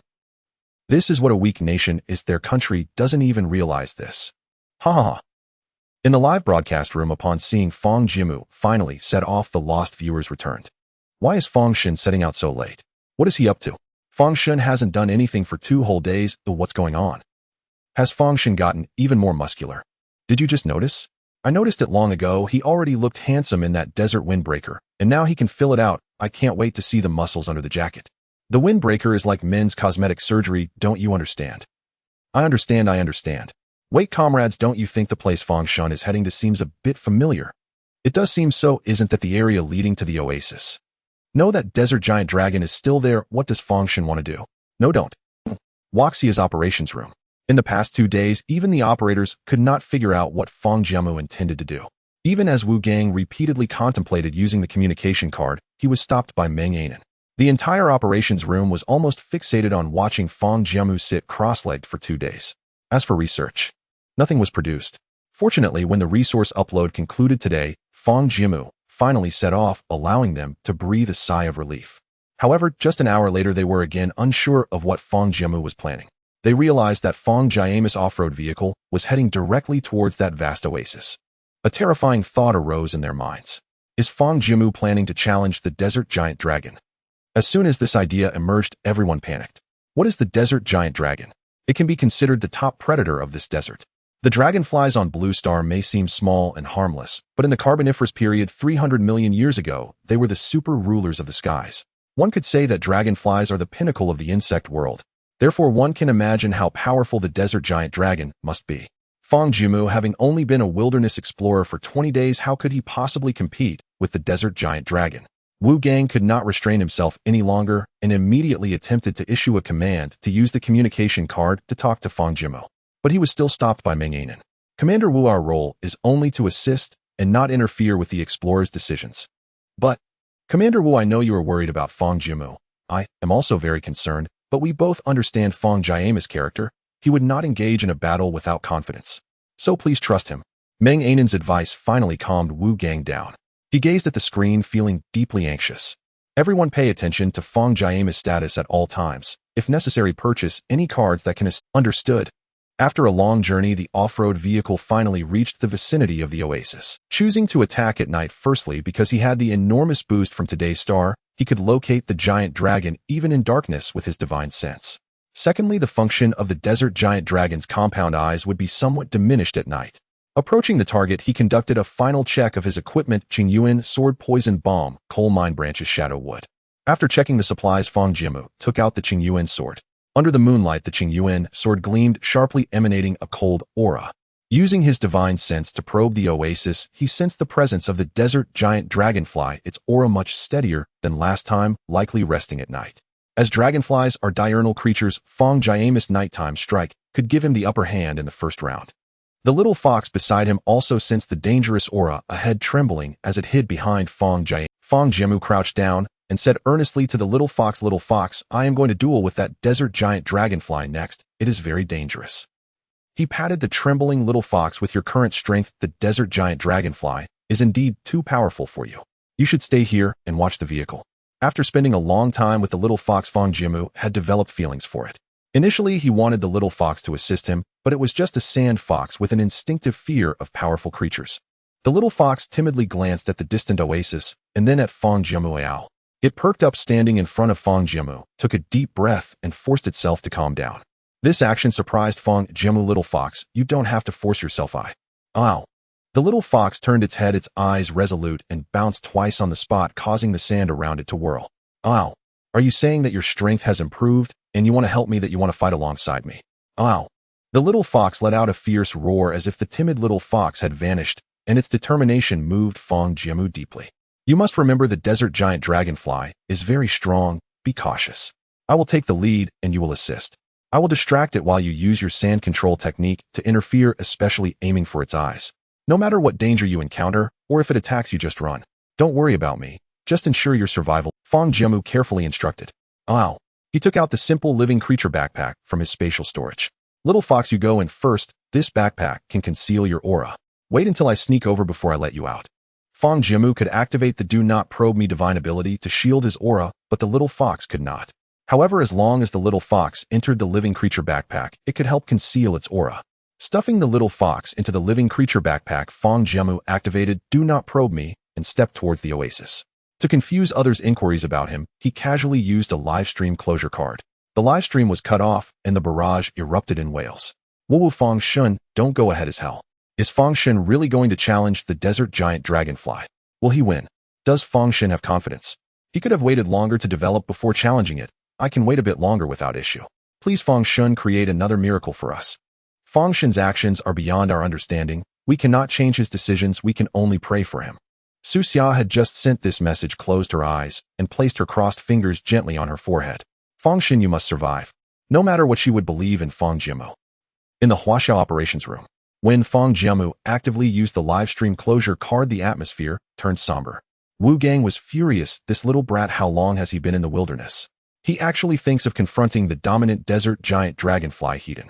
The key is he even shut down the livestream. At least let us know, although we only have 2 hours of access, isn't that enough? We can't know his situation like this, how can we help him? Wu Gang's outburst rendered all the operators silent. Meng Anan also dared not advise further. She couldn't understand Fang Jiamu's actions now. Do Longue go to the National Fortune Mall and buy recovery cards to send to Fang Jiamu? Yes, Commander Wu. Du Longue did not dare to be slow, purchasing 10 recovery cards with 1 point of National Fortune points. The effect of the recovery card is to send a message of no more than 30 characters from the official to the explorer, while the explorer can also reply. Because its effect is rather weak, the price is not high.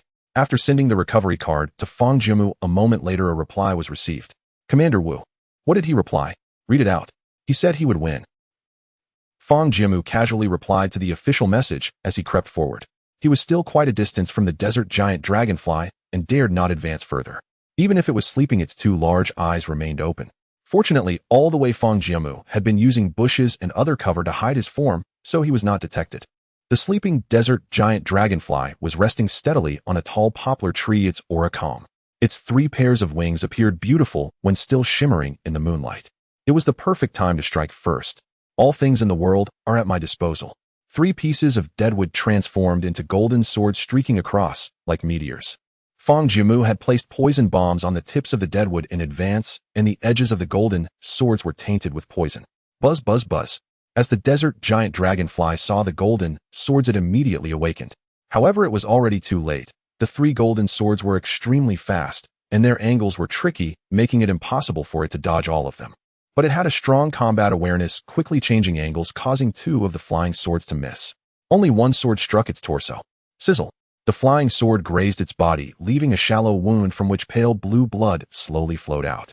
The poison bomb entered the desert giant dragonfly's body through the wound, beginning to invade. Roar. The desert giant dragonfly was furious, but fortunately its physical constitution was strong, and the poison only caused a slight numbness, not significantly affecting it.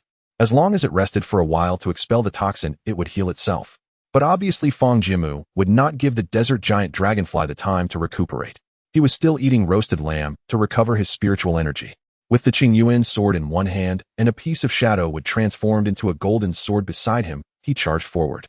The little fox was also released, manipulating the surrounding sand to form sharp spikes. 1 person and 1 fox. Fang Jiamu led the charge with overwhelming momentum. The desert giant dragonfly was furious. For such a long time it had been nearly invincible in this desert, and this was the first time a creature dared to provoke it. It no longer cared about expelling the toxin and flapped its wings to fly at Fang Jiamu. Clang! The Qingyuan sword clashed fiercely against the hard legs of the desert giant dragon, sparking a flurry of sparks. In just the first encounter, the immense force from the giant dragon made Fang Jiamu feel an overwhelming pressure. Fortunately, having trained his body in advance, his strength had significantly increased, allowing him to barely match the strength of the desert giant dragon. Sword come. Just as Fang Jiamu was locked in a stalemate with the dragon, a golden long sword arrived on cue, striking from the side. Sensing the imminent danger beside him, the desert giant dragon immediately flapped its wings, attempting to evade. Though it dodged the golden flying sword, a cone made of sand with a particularly tricky angle was heading straight for its face. Its eyes were its most vital part. Taking the hit would be tantamount to self-sabotage. It could only awkwardly dive downward at high speed, narrowly avoiding the sand cone. But that wasn't the end. Fang Jiamu's assault surged like a tide, leaving no opportunity for the desert giant dragon to catch its breath. A sword presses down to the south. This strike used all of Fang Jiamu's might, pulling away half of the spiritual energy from within him. Fortunately, this powerful sword technique proved effective. One of the desert giant dragon's legs was forcefully severed. Fang Jiamu gasped for breath, but did not forget to replenish his spiritual energy, stuffing pieces of lamb into his mouth. I need to study what can quickly replenish spiritual energy while being convenient in the future. Of course, that was a matter for later. The desert giant dragon, having just entered the battle, was not only injured and poisoned, but also lost one of its legs. It staggered as it stood up, thousands of compound eyes, shaking incessantly, expressing its fury. Dodo dodo. The wings of the giant dragon shook rapidly, moving so fast that they became nearly invisible to the naked eye. Although it had lost a leg, it quickly adapted to the balance, its speed skyrocketing. The pressure on Fang Jiamu intensified, forcing him to confront the Qingyuan sword Heaton. Clang, clang, clang. Fang Jiamu could only barely defend with his sword. Fortunately, he was not fighting alone. Little Thorn had already gathered dozens of tightly packed sand pellets, launching them towards the desert giant dragon's eyes like cannonballs. The desert giant dragon had no choice but to retreat to evade, giving Fang Jiamu a moment to breathe. Dodo dodo. The desert giant dragon was even angrier now. Under its compound eyes, the figure of the sand fox was fully exposed. Originally, sand foxes had always been its easy prey, but this particular sand fox had repeatedly harassed it, driving it to frustration. In an unknown scenario, it was confident it could kill this bipedal beast. However, the angles of the sand fox's attacks were exceedingly tricky. Every time it tried to strike, it would be blocked. It might be better to deal with the sand fox first. The desert giant dragon flew into the high sky, the massive sound of its wings buzzing as it hovered in the air, and in the next moment, it dove down violently, moving too fast for Little Thorn to react. Not good. All things in the world are mine to command. Another shadowy wood transformed into a golden long sword, stabbing towards the rapidly moving desert giant dragon. This sword once again severed another leg, yet the desert giant dragon was undeterred, its only target. Little Thorn looked at the shadow growing larger before it. Instead of fleeing, it held a determined gaze, conveying its thoughts to Fang Jiamu. Owl. Fang Jiamu's intuition kicked in, instantly understanding Little Thorn's intention. Damn it. Just as the desert giant dragon was about to crash into Little Thorn, Fang Jiamu's mind stirred, activating his title. Beginning of the contract. Little Thorn was instantly summoned back to his side. The once brave Little Thorn, having survived the ordeal, now knelt on the ground, its legs trembling in fear. Well done, Little Thorn. The desert giant dragon missed its target, its powerful inertia causing a slight imbalance in its body. Now's the time. Two golden flying swords danced once more, attacking from both front and back. The desert giant dragon attempted to dodge, but it was too late. One sword pierced its left eye while the other severed its tail. Dodo. A wave of immense pain surged through it, and it let out endless roars. The vibrations of its wings became chaotic, and it struggled like a headless fly. Now was the perfect opportunity to deliver the final blow. Fang Jiamu aimed for a decisive strike. A sword pressed down to the south. The Qingyuan sword, like a vast chasm enveloped with countless sword intents, forcefully split the desert giant dragon's body in two. Physical 150570, mental 3602. This last strike drained all the spiritual energy from Fang Jiamu's body, leaving him exhausted, propped up on his sword as he gasped for breath. The desert giant dragon was incredibly tenacious. Even after being split in two, its corpse continued to thrash about. Ow! Little Thorn manipulated the sand like fine thread, suppressing the corpse. The corpse gradually ceased its struggles and then completely lost its vitality. Congratulations. You have slain the legendary beast desert giant dragon and obtained a legendary wilderness treasure chest. Fang Jiamu did not open the treasure chest immediately. He discarded his sword and lay flat on the sandy ground, his body in a star shape. The process was thrilling yet not perilous, but it was exhausting. It seems using a sword presses down to the south twice in quick succession is still a bit too much for me. Lying on the ground, Fang Jiamu gazed at the sky. The desert sky was exceptionally clear and pristine, dotted with stars, and he suddenly felt a dreamlike sensation. Having survived in the hellish desert for 20 days, it felt as though he was constantly being pushed forward. Once in the cultivation world, it was the same. Alone, he had to grow stronger to survive. No, millions of people on Blue Star still waiting for me, including my mother. Fang Jiamu seemed to have an epiphany. A profound feeling enveloped him, as if his spirit had transcended the boundaries of heaven and earth. It felt as though he saw a vast ocean as blue as the sky, endless primeval forests, the sight of snow-capped mountains, and the view of toxic miasmas. He closed his eyes. Life cannot be seen. Entrust it to the light of heaven. The light of heaven cannot be seen. entrust it to the two eyes. His understanding of the technique deepened once more. Owo owo. Fang Jiamu was awakened by Little Thorn's voice. Owo owo. Little Thorn looked at Fang Jiamu with concern, and he finally came to his senses. Are you saying I lay on the ground for over an hour without moving? Owo owo. I see him fine, don't worry, little. Owo. He stood up and felt an unprecedented sense of refreshment. His physical and mental states were restored to their peak. Fang Jiamu understood that he had just had an epiphany. Techniques, cultivation, and so on were always profoundly mysterious. Even if a master tore apart and chewed the techniques to teach you directly, without comprehension, it would still be difficult to master them. Comprehension is crucial for cultivation. The recent epiphany had elevated his comprehension. Improving comprehension is vital whether for cultivation or using divine abilities and techniques. Fang Jiamu patted Little Thorn's head. Let's go, we're off to open the treasure chest. Owo owo. Wilderness Treasure Chest Tier 1 Legendary. A legendary treasure chest containing the most valuable treasures guaranteed to yield a legendary item, also a reward for your courage. Since the last time he opened a legendary treasure chest, Fang Jiamu had already tasted the sweet fruit of success. He hoped this time would not disappoint him. Open. Obtain Teleportation Stone Legendary X1, a resource, upload rating card, double card, first stage Buddha, jumping wall, first stage rare X5, national fortune points X5. What is this? Teleportation Stone Legendary. Place the Teleportation Stone at any location, and you can return to the vicinity of the Teleportation Stone from anywhere. This Teleportation Stone is truly a timely gift. I have already planned to use this oasis as my planting ground in the future. When I go out to search for resources, if I stray too far, I can rely on the Teleportation Stone to return directly. After accepting the resource upload rating card, double card, Fang Jiamu began to assess the oasis. I must say this oasis is quite large. On the outskirts of the oasis, there are sparse various sandy land plants, such as saxaul trees and others. The deeper you go, the more abundant the vegetation becomes. Poplar, sand, jujube, date palm. Fang Jiamu saw such a variety of plants for the first time in an oasis. He did not rush to harvest, but instead looked for the most suitable land for planting. Soon he found it. This sandy land is flat, has a deep color, and is close to a water source. Especially with many saxaul trees growing above, it is evident that this is an excellent place for growth. It is not easy for plants to thrive in the desert, and Fang Jiamu was reluctant to cut down these saxaul trees directly. Little Thorn, can you move these saxaul trees intact to another place?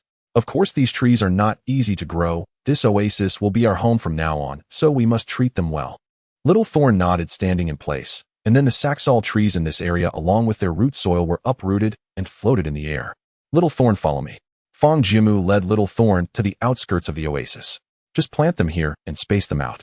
Little Thorn began to carefully place one saxaul tree after another around, and even meticulously buried the roots of the saxaul trees with sand. Little Thorn's ability is indeed convenient. Little Thorn ran over to Fang Jiamu, wagging its tail as if to take credit. Here.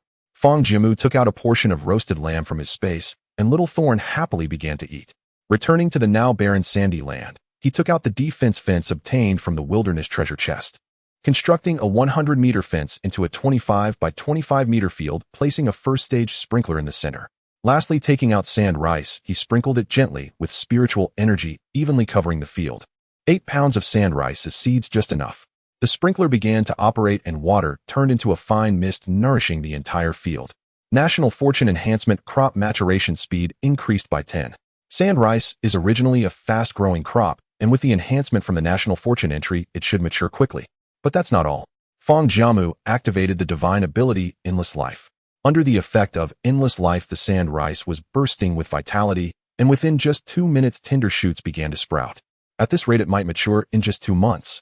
One can expect a good yield. Then Fang Jiamu took out the chick. Using the card, 10 pale yellow chicks appeared out of thin air on the ground. Chirp, chirp, chirp. 3 yellow chicken, excellent dual-purpose chicken, with high nutritional value and strong tonic properties, a quality breed suitable for raising. The chicks were lively, wandering around, curiously examining the world. At the moment the chicks appeared, Little Thorn immediately became excited, darting towards the chicks like an arrow, startling them into a flurry. Little Thorn fixated its gaze, drooling. Hey, Little Thorn, these aren't for eating. Fang Jiamu picked up Little Thorn seriously and educated it. These will grow up, lay eggs, then the eggs will hatch into chicks, and once the chickens are fattened, we can eat them. Only with a conscious breeding plan can it last long. Do you understand? Little Thorn. Fang Jiamu used spiritual energy to lift the chicks, and separately opened up a chicken coop with dry branches in the sand rice field. He dared not raise the chickens directly in the sand rice field, otherwise after 2 days the newly sprouted sand rice seedlings would be devoured. Scattering them outside is even riskier. This is the wilderness, not a true desert. Any stray magical beast could wipe out these 10 little chicks. We still lack manpower. I need to find a way to protect these chicks. Fang Jiamu's gaze fell on Little Thorn. Originally his plan was to have Little Thorn help guard the farmland and chicken coop. But with Little Thorn's current strength, it seems a bit below its potential to just watch over things. We still lack manpower. I just don't know what kind of attacks this fence can resist. It should be fine against excellent level magical beasts. Fang Jiamu looked at the fence, but felt it might be inadequate. Being able to withstand ordinary level attacks would be good enough.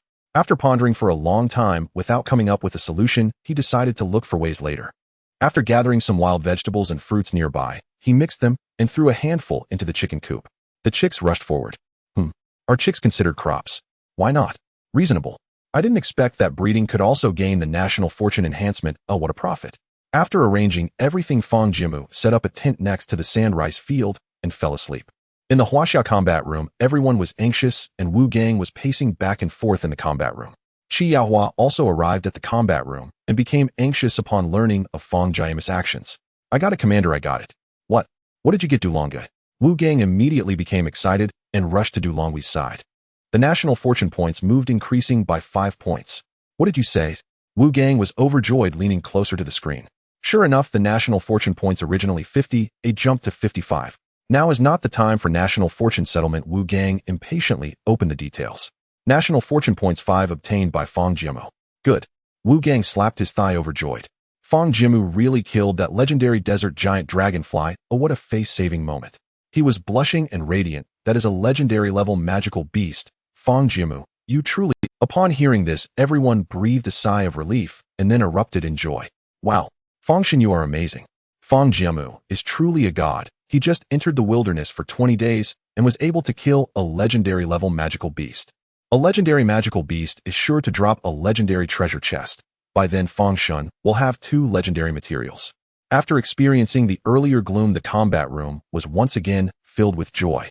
Wu Gang looked at everyone with delight, thinking of Fang Jiamu's figure, feeling extremely pleased.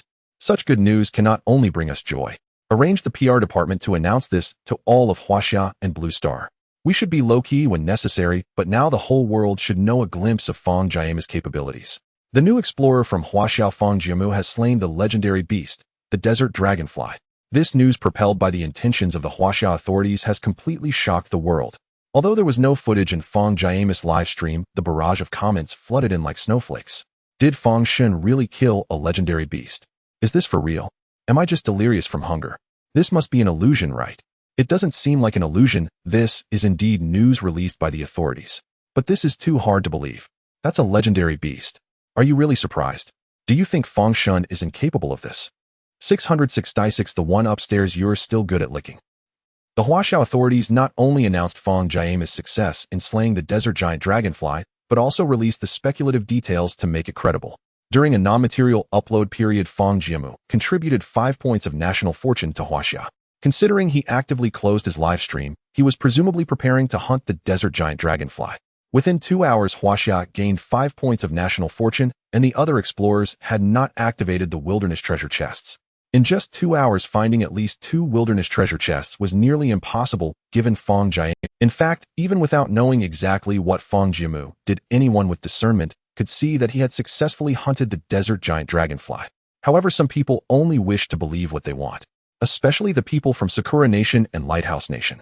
They flooded into the live stream, starting to make sarcastic comments. Lighthouse Nation, Highway, you Huaxia people really know how to boast. A legendary beast. You must be dreaming. Sakura Nation, Yamamoto, exactly, the Huaxia people must be delirious, suffering from a delusion. An explorer who has been in the wilderness for 20 days, slaying a legendary beast. Don't think too much. Lighthouse Nation, she and I admit that Fang Jiamu does have some skill, but don't indulge in such impossible fantasies, it's too foolish. Sakura Nation, Chishi, Akira, Baka, Huaxia people, trying to bluff. Do you really think we're all foolish? A barrage of sarcastic comments flooded in, and the Huaxia people naturally would not tolerate them launching a counterattack. This is Huaxia's live stream. What are you doing here, trying to seek attention? Where did all this barking come from? Get lost. As for the truth, we'll find out when tonight's live stream resumes. Are you so eager to jump on us now because you're afraid the truth will reveal you have no chance to react later? They probably guessed that Fang Jiamu really did slay a legendary beast, but they just refused to believe it. Narrow-minded people from Lighthouse Nation and Sakura Nation. When it comes to insults, how could the linguistically impoverished Lighthouse people compare to the Huaxia people? The people from Lighthouse Nation are classic low attack, low defense, but their desire to attack is high. After being counterattacked by the Huaxia citizens, they could only leave in disgrace. In the Lighthouse Nation's command room, the news released by the Huaxia authorities was naturally also known to the Lighthouse officials. Politicians sat around a large conference table with Hai Ao's expression stern. A soldier stood nervously beside him, while the others did not dare to lift their heads. Have you verified the news released by the Huaxia authorities? What is the accuracy rate? Mr. President, the accuracy rate is 90. Hai Ao suppressed his anger, knowing that expressing it further would be pointless. Mr. President, there is one more thing I need to report to you. Speak. Many of our allied nations have sent messages indicating that the Huaxia authorities are communicating with them, attempting to exchange detailed information about Fang Jiamu's contracted pets for food. The soldier was like a frightened chick, unable to lift his head. Can you just finish your sentence at once? Only we have not received any news from the Huaxia authorities. Hai Ao was seething with anger, but still managed to hold it back. His eyes glinted sharply. Then tell those allied nations that they are strictly prohibited from exchanging with the Huaxia authorities. We, the Lighthouse Nation, have also gathered a lot of research data on contracted pets, and once the kin contract succeeds, we will also share our research data with them. The only leverage we have now is that Huaxia lacks resources. At worst, we'll let them suffer in the real world of Blue Star. As for the pets, they are not to touch them. Won't doing this hurt their feelings too much? Hai Ao suddenly stood up, grabbed a teacup nearby, and threw it fiercely into the distance. To hell with your feelings. If Fang Jiamu knew that slaying a legendary beast had ignited a storm across Blue Star, he would only smile wryly. The desert giant dragonfly was already the second legendary beast he had slain. The man-faced demon spider remained hidden, undisclosed. However, Fang Jiamu was unaware and did not care about these matters. In the morning, the air in the oasis was excellent. Fang Jiamu woke up early, and the first thing he did was check on the chamois field. There was not much change in the chamois from yesterday. The chicks huddled in the corner of the coop, warming each other. Fang Jiamu slapped his thigh. The temperature difference between day and night in the desert was immense. Even he had to hide in a tent at night, let alone these little chicks. Fortunately, the temperature difference in the oasis was not as extreme as outside, otherwise after one night, his chicken-raising venture would be doomed. He brought in some clean dry straw and laid a layer at the bottom of the coop. Then he took out the snake skin he had previously peeled from a snake and draped it over the coop as a roof. He also took out 2 pounds of night-bright sand and used his spiritual energy to sprinkle it evenly on the sandy ground to provide nutrients for the chamois. After completing all this, Fang Jiamu began to prepare for serious work. He first walked to the lake at the center of the oasis, startling a flock of small birds. Desert belly chicken, first rank ordinary. Though called a chicken, it is actually a type of bird, a very weak beast with low aggression, but its flavor is excellent. The desert belly chicken flew up clumsily, its belly feathers soaked with lake water. This reminded Fang Jiamu of a similar animal on Blue Star called the hairy-legged sand chicken. The hairy-legged sand chicken is a weak creature in the desert. They typically do not build their nests in the water-rich oasis, but rather stay away from it, nesting in secluded areas where no other creatures approach to raise their young. The young need water, and the male sand chicken will fly several kilometers, soaking its belly feathers in water to bring back for feeding its offspring. Even weak creatures have their own survival rules. And this group of desert belly chickens shares the same habits as the hairy-legged sand chickens, so Fang Jiamu speculated that as long as he could follow the tracks of these desert belly chickens back, he could find a large group of sand chickens and perhaps even sand chicken eggs. Yesterday, Fang Jiamu was pondering how to stop the beasts in the oasis from destroying his chamois field. Since he couldn't prevent them, he might as well kill them all. Those that could be artificially reared would be kept for him to tame. Those that could not be tamed would simply become food for the Huaxia people, providing nourishment for his compatriots. Fang Jiamu had long noticed that this oasis actually concealed many types of magical beasts. For instance, in front of him was a group of giant rats, each about half a person tall, with enormous ears resembling those of a rabbit and tails that were long, occupying half of their body length. Moreover, these rats had exceptional jumping abilities, leaping several meters in one bound. Fang Jiamu's eyes lit up. Edible. All things in the world are mine to use. With the activation of the respond to my call spell, 3 golden flying swords emerged effortlessly, severing the heads of the sand rats. Without first dealing with the corpses, Fang Jiamu stored the bodies of the giant rats in his spatial warehouse. The sand rats were agile. Not all were caught by the flying swords, and some managed to escape. Following the direction, Fang Jiamu found that one after another the sand rats had hidden themselves in various sand burrows. As he walked, he discovered remnants of sand rabbits and sand rats on the ground. Judging by the bite marks, they were likely left by the desert giant dragonfly. Given the brutality of the desert giant dragonfly, it was reasonable to think that all creatures in this oasis should have been exterminated long ago. Yet numerous magical beasts continued to survive breeding and thriving here. It seems that legendary magical beasts possess considerable intelligence, understanding the principle of not exhausting resources. This oasis functioned as a breeding ground for the desert giant dragonfly, continuously nurturing magical beasts for it to later enjoy. However, Fang Jiamu would not be so merciful as to let them remain and breed here. This group of magical beasts could very well invade his sand rice fields and young chicks, and he certainly planned to expand his cultivation scale in the future. His plan was to cultivate the land in the oasis, while simultaneously conducting wind and sand prevention, gradually expanding the oasis. Therefore, he intended to leave no magical beast alive in this place. Fang Jiamu summoned the flying swords again, weaving back and forth within the sand burrows as cries of despair echoed around him. A few minutes later, the cries gradually faded. Fang Jiamu used his divine sense to ensure that all the sand rats, including the young ones, were cleared out without a single one left. He then employed a telekinesis technique to retrieve all the corpses. In addition to the sand rats, there was an extra find. Wild treasure chest tier 1A, excellent, the lowest tier treasure chest, yet it still holds infinite possibilities. Open it quickly. Open. Acquired simple alloy pickaxe tier 1A, excellent, X1 spatial warehouse expansion card, X1 cubic meter baked flatbread, X1G national luck points, X1, got an alloy pickaxe. Not bad, not bad. With the pickaxe, Fang Jiamu would no longer need to use an alloy shovel to mine stone when he encountered a vein. Moreover, he now had one spatial expansion card to alleviate his current storage issues. After using the spatial expansion card, his spatial warehouse increased to 8 cubic meters. Not enough, still not enough. For most explorers, 8 cubic meters would be sufficient. But for Fang Jiamu, it was completely insufficient. To free up space, he had even stored some items he usually didn't need in his off-road vehicle and tent. After storing the pickaxe in the spatial warehouse, Fang Jiamu continued to clear out the magical beasts in the oasis. There were still a few locations inhabited by sand rabbits and sand rats that needed to be harvested. Since his strength had increased, he found that using his divine powers became increasingly effortless. He could defeat these low-aggression, low-defense magical beasts with a single sword strike. In addition to these animal-type magical beasts, there were also some insect-type magical beasts such as tide worms, sunshade spiders, and crickets. All of these posed a potential threat to his sand rice fields, and Fang Jiamu would leave none of them alive. It wasn't until close to evening that Fang Jiamu finally cleared all the magical beasts from the oasis. I still need to increase my strength. There were still many of his divine powers that he had not utilized. The insect-type magical beasts also dropped an excellent level wild treasure chest. Acquired Tier 1 recovery card, X3 national luck points, X1 Tier 1 recovery card instantly restores 50 of physical and mental energy upon use, usable by Tier 1 explorers. I really do get what I wish for. After clearing out the magical beasts in the oasis, Fang Jiamu began to sort through the day's harvest. Acquired sand jumping giant rat meat tier 1 excellent, X320 gene. Acquired sand rabbit meat tier 1 ordinary, X260 gene. Acquired sand rat meat tier 1 ordinary, X190 gene. A bountiful harvest. Today's material upload settlement. All explorers, please upload materials. Today is the 21st day of the 9th season. The rankings for new explorers in the first month do not participate in the overall rankings. 8 o'clock has arrived. Now, with so much magical beast meat in hand, his space was completely full, and it was time to supplement Huaxia with a wave of food supplies. Fang Jiamu planned to use one resource doubling card today. Resource doubling card used successfully. Today's uploaded materials will be doubled for Huaxia.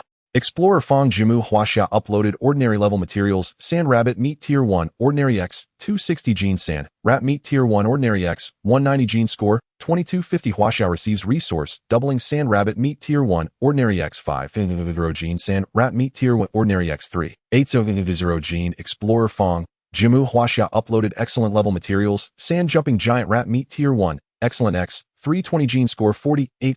Huaxia receives resource doubling sand jumping giant rat meat tier 1 excellent, X6 gene sand jumping giant rat meat tier 1 ordinary, X6 gene. Explorer Fang Jiamu Huaxia uploaded rare level materials, squirrel gayu tier 1 rare, X1 Niangus Beijing roast duck tier 1 rare, X1 score 200. Huaxia receives resource doubling squirrel gayu tier 1 rare, X20 squirrel gayu tier 1 ordinary, X20 Niangus Beijing roast duck tier 1 rare, X. With so many resources, it should be enough to alleviate Huaxia's food crisis. First place, Huaxia Fang Jiamu today's score 7250. Second place, Goryeo Li Zayan today's score 3500. Third place, Sakura Country Yurihito today's score 3400. Just when Fang Jiamu thought his first-place position was secure, the two explorers from the Bamboo Country and the Cherry Blossom Country clearly had other intentions. Their scores kept increasing, surpassing Fang Jiamu and climbing higher. Finally, with 2 minutes left in the tally, they had already overtaken him. "So they really won't let me rest at all." Fang Jiamu felt quite helpless. These people must be trying to thwart him, wanting to exhaust his resources. "Well, let's consider it treating my fellow compatriots from Huaxia to a nice meal then." Explorer Fang Jiamu Huaxia uploaded excellent grade resources antelope, meat first tier excellent x50 gene. Score 1500. Huaxia gains resource feedback antelope meat first tier excellent x10 gene antelope, meat first tier ordinary x10 gene. With the upload of 50 gene of sheep meat, Fang Jiamu's ranking returned to the top. Today's resource upload tally 00003, 00002, 00001. First place, Huaxia Fang Jiamu. Today's score 8750. Second place, Bamboo Country Li Zan. Today's score 7800. Third place, Cherry Blossom Country Yuren. Today's score 7643. Reward temporary title for 1 day star of the day 6. National luck points reward 5. Once again he secured the first place. The subsequent national luck tally is likely to become increasingly difficult. Fang Jiamu dared not relax. After having dinner with the little sand fox, he went to the small lake and began harvesting wild vegetables. Huaxia operations room. Fang Jiamu's screen remained pitch black. The pointer reached 8 o'clock. It was time for the daily resource upload. In another hour, Fang Jiamu's live broadcast card would expire. Wu Gang had already notified Zhou Yi in advance that once the drop tower received Fang Jiamu's resources, they must notify them immediately. At this moment, Zhou Yi stood before the drop tower, staring intently at the screen. As soon as it struck 8, the drop tower began displaying data. Explorer Fang Jiamu Huaxia uploaded ordinary grade resources. Huaxia gains resource feedback sand rabbit meat first tier ordinary x5 gene sand, rat meat first tier ordinary x3 gene. So many. Zhou Yi's jaw nearly dropped. Just as he was about to contact the operations room headquarters, another message popped up. Explorer Fang Jiamu Huaxia uploaded excellent grade resources. Huaxia gains resource feedback, giant sand jumping mouse meat first tier excellent x6400 gene, a giant sand jumping mouse meat first tier ordinary x6400 gene. Explorer Fang Jiamu Huaxia uploaded rare grade resources. Score 200. Huaxia gains resource feedback, squirrel mandarin fish first tier rare x20, squirrel mandarin fish first tier ordinary x20 jinju, de Beijing roast duck first tier rare x20 jinju, de Beijing roast duck first tier ordinary x20. He initially thought that nearly 10 million gene of sand rabbit and sand rat meat was his limit. To his surprise, there were even more experts. I've struck it rich.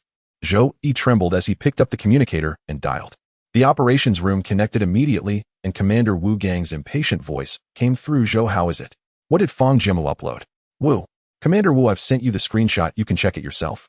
At the same time, the main operations room received a message. It was from the drop tower. It displayed the resources that Fang Jiamu had sent over. Units, tens, hundreds, thousands, 10,000s. Meng Zhiji, quickly help me count. I can't even recognize the numbers anymore.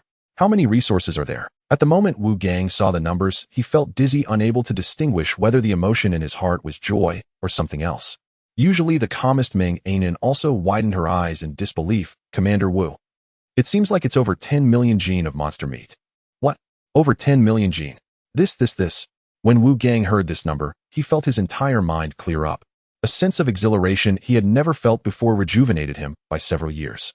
He looked at the screenshot and rubbed his eyes. Over 16 million gene of beast meat.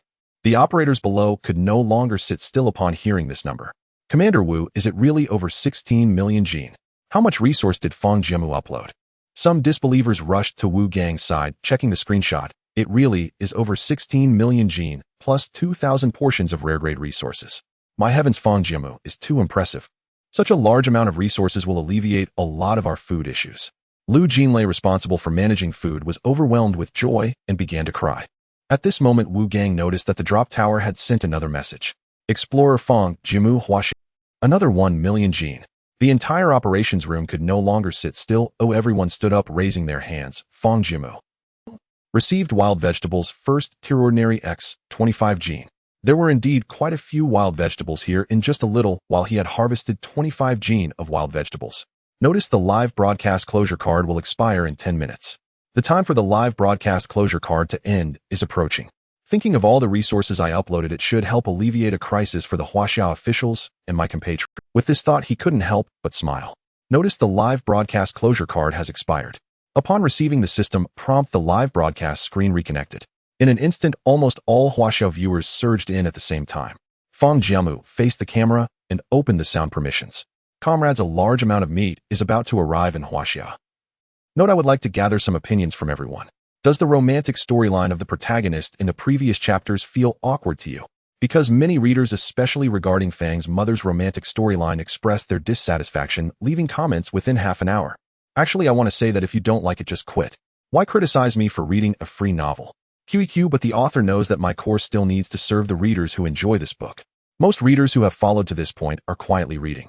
If everyone feels it's truly awkward, then I will modify it. If they like it, then I won't worry about them. I will bear the brunt of the criticisms.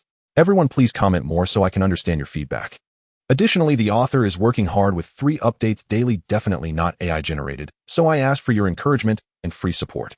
Much love. After Fang Jiamu enabled the sound permission and spoke these words, the barrage was filled with confusion.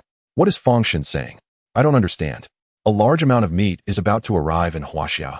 Did Fang Shen upload a lot of monster meat today? Fang Shen, you need to take care of yourself first. Don't let it be like that time with the sandstorm. I was so worried. Yes, we can hold on, but Fang Shen should ensure his supplies are sufficient first. The audience in Huaxia knew that Fang Jiamu's growth was inevitable and supplies were not an urgent matter at this moment. He should prioritize his own supplies. Fang Mu Wei Yungue was equally troubled in her heart. After returning, she had been regretting that perhaps she shouldn't have said those words to Fang Jiamu. Especially during those days of the sandstorm, she must have been the most worried person about Fang Jiamu in the entire Blue Star. If only Fang Jiamu could be a little more selfish. Although he had already escaped the difficult situation, she felt it was too unfair to place the burden on. However, Huaxia was desperately short on food. Although she had reached a state of basic subsistence under the protection of the Huaxia government, she knew that the vast majority of people in Huaxia were still suffering from long-term malnutrition. Jimu, let's go. Wei Yungue gently wiped away the tears that had dripped onto the screen. Just as the audience was worried about Fang Jiamu, the Huaxia government issued an announcement. Explorer Fang Jiamu has used the resource doubling card today and uploaded a large amount of meat supplies, bringing Huaxia a total of over 17 million jin of meat resources. Please rest assured, citizens, according to the research findings from the operations room, Fang Jiamu still has plenty of supplies in the oasis he is in is rich in resources, so there is no need to worry. Additionally, we will exchange a large amount of meat for staple food resources with other countries to ensure everyone is fed. Of course, we will reserve some meat for each household as a small portion quota. Using meat supplies to exchange with other countries was also a result of official deliberation. Meat has always been a scarce food resource, and exchanging it for staple food can yield several times the amount. Moreover, staple food resources are easy to fill stomachs. Huaxia should prioritize quantity before quality, especially when they offer superior grade supplies other countries would have no reason to refuse. As soon as the announcement was made, Fang Jiamu's livestream room erupted. Comrades, I seem to have lost track of numbers. Is it really over 10 million jin of meat? Is there really a 10,000? It really seems to be over 10 million jin of meat. Where did Fang Shen get so much monster meat? Fang Shen, you are my god. Although it's been a long time since I've had any meat, the actions of the Huaxia government are indeed correct. With such a large population in Huaxia, even over 10 million jin of meat is not enough for us all to barely have a meal. Exchanging it for staple food is the right approach. I have no objections. I believe the hardships are only temporary. Fang Shen will surely lead Huaxia out of this predicament. The person above is right. The country has not given up on us, even in the toughest times. I trust the country to make the right judgment. I feel the same way. I feel the same way. The screen was filled with messages of, I feel the same way, and Wu Gang felt a wave of emotion in his heart. Indeed, Huaxia has come this far not only because of the efforts of the explorers, but also due to the support from the government. Likewise, the mutual understanding and encouragement among every citizen of Huaxia play a crucial role. Comrades, it's time for us to go out and negotiate with various countries to secure more supplies. Yes. Fang Jiamu near the oasis picked most of the edible wild vegetables by the small lake. He didn't harvest all of them, leaving some to continue growing for future harvesting. Acquired wild vegetables first rank common X 75 gene today was fruitful. After putting the wild vegetables into the space warehouse, Fang Jiamu took out the teleportation stone from the warehouse. Teleportation stone legendary, do you want to place it here? Yes. In the moment Fang Jiamu selected yes, the teleportation stone instantly enlarged to the thickness of a thigh and was firmly embedded in the sandy ground. The stone was covered with dim patterns resembling an ancient totem. Touching it will allow binding. Fang Jiamu extended his hand and placed it on the teleportation stone. The patterns on the teleportation stone lit up in gold shimmering brightly. Binding successful bound user of teleportation stone Fang Jiamu. This magical scene was also captured by the audience in Huaxia. This is the teleportation stone. Doesn't it look amazing? It must be a reward for defeating the desert giant dragon. This is a great item. Fang Shen choosing to place the teleportation stone here means he is preparing to set up camp here. This place is indeed nice with a water source trees and a more comfortable environment than other places. Exactly, it can continuously provide resources for Fang Shen, making it a good choice. After Fang Jiamu set up the teleportation stone, he returned to the tent. A good night's sleep.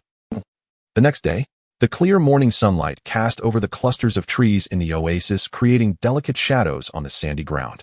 The small lake at the center sparkled, while dozens of sand chickens landed steadily on its surface.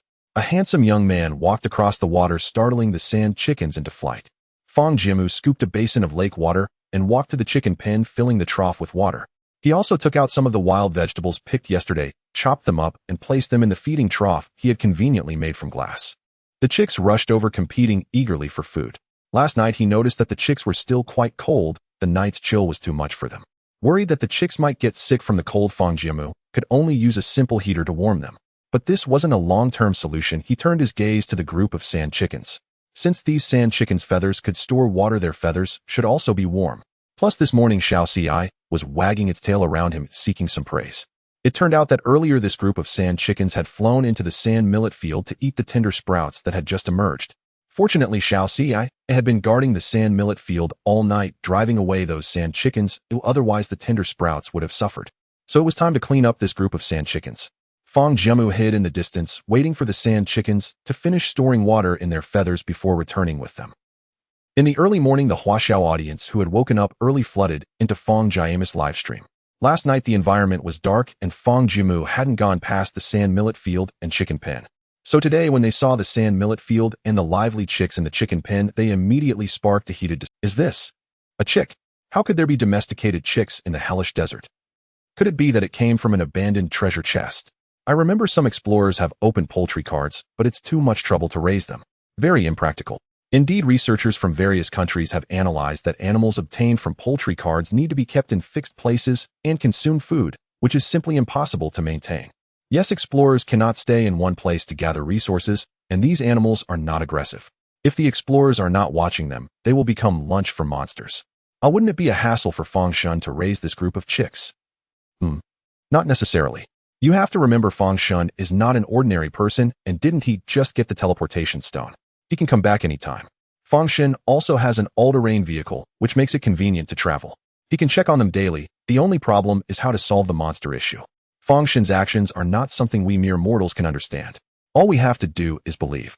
Indeed, as long as he can successfully raise them, it will be a cycle of chickens laying eggs and eggs hatching into chickens, providing Fang Shen with a stable source of protein. But the feed must keep up too. I hope Fang Shen can manage it.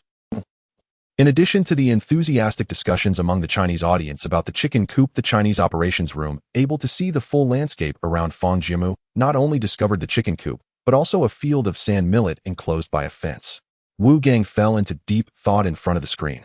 I never expected Fang Jiamu to start farming again and even raise chicks. Wu Gang, along with all the researchers present, understood what this meant. Fang Jiamu was determined to implement the planting plan. However, they felt greatly relieved that Fang Jiamu was willing to do so. Raiding for resources was unstable. Having a stable source was the only way to continuously provide food. Moreover, it was time for the national fortune of China to come into play. The last time Fang Jiamu's field of sand millet was destroyed by a sandstorm, it was clear that Fang Jiamu was quite unhappy. It's time to align with Fang Jiamu on the granularity. What do you all think? Wu Gang looked at the operations personnel, who all nodded thoughtfully. In just 20 days, Fang Jiamu was able to achieve this level, and some policies from the Chinese operations room needed to be clearly communicated with Fang Jiamu so that he could operate more efficiently and the operations room could assist more scientifically. Afraid that one calling card wouldn't be enough, Lu Jinlei bought 2 calling cards from the National Fortune Mall, planning to have a long conversation with Fang Jiamu once an agreement was reached with other countries. Thus, one by one, the operations personnel began to take action, contacting various countries to negotiate the exchange of resources and selling information about contract pets. In the Royal Operations Room of the Sunset Nation, Queen Eliza was in a meeting with the leaders of the Allied Nations, with only the envoy from the Lighthouse Nation and the Low City of the Sunset Nation absent. Your Majesty, the Lighthouse Nation is being too domineering. Why should we always have to listen to them? This was President Gruber from Han's Nation. President Gruber is right. They might have secretly accepted the information about the contract pets that China offered, trying to contract the pets first.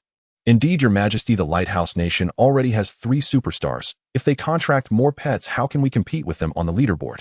Your country has 1 superstar as well, while our entire EU only has 2. Even those 2 were met with extreme reluctance from the Lighthouse Nation. The Lighthouse Nation just wants to monopolize. The other leaders angrily responded. Queen Eliza rubbed her temples in frustration. All right, the real reason I called you here is to get everyone to agree to China's requests together. What you agree? Exactly. I initially had no intention of agreeing, but who knew that China offered such tempting conditions, willing not only to exchange information about contract pets for food, but also to trade beast meat and even high-quality lamb for grain. Although my subjects have reached the minimum level of sustenance, the supply of meat has always been insufficient, and they constantly complain in the comments about getting tired of fish, even making sarcastic remarks while explorers are fishing, saying they want poultry from the islands instead. Having something to eat is good enough. Oh, why demand more? After Queen Eliza finished complaining, the remaining leaders hesitantly spoke up. Your Majesty, we also received news from China, and they are willing to exchange poultry meat for grain. Our citizens are just as tired of eating the same things every day. So we came to you for this meeting to seek your opinion. How we all intend to cooperate with China. You all. Queen Eliza was about to erupt, but held back. Fine, let's keep this matter private and try not to let the Lighthouse Nation find out. What if the Lighthouse Nation finds out? The Queen's eyes glinted sharply, her tone serious. The Lighthouse Nation won't tear down the facade. With China as an unpredictable factor, they still need to rely on our strength. In the Chinese operations room. Report to Commander Wuhan's nation has agreed to our exchange. They are willing to provide 20 million pounds of staple food and exchange it for beast meat at a rate of 3 pounds of wild rye for each pound of beast meat. For antelope meat, they offer 5 pounds, and for high-quality meat, they offer 15 pounds. Report to Commander Wu, we received a call from Maple Leaf Nation, and they also agreed to the request for exchanging pet contract information, similarly willing to exchange 4 pounds of Jianzi fruit for ordinary beast meat, and the price for lamb is doubled. Report to Commander Wu, we received a call from Great Australia Nation, and they also agreed willing to exchange with wild bananas. Report to Commander Wu. More and more countries successively agreed to China's food exchange. So many countries could earn a significant amount of staple food just by selling information.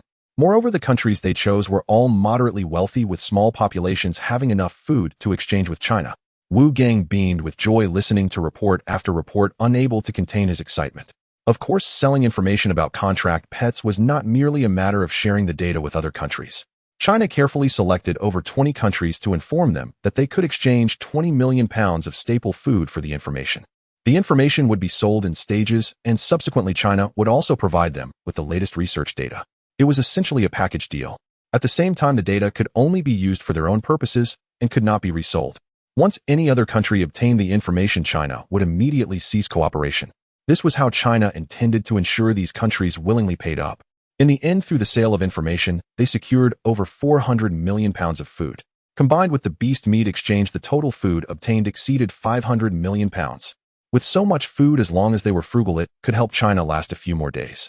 Though it wasn't much, it was still the effort put forth by the Chinese authorities. Fang Jiamu had followed the sand grouse back to their habitat. With the spell "Do Not Search Me" activated, the sand grouse did not detect Fang Jiamu's presence along the way. This was a patch of withered reeds. One sand grouse after another built their nests among the withered reeds. There were far more sand grouse here than Fang Jiamu had imagined. Among them were several sand grouse chicks. Fang Jiamu had no intention of taming the sand grouse. Firstly, because they were not real chickens, they could fly, making them too difficult to raise. Secondly, he did not have enough feed. One after another, the sand grouse flew in from afar, their feathers soaked with water. All things in the world are for my use. The golden flying sword streaked through like a meteor, effortlessly harvesting one sand grouse after another. Some startled sand grouse attempted to flee, but their speed was insufficient, and under the effect of "Answer My Call," they were all harvested. In the end, Fang Jiamu slaughtered all the sand grouse in this area and began processing the corpses. Acquired sand chicken meat, first stage, common X, 600 gene. Having harvested 600 gene of sand chicken meat, Fang Jiamu began to collect the bird eggs. Just as Fang Jiamu was picking up the bird eggs, he received a call reminder from the official Huaxia. So he continued his work while answering the call. Before him appeared Commander Wu Gang and Chief Meng Anan. Commander Wu, you received the beast meat from yesterday, right? Although it can alleviate the food crisis immediately, it should be enough to satisfy everyone's cravings. Once the sand rice is planted and scaled up with chicken farming, we will be able to provide a stable food source. Fang Jiamu promptly reported. Wu Gang smiled. Comrade Fang, you have done well. We are using the information card to contact you today to discuss the next steps. We plan to use most of the beast meat to exchange for supplies to fill our stomachs. Over 10 million gene of meat is enough for a small country to have a good meal. However, with the large population of Huaxia, over 10 million gene of meat distributed among everyone would only amount to a little over 1 gene per person, which would be gone in no time. Therefore, exchanging it for grain is the best option right now. Fang Jiamu nodded. So countries can exchange for grain. But don't worry, Chief, I still have one doubling card for restorative supplies. I will upload another batch of supplies in a few days. By the way, I want to ask how long Huaxia's current grain reserves can last. Thinking about the grain reserves, Wu Gang felt a sense of emptiness in his heart. He turned to Lu Jinlei. Old Lu, come report. Yes, Commander Wu. Lu Jinlei stepped in front of the screen. Hello, Comrade Fang Jiamu. I am Lu Jinlei, the minister in charge of Huaxia's grain reserves. When you just became an explorer, Huaxia's grain reserves were at a minimum supply, with only 2 months left. In these past 20 days as the main uploader, your supply for all of Huaxia is still somewhat insufficient. Fortunately, Huaxia has always emphasized agricultural development. Before the shadow descended, a large amount of reserve grain was prepared, allowing us to hold on until now. Today we received a large batch of supplies, which is enough for 3 days of grain reserves. 500 million gene of grain is actually a tight number for 3 days. But in these special times, we can only manage like this. Fang Jiamu sighed at this number, shaking his head. Only 3 days. Don't worry, Comrade Fang. Huaxia is not fighting alone. Most of our explorers have already escaped. Chengchuan has already found a new oasis. Once we gather enough supplies, we will gamble on a ranking push. Wu Gang explained casually. That's good. Fang Jiamu calculated with Huaxia's 1.3 billion population, he would need to upload at least 130 ordinary level supplies at once for everyone to receive a share. To ensure the people of Huaxia reach the line of basic sustenance, the road ahead is long and arduous. Thinking about other explorers, Fang Jiamu asked. Commander Wu, since there are other explorers in the Hell Desert, is there a possibility of encountering them? Comrade Fang, I can tell you clearly that it is possible to encounter them, but Wu Gang changed his tone. However, according to our observations, the Hell Desert is too vast, and no one knows where its boundaries lie. There are 5 survival maps divided roughly by the population of each country. Huaxia has 1.3 billion people. Originally, there were 8.3 billion people on Blue Star, but after the shadow descended, only 6.5 billion remain, which is 1/5 of the population. Therefore, Huaxia occupies a whole Hell Desert. In this vast Hell Desert, only a dozen explorers from Huaxia remain, making encounters quite difficult. Fang Jiamu nodded, gaining a clearer understanding of the Hell Desert. Wu Gang crossed his arms and returned to the main topic. Comrade Fang Jiamu, our conversation with you today is also to discuss the next steps. We observed that you have already planted sand rice in the oasis and raised chickens, and you have also set up a teleportation stone. Are you preparing to make this your base? Indeed, Commander Wu. Fang Jiamu stopped picking up the bird eggs and replied seriously. I plan to clear out the magical beasts around here to prevent them from ruining the fields. Once everything is settled, I will drive away to continue searching for supplies. Very good, Comrade Fang. Understanding self-production is the way for us Huaxia people to survive. Wu Gang was becoming increasingly satisfied with Fang Jiamu. Additionally, as your fields develop, you will increasingly lack manpower. Your little pet has great combat power, so it would be too underutilized to have it help you watch over the crops. In more than 2 months, a new season will begin, and we can deploy new explorers. We have decided to use the stability card to send new Huaxia explorers to your vicinity. The stability card was prepared for George by Lighthouse Nation, and he was deployed next to a supernova of Lighthouse Nation, which is why he had such a smooth start. We believe that the quality of explorers is currently more important than quantity. Arranging other explorers to assist you is the right solution. Having too many would also burden you, so we plan to arrange just one. Fang Jiamu's thoughts drifted. Arranging an explorer to assist him. This suggestion is indeed good. In 2 months, his sand rice should be nearing maturity, and he would need to expand production, so he does need more manpower. I understand, Commander Wu. Let's proceed with that. Just arrange some professionals. Good. Next, we will use the rare level supplies you uploaded to cultivate a preparatory explorer in Blue Star. He will possess rich knowledge in agriculture and botany to better assist you. Fang Jiamu pondered for a moment before raising his head and solemnly said to Wu Gang, could you arrange one more expert in windbreaks and sand control? One more? This. Wu Gang hesitated. Explorers need to consume high-quality food in the wilderness to maintain their standing. If there are too many people, you alone. Wu Gang. Fang Jiamu interrupted him, speaking clearly. I have the strength and I want the Hell Desert to be filled with oases. Turning the Hell Desert into an oasis.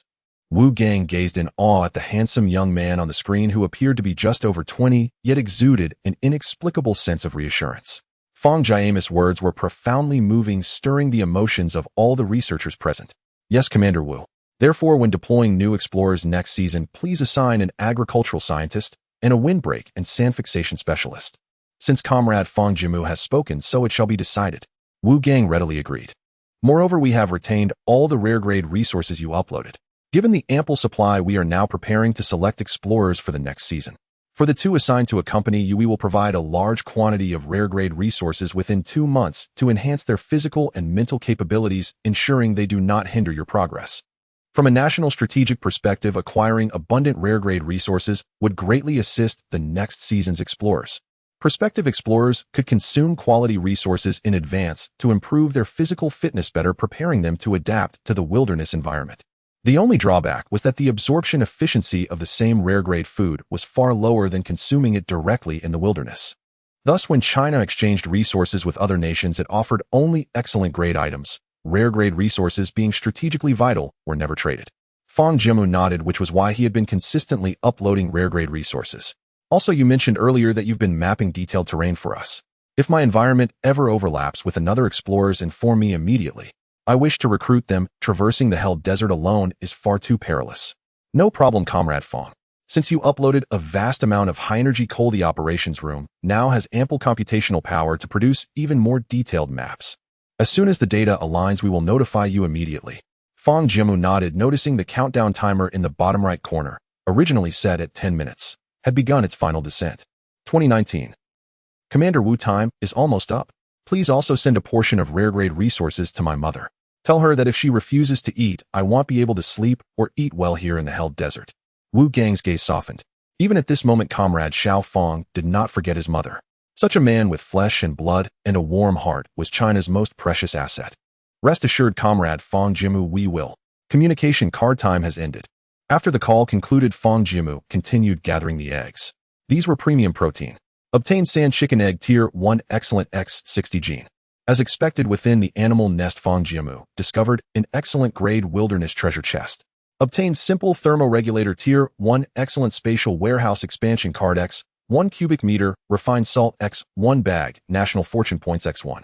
He decisively used the expansion card, increasing his spatial warehouse to 9 cubic meters. After harvesting the sand chicken eggs, Fang Jiamu did not rush to leave. The sun was now at its most scorching, and he felt as though he were trapped in a colossal steam room with beads of sweat the size of beans constantly dripping down. This weather certainly hampers work. Working at high noon in the desert was unbearably uncomfortable.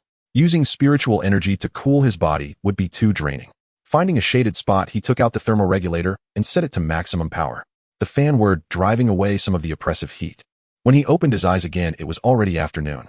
The eggs had all been collected. There was another reason Fang Jiamu had not chosen to leave using a teleportation stone. While gathering the eggs, he had spotted a type of white mushroom buried in the sand. This mushroom was only buried in sandy soil, usually parasitizing the roots of withered reeds. It was not difficult to find, as its growth would mound up the sand, creating a loose raised patch. Fang Jiamu knew this mushroom had a counterpart on Blue Star and was incredibly delicious. Desert Delicacy Mushroom, Tier 1 Rare, a mushroom that grows only in sandy soil. Unlike other mushrooms, it cannot thrive with too much moisture. It is an exceptionally delicious mushroom. The prototype of this mushroom on Blue Star was called Chinese Delicacy Mushroom. Although the name did not sound like a proper species name, it was indeed its official designation. This mushroom grew only in the northwestern deserts of China, as a professor from the northwest had once introduced to him. Due to transportation issues, Fang Jiamu had never been able to taste it despite his cravings. He never expected to find it here in the Hell Desert. As Fang Jiamu dug for mushrooms, his livestream audience, many seeing this fungus for the first time, erupted into lively discussion. Mushrooms in the desert. I always thought they only grew in moist southern regions. Can you eat this? I recall many wild mushrooms are inedible. This mushroom looks too peculiar to be edible. But since Fang Shun is harvesting it, it must be safe to eat. Let me educate everyone. This mushroom has a real counterpart on Blue Star. In our northwest, it's called the Chinese Delicacy Mushroom. Why delicacy? Because it's truly delicious. That's right. As a Northwesterner, I can vouch for it. This mushroom is tasty and quite large. My family often picks them to eat. It's called Delicacy Mushroom. How delicious could it be? So you Northwesterners have been hiding such a delicacy. I've never heard of it before. I think I saw a video on some app of someone digging up a huge mushroom from the sand. I thought it was fake, but it turns out, due to transportation issues, the Chinese delicacy mushroom can't be enjoyed inland. Before the shadow, descended professors at the Northwest Academy of Agricultural Sciences were working to improve the strain so inland friends could taste it. Sadly, enough of that. Look at Fang Jiamu. Why is he patting the mushroom caps while picking them? As he picked the mushrooms, Fang Jiamu made sure to pat their caps. This was a deliberate act to help disperse the spores of this mushroom were hidden within its cap. A gentle tap would shake them loose, allowing new mushrooms to grow. This area was close to the oasis, and the withered reed beds were the optimal habitat for the delicacy mushroom. By harvesting the mushrooms and aiding in spore dispersal, Fang Jiamu was practicing mutualism. Obtained desert delicacy mushroom, tier 1 rare X, 410 gene. Although sand chickens bred here, these mushrooms did not seem to be part of their diet. Thus, the delicacy mushrooms grew enormous and in dense clusters, allowing him to harvest over 400 gene of large mushrooms. A bountiful harvest. This trip had been incredibly rewarding for Fang Jiamu. He had gathered a large number of sand chickens and their eggs. Now he also had several baskets full of giant mushrooms. As dusk fell and time grew late, Fang Jiamu stored all his harvest in the spatial warehouse, ready to return to the oasis. Time to test the teleportation stone. Using it was simple. He called up the wilderness system, clicked the teleportation stone icon in the lower left corner, and a prompt appeared. Return to teleportation stone. Yes. In the blink of an eye, Fang Jiamu was instantly teleported to the side of the teleportation stone. Huaxia, who had been idly watching the chirping chicks, perked up at the sudden noise. It alertly sprang up, searching for the source of the sound. Upon realizing it was Fang Jiamu, it instantly wagged its tail joyfully, bounding over to him with a fawning demeanor. "Whoa, Huaxia, you've worked hard. There will be a tasty dinner tonight. Whoa." With a gentle stroke on the fox's head, Huaxia started to hum contentedly. After a while, Fang Jiamu put down Huaxia and took out the automatic frying pan, ready to experiment with a new dish using the freshly acquired ingredients. That would be scrambled eggs with mushrooms. He first took half a kilogram of delectable desert mushrooms and half a kilogram of sand chicken eggs. After cracking the sand chicken eggs, the egg liquid flowed into the bowl, which Fang Jiamu skillfully whisked with chopsticks. Eggshells are also valuable. He crushed them with his spiritual power and tossed them into the sandy field, where the broken eggshells fell like rain. The calcium-rich eggshells can also help fertilize the soil. He sliced the mushrooms into pieces and stir-fried them in the pan until they were half-cooked before taking them out. Next, he added the eggs to the pan. It's a pity there's no oil. Fortunately, the automatic frying pan had a non-stick function, otherwise frying the eggs without oil would have made them stick to the pan. Once the eggs were cooked, he added the stir-fried mushrooms and a pinch of salt. A delicious desert delicacy of mushroom scrambled sand chicken eggs was ready. Delicious mushroom scrambled sand chicken eggs, tier 1 rare exquisite mushrooms, paired with sand chicken eggs, simple seasonings, yet full of nutrition, flavor, and texture. Whoa. As the aroma wafted out, Huaxia became restless, jumping up and down. Here it comes. This portion is for Huaxia. Fang Jiamu placed the mushroom scrambled eggs in front of Huaxia and turned back to the automatic pan. "Ow!" Huaxia drooled, but didn't rush to eat. It called out to Fang Jiamu, stamping its front paws and raising its chin up and down. "It's okay, Huaxia, you can eat first. It'll wait until I'm done." "Ow, ow. You want to eat together? Then wait a moment, it'll be done soon." "Ow, ow." Huaxia was quite intelligent and had become even more so since their contract. Now it even understood that it shouldn't eat until its master had picked up the chopsticks. It's becoming more and more like a Chinese rural dog. How refined. Fang Jiamu intended to process the ingredients he had gathered today. The automatic frying pan activated, replicating the earlier mushroom scrambled eggs. Acquired delicious mushroom scrambled sand chicken eggs, tier 1 rare X119. All the sand chicken eggs were used up, yielding a total of 119 portions of scrambled eggs with mushrooms. Half a bag of fine salt was also used up. Having the automatic frying pan was incredibly convenient. It took just a few minutes to prepare over 100 dishes. Time to eat. As Fang Jiamu took his first bite, his eyes lit up. The delicious mushrooms were indeed incredibly tasty, just like meat, thick and very chewy. The flavor was so exquisite that it almost made his eyebrows fall off. To taste such freshness in the desert was truly rare. The sand chicken eggs were also extremely smooth and tender with a faint fragrance. Whoa! Halfway through, Huaxia couldn't help but raise its head and howl at the sky. The neighbor's child was already drooling.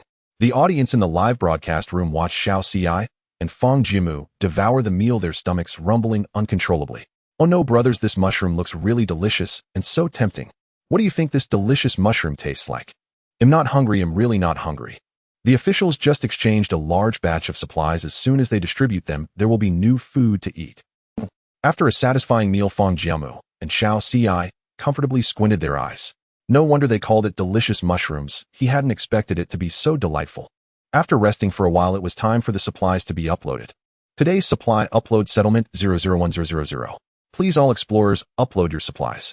Today is the 22nd day of the 9th season, and the rankings of new explorers are not included in the overall ranking for the first month. Fang Jiamu recalled his conversation with the officials during the day. Even though he uploaded so many supplies yesterday, and even needed to exchange meat supplies for staple foods with other countries, this could only alleviate the food crisis slightly. He focused his gaze on the freshly made mushroom scrambled eggs. As a rare-level supply, it could not only provide a significant amount of points, but also achieve a 10,000-fold return on ordinary supplies. He decided to upload the mushroom scrambled eggs today, allowing the Huaxia officials to exchange for some food.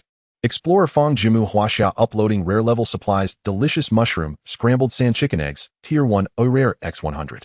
Rating 6,000. Huaxia gains resource, returns delicious mushroom, scrambled sand chicken eggs, Tier 1, rare X100. Delicious mushroom, scrambled sand chicken eggs, Tier 1, common X100. I didn't expect the rating for the delicious mushroom scrambled eggs to be quite high. Fang Jiamu still had excess supplies in hand. He planned to wait a few days before using a resource doubling card to upload all the excess food supplies at once. As for the extra points, they would just go to waste. With only 6,000 points under the intentional targeting of other countries, it was impossible to take the top spot. Sure enough, after a few minutes, he was surpassed by 2 explorers. He didn't plan to move the food supplies, so he uploaded mineral resources instead. Explorer Fang Jiamu Huaxia uploading supplies, Xian Iron Tier 1, rare X20. Rating 3,000. Huaxia gains resource returns, Xian Iron Tier 1, rare X200. 9,000 points allowed him to securely reclaim the top spot. Today's supply upload settlement 003. 0002 00001. Reward temporary 1-day title star of the day 7. National fortune point reward 5. Note detected that you have consecutively held the title of star of the day for 8 days. Please continue to maintain it to unlock hidden tasks. Hidden tasks. Did hidden tasks ever exist before in wilderness survival?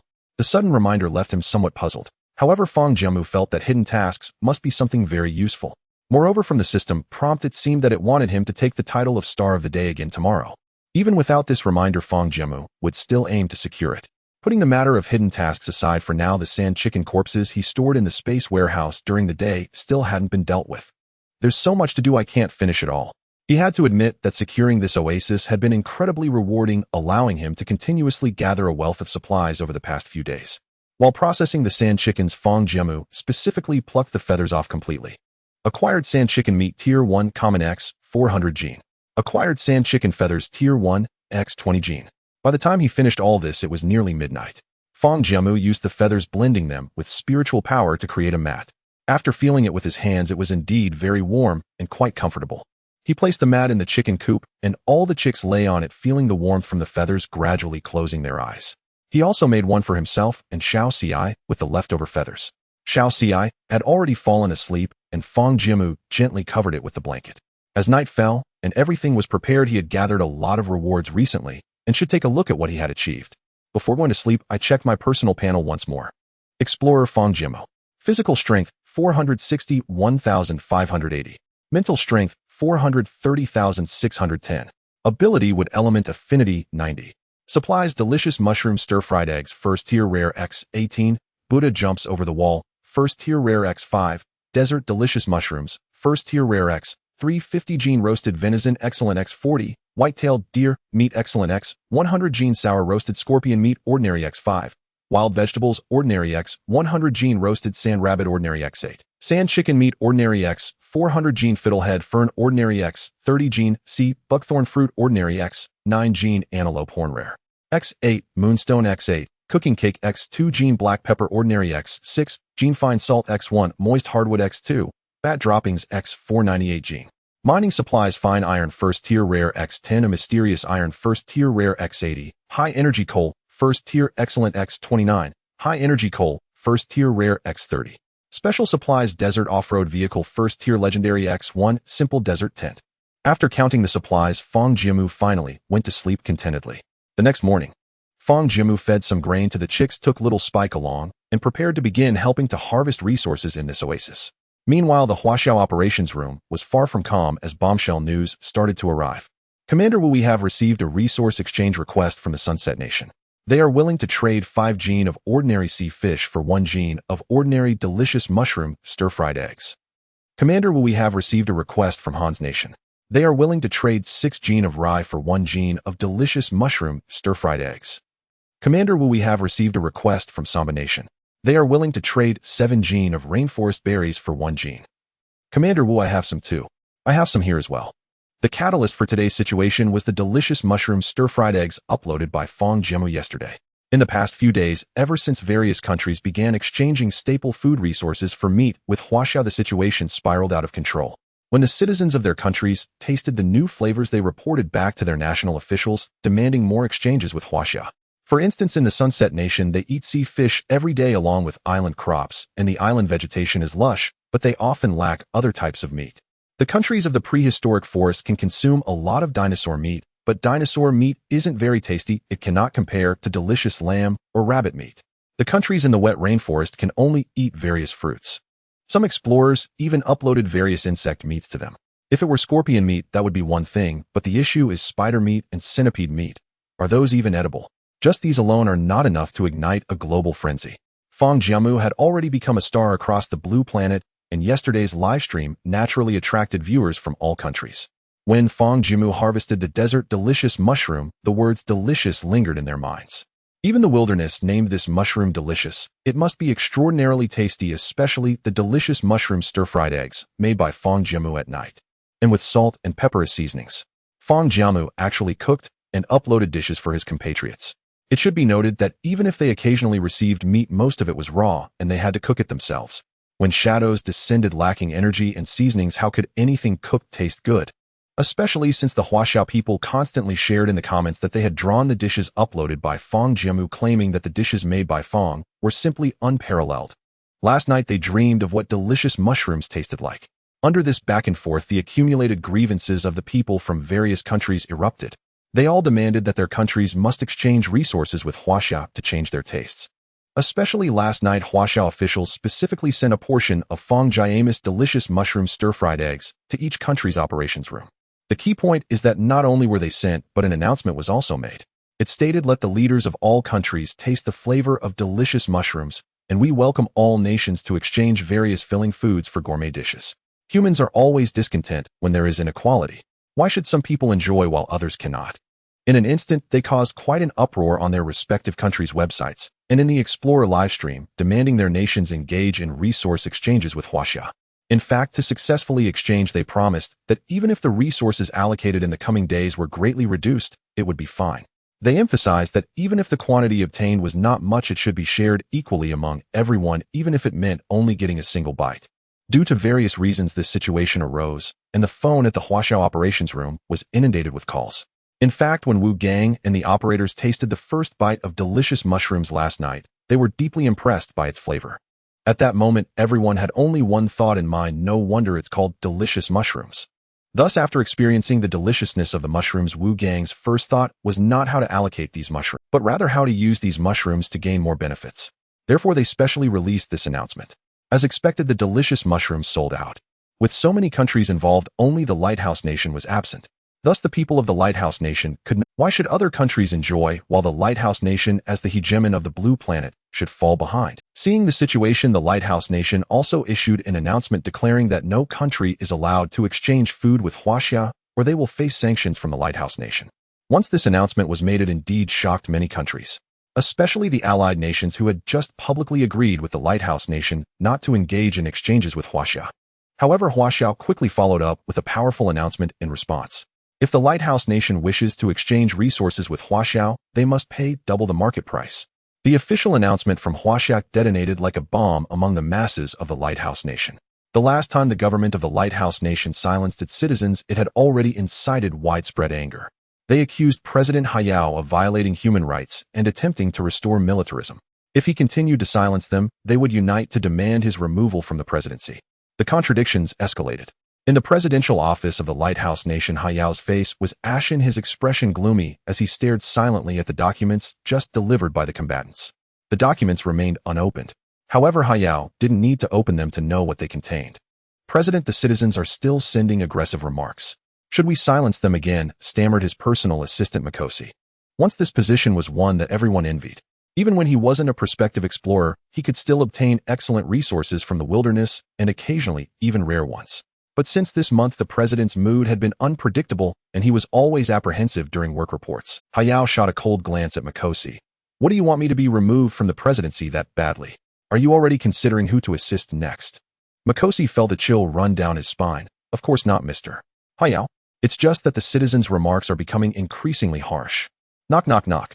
A series of knocks interrupted the unusual atmosphere between the two. Hayao irritably glanced at the door and called out to Mikosi. It's those doves again, always avoiding real work. Go get rid of them. Yes, Mr. President. Mikosi felt as if he had survived a catastrophe as he walked towards the door, opening it only to have a group of politicians swiftly push their way inside. Suddenly, the presidential office was bustling with activity. Mr. Hayao, why don't you take a look at the documents we just provided? The leader of the Doves, Zilaway, immediately spotted the unopened research documents in front of Hayao. Hayao lazily lifted his eyelids. What is there to see? It's just about the citizens wanting to exchange goods with Huaxia. Seeing that Hayao was unyielding, Zilaway firmly spoke up. Mr. Hayao, I've said it before, you shouldn't push the citizens too hard. In the past, how many people of the Lighthouse Nation did you lose to maintain its hegemonic status? Today's citizens' anger is the fruit of the seeds you planted back then. Clearly, we have already established ourselves in the wilderness, yet you still insist on going your own way. Do you think you're worthy of the people? Instead of getting angry, Hayao laughed mockingly, raising his head and exclaiming, what qualifications do you have to lecture me? The 54 states of the great Lighthouse Nation are burdened on my shoulders. The phrase the people's well-being is not for you to utter. Zilaway was left speechless by this statement, her fists clenched in anger, yet helpless. She could only lead the frustrated politicians away. After the group left, Hayao seemed to lose all his strength and collapsed in his chair, speaking weakly. Mikosi, contact the Huaxia government. We are willing to exchange 20 pounds of cocoa fruit for delicious mushroom scrambled eggs. If Fang Jiamu uploads delicious mushrooms again, we will also accept them. And remember to issue an announcement to the lighthouse citizens that due to our large quantity of goods exchanged with Huaxia, we will have to reduce the distribution of supplies to the citizens for a while. Cocoa fruit is a unique type of fruit found in prehistoric forests. This fruit is slightly sweet, has ample starch, and contains some protein and vitamins, making it an excellent filling fruit. Mr. President, actually the Lighthouse Nation has sufficient resources, and there is no need to reduce the supplies distributed to the citizens. Bang! Hayao slammed his foot against the table, producing a heavy sound. When I tell you to go, you go. Stop wasting words. Yes, Mr. President. Fang Jiamu in the oasis was completely unaware that Blue Star had descended into chaos. At this moment, he was standing in front of clusters of date palm trees. Date palm Tier 1, common A fruit with very high sugar content, extremely sweet, known as desert bread, and even sweeter when dried. Moreover, each tree bore a significant number of dates. Although many fruits were clearly gnawed by other magical beasts, it was conservatively estimated that each tree still had at least 50 pounds of fruit. The branches of each tree were bent under the weight of large clusters of fruit, with each tree producing no less than 10 bunches of fruit. The small fruits were light yellow, each about the size of a pigeon's egg. Moreover, Fang Jiamu was captivated by their description. These things are sweet. The last figs were also sweet, but in order to boost national fortunes, he uploaded them after only a few bites. Now with so many dates in front of him, they were perfect as a sweet seasoning. Go, Xiaozi. Gather all the— Ow!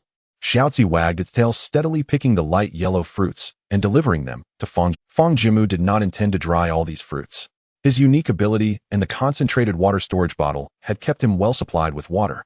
Acquired date palm Tier 1 common X9 60 pounds. Acquired date palm Tier 1 excellent X 31 pounds. The several date palm trees had yielded him nearly 1,000 pounds of fruit. Moreover, as long as he took good care of these date palms, they would bear fruit again in the future. After gathering a large batch of dates, Xiaozi was so tired it lay down panting and grunting. Fang Jiamu shook his head helplessly. Let me make you a new dish. He took out an automatic stir-fry pot, pulled out a pound of venison and some freshly picked dates, crushed them into juice, added salt and pepper, and mixed them evenly over the venison. The venison sizzled over the fire, and soon the aroma of the meat mixed with sweetness wafted out. Ow! Acquired sweet and spicy venison Tier 1 excellent X1. Fang Jiamu cut off a large portion and handed it to Xiaozi. Xiaozi circled excitedly around the sweet and spicy venison, wagging its tail vigorously. Fang Jiamu took a taste as well. The first bite was a delightful mix of sweetness and meat with a hint of spiciness that teased his tongue. Delicious, as expected of me. especially Huaxia, who devoured the venison like a little pig. Huaxia followed closely behind, not having eaten any of the bitterness, wishing every meal could be filled with rare-grade supplies. Its size had also grown significantly. A normal sand fox would never grow to such proportions. However, as long as Huaxia could grow stronger, having a powerful ally in the desert was undoubtedly a good thing. After finishing the venison, Fang Jiamu took Huaxia again to the place where he had previously harvested the legendary meat of the fleshly sistanch. The fleshly sistanch generally parasitizes in the white thorn bushes, where the white thorns bear large clusters of white thorn fruits. Huaxia was commanded to continue helping Fang Jiamu collect the white thorn fruits. Acquired white thorn fruit grade 1 common X 350 gene. Acquired white thorn fruit grade 1 excellent X10 gene. This large patch of white thorns naturally had a considerable amount of fleshly sistanch. Fang Jiamu naturally left none behind, collecting everything into his bag. Just as he was successfully harvesting, the previously silent explorer from Lighthouse Nation Sam George began to exhibit some changes. In the prehistoric forest at a triceratops nest, Sam George had been patiently lying in wait for several days. Finally, when the leader of the triceratops returned home injured after hunting, he struck, slaying the rare-level triceratops. This triceratops provided him with nearly 100 gene of rare-level beast meat. Additionally, the other excellent and ordinary-level creatures and their dinosaur eggs in the nest were also collected. But that wasn't all. The nest also contained a large quantity of excellent and rare-level mushrooms, as well as various crops, making for a substantial haul. However, all this would have to wait until tomorrow. Several days of waiting and prolonged intense combat had left him physically and mentally exhausted. During these days, watching Fang Jiamu consistently at the top of the leaderboard made him increasingly resentful. It was precisely because of his hatred for Fang Jiamu that he managed to lie in wait for several days. After acquiring a large amount of quality resources, he activated his communication permissions to request a call with the officials of Lighthouse Nation. Although they had nearly given up on him, a few personnel were still assigned to monitor his live stream. On the screen, Sam George was covered in blood, but his eyes burned with intensity as he opened his communication permissions, saying, requesting a call with the officials of Lighthouse Nation. I have acquired a large amount of resources to deal with Fang Jiamu. Requesting a call with the officials of Lighthouse Nation. I have acquired a large amount of resources to deal with. George kept shouting at the screen, knowing that he was no longer a priority for Lighthouse Nation. If his monitoring personnel did not do their job well, his performance would go unnoticed. The monitoring personnel were indeed dozing off in front of the screen and were finally awakened by George's persistent shouting. When they heard that he could deal with Fang Jiamu, they immediately perked up. These days, the operations room of Lighthouse Nation was shrouded in gloom. They desperately needed a victory. Unexpectedly, their abandoned pawn suddenly acquired a large amount of resources and could finally contend with Fang Jiamu, which excited them immensely. They quickly called President Huaxia, who hung up immediately after hearing the news and rushed to George's operations room as fast as he could. On the screen, George was already lying on the ground, exhausted and nearly out of strength, but he kept repeating, requesting a call with the officials of Lighthouse Nation. Huaxia used a communication card, and the call was initiated. George, wake up. I am President Huaxia of Lighthouse Nation. Hearing Huaxia's voice, George regained his awareness and slowly propped himself up, standing on the screen, with tears streamed down his face uncontrollably. Mr. President, you haven't given up on me. That's wonderful. Huaxia's expression softened his tone, carrying, good boy, don't cry. You are also our citizen. How could Lighthouse Nation abandon an explorer struggling in the wilderness? Look, I have come to you. However, George only cried harder. Yet at this moment, he felt more alive than ever. Mr. Huaxia, for so many days I haven't received any official news. My brother gave up on me to fight for the leaderboard. I've been waiting here alone, feeling so lonely. All this loneliness seemed to amplify the emotions within him. Many explorers who spend long periods alone in the wilderness can become emotional like this. Huaxia smiled, though he was already very excited inside. He patiently and gently asked George, let's not talk about that for now. You said you have acquired a large amount of resources that can contend with Fang Jiamu. Is that true? George wiped away his tears, calmed himself, nodded, and then took out the rare-level Triceratops corpse. The Triceratops corpse was massive. Roughly speaking, it weighed at least 300 gene. After removing inedible parts, there would be at least 100 gene of meat. A rare-level Triceratops corpse wasn't all. George also showcased a pile of additional Triceratops to Huaxia, which had nearly formed a small mountain of meat. Huaxia's eyes sparkled with excitement. George finally took out a large handful of dinosaur eggs, each the size of a football. With so many resources, he might just bring Fang Jiamu down from his pedestal this time. Even if he couldn't, he could still strip away a layer of his skin. George looked at the excited Huaxia on the screen, knowing that Lighthouse Nation had regained confidence in him. George, you are doing great. Huaxia was incredibly excited after seeing George harvest. He had originally prepared to give up on him, but today he brought unexpected joy. Mr. President, there's even more. The nest contains a large quantity of mushrooms and fruit resources, including rare-level quality. Once I finish processing these triceratops, I can harvest them tomorrow, and I will definitely surpass Fang Jiamu in one fell swoop. Good. Hiao waved his hand vigorously in the air. The communication card's time is running out, George. Your safety in the wilderness is paramount. I Lighthouse Nation is always behind you. The screen cut off, and Hiao's last words warmed George's heart. At that moment his eyes were bright, full of spirit, and he began to work. In the endless sea, Yamamoto Ichiro. Since arriving at this bountiful island after uploading a large amount of resources, he was intercepted by Fang Jiamu, causing him to quiet down significantly. His name hadn't appeared on the leaderboard for a while. It turned out that during these days he had been scavenging resources from the island while enhancing his strength in preparation to explore the underground caves at the center of the island. Especially in the previous days, he had slain a rare-level magical beast, a wolf spider, in the cave, dropping a rare-level wilderness treasure chest, which yielded a rare-level item, the nano-convergence fishing net. The cave provided him with a large number of resources, and the fishing net helped him catch a significant amount of sea. Until today, with the fish schools near the island significantly decreased, he counted his resources and estimated that the score he could exchange for would exceed 25,000 points. He immediately reported this to the Sakura Nation officials, preparing for them to instruct him on whether to participate in today's resource upload ranking to defeat Fang Jiamu. As a lackey of Lighthouse Nation, after receiving Yamamoto Ichiro's message, Sakura Nation reported it to Lighthouse Nation at the first opportunity. Lighthouse Nation quickly decided that the two should intercept Fang Jiamu respectively. Thus, the competition for the top spot in resource uploads over the past few days would be exceptionally fierce. Fang Jiamu was naturally unaware of all this, as he was happily gathering the meat of Sistanch. Acquired Sistanch First Tier Excellent X7. Acquired Sistanch First Tier Rare X11. After finishing the collection, Fang Jiamu returned to the tent, for the scorching sun was overhead and the heat began to rise again. It must be said that with the help of Huaxia, the efficiency of gathering these plant resources was indeed a serving of roasted venison. Fang Jiamu sat beside the tent with the tall poplar tree, casting a shadow over him. The automatic sprinkler from the sandy rice field sprayed mist, bringing a wave of cool breeze. How pleasant it was. Fang Jiamu pondered. There were other plants in this oasis. There were some jujube trees. Although they were called jujubes, their fruits were spiky and inedible. In addition, there were some fruit trees of various kinds which he estimated could be completely harvested by this afternoon. Tomorrow I must go out to search for resources. Just as Fang Jiamu was feeling drowsy, a call from the official Huaxia communication card came through again. His heart sank. After all, he had just had a 10-minute call yesterday. With only a day passing since the last call, something must be urgent. He felt an ominous premonition. He answered the communication card.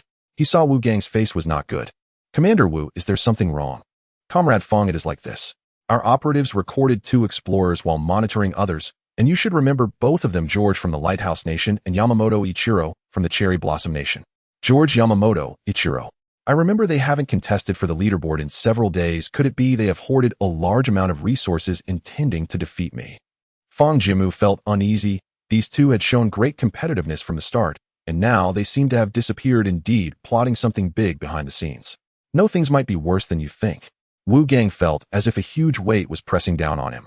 George has directly hunted a herd of triceratops, among which there is a rare triceratops.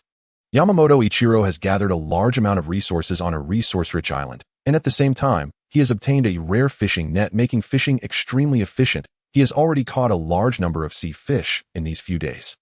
The preliminary estimate of their scores exceeds 20,000, and the footage was cut off for 5 minutes, so they must have reported to their respective countries.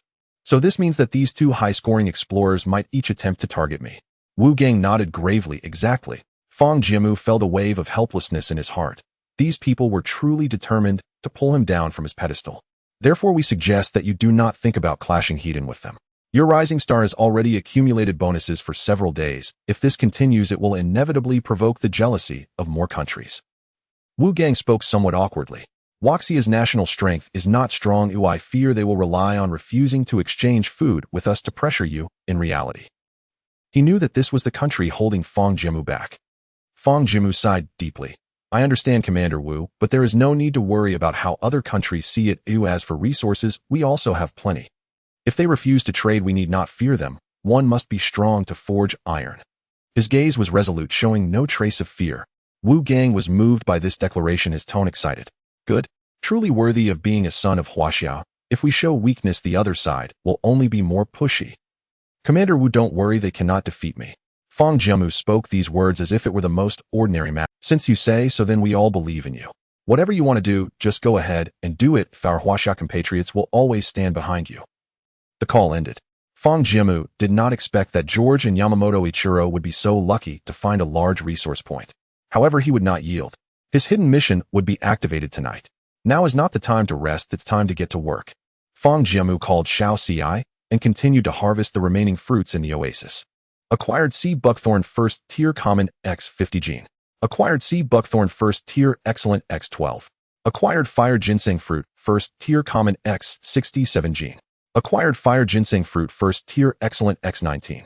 Acquired salty grapes first tier common X31 gene. After finishing the remaining fruits, all the usable resources in this oasis had been harvested. The time had also come to evening. Fang Jiamu took out the last of the venison and replicated sweet and spicy venison. Acquired sweet and spicy venison first tier excellent X96. After settling dinner, it was already 8 o'clock. Today's resource upload settlement 001000. Please all explorers upload resources. Today marks the 23rd day of the 9th season, and the rankings of new explorers in the first month do not participate in the overall rankings. Fang Jiamu first uploaded 1 gene of desert delicious mushroom. 1 gene of rare desert delicious mushroom provided 60 points. Yesterday's delicious mushroom fried eggs also provided 60 points. But it should be noted that a serving of delicious mushrooms only used half a gene of mushrooms, and the eggs were just of excellent quality. This shows that careful cooking and rich seasoning can yield a higher score. Opening the national luck ranking, Sam George's name had reached the top position.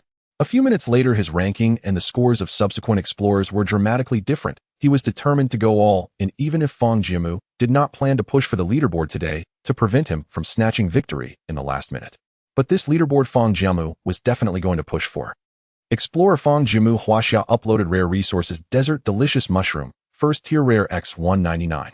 Score 11,940. Huaxia received resource feedback Desert Delicious Mushroom, first tier rare X19900. Desert Delicious Mushroom, first tier common X19900.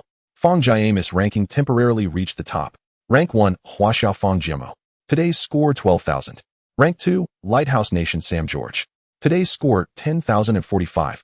Rank 3, Bear Country Lurfsky. Today's score 1450.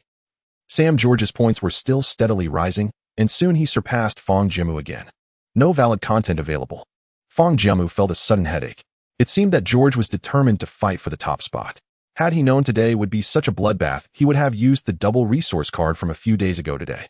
Today he uploaded 100 pounds of delicious mushrooms all at once, which would have been enough points under normal circumstances. Now with only 50 pounds of delicious mushrooms left, Fang Jiamu decided to use other resources to upload. To conceal the task, he had to continue competing for the top spot. Explorer Fang Jiamu Huaxia uploaded resources Xian Iron Grade 1 Oi Rare X40. Score 6,000. Huaxia gained resource reimbursement Xian Iron Grade 1 Rare X4000. With 40 pieces of Xian Iron and 6,000 points, it was still not enough, so Fang Jiamu continued to upload. Explorer Fang Jiamu Huaxia uploaded resources Roasted Venison Grade 1 Excellent X40. Score 1,320. Huaxia gained resource reimbursement Roasted Venison Grade 1 Excellent X4000. Explorer Fang Jiamu Huaxia uploaded resources Sandy Belly Chicken Grade 1 Ordinary X300. Score 2,100. Huaxia gained resource reimbursement Sandy Belly Chicken Grade 1 Ordinary X300. After uploading a large quantity of resources, he finally surpassed George. Rank 1, Huaxia Fang Jiamu. Today's score 21420. Rank 2, Lighthouse Nation Sam George. Today's score 19100. Rank 3, Bear Nation Lear Fusi. Today's score 1450. The 2,000 point gap was not solid. Fortunately, after uploading a large quantity of resources, his ranking stabilized, and Sam George's score did not rise anymore, indicating that his resources had reached their limit. It was only the first day, yet Fang Jiamu felt immense pressure. The next day, Yamamoto Ichiro from the Cherry Blossom Nation would come, and according to official analysis, his resources would likely exceed George's. Tomorrow would surely be a real hard battle. In the live broadcast room, many viewers from Huaxia voiced their support for Fang Jiamu. This George is insane, uploading all the high-quality resources he collected just to deplete Fang Shen's Fang Shen uploads rare-level resources because he has plenty. Even if he uploads some, it won't affect his own stock. But who knows, this George is leaving nothing for himself. If he doesn't save some rare-level resources to enhance his strength, what will he do later in the wilderness? I think this person is just driven mad with hatred for Fang Shan. He's just attracting attention. People see Fang Shan as too powerful, too hateable. In my view, George focusing on nothing but his own strength will only lead to weakness later on, causing no significant issues. Time ended, and Fang Jiamu successfully held onto the top spot.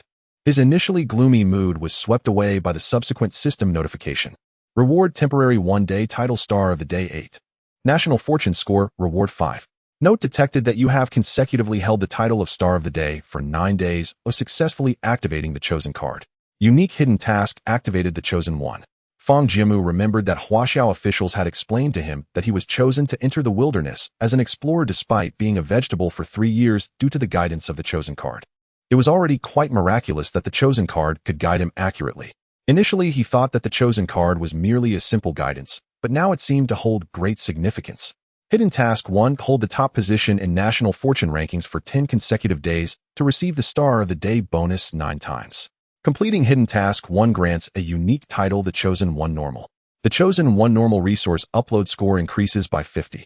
After completing Hidden Task 1, Hidden Task 2 can be activated, allowing the normal level title of the Chosen 1 to be upgraded to Excellent level.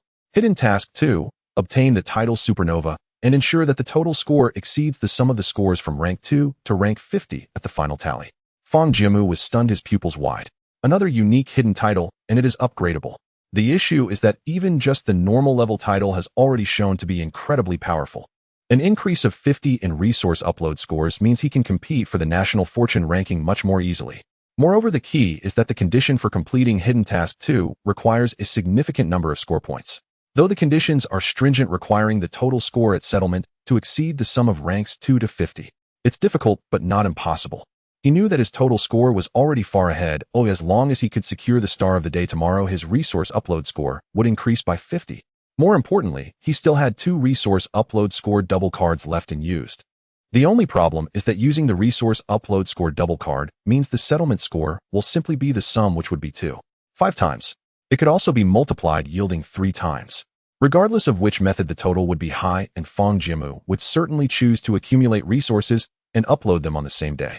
Fang Jiamu looked at the panel below and chose to check his total score. Personal total ranking in 1S9 season rookie list, total ranking not included. Personal total score 85640. After the activation of the Chosen 1 task, a small red dot appeared next to the total score. Clicking it revealed a prompt. Total score from rank 2 to rank 50, 836471. There are actually over 8,000 points. Fang Jiamu felt his vision darken. With only over 8,000 points, he felt completely insufficient. However, Fang Jiamu had already anticipated the total ranking. He initially thought the total score would be at least over 1 million. He didn't expect it to be only over 8,000. It seemed that apart from the top 10, who always competed for the ranking, the scores of the explorers behind them were not very high. Mainly, Fang Jiamu had been too fortunate. His efficiency in finding resources was too high, making him mistakenly believe that survival in the wilderness was easy. In reality, most explorers without the strong support of national fortune points only managed to survive with difficulty in the wilderness. Moreover, while Fang Jiamu was competing for rankings, most explorers had not uploaded much resources, which kept the total score from ranks 2 to 50 from reaching an exaggerated figure. But even so, Fang Jiamu was still lacking over 7,000 points. It's still tough. Fang Jiamu knew that he must seek out new large resource points. It was just past 8 o'clock and the time was still early. Today marked the 23rd day, and Fang Jiamu had to use his time wisely. The magical beasts in the oasis had been completely cleared and the sand-ground chickens had also been exterminated. The 2 most immediate threats to the Shami land and chicken coop had been eliminated. The remaining threats were the various magical beasts within a radius of several dozen kilometers centered around the oasis. Once the oasis was home to the formidable desert giant dragon, which made most magical beasts only dare to approach for water and food when the dragon was away hunting. But now, with the desert giant dragon's disappearance, those magical beasts had grown bolder. Moreover, Fang Jiamu's today's star enhancement had reached level 8.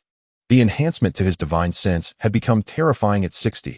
It could be said that the magical beasts in this area were utterly exposed under his divine sense. Even those buried in the ground could be dug out by Fang Jiamu with ease. As long as he cleared the nearby magical beasts, he could safely take Huaxia out to search for supplies. If he only relied on this oasis to enhance the quality of the Chosen One, it would be akin to dreaming. Then Fang Jiamu drove the off-road vehicle with Huaxia, beginning to precisely blow up the surrounding magical beasts, starting with the group of horned antelopes. This group of horned antelopes was very cautious. He could sense their presence from the oasis, but they had been lingering several kilometers away, only daring to approach a little bit. Fang Jiamu was already quite annoyed with them. He craved their meat and feared they would ruin his crops when he wasn't paying attention.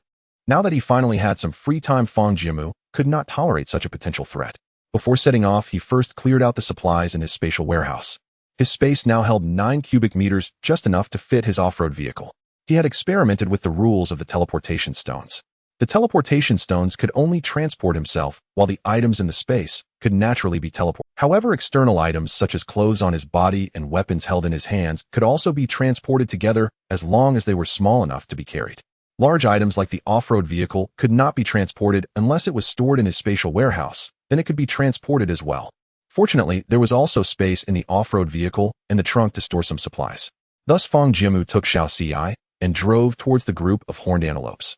The group of horned antelopes was gathered in a sandy depression resting. Fang Jiamu stopped the car several kilometers away. Given the vigilance of the horned antelopes, they would definitely be scared away at the sound of the off-road vehicle's engine roaring. With the speed of the horned antelopes, even with Fang Jiamu's greatly increased strength, it would be difficult to hunt them down. Fang Jiamu put Huaxia into the living creature backpack, activated Do Not Disturb Me, and slowly approached the sandy depression. In the sandy depression, a patch of tamarisk and sand millet was growing. Unfortunately, it seemed the small fruits of the sand millet had all been eaten by the horned antelopes. Aside from the sand millet, the rest of the vegetation in the sandy depression had been nibbled nearly to nothing. Even in the dead of night, the horned antelopes maintained their cautious nature with 2 standing guard.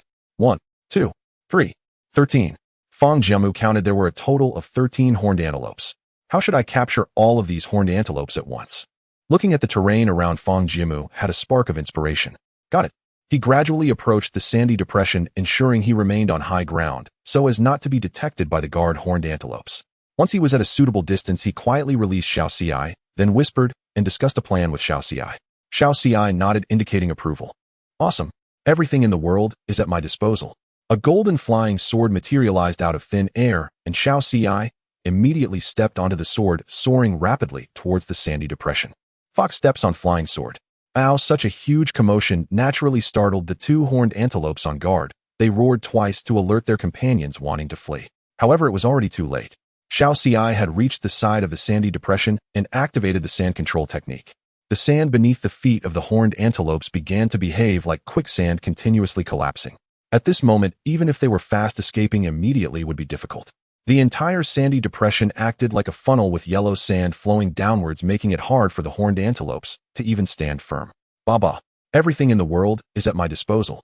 Fang Jiamu knew that this sand control technique could not hold the horned antelopes indefinitely. Once they adapted to the quicksand, they would leap out of the sandy depression and escape. Thus he acted in time. Along with the previously summoned golden flying sword, Fang Jiamu summoned 5 flying swords at once. With the massive enhancement of today's star, he could easily control 5 flying swords at once.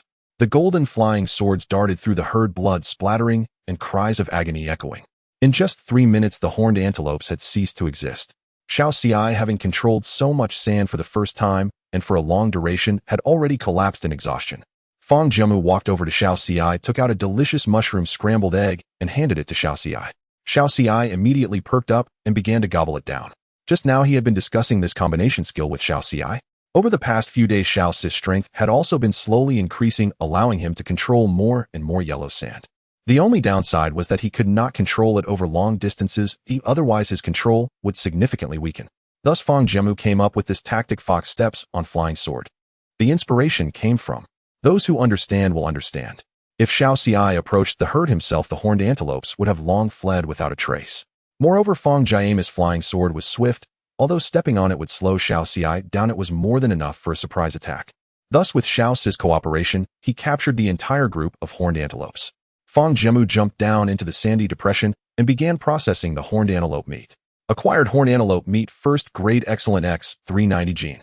Acquired horned antelope horns, first grade rare X 26. He had harvested 390 gene of meat, and since the meat rating was already high, with careful cooking the rating could increase further. After all, Fang Jiamu had an automatic cooking pot, making mass cooking effortless. At the same time, he also noticed that like last time, the horned antelopes were merely rated as excellent, but their horns were classified as rare. Later, he received intelligence from the official channels of Huaxia, learning that besides decoration and crafting, horned antelope horns had many uses. For example, the horns were very hard and could be used to make knife handles or weapons. They even had medicinal properties, calming the mind, clearing heat, and detoxifying. They could even be used in agriculture. Ground horn could serve as organic fertilizer, providing protein and minerals, improving soil structure, and promoting plant growth.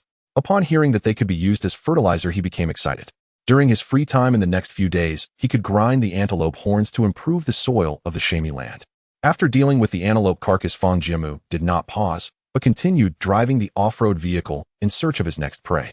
This time his target was one of the 3 rare-grade magical beasts that had confronted the desert dragonfly when the desert ginseng ripened: the armored lizard.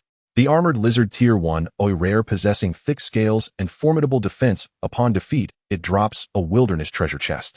Its lair lay within a pile of rocks. By night it would retreat into crevices between the rocks for shelter. Fang Jiamu and Little Thorn were now lying in ambush on a nearby dune, gazing at the armored lizard from afar. A rare-grade magical beast was now child's play for Fang Jiamu. He and Little Thorn leaped down the dune and stood before the rocks. Startled awake, the armored lizard hissed, eyeing the man and fox with hostility while retreating step by step. Fang Jiamu drew the Qingyuan sword and with a flash appeared before the lizard. The Qingyuan sword struck heavily against the lizard's scales with a clang, leaving a deep gash. Impressive defense. Any other beast would be dead or crippled from such a blow. Fang Jiamu's spiritual energy and physical stats were now high, and his sword techniques wielded unprecedented power. A sharp pain shot through the lizard's back. It roared and tried to flee into a rock crevice. But Fang Jiamu would not give it a chance to escape. The heavily armored lizard was slow, and with another sword stroke, he severed one of its legs. Blood gushed from the severed limb as the lizard dragged itself, still attempting to flee. Fang Jiamu delivered another sword strike, and the armored lizard breathed its last.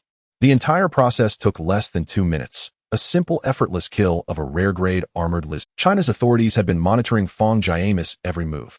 Days earlier, they had communicated via an info card that if he gave a thumbs-down gesture, they would immediately cut the public livestream. Thus, the stream had been cut during the antelope hunt. But since Fang Jiamu did not use any divine ability against the armored lizard, the public audience witnessed the entire scene. Is that a sword technique? God, Fang knows this too. So cool. Fang's stamina is much better now. On the first day, he could barely walk 2 steps without falling. This is insane. Even our martial arts masters aren't this powerful. God, Fang is truly divine beyond our mortal understanding. After the successful kill, a rare-grade wilderness treasure chest appeared. Opening it revealed not the usual supplies or cards, but something else entirely. Obtain Chinese Kitchen Seasoning Pack X1 National Fortune Points X2. A Chinese Kitchen Seasoning Pack. You really can get anything from these chests. Open it up and see what goodies are inside. Chinese Kitchen Seasoning Pack opened successfully. Obtained rapeseed oil 5L X1, soy sauce 2L X1, oyster sauce 1L X1, cooking wine 1L X1, Chishian chili bean paste 500 ml X1, aged vinegar 500 ml X2, MSG X2 bags, sugar X1 bag, salt X2 bags, white pepper powder X1 jar, assorted spices X1 bag. This is a flash of white light, and bottles and jars lay neatly on the ground. Fang Jiamu's eyes lit up. Without a doubt, these were authentic common Chinese kitchen seasonings. Almost every single one was exactly what he needed.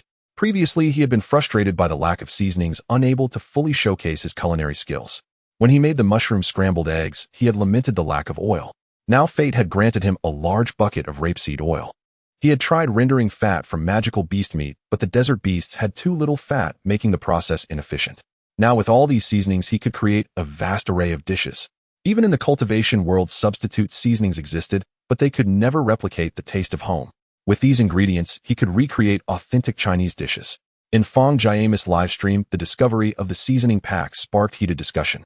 666 You can get anything from these wilderness chests. Fang's cooking is already amazing. With these seasonings, we're in for a treat. Right, and with the wilderness scoring system, better and more flavorful dishes mean higher scores. I heard that Yamaguchi Ichiro and Sam George have been gathering supplies to block Fang, but I doubt they'll succeed now. I can't wait to see what delicious food Fang makes.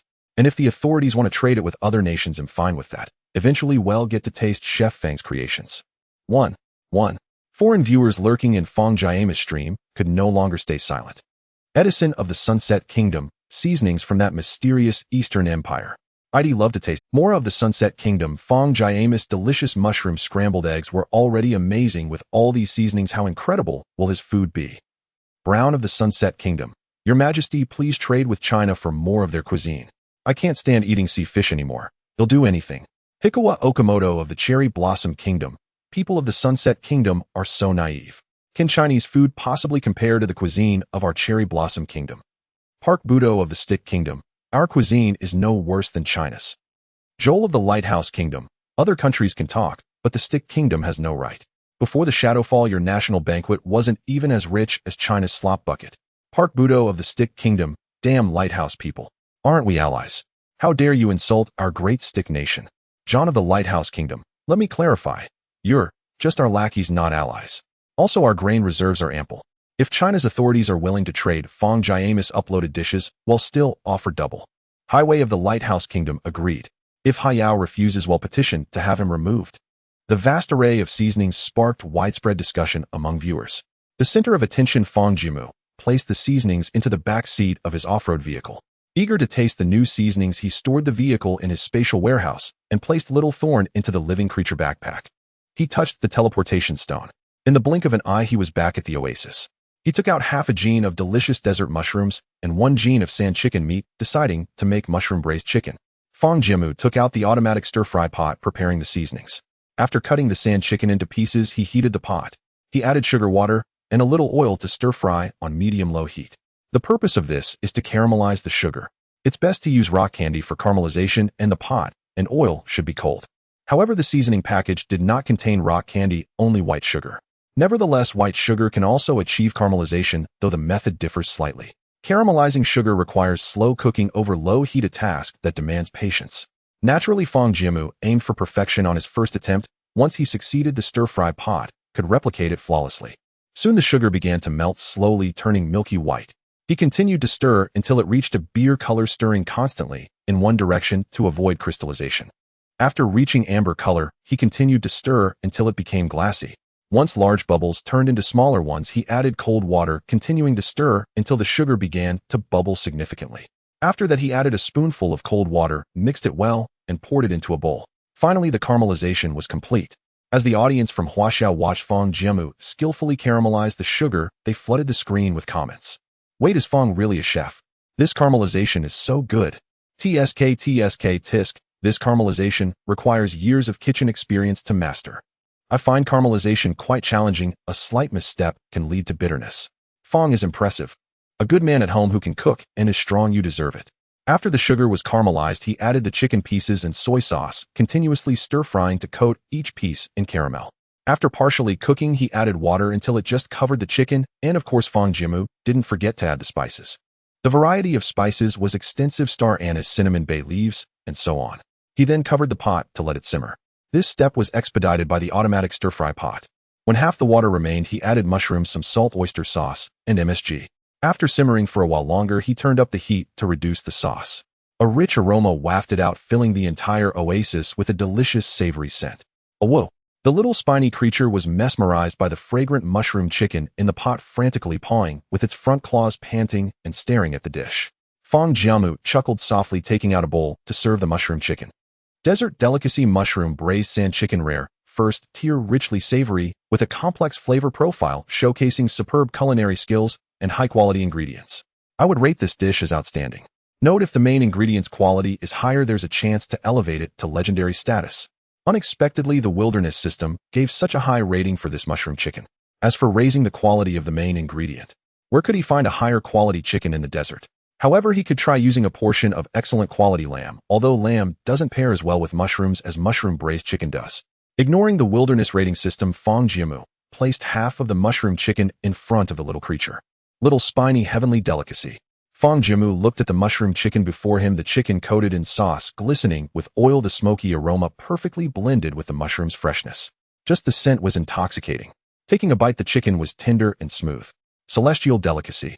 The Huaxia audience in the live stream watched the beautifully presented mushroom chicken, their stomachs growling. Oh my goodness, this looks so delicious. Chef Fang is truly authoritative. Looks incredibly tasty.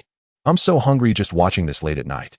Don't worry, comrades, Fang Jiamu has uploaded plenty of supplies in recent days. Things will get better. Yes, everyone hang in there, but it will only get better. After finishing the mushroom chicken, Fang Jiamu and Little Spiny felt quite satisfied. He was sure that the flavor of this dish surpassed that of the rare roasted duck and squirrel fish obtained from the wilderness treasure chest. After filling up, Fang Jiamu didn't rest, planning to experiment with mushrooms and lamb. As expected, after trying a lamb mushroom soup, he decided to abandon the idea. Lamb mushroom soup, rare first tier, the broth is delicious, but still falls short of legendary status. Thus, Fang Jiamu used the remaining sand, chicken, and mushrooms to create various dishes.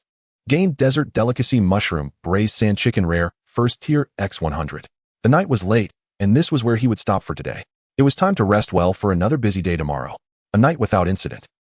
The next day, Fang Jiamu continued his routine of searching for supplies, while the Huaxia officials were preparing for a tough battle today. In the past 2 days, Fang Jiamu uploaded a large amount of supplies, and the officials needed to tally them, exchange with other countries, and distribute the resources. Just yesterday, Huaxia harvested a vast amount of supplies. 20 million pounds of desert delicacy mushrooms, 3 million pounds of sand chicken, and 4 million pounds of lamb. A total of over 20 million pounds of supplies. Moreover, there were plenty of rare items. The Huaxia officials immediately clapped their hands, deciding to trade 90 of the other supplies, except for the rare and excellent ones, with other countries. Although Huaxia had exchanged too many supplies with other countries in recent days, causing prices to drop, they still managed to obtain quite a bit in return. At the very least, it would allow Huaxia's food reserves to stretch for another 2 days. Meanwhile, the Huaxia officials had accumulated a large amount of rare supplies, allowing them to prioritize training prospective explorers. While the explorers fought on the front lines, the Huaxia officials did their utmost to assist them. Thanks to the large influx of supplies in recent days, the people of Huaxia also tasted something different. Everyone gathered in Fang Jiamu's live stream, watching the broadcast, while casually chatting. Brothers, today, I received rainforest berries from the officials. These berries are a bit sour, slightly sweet, and quite large. They taste surprisingly good. I received shuttlecock fruit, a specialty from the primitive forest. It has 3 feather-like leaves, and when it falls from the tree, it looks like a shuttlecock, hence the name. It tastes quite sweet and has a good sense of fullness. I got rye. How should I put it? The taste isn't great, but it's excellent for filling up. I heard the officials left some of the things uploaded by Fang Jiamu for distribution by drawing lots. Did any of the brothers get something? Share it. I drew an ordinary roasted duck, but there aren't many of these. Our family of 4 only got a quarter of a duck. I took just a bite and left the rest for my sister and parents. Though it was only a bite, it was indeed delicious. The person above is a man. I respect you as a true man. Actually, I got delicious mushroom scrambled eggs. Although it was only 2 bites, the taste was outstanding and truly deserves its delicious name. I'm envious of those above who could eat dishes made by Fang. Envious one. Yesterday, the supplies uploaded by Fang Jiamu haven't been distributed yet. Another wave of supplies. It feels like life is becoming more hopeful. Fang Jiamu's harvest today was still quite impressive. He found and successfully defeated 2 rare magical beasts. The flesh of the king cobra was edible, and he also collected its venom. Acquired king cobra meat, rare tier 1 x30 gene. Acquired king cobra venom, rare tier 1 x1. The giant centipede dropped a rare treasure chest. Acquired defensive fence, rare tier 1 AX 100 meters space storage expansion card X 1 cubic meter fine salt X 2 bags national luck points X2. The space storage successfully expanded to 10 cubic meters. In the Huaxia operations room, upon seeing Fang Jiamu use another space expansion card, Wu Gang curiously asked, how many space storage expansion cards has Fang Jiamu used? How big is his space now? A staff member replied, report Commander Wu, based on the recorded expansion cards Fang Jiamu has used, at least, considering that in the past few days Fang Jiamu's space could fit a large off-road vehicle and still had room to spare, conservatively estimating his space storage has reached 8 cubic meters. 8 cubic meters, huh? Although Wu Gang had expected it, he was still shocked by this figure. Fang Jiamu had opened at least 20 treasure chests in the wilderness alone, hadn't he? This number was already more than that of most veteran explorers. What's more, Fang Jiamu had only been exploring for a little over 20 days. Others struggled to survive in the wilderness, often on the brink of starvation. But Fang Jiamu, on the other hand, drove an off-road vehicle every day and reaped a bountiful harvest. By the way, how's the situation over at Yamamoto Ikuru? Another staff member stood up to respond. Commander Wu, Yamamoto Ikai's resource surge has slowed down in the past couple of days, but he still has a large amount of resources, and according to our analysis, he is likely to make a move today. Is that so? Wu Gang felt a headache coming. The staff members all sighed.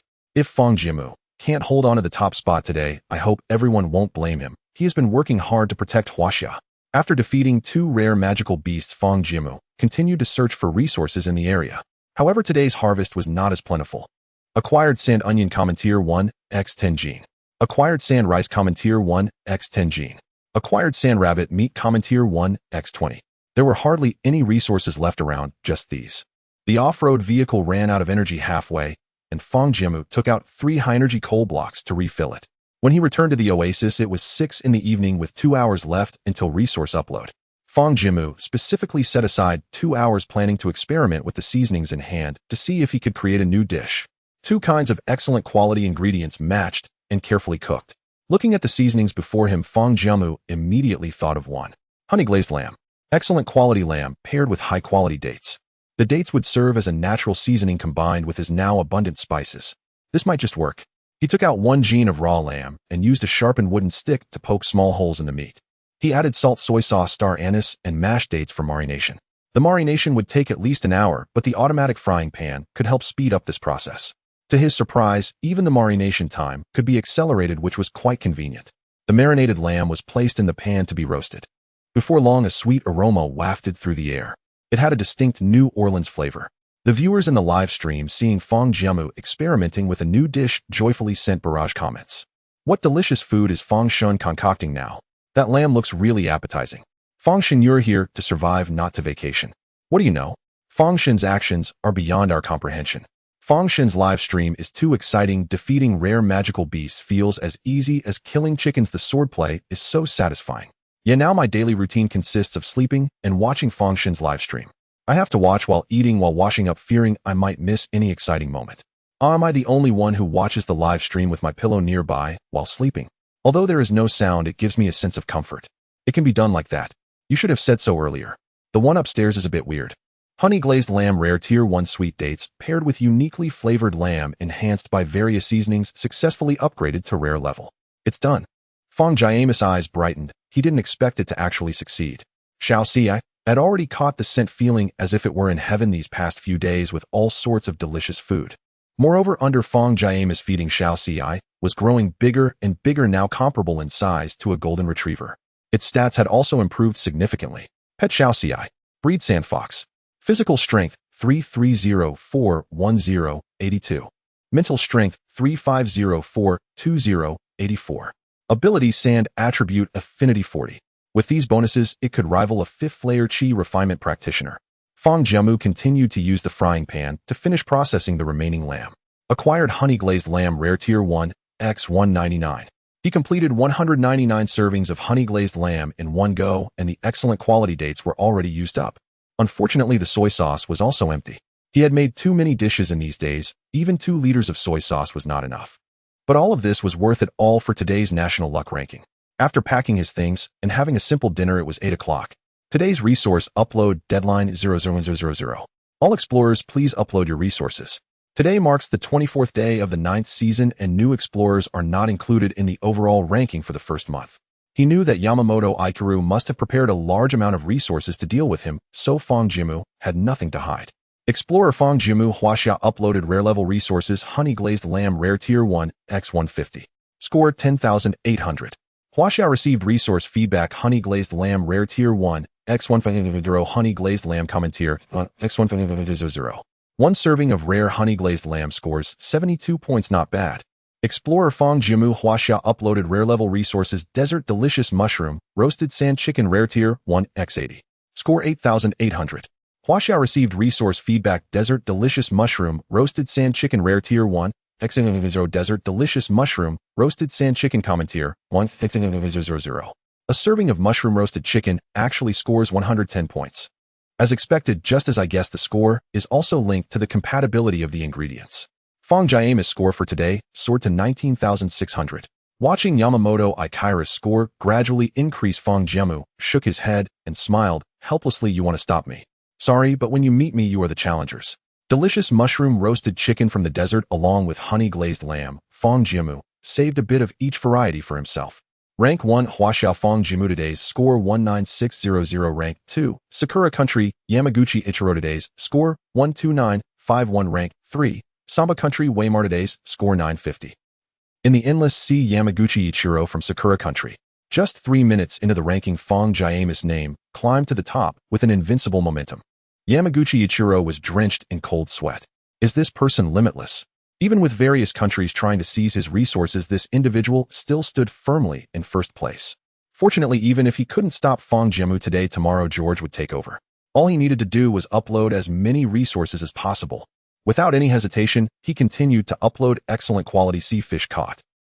The countdown to resource upload settlement 00430. With 4 minutes left, Yamaguchi Ichiro's score finally surpassed Fang Jiamu. It seems today I can't spare any resources. He had to secure the title of Star of the Day. Explorer Fang Jiamu Huaxia uploaded resources, Xian Iron First Level Rare X30 score, 4,500 Huaxia, gain resources in return Xian Iron First Level Rare X3000.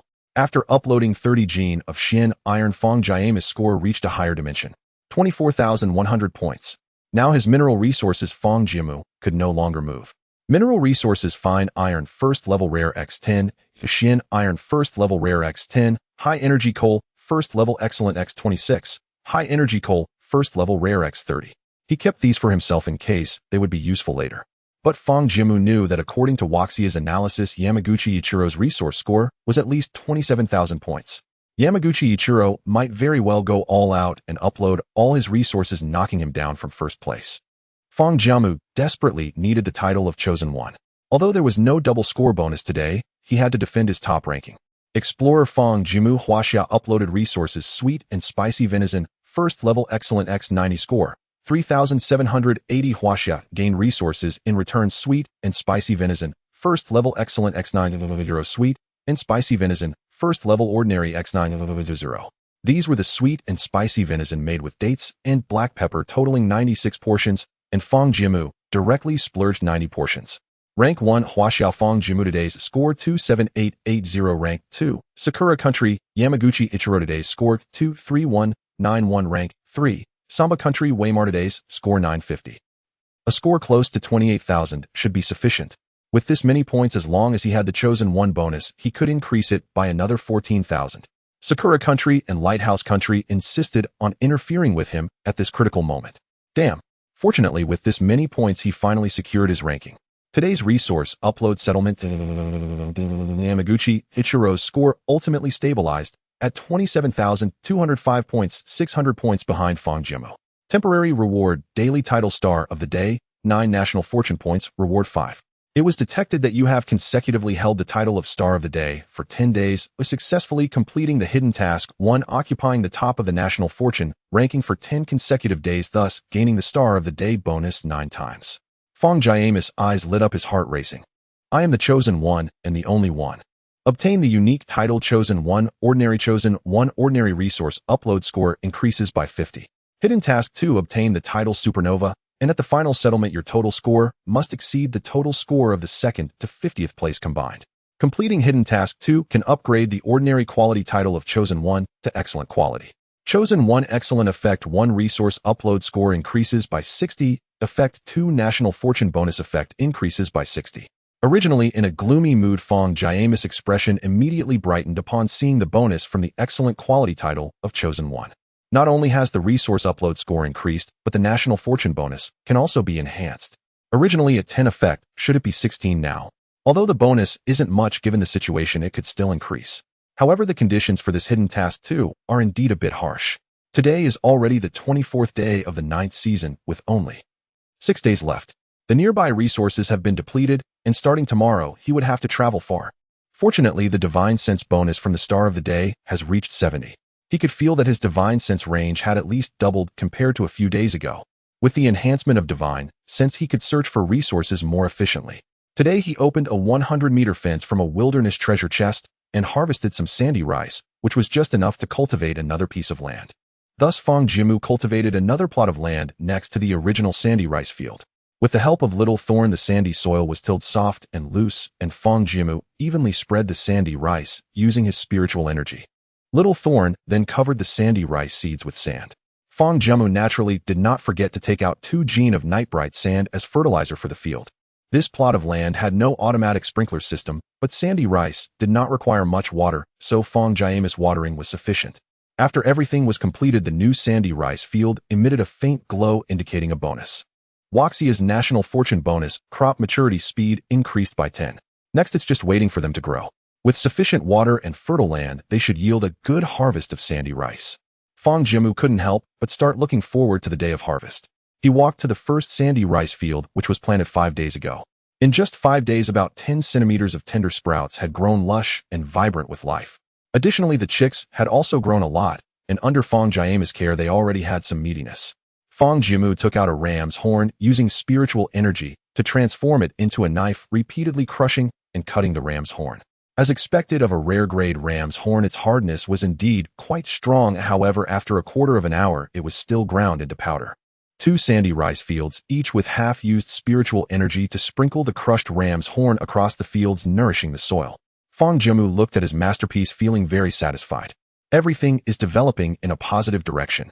The barrage and the live stream sparked intense discussions as Fang Jiamu retained the title of Star of the Day again. If I remember correctly, Fang Shun has held the top spot for 10 consecutive days, now the unbeatable champion. Moreover, he seems to be the first among all explorers to achieve 10 consecutive top rankings. Indeed, Fang Shun is the first of his kind. Fang Shun, I admire you. You are truly a genius. Let's not forget Fang Shun still has plenty of supplies. He should be able to secure the top spot again tomorrow. Unfortunately, the resources around have been completely harvested. If it weren't for other explorers teaming up to deplete Fang Jiamu's resources, he could have secured the top spot a few more times. How despicable these foreigners are. I actually think this isn't a bad thing. Fang Shun's performance is so outstanding that it will inevitably attract jealousy from others. As night fell, and it grew late, Fang Jiamu decided to sleep early to prepare for an early departure the next day. On the other side, Commander Wu Gang, along with Meng Anan, arrived at the residence of Fang Jiamu's mother Wei Yungue, carrying a large bag of supplies. Knock, knock, knock. Fang Jiamu had gone to rest in the tent early today, while Wei Yungue was engrossed in the live stream, not willing to put it down. Only when she heard the knocking did she come to her senses. Opening the door, she found it was indeed Commander Wu and Chief Meng. Wei Yungui's face lit up with joy as she welcomed the two inside. Wu Gang, carrying the supplies, entered with a cheerful smile. Ms. Wei, I assume you've been following the live streams these past few days. Your son has been quite impressive, delivering so many supplies for our homeland. All of us in Huaxia owe you our gratitude. Wei Yungui's complexion has improved significantly thanks to the frequent delivery of some ordinary supplies from Huaxia's officials. Her complexion not only appeared rosy, but her vitality was also much stronger. There's no need to thank me. It's all Jiamu's hard work in the Hell Desert. You can't say that. I've noticed many of Fang Jiamu's habits have been influenced by you to some extent. I'm curious, how did he become such a good cook at such a young age? It seems your culinary skills are not to be underestimated either. I don't know how to cook. Jiamu learned from his father since he was little. His father runs a restaurant and is quite skilled in cooking, so he absorbed it by watching him. Mentioning Fang Jiamu's father, a hint of loss flickered in Wei Yungui's eyes. Wu Gang wisely shifted the topic. Ms. Wei, the first thing I brought today is the call record from last time with Fang Jiamu. Meng Anan chimed in, taking out a tablet from her shoulder bag. As you know, it's our usual practice. Oh, just watch it and return it to us afterwards. Wei Yungui's expression changed as she took the tablet. It contained a 10-minute video. Most of it discussed the combat plans with Huaxia officials, but it also mentioned her as well. Jiamu has done well. As a mother, the most she hopes for is to see her child grow up and be capable, especially to stand up for his country. Ms. Wei, we brought you delicious mushroom scrambled eggs, mushroom chicken, and honey glazed lamb. These are all rare-level dishes, and they are your son's specialty. Please try them. Upon hearing the supplies were rare-level, Wei Yungui's expression changed immediately, and she quickly waved her hands. No rare-level supplies should be reserved for the prospective explorers. After all, a portion of rare-level supplies is a hope for survival. How can you give it to me? I already have enough with the ordinary supplies you often send. As she spoke, Wei Yungue attempted to push the supplies back. Meng Anan smiled and pressed Wei Yungui's hand down. Ms. Wei, it's just a few portions of rare-level supplies, and your son instructed us to ensure you receive a portion of rare-level supplies. Otherwise, you won't be able to eat well or sleep soundly in the desert. Since Fang Jiamu said so, you can't let down his filial intentions. Thinking of Fang Jiamu, Wei Yungui's hand froze. After a moment of contemplation, she took a portion of honey-glazed lamb. 3 portions are too much. You can take the other 2 back, and that will suffice. This. Wu Gang looked at the supplies being returned with some hesitation. Fang Jiamu had already uploaded a substantial amount of supplies, and it was just a few portions which didn't make much difference. But it is precisely because of selfless contributions from people like Ms. Wei Yungue that Huaxia has been able to gradually overcome difficulties. United as one, this is the essence of the Huaxia people. Alright, then I'll leave you with 1 portion. I'll remember to eat it on time. The supplies from the wilderness can indeed improve your health. Understood, Commander Wu, thank you. After Meng Anan and Wu Gang left, Wei Yungue examined the portion of honey-glazed lamb. I must say it looked exquisite, full of color, aroma, and flavor. After finishing the entire portion, Wei Yungue felt a warm sensation within her body. It was evident that an apparently ordinary meal had subtly improved her health. It seemed her vision and mental state had improved significantly. The previous excellent level supplies had already brought her many changes, but this portion of rare level supplies was truly transformative. An hour later, Fang Jiamu had traveled several dozen kilometers and finally left the oasis completely. Along the way, he also conveniently collected some nearby supplies. Obtained white thorn fruit tier 1 common X15 gene. Obtained sand onion tier 1 common X8 gene. Although it wasn't much, it was better than nothing, and it didn't take much time since it was on the way. Having traveled a considerable distance from the oasis, Fang Jiamu used his divine sense to scan the area for nearby locations. This time he indeed pinpointed several spots. 20 kilometers away, he sensed a very dense with spiritual energy, which must indicate another large oasis. There were also a few other spots of with spiritual energy, but they were relatively sparse and farther away. Thus, Fang Jiamu chose to go for the big prize instead of the small one, stepping on the gas and kicking up a cloud of dust. As the sun climbed higher, the number of viewers in Fang Jiamu's live stream gradually increased. Just went live, where is Master Fang? Why isn't he at the oasis? I just went live too. As soon as I came on, I saw Master Fang driving. Is he planning to search for new supplies? Master Fang got up quite early today. After feeding the chickens, he set off driving, and he's been on the road for over an hour now. Master Fang is so hard-working, I'm really touched. In less than half an hour, Fang Jiamu arrived at his destination. This oasis was, as he had expected, a sizable oasis. Of course, it was smaller compared to the one he had stationed himself at. However, Fang Jiamu didn't mind. Such a large oasis could still yield plenty of resources. Not rushing to enter the oasis, he first scanned it with his divine sense. Something's not right. Upon scanning, Fang Jiamu discovered at least 3 rare-level magical beasts. In addition, there were dozens of excellent-level magical beasts. Logically speaking, this oasis couldn't possibly support so many magical beasts. Fang Jiamu stopped the off-road vehicle at a distance, took out his living creature backpack, stuffed the small thorn into it, and activated the divine ability, "Don't check me," slowly approaching the oasis. Using the trees as cover, he quietly approached the source of the aura. Upon seeing it was a pack of wolves, Fang Jiamu halted. Sand Demon Wolf Tier 1 Rare, a type of pack-dwelling magical beast with strong team combat abilities and a high probability of not straying alone.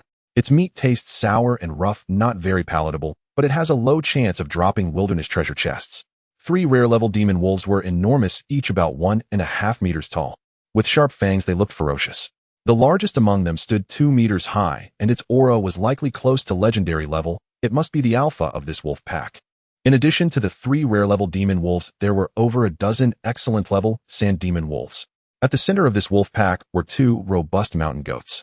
Desert Giant Mountain Goat Tier 1 Rare Deceased, a giant mountain goat that grows in high mountains, large and strong, able to traverse various perilous peaks.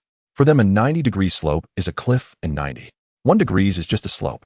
The corpse of the giant mountain goat was torn to pieces by the wolf pack, with the meat distributed among the wolves. 2 wolf pups also received quite a bit of goat meat.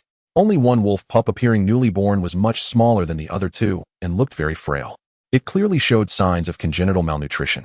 It gazed longingly at the alpha wolf, which glanced at it before turning away and leaving.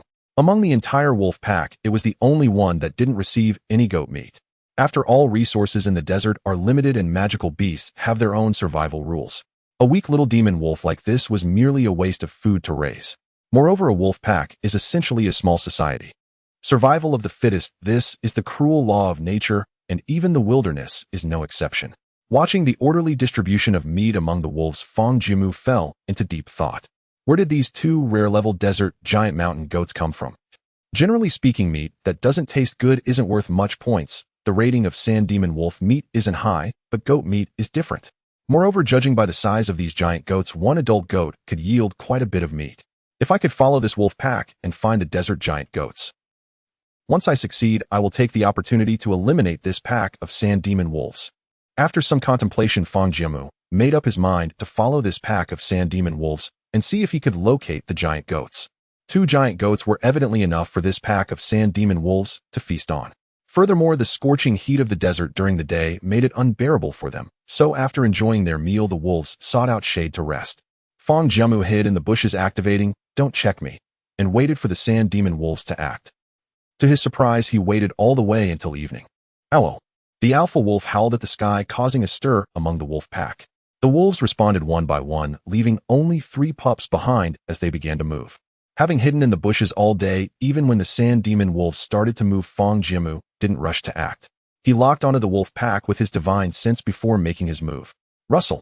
Fang Jiamu jumped out from the bushes, stretching his limbs. Ow! Suddenly, a strange creature he had never seen before jumped out in front of him, causing the pups to bristle and bark wildly at Fang Jiamu. Slash. With a swift motion, Fang Jiamu split the two strong little wolf pups in half.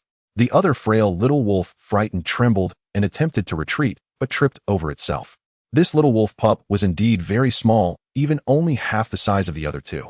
Little one, come with me. Ooh, I have plenty of delicious food. Fang Jiamu took out some meat from his space warehouse to entice it. As is well known, wolves are canines. If raised from a young age, they can be trained to be loyal. Even if it couldn't be tamed, it could just serve as a pet. After all, Fang Jiamu desperately needed combat strength right now. A grown-up little wolf could serve as a guard. A portion of ordinary roasted rabbit meat lay glistening in front of it. The little wolf pup, eyes fixed on it, still hesitated to approach. Ow! Fang Jiamu had a brainwave and released the small thorn. As soon as the small thorn appeared, it saw the little wolf pup before it and immediately understood Fang Jiamu's intent, nudging the pup toward the roasted rabbit meat. Clearly, the appearance of the small thorn made the little wolf pup relax significantly. It sniffed closely, and after a day without food, its hunger couldn't resist the temptation of the food, and it began to nibble on the roasted rabbit meat. However, it was too small. It couldn't finish the entire portion of roasted rabbit meat. After eating its fill, it carefully licked Fang Jiamu's hand with its tongue, causing a tickling sensation. Little one, come with me. You won't survive here. I can provide food and shelter. The little wolf pup tilted its head, not understanding what Fang Jiamu was saying. The small thorn, anxious, jumped around, came over to Fang Jiamu, clawing at him, and then poking the little wolf pup with its nose. Ow! The little wolf pup also imitated by nudging Fang Jiamu's foot with its paw. Does this mean you're willing to come with me, eh? Taking out the living creature backpack, the small thorn obediently entered it, and the little wolf pup followed suit. I have tamed the little sand demon wolf. After subduing the little sand magic wolf, Fang Jiamu knew that this was just the beginning. He would need to cultivate a good rapport and help it enhance its qualifications before they could officially bond. However, it was not the time to attend to the little wolf. The wolf pack was already moving further away. Fang Jiamu shouldered his living backpack again and drove his off-road vehicle to catch up with the pace of the wolves. He maintained a safe distance from the wolf pack to ensure that the roar of the vehicle would not disturb them. After about 20 minutes, the wolf pack seemed to have come to a halt. The surrounding environment began to transform from endless yellow sand. A series of castles appeared on the horizon like mirages, resembling ancient city ruins buried under the sand. If humans wished to construct such cities, it would require a substantial amount of manpower and resources. Unfortunately, these were not true human relics, but rather formations sculpted by nature. Here, strong winds perpetually blew, carrying sand that shaped the steep hills into various forms. The so-called hills were actually massive rocks. On Blue Star, such places had a specific name, Yaden landform. Fang Jiamu drove the off-road vehicle with the wheels rolling over small stones, producing a creaking sound. Since he was already close to the wolf pack, he decided to abandon the vehicle and proceeded on foot. As he walked, he heard the howls of wolves and the panting of a goat ahead. Activating his ability, Do Not Check Me, Fang Jiamu quietly approached. Indeed, the group of sand magic wolves was engaged in a fierce battle with a desert giant goat. Seeing the size of the desert giant goat so directly, Fang Jiamu could intuitively sense its strength. Its horns were coiled, powerful and imposing. Robust and strong, any magic wolf that approached could be easily tossed aside by those horns. Unfortunately, the wolf pack had the advantage in numbers, launching a war of attrition against the desert giant goat. One by one, they surrounded the giant goat, and even if it wanted to flee, escape was impossible. Under the harassment of the wolves, the wounds on the giant goat increased, and its condition deteriorated. In Fang Jiamu's live broadcast room, the audience witnessed the same scene. Survival is harsh not only for explorers, but also for magical beasts. While the individual combat ability of the sand magic wolf may not match that of the desert giant goat in a Onetomini scenario, it is only a matter of time before the wolf pack takes down the giant goat.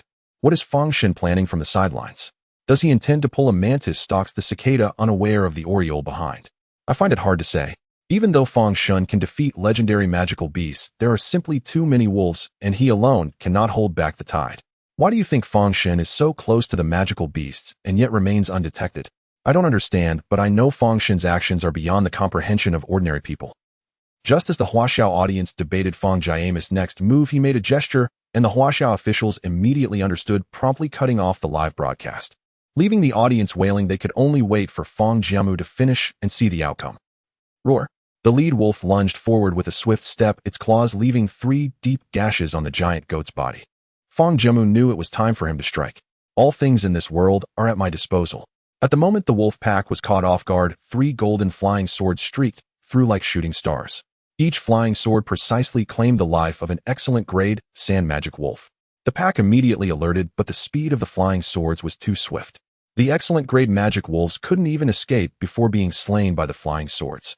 To Fang Jiamu, now excellent grade magical beasts were no different from mere insects. Woo. The situation took a sharp turn. Only 3 rare grade magic wolves and 1 desert giant goat remained. The lead wolf, unable to contain its fury, charged at Fang Jiamu with its mouth wide open. Fang Jiamu raised the Qingyuan sword his body like a sharp weapon and met the charge. Sizzle. With a sound, the Qingyuan sword left a massive wound on the Wolf King's body. The Wolf King was highly intelligent. Having only engaged in the first round of combat, it already understood the gap between them. A Wuit signaled for the other 2 sand magic wolves to flee, still hoping to escape. Can you? All things in this world are at my disposal. 3 golden flying swords flew out once more, weaving back and forth, and the sand magic wolves fell like harvested wheat. After dealing with the sand magic wolves, Fang Jiamu turned his gaze coldly toward the desert giant goat. The goat seemed to be rusted in its mind, moving sluggishly and unable to exert itself. Just as it thought it was saved, upon witnessing the magical wolves fall one after another, its consciousness vanished in an instant. Fang Jiamu drew his sword and mercilessly beheaded the goat. 3 rare grade magic wolves and 14 excellent grade magic wolves dropped a rare grade treasure chest and 2 excellent grade treasure chests in total. Fang Jiamu sheathed his sword and approached the treasure chests. Seeing that Fang Jiamu had eliminated the magical beasts, the Huaxia officials reopened the public live stream. As soon as the live broadcast connection was established, the audience saw blood and corpses strewn across the ground. After 3 seconds of silence in the bullet comments, they began to flood in with various messages.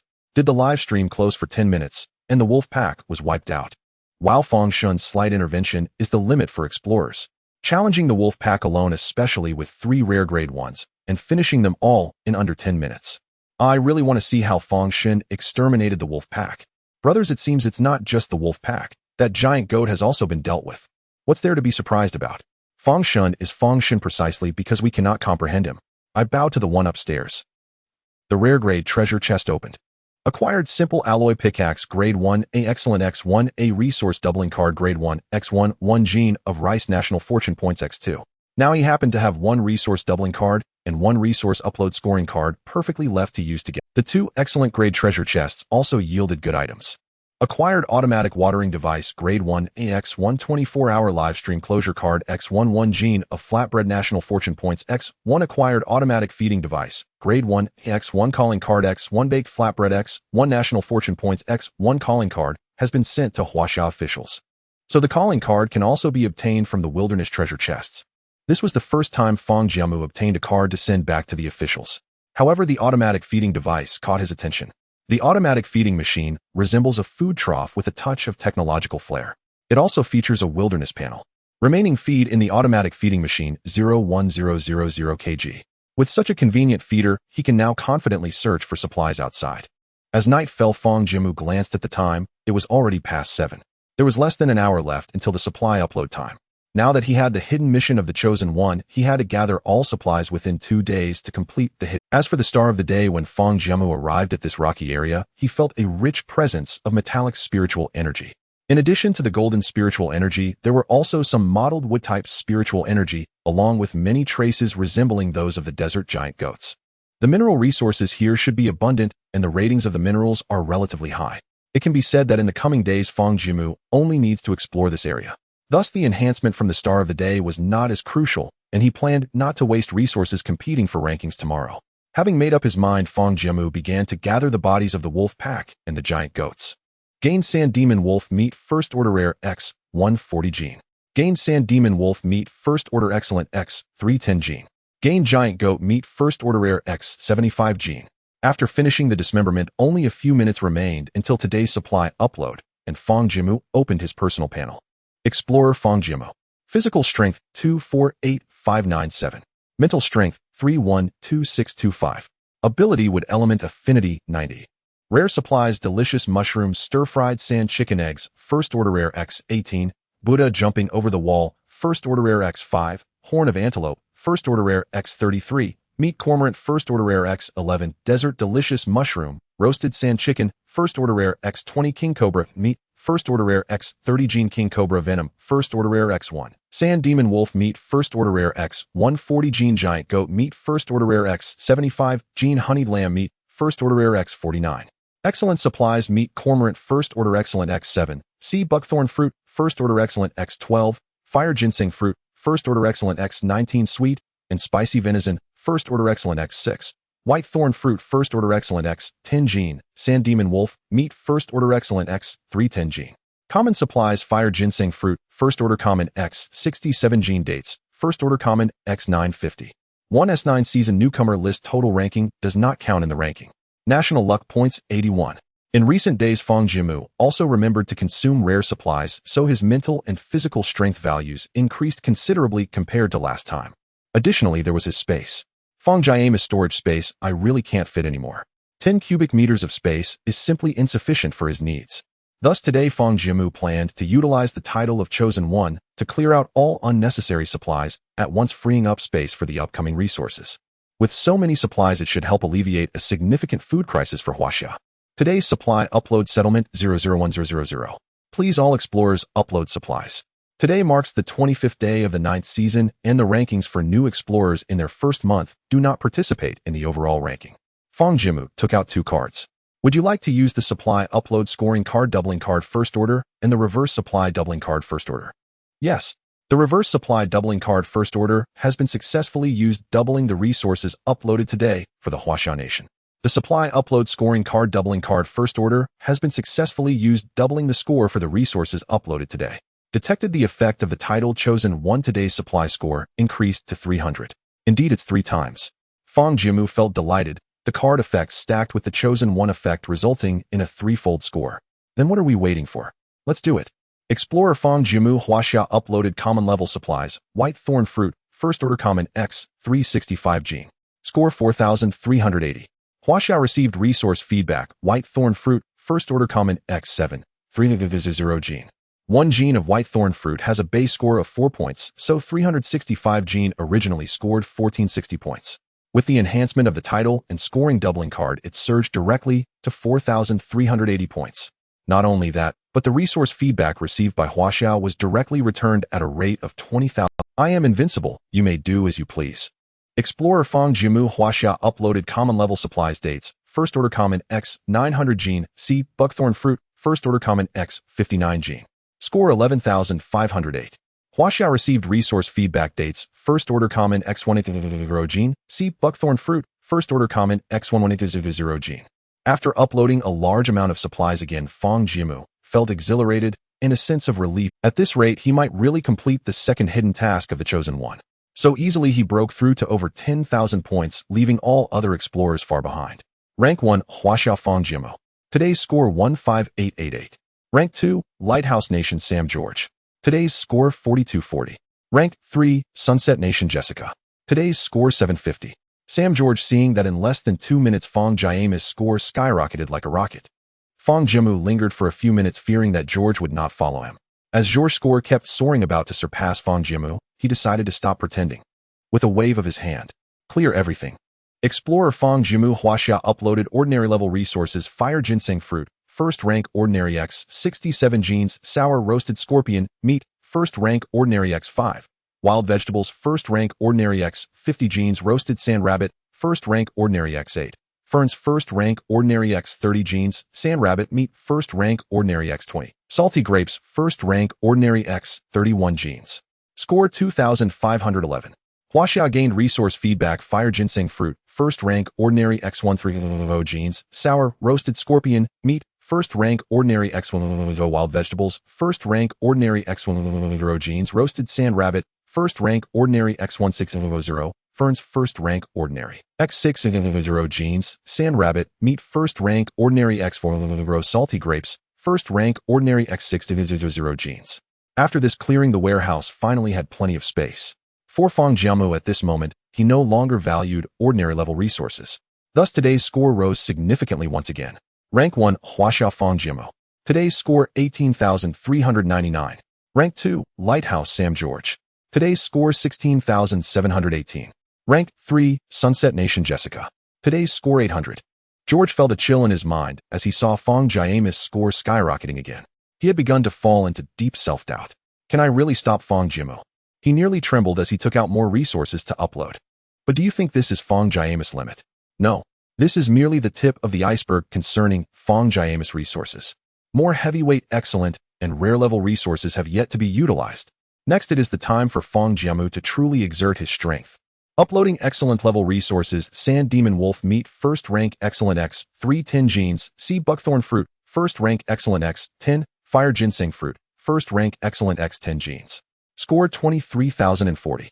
Huaxia gained resource feedback: Sand Demon Wolf Meat, First Rank Excellent X, 600, Sand Demon Wolf Meat, First Rank Ordinary X, 600, C Buckthorn Fruit, First Rank Excellent X, 200, C Buckthorn Fruit, First Rank Ordinary X, 200, Fire Ginseng Fruit, First Rank Excellent X200, Fire Ginseng Fruit, First Rank Ordinary X20000.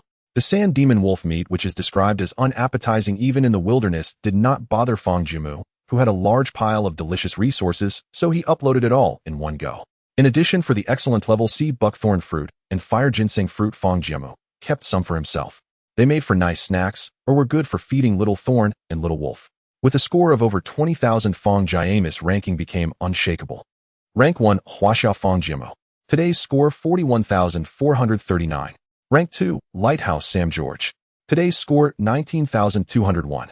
Rank 3, Sunset Nation Jessica. Today's score 830. Fang Jiamu's score for today reached a luxurious 40,000. George, who had been diligently uploading resources, looked at the golden name at the top of the leaderboard and suddenly smiled. His expression was no longer the same confidence as before, as rolling desires and an unending sorrow converged within him. A sense of acceptance prevented him from shedding tears. So he stopped uploading resources. That's it, Fang Jiamu, you win.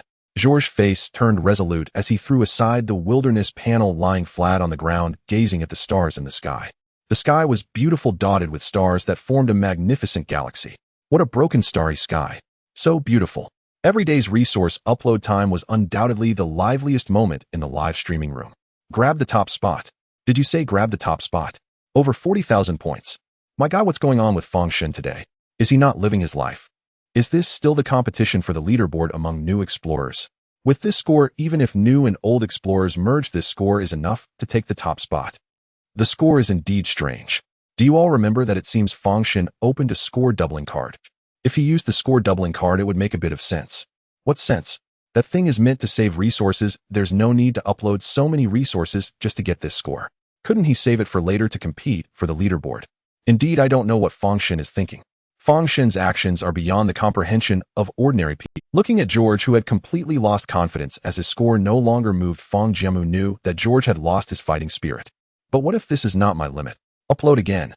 Explorer Fang Jiamu Huaxia uploaded rare-level resources: Sand Demon Wolf Meat, First Rank Rare X, 140 Genes, Desert Giant Goat Meat, First Rank Rare X, 60 Genes, King Cobra Meat, First Rank Rare X, 30 Genes, Honey Lamb Meat, First Rank Rare X, 29, Buddha Jump Over the Wall, First Rank Rare X, 3. Score 44,664. Huaxia gained resource feedback: Sand Demon Wolf Meat, First Rank Rare X, 280 Genes, Sand Demon Wolf Meat, First Rank Ordinary X, 280 Genes, Desert Giant Goat Meat, First Rank Rare X, 100 Genes, Desert Giant Goat Meat, First Rank Ordinary X, 100 Genes, King Cobra Meat, First Rank Rare X, 600 Genes, King Cobra A Meat, First Rank Ordinary X, 600 Genes, Honey Lamb Meat, First Rank Rare X, 500 Honey Lamb Meat, First Rank Ordinary X, 500 Genes, Buddha Jump Over the Wall, First Rank Rare X, 600 Buddha Jump Over the Wall, First Rank Ordinary X, 600. Clear everything. Completely insane. Rank 1, Huaxia Fang Jiamu. Today's score 86,055. Rank 2, Lighthouse Sam George. Today's score 19,201. Rank 3, Sunset Nation Jessica. Today's score 830. Ultimately, Fang Jiamu chose to stop with a score of over 80,000 today. Today's material upload settlement 003. Reward for temporary one-day title star of the day 10. National Fortune Points, reward 5. Fang Jiamu felt that having over 80,000 points was not much. After all, he had to complete the mission of the Chosen One, and 80,000 points was not considered a lot. He only regretted that he had used too many resources in the previous days for rankings. Otherwise, with today's triple bonus, he could have earned several tens of thousands more points. Damn those Lighthouse Nation. As Fang Jiamu's score was finalized today, a barrage of comments erupted in the live broadcast room. It's over, a life is unbearable. How will we manage after Fang Shen uploaded so many resources? Wu Fang Shen did all this for us knowing that Huaxia is short on resources. He wants to use this resource doubling card to repay a large amount of resources at once. Other than this explanation, I can't think of any reason why Fang Shen would upload so many resources at once. I'm so touched. Can we convey to the Huaxia officials that we can hold on, and he doesn't need to do this for us? Fang Shen, you are the savior of us, Huaxia people. Fang Jiamu naturally had no idea how the Huaxia audience was imagining things. If he were to say it was also partly to send food for his Huaxia compatriots, that was true. However, the main reason was still to complete the mission of the Chosen One. This mission was indeed beyond others' understanding. Their misunderstanding was only natural.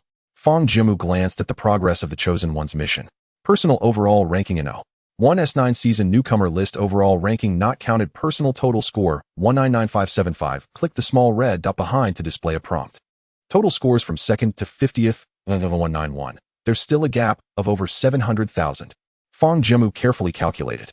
He still had a score doubling card in hand, and with the bonus from the Chosen One he could obtain a total of triple point. However, he had to acknowledge that the scores of other explorers would continue to grow. They couldn't wait for Fang Jiamu. This meant that relying solely on his base points, he would need to upload at least 300,000 points to complete the hidden mission of the Chosen One. Fang Jiamu couldn't help but fall into some self-doubt. The required score was too high, and there were only a few days left. With the large amount of resources uploaded today, the resources he had on hand were as follows.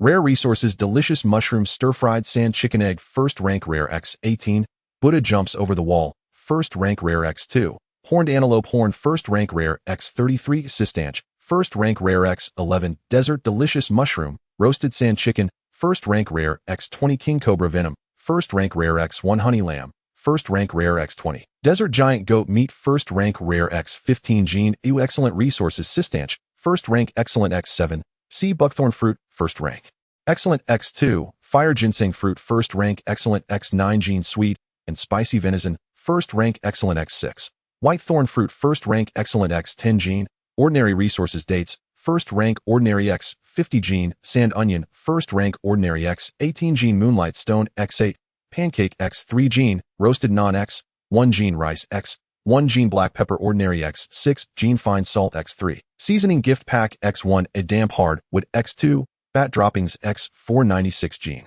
With this, clearance space became much more abundant. He kept quite a few rare resources for himself. If he fell short of points at the end, these would all be his last hit. However, during the 10 minutes of resource uploading, he kept using his divine sense to probe the surrounding spiritual energy. This rocky land might have much more useful things than Fang Jiamu anticipated.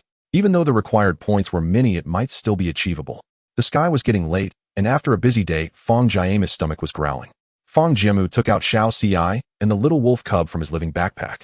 The little fox stretched lazily in the fresh air, while the little wolf cub obediently looked at Fang Jiamu. The desert night was still very cold. Fang Jiamu simply built a fire and, using its light, prepared to deal with dinner. Thus, he took out 2 portions of Buddha jumps over the wall from his space. Buddha jumps over the wall was hefty, stored in a very large clay pot. Inside were various ingredients: sea cucumber, fish fins, fish lips, abalone flower, mushrooms, dried scallops, winter bamboo shoots, and tendon. There were even pig trotters, lean meat, pig stomach, old chicken ribs, and old duck. All the ingredients melded together, making it the most authentic national banquet cuisine of Huaxia. I didn't expect to eat Buddha jumps over the wall in the wilderness. How delightful. At the moment the pot was opened, a rich aroma of broth wafted out, filling the air. He picked up a piece of sea cucumber. Its texture was primarily soft and glutinous, with a chewy interplay, rich, yet not greasy, each bite layered and lingering. After long hours of slow cooking, the fats had been broken down or emulsified, leaving only a rich mouthfeel, not greasy.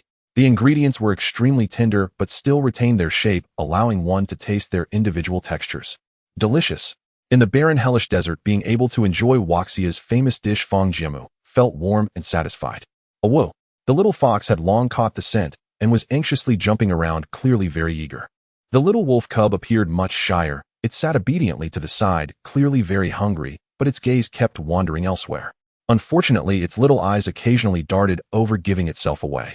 Fang Jiamu was momentarily captivated by the rich aroma of the Buddha jumps over the wall before snapping back to reality. He took out a large bowl and a small bowl, selected plenty of ingredients, and placed them in front of Huaxia and the little wolf cub. Huaxia, and naturally was not polite, happily calling out and devouring the food. The little wolf cub's drool dripped down like threads, yet it remained very reserved. Fang Jiamu couldn't help but pet the fluffy little wolf's head, saying, "Eat up. From now on I will be your master, and it's only right for you to be full."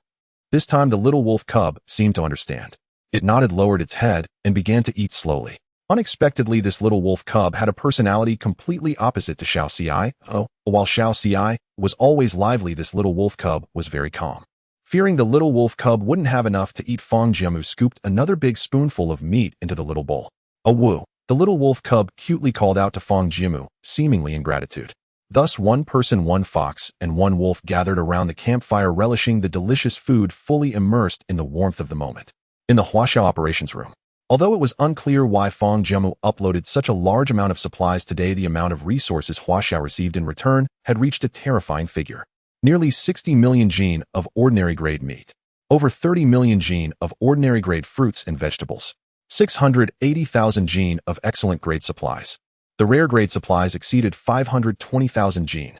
In total, more than 100 million jin of supplies. Report to Commander Wu. The supplies have been counted, totaling over 100 million jin. Here are the details. Lu Jinlei felt an unprecedented sense of ease while counting the supplies. Each jin of grain recorded by him would transform into the hope for the survival of the Huaxia people. Over 100 million jin. That's just too outrageous. You must know Fang Shen also reserved a lot of supplies for himself. My heavens, I am utterly impressed by Fang Shen. This figure, since the beginning of the wilderness survival, has never been surpassed in all the records of explorers. Fang Shen has gone too far today, uploading a doubled supply card in one day to alleviate Huaxia's food crisis. It seems he is not preparing to compete for today's star. Fang Shen has done so much for Huaxia, I am truly moved. The arrival of today's supplies clearly excited the combatants. The food issue in Huaxia had indeed troubled everyone for a long time. Although this 100 million jin of supplies was still insufficient to support the nationwide consumption for a day. However, as long as the Huaxia people put in a little effort, they would surely overcome the difficulties. Fang Jiamu is truly working diligently for the Huaxia nation. Wu Gang held the details handed over by Lu Jinlei, listening to the joyful discussions of the combatants, and his eyes couldn't help but redden. Today is a very memorable day for our Huaxia nation. The last time Fang Jiamu opened the voice permissions, he promised to treat the whole nation to a hearty meal, but we all know that amount of supplies couldn't possibly achieve that. But since Fang Jiamu has gone crazy today, let's join him in this madness, and let the entire Huaxia people enjoy this crazy day together. Therefore, I have a proposal. The researchers fell silent, their gazes focused on Wu Gang. Let's truly allow the Huaxia people to have a hearty meal. This is not just a casual remark, symbolically distributing a bit more food, but a genuine opportunity for everyone to eat their fill. Once this was said, the combatants fell into silence. 100 million jin of supplies is indeed not that much. Only by trading for some supplies from other countries could it barely meet 1 or 2 days of consumption. Hence Lu Jinlei jumped up first. "No way, Commander Wu, I disagree.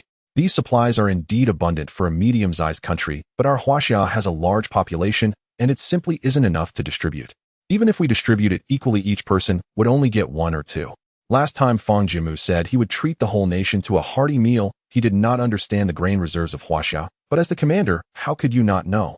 Are you going to join in the folly?" As the person responsible for food reserves, Lu Jinlei knew his duties and had to maintain his composure at all. "Minister Lu, please calm down. I know the pressure you are under in this position. The Huaxia compatriots have been despondent for too long, and I just want Fang Jiamu's efforts to be genuinely felt by everyone." Wu Gang did not expect Lu Jinlai's reaction to be so intense, and attempted to mediate the situation. He knew that since the shadow fell, the pressure he bore was undoubtedly the greatest, as Huaxia's policy was to try not to abandon anyone, and Lu Jinlei had indeed achieved that. He was a respectable person. Just when it seemed this matter would end here, Meng Anan, who had been silent, spoke up. "However, the Huaxia people also need to share in the fruits of victory, don't they? The reason Huaxia has come this far certainly includes the contributions of our operations room. But the most important thing is the selflessness and perseverance of every Huaxia citizen, right? Therefore, I agree with Commander Wu's viewpoint. Everyone has truly been repressed for too long. Allowing them to enjoy the fruits of victory is not a bad idea." Meng Anan's voice was soft but resonant. During this time, she learned from Fang Jiamu that some things cannot be measured solely by data. Emotion may hold even greater power. Indeed, most combatants were swayed. Yes, Huaxia has failed for too long. Now with Fang Jiamu leading Huaxia forward, everyone needs more encouragement. You must know that before Fang Jiamu, everyone thought Huaxia was on the verge of destruction. Fortunately, Fang Jiamu has gradually turned the situation around, and now his live stream has almost become everyone's support. Although everyone's comments are cheerful, they are merely finding joy amidst suffering. Suffering is still suffering, and I believe Fangshin will continue to upload even more supplies. The researchers expressed their opinions one after another, clearly standing on Commander Wu's side. You all. Lu Jinlei, infuriated, shook his sleeves, his face flushed At that moment, a combatant next to him stepped forward. Old Lu, everyone certainly does not mean to target you, but isn't Huaxia's situation getting better? Of course this matter still depends on you, but if you don't approve, we won't say anything more. Lu Jinlei shot him a disdainful glance. With your current momentum, how could I disagree?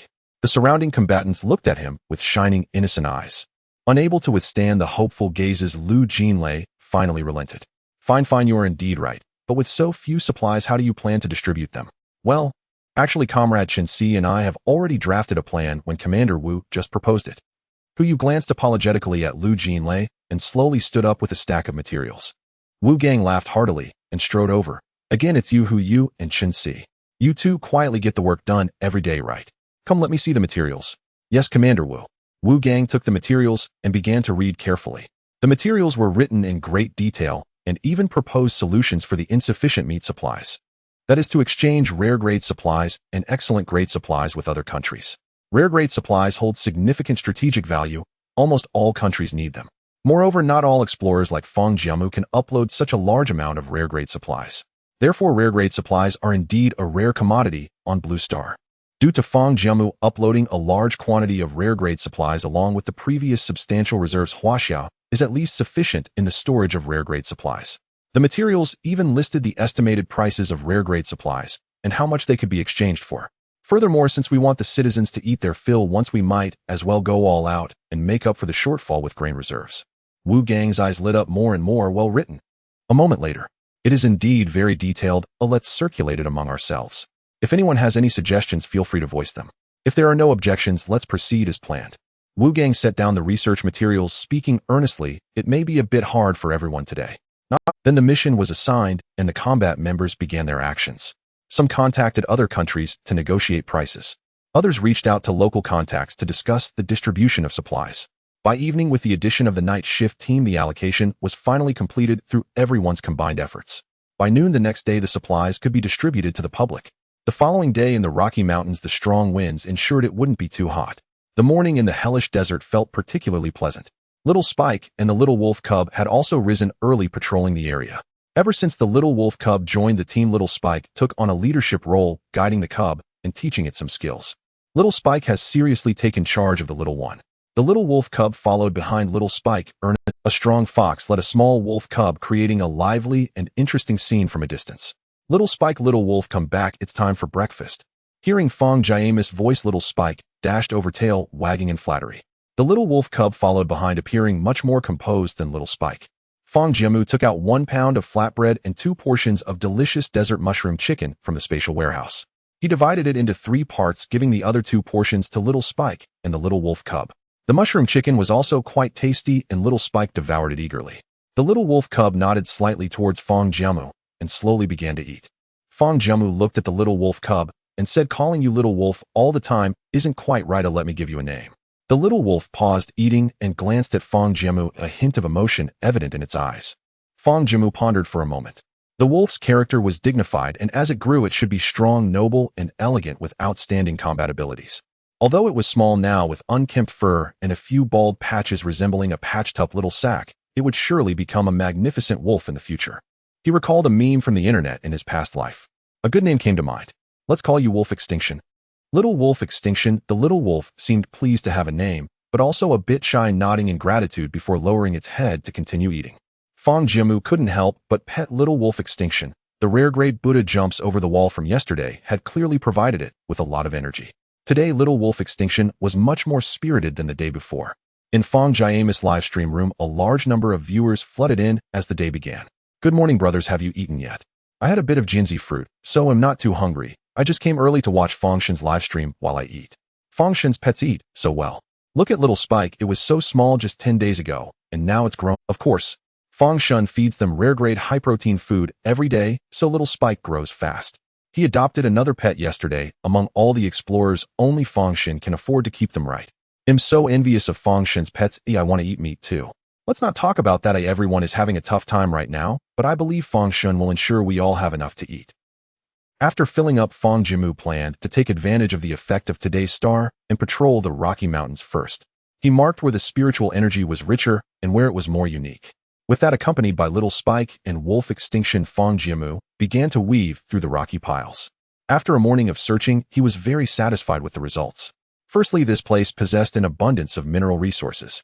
Not only were there large amounts of basic high-energy coal, but also plenty of copper, ore, and silver iron. Moreover, this was just the surface. Some underground areas emitted a strong metallic spiritual energy. The rating for the mineral resources was quite high. Secondly, there were desert giant goats traversing the rock. Lastly, there was the variety of vegetation. Of course, the plant resources were the least abundant, and many were inedible. However, as long as Fang Jiamu could fully mine this Rocky Mountain range, it should be enough for him to complete the hidden task 2 of the Chosen One. Thus, Fang Jiamu was filled with confidence, starting to mine ores with his alloy pickaxe while harvesting crop. Meanwhile, in the Huaxia country of Blue Star, chaos erupted. In the central shelter, Huaxia was intently watching Fang Jiamu's livestream. Thanks to Huaxia acquiring a large amount of supplies in recent days, her father's condition had finally improved. Although his spirits were still lacking, at least he had woken up. Little Xia, is this the Fang Shin you were talking about? You mean to say that such a young guy turned this situation around? Su Xia gazed at the screen where Fang Jiamu was mining, pride evident as she nodded. That's right. It's a pity you were unconscious and couldn't see Fang Shin's impressive demeanor. I must tell you, he looks so cool. Really? Then you must let your father see Fang Shin's clips. It's natural, a falling for Fang Shun is understandable. Su's father looked tenderly at his daughter. Ever since the shadow fell, her smiles had become fewer and fewer. Although she was in the growing stage, she hadn't had enough to eat every day. He couldn't bear to see his daughter go hungry, always saving his supplies for her, which was why he had fallen ill recently. Now upon waking, he found his daughter's smile had returned as she proudly introduced him to this Fang Jiamu. A young man had saved him and Huaxia. Gradually, he became engrossed in the live stream. However, before long, the aroma of meat wafted in from outside, distracting him. It seems I'm so absorbed in watching Fang Shun eat delicious food that I'm imagining things, no hallucinating. In our centralized shelter, having food is already a blessing, let alone the smell of meat. He shook his head vigorously, forcing himself not to be distracted. But the scent of meat grew stronger, and the people in the shelter began to stir. Even his daughter seemed to have caught a whiff of the aroma. Dad, the smell outside is so fragrant. Is there meat? At this point, he could no longer sit still. He stood up and walked outside, noticing a crowd heading out. Everyone followed the direction of the meat smell, the crowd buzzing with excitement. At that moment, he knew there would indeed be meat today. Brothers, the relief supplies from the court have finally arrived, and today we actually have meat. Everyone, don't push, be safe. It must be the supplies from Master Fang. The government is being quite generous today, actually distributing meat. I'm so hungry I could eat a whole cow. I'd be satisfied with just a piece of meat. The crowd rushed towards the kitchen, while Su's father left Su Xia behind and followed the crowd. Upon reaching the kitchen, everyone unconsciously stopped. A leader wearing an armband and holding a loudspeaker shouted loudly, "Everyone, do not shove! Commander Wu from the Central Operations Room of Huaxia has issued orders. Today, everyone will be fed and everyone will have meat. Our shelter has been allocated antelope meat prepared by our own chefs with some potatoes added. Although it's not the dishes prepared by Fang Jiamu, our chefs are also quite skilled, so please don't complain. In addition, each person will also get a bit of fruit. The quantity is limited, but everyone will have some." The leader was sweating, but his expression was excited. How could we complain? Also, leader, you said everyone can eat their fill, is that true? Yeah, how long has it been since we've had enough to eat? We can eat a lot more now than before. People below murmured, expressing doubts. They were somewhat aware of the country's grain storage situation. To be precise, it's not about letting everyone eat to their heart's content, but rather a normal meal with meat, vegetables, rice, and fruit equivalent to a normal meal before the shadow descends. Currently, it's still a bit difficult for the country to let everyone overeat. But rest assured, I'm sure everyone has been watching Master Fang's livestream. Master Fang and other explorers will rescue everyone, so do not lose hope. The leader explained loudly, and some people below started to cry. Whoa, are we finally going to make it through? This time has been really tough. Yes, I've thought several times about giving up on myself, but with everyone's encouragement, I have the confidence to survive. It was Master Fang who saved us. The leader looked at the emotional crowd below and couldn't help shedding a couple of tears. He forced himself to remain composed and wiped his tears away. All right, let's not talk about the past anymore, let's eat. One portion per person, everyone line up in an orderly fashion. Su's father didn't know how he made his way back. When he came to his senses, the lunch box had been opened and his daughter swallowed a large piece of lamb and said to him, "Daddy, eat this. The lamb is so delicious. If you don't eat it now, it will get cold." He looked at the lunchbox in front of him, which was quite generous, containing 4 pieces of lamb, several potato chunks with a rich sauce exuding a meaty aroma. In addition, there was a whole portion of rice, stir-fried vegetables, and a few sea buckthorn fruits. It was simple, but very satisfying. His cheeks were slightly moist. Meanwhile, similar scenes were occurring all over Huaxia. In Fang Jiamu's live stream, the discussion in the comments was unprecedentedly heated. Brothers, it feels like the country is distributing meals after this meal. I'll be heading to heaven, right? Hey, what nonsense are you talking about? Don't spread anxiety. It's because Master Fang uploaded a large amount of supplies yesterday that the government decided to distribute them. Eating meat makes me feel revitalized. Hey, we've been allocated honey-glazed lamb, and Master Fang's cooking is unmatched. It's so sweet and delicious. We seem to have been allocated a lot of snake meat in Lingnan, and those who don't eat snake meat can get mushrooms. Adapting to local conditions, let's give a thumbs up to the authorities. In Shuzhong, we received hare meat, and our chef added cumin. It smells so good. Let's thank Master Fang. Thank you, Master Fang. Worship Master Fang. Huaxia Operations Room. Wu Gang looked at the feedback from the public in the live stream, feeling very moved. Their soldiers work day and night just to see the smiles of the people. He then turned to the soldiers and said, "Comrades, although this time we even tapped into Huaxia's reserves, seeing the happiness of the people, I believe it was all worth it. This time I admit I was indeed a bit willful, so I apologize to everyone, especially to Comrade Lu Jinglei." Wu Gang bowed deeply towards Lu Jinglei. Seeing the people's feedback in the comments today, Lu Jinglei had already calmed down considerably. Now with Wu Gang's gesture, he felt completely relieved. He hurried to help Wu Gang up. "Commander Wu, we've been colleagues for so many years, having disagreements is normal. I don't blame you, as we all work for the people of Huaxia. Today you've taught me a lesson. Sometimes what everyone needs is not just to survive at the bare minimum, but something, and that is hope." Lu Jinglei also slowly bent down and returned the salute. "Minister Lu, and Chief Ming, you used to be more rational than me, but yesterday you actively persuaded me, preventing me from getting stuck in a rut. Commander Wu, we must continue to work hard to ensure everyone can have enough to eat every meal. For Huaxia." Wu Gang looked into Lu Jinglei's eyes, sparkling with enthusiasm. For Huaxia. For Huaxia. Fang Jiamu naturally had no idea that his actions yesterday had caused a huge stir in Huaxia. He continued as usual, searching for supplies. At this moment, he had arrived at a pile of rocks embedded with a large amount of high-energy coal. He held a pickaxe, looking at the little spiky creature beside him. "Can you help me collect this?" "Ah." The little spiky creature gave Fang Jiamu a disdainful look. "Ah, that's such a pity." The little wolf jumped up and flew onto the rocks, raising its claws, seeming eager to. However, after trying for a long time, the rock didn't budge at all. Fang Jiamu smiled, helplessly picked up the little wolf, and gently placed it on the ground. "Little baby, your job now is to grow up. You don't need to do this. Go play with the little spiky one." "Oh, woo." The little wolf nodded, but did not leave, quietly guarding Fang Jiamu beside him. Fang Jiamu used his spiritual energy to control the pickaxe and began to mine the high-energy coal. Although it wasn't as easy as when the little spiky creature collected fruits, using spiritual energy wasn't too strenuous either. Clang, clang, clang. The pickaxe struck the rock, producing a crisp sound as chunks of high-energy coal fell.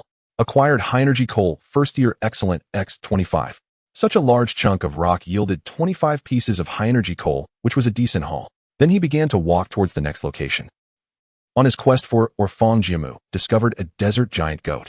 The giant goat stood atop a pile of rocks in the distance, its unique horizontal pupils coldly fixed on him. Fang Jiamu utilized the divine ability Ing Qiu Hua, and a golden flying sword materialized, shooting forth like an arrow aimed at the giant goat.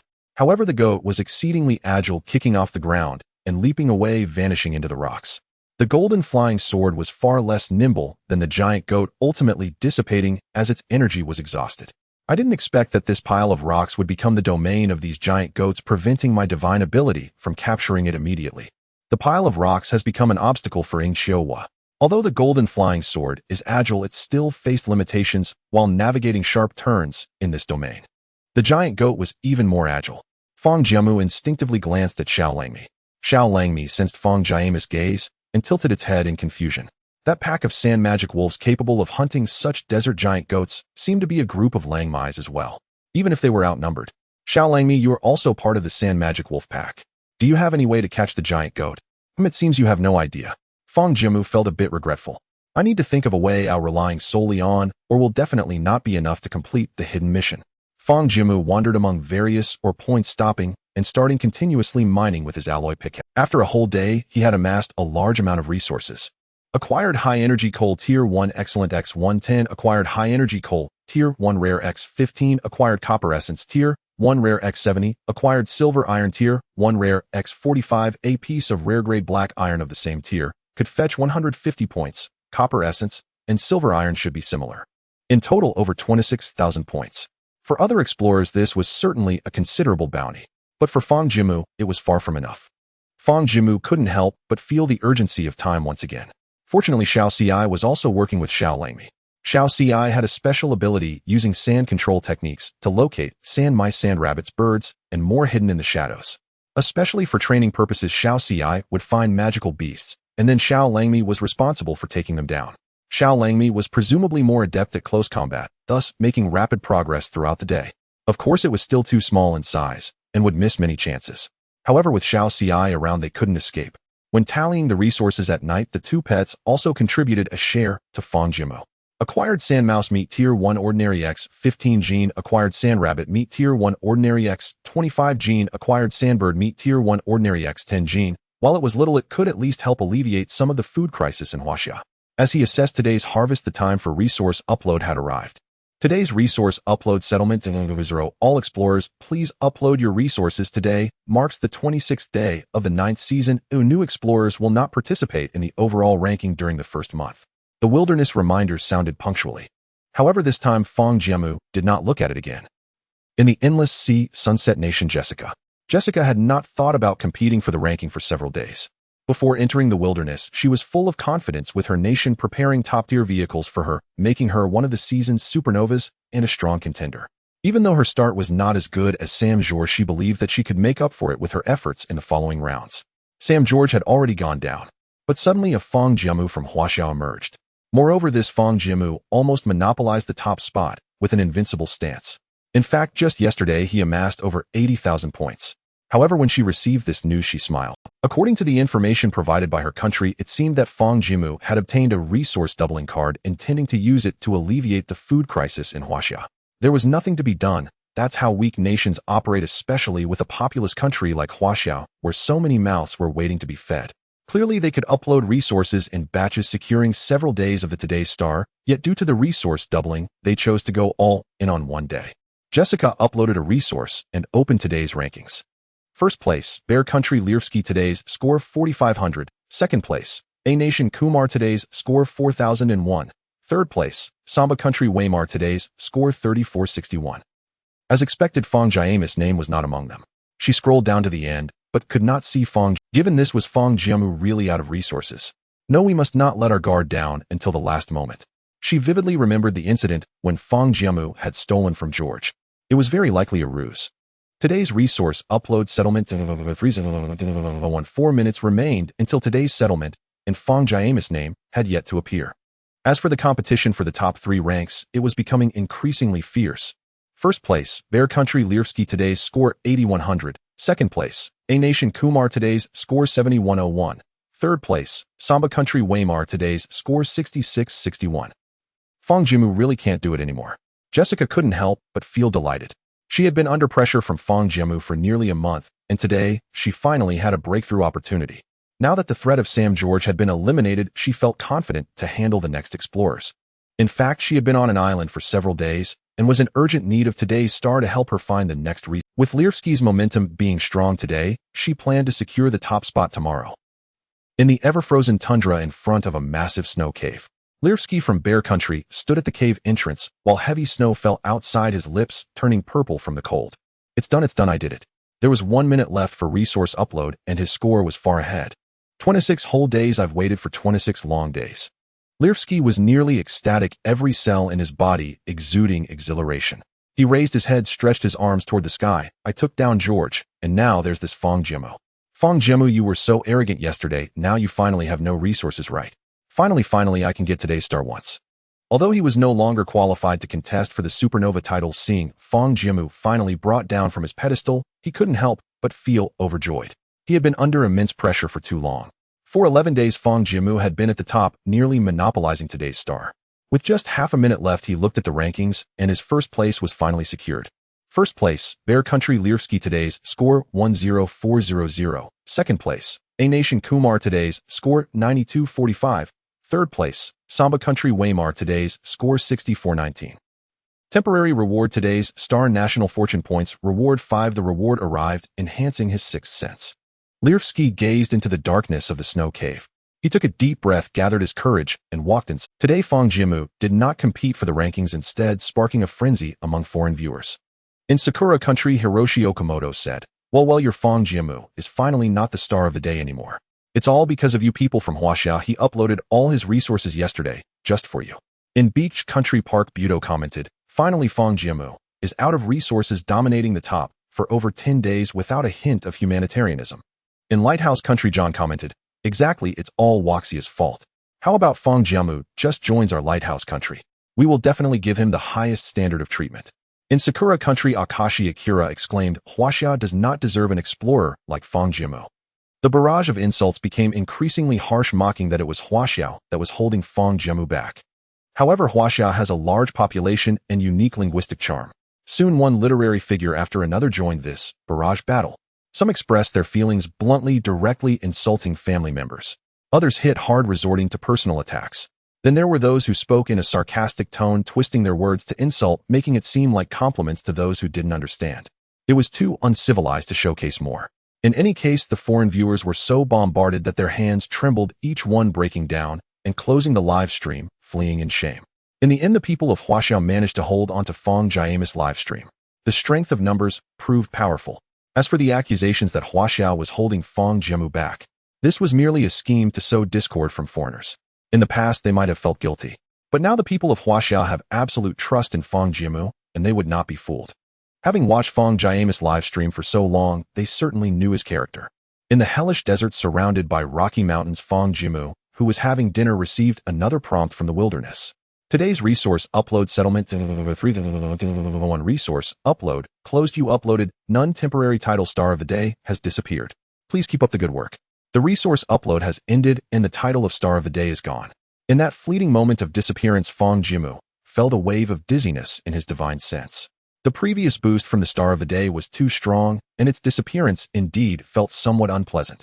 Fortunately, Fang Jiamu adjusted himself promptly and adapted. The range of his divine sense also plummeted as a result. Luckily, he did not need the enhancement of divine sense for the time being. Huaxia and Xiao Langmi noticed that Fang Jiamu seemed a bit uncomfortable and looked over with concern. It's nothing, just eat, we don't have much time, and we need to work tonight too, he said. Huaxia immediately displayed a look of grievance. Fang Jiamu couldn't help but gently pat Xiaoxi's head, pretending to be stern, and said, you are getting more and more arrogant, aren't you? Not even willing to work. Huaxia grinned widely, looking mischievous. Yet it still leaned over, stuck out its tongue, and licked the palm. That night, they had mushroom chicken for dinner. In just 2 days, Xiao Langmi had basically integrated into this little family. Moreover, it was becoming increasingly lively. After they were wealth, Fang Jiamu tied a moonlight stone to his head as a headlamp and led Huaxia and Xiao Langmi to continue searching for resources. Soon they found a massive rock covered with fine iron ore. Fang Jiamu's eyes lit up. Wealth. With a chant, his pickaxe began to strike the rock pile vigorously. Meanwhile, the Huaxia officials received Fang Jiamu's signal and promptly closed the public live stream. Fang Jiamu didn't do anything. It was as if he had superpowers and the pickaxe could rise into the air, assisting him in mining the ore. Even though the combatants already knew about Fang Jiamu's incredible abilities, they were still shocked each time they witnessed it. Wu Gang in front of the screen wore an expression of disbelief and said, how many abilities has Fang Jiamu already demonstrated? How many powers has the wilderness awakened in him? And this ability, does it even belong in the realm of wilderness? I've never seen anything like it in other. Meng Anan, who was beside him, already knew that any theoretical knowledge could not quantify Fang Jiamu. Yet she was still astonished by the strange abilities he displayed time and again. Huyu, who usually remained silent, also spoke up. Is this a superpower?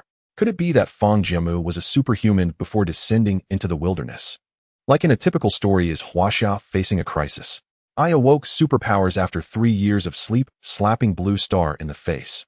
Chen Si chuckled and said, what urban dragon king novel? Huyu, you have this hobby too.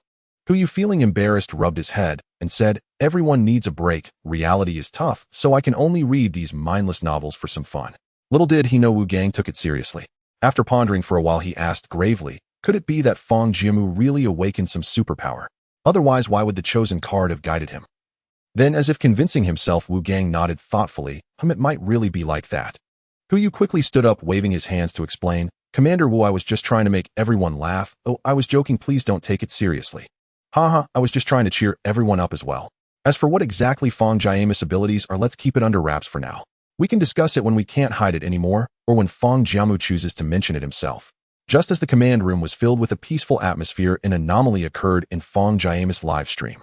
Commander Wu looked quickly. Fang Jiamu seems to be in trouble. Oh, it looks like he's being pulled into something. Everyone immediately focused on the live stream, and indeed on the screen Fang Jiamu appeared to be wrapped in quicksand, sinking deeper and deeper. You have acquired fine iron, or level 1 rare, X70. Even before finishing mining the entire rock pile, he had already extracted 70 pieces of fine iron, or which was quite a fortune. However, just as the pickaxe came crashing down to continue mining, the entire boulder shattered. At the same time, a large pit appeared in the sandy ground, and the surrounding sand became quicksand, causing Fang Jiamu and his pets to lose their balance. The pit resembled a vortex, seemingly possessing gravity, continuously pulling Fang Jiamu deeper inside. His heart raced as he attempted to use his spiritual power to escape. But he soon realized he could not use his spiritual power and was instead sinking deeper and deeper. In the end, unable to break free, he along with Huaxia and Xiao Langmi were sucked in.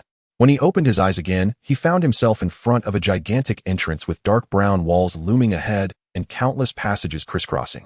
Congratulations, you have entered the underground labyrinth instance. Here danger and opportunity coexist. To escape, you must find the exit. Enjoy your game. A subterranean labyrinth dungeon. Is there such a thing? Although he did not understand why his spiritual power was unusable while being drawn into the maze, it should be something good according to the hints from the wilderness. As for danger, with Fang Jiamu's current strength, he stood at the pinnacle of the hell desert. What could possibly? As for walking through the maze obediently, absolutely not. Fang Jiamu decided to break through all obstacles. Sword come. The Qingyuan sword was summoned, and Fang Jiamu wielded it with tremendous force, intending to smash through the wall before him. Clang. The moment the sword tip touched the wall firmly absorbed the strike, dispersing the force. The wall remained motionless, not even a single crack left behind. My. Fang Jiamu skeptical swung the sword several more times at the wall.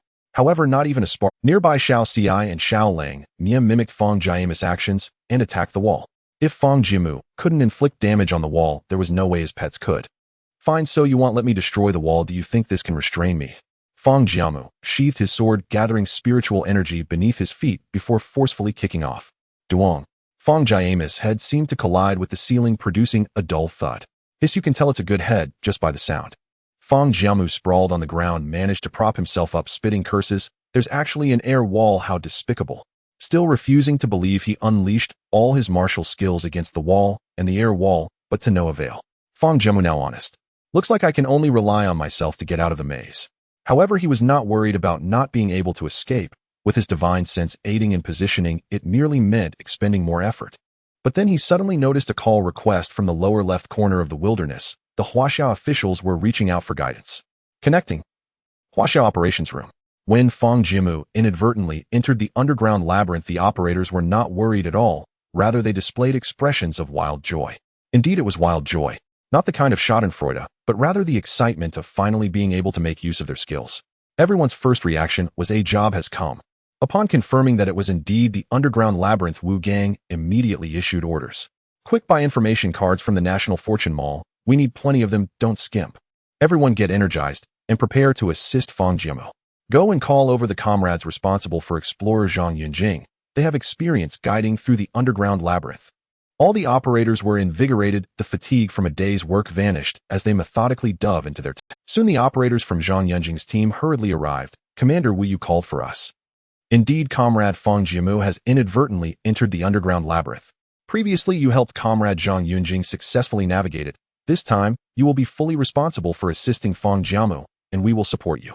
The head of Zhang Yunjing's operations team is named Guo Xianjin, who is also an excellent operator. Guo Xianjin looked at Fang Jiamu on the screen, and in his spare time had watched Fang Jiamu's clips. He naturally recognized this leading figure who had guided Huaxia out of troubles. Thinking about being able to assist such a character, he felt immensely pleased. However, he still hesitated to speak. But Commander Wu over there with Zhang Yunjing, we might still need. Well, comrade, how could we possibly abandon Comrade Zhang Yunjing? I've already dispatched some of our operators over there. You only need to focus on Fang Jiamu's side. With that, Guo Xianjin felt reassured. He looked at the screen where Fang Jiamu was smashing the wall with his sword, producing loud clangs. But he knew that this method was futile. The maze had been restricted by the wilderness, and the only way out was to find. Moreover, the positions of the walls changed in real time, making it exceedingly difficult for ordinary explorers to navigate out by themselves. However, with the help of these operators, it would only cost a bit more time, especially since they had prior experience helping Zhang Yunjing successfully escape the maze. Commander Wu, based on my experience, escaping this maze is not difficult, but we need plenty of information cards. Gua comrade, you're joking. Fang Jiamu has earned so many national fortune points for Huaxia. Just use the cards. Last time Fang Jiamu even opened up a communication card. Oh, just use it, and if it's not enough, well, buy more. Alright, I'll use a communication card first to have a face-to-face conversation with comrade Fang Jiamu. The communication card was successfully used, and Fang Jiamu's side was promptly connected. Comrade Fang, I am the person responsible for assisting you out of the maze, Guxianjin. Let's keep it brief. You must have tried it yourself just now. In this underground labyrinth, you cannot take any shortcuts other than finding. You are powerful, and perhaps you have the ability to escape this maze by yourself, but our operations room has many people and the most sophisticated equipment to plan your route and help you find the exit. Next, we will continuously send you information cards. You just need to follow. As soon as Fang Jiamu connected the communication card, he saw this unfamiliar man. After a brief self-introduction, they got straight to the point. Very efficient. Fang Jiamu liked this way of communication. Following that, Guxianjin detailed the precautions for the underground labyrinth. After a full 5 minutes of explanation, Fang Jiamu gained a deeper understanding. As the call time ended, he couldn't help but feel a surge of gratitude in his heart. Having such officials is truly reliable. He was not fighting alone. Subsequently, he began to enter the maze's passageway, as per Guxianjin's instructions. The route planning method was simple, akin to the exhaustive method. As long as there was a path, he would move forward. When encountering a dead end, he would change direction and continue. Thus, Fang Jiamu charged through the maze like a fearless young calf, throwing caution to the wind. About 20 minutes later, Fang Jiamu encountered 3 dead ends, turning several times, and Huaxia officials sent the first information card. The information card displayed the path he had taken along with a rough overall map while guiding him on the next steps. Fang Jiamu continued forward along the planned route. The further he went, the more assured he felt.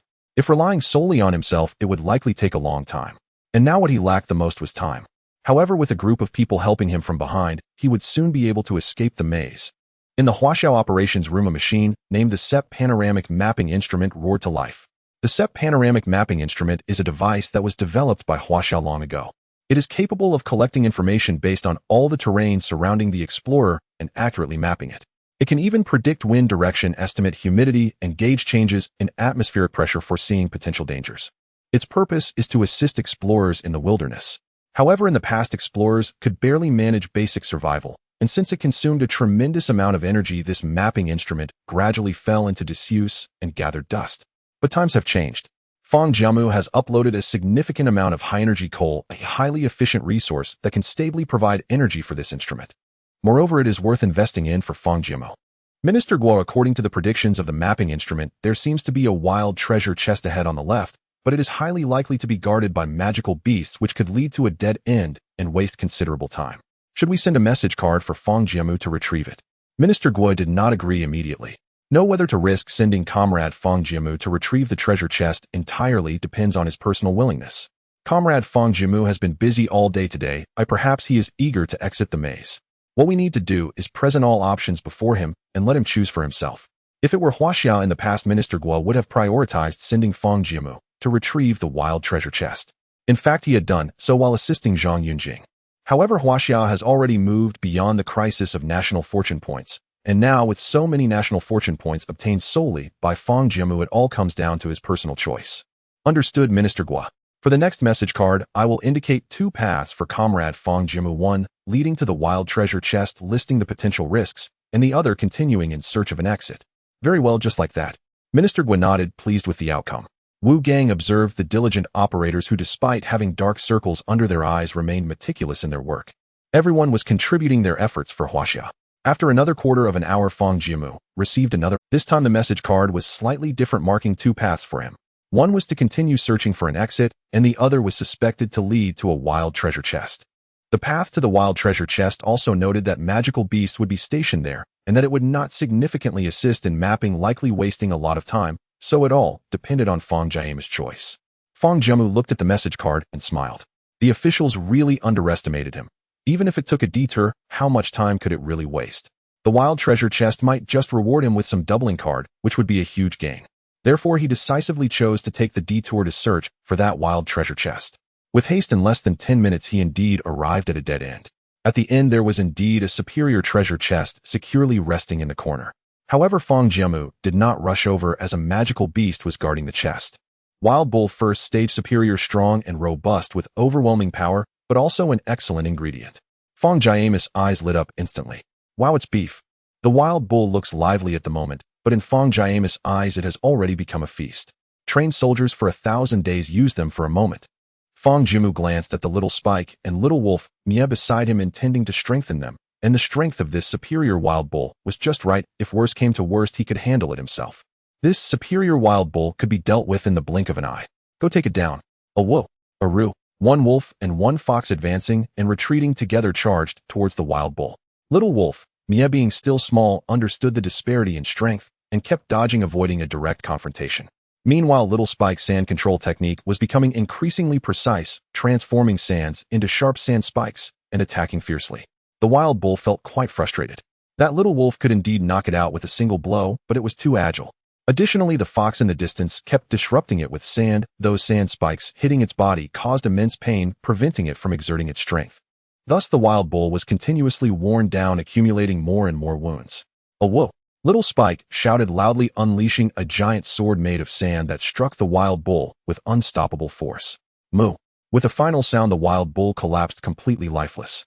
Soon after, the wolf and the fox ran to Fang Jiamu's side, puffing out their chests and wagging their tails as if seeking praise. Fang Jiamu squatted down and patted the heads of his two pets. Just now, little Spike's final strike bore a resemblance to his own divine ability. Respond to my call. Little Spike, was that last move you learned from me? Little Spike raised its head even higher. A whoa! Very good, learning and applying it is excellent. A whoa! In contrast, little Wolf Mai's expression turned somewhat dim. Fang Jiamu noticed little Wolf Mai's low spirits and comforted it by patting its head. It's okay, little Wolf Mia. When you grow up, you will have your own abilities and will be able to assist me even better.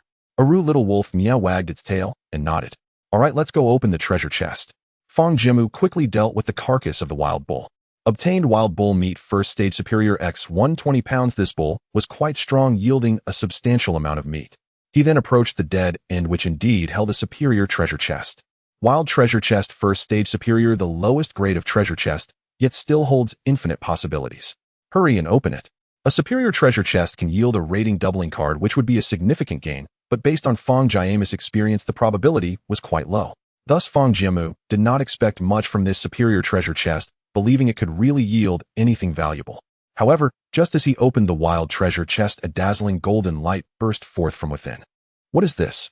What is happening? Fang Jiamu shielded his eyes, unable to open them due to the light. The light also affected the public livestream screen, prompting viewers to flood in with comments. WTF, am I in heaven? My eyes. Friendly reminder, the brightness ahead is too high. Oi, please adjust your screen to maximum brightness. I believe you not.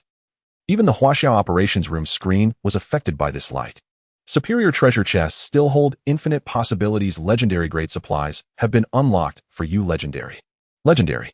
Obtained Reign of Grace card, first stage legendary, national fortune points, x1 Reign of Grace card. Fang Jiamu felt the name itself was extraordinary and hurried to check the effects of the Reign of Grace card. After reading it, he was nearly stunned by the effects of this Reign of Grace card, almost unable to stand. The Gonlin card, first rank legendary, centered around the user. It summons a light rain within a 10-kilometer radius, lasting for 2 hours. The rainwater nourishes the plants within the area, accelerating their growth and improving the soil quality. The ability to induce rain alone is already a formidable power in the hellish desert, and it can also aid plant growth and even enhance soil quality.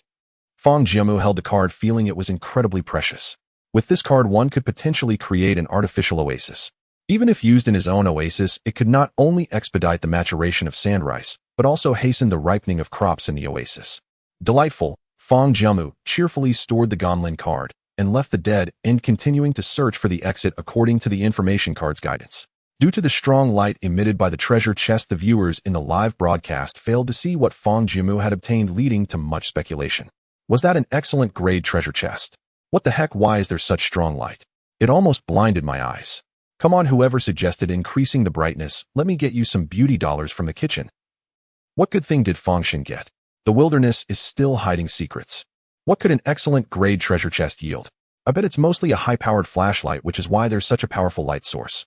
Makes sensei anyway. I have never seen an explorer open a wilderness treasure chest with such a scene. In the Huaxia combat room, even the official live broadcast was affected by this golden light and failed to capture the visuals. Especially Guoxianjin, as the temporary head was so shocked that his body stiffened. He mechanically turned around, his face filled with terror as he asked Wu Gang, "Commander Wu, what just happened?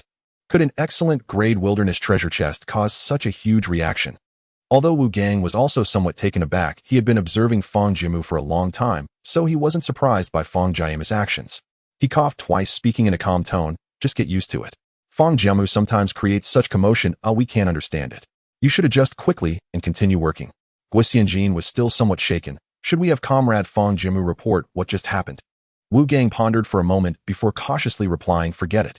It seems that Fang Jiamu is not in any danger, and look at how cheerful he is. He probably obtained something good. Let's not bother him." "All right." Guoxianjin took a deep breath, forcing himself to regain focus. "Everyone stop dawdling and keep working." Fang Jiamu was still immersed in his recent gains, unable to extricate himself. He kept pondering how to use this Gonlin card. He even thought about planting sand rice on all the vacant land in the oasis once he returned. The plants that have windbreak and sand-fixing effects but lack crops could be moved to the outskirts of the oasis. He could even cultivate some Huaxia trees using the effects of the Gonlin card to aid their growth, and once they reached a certain height, he could expand the oasis. Increasingly hopeful, the previously annoying maze was now made delightful by this Gonlin card. After walking for another 20 minutes, the Huaxia officials sent another information card marking the next route. At this point, Fang Jiamu had calmed down and was following the route indicated by the card. The walls of the underground maze keep moving. Therefore, sometimes, even with a planned route, one may still encounter dead ends. At this time, the officials would send another route map. After using one information card after another, Fang Jiamu finally stood at the exit of the maze. A wilderness treasure chest lay prominently at the exit. "Congratulations, you have successfully found the maze exit. After leaving, the maze will disappear automatically." With the utmost assistance from Huaxia officials, he found the exit in just 3 hours. Seeing the wilderness prompt that followed, Fang Jiamu instead fell into silence, standing at the exit for a long time without leaving. The Huaxia combat room was left baffled by Fang Jiamu's actions. Guoxianjin had adapted this time. What is Comrade Fang Jiamu planning now? Truly deserving of the title Fang Shun, he is certainly beyond the comprehension of ordinary people. "Commander Wu, can you tell what Comrade Fang Jiamu is trying to do?" He had already convinced himself. Wu Gang broke into a cold sweat. To be honest, he didn't understand either, but to maintain his authority, he could only respond sternly. "Perhaps Fang Jiamu has his own ideas. Let's see what he intends to do." As the combatants hesitated, Fang Jiamu activated the voice permission, request to use the call card to connect with Huaxia officials. What does this kid want to do? Wu Gang naturally heard Fang Jiamu's sudden speech. The exit of the maze was right in front of him. Why not just take the treasure chest and leave? Realizing that Wu Gang beside him was getting a bit irritated, Guoxianjin spoke up. "Commander Wu, let's see what Comrade Fang Jiamu wants to do. He might have his own thoughts. You must understand that we cannot comprehend Fang Shin's thoughts." Wu Gang suppressed his anger and glanced at Guoxianjin, then said, "Go to the National Fortune Mall and purchase a call card. Immediately connect with Fang Jiamu." "Yes, Commander Wu." After the call card arrived, the Huaxia officials immediately requested a call with Fang. Less than 2 minutes after Fang Jiamu finished his request to call, the lower left corner of the wilderness system displayed the connected icon. Connection established. At first glance, it was still the same Guoxianjin and Wu Gang as before. Wu Gang was the first to speak. "Comrade Fang Jiamu, the exit of the maze is right in front of you. Why haven't you gone out? Do you still want to make this call?" Despite the fire in his heart, he still asked patiently. Fang Jiamu nodded. He knew that what he was about to do might seem absurd, but he planned to proceed. "Commander Wu, may I ask Minister Guo a question?" Wu Gang furrowed his brows, but said nothing. Guoxianjin took the opportunity to respond. "Comrade Fang, feel free to ask. I will answer truthfully. First of all, I just received a prompt from the wilderness system stating that as long as I exit the maze will..." Guoxianjin nodded. "Yes, that is correct, Comrade Fang Jiamu. In fact, we have compiled data on a few explorers who have exited the maze, and according to Comrade Zhang Yunjian's field investigation, the maze does indeed disappear. Regarding this, Guo Zianjin's department had assisted Comrade Zhang Yunjian in exiting the maze, and then had him return to the maze's entrance, which indeed had vanished.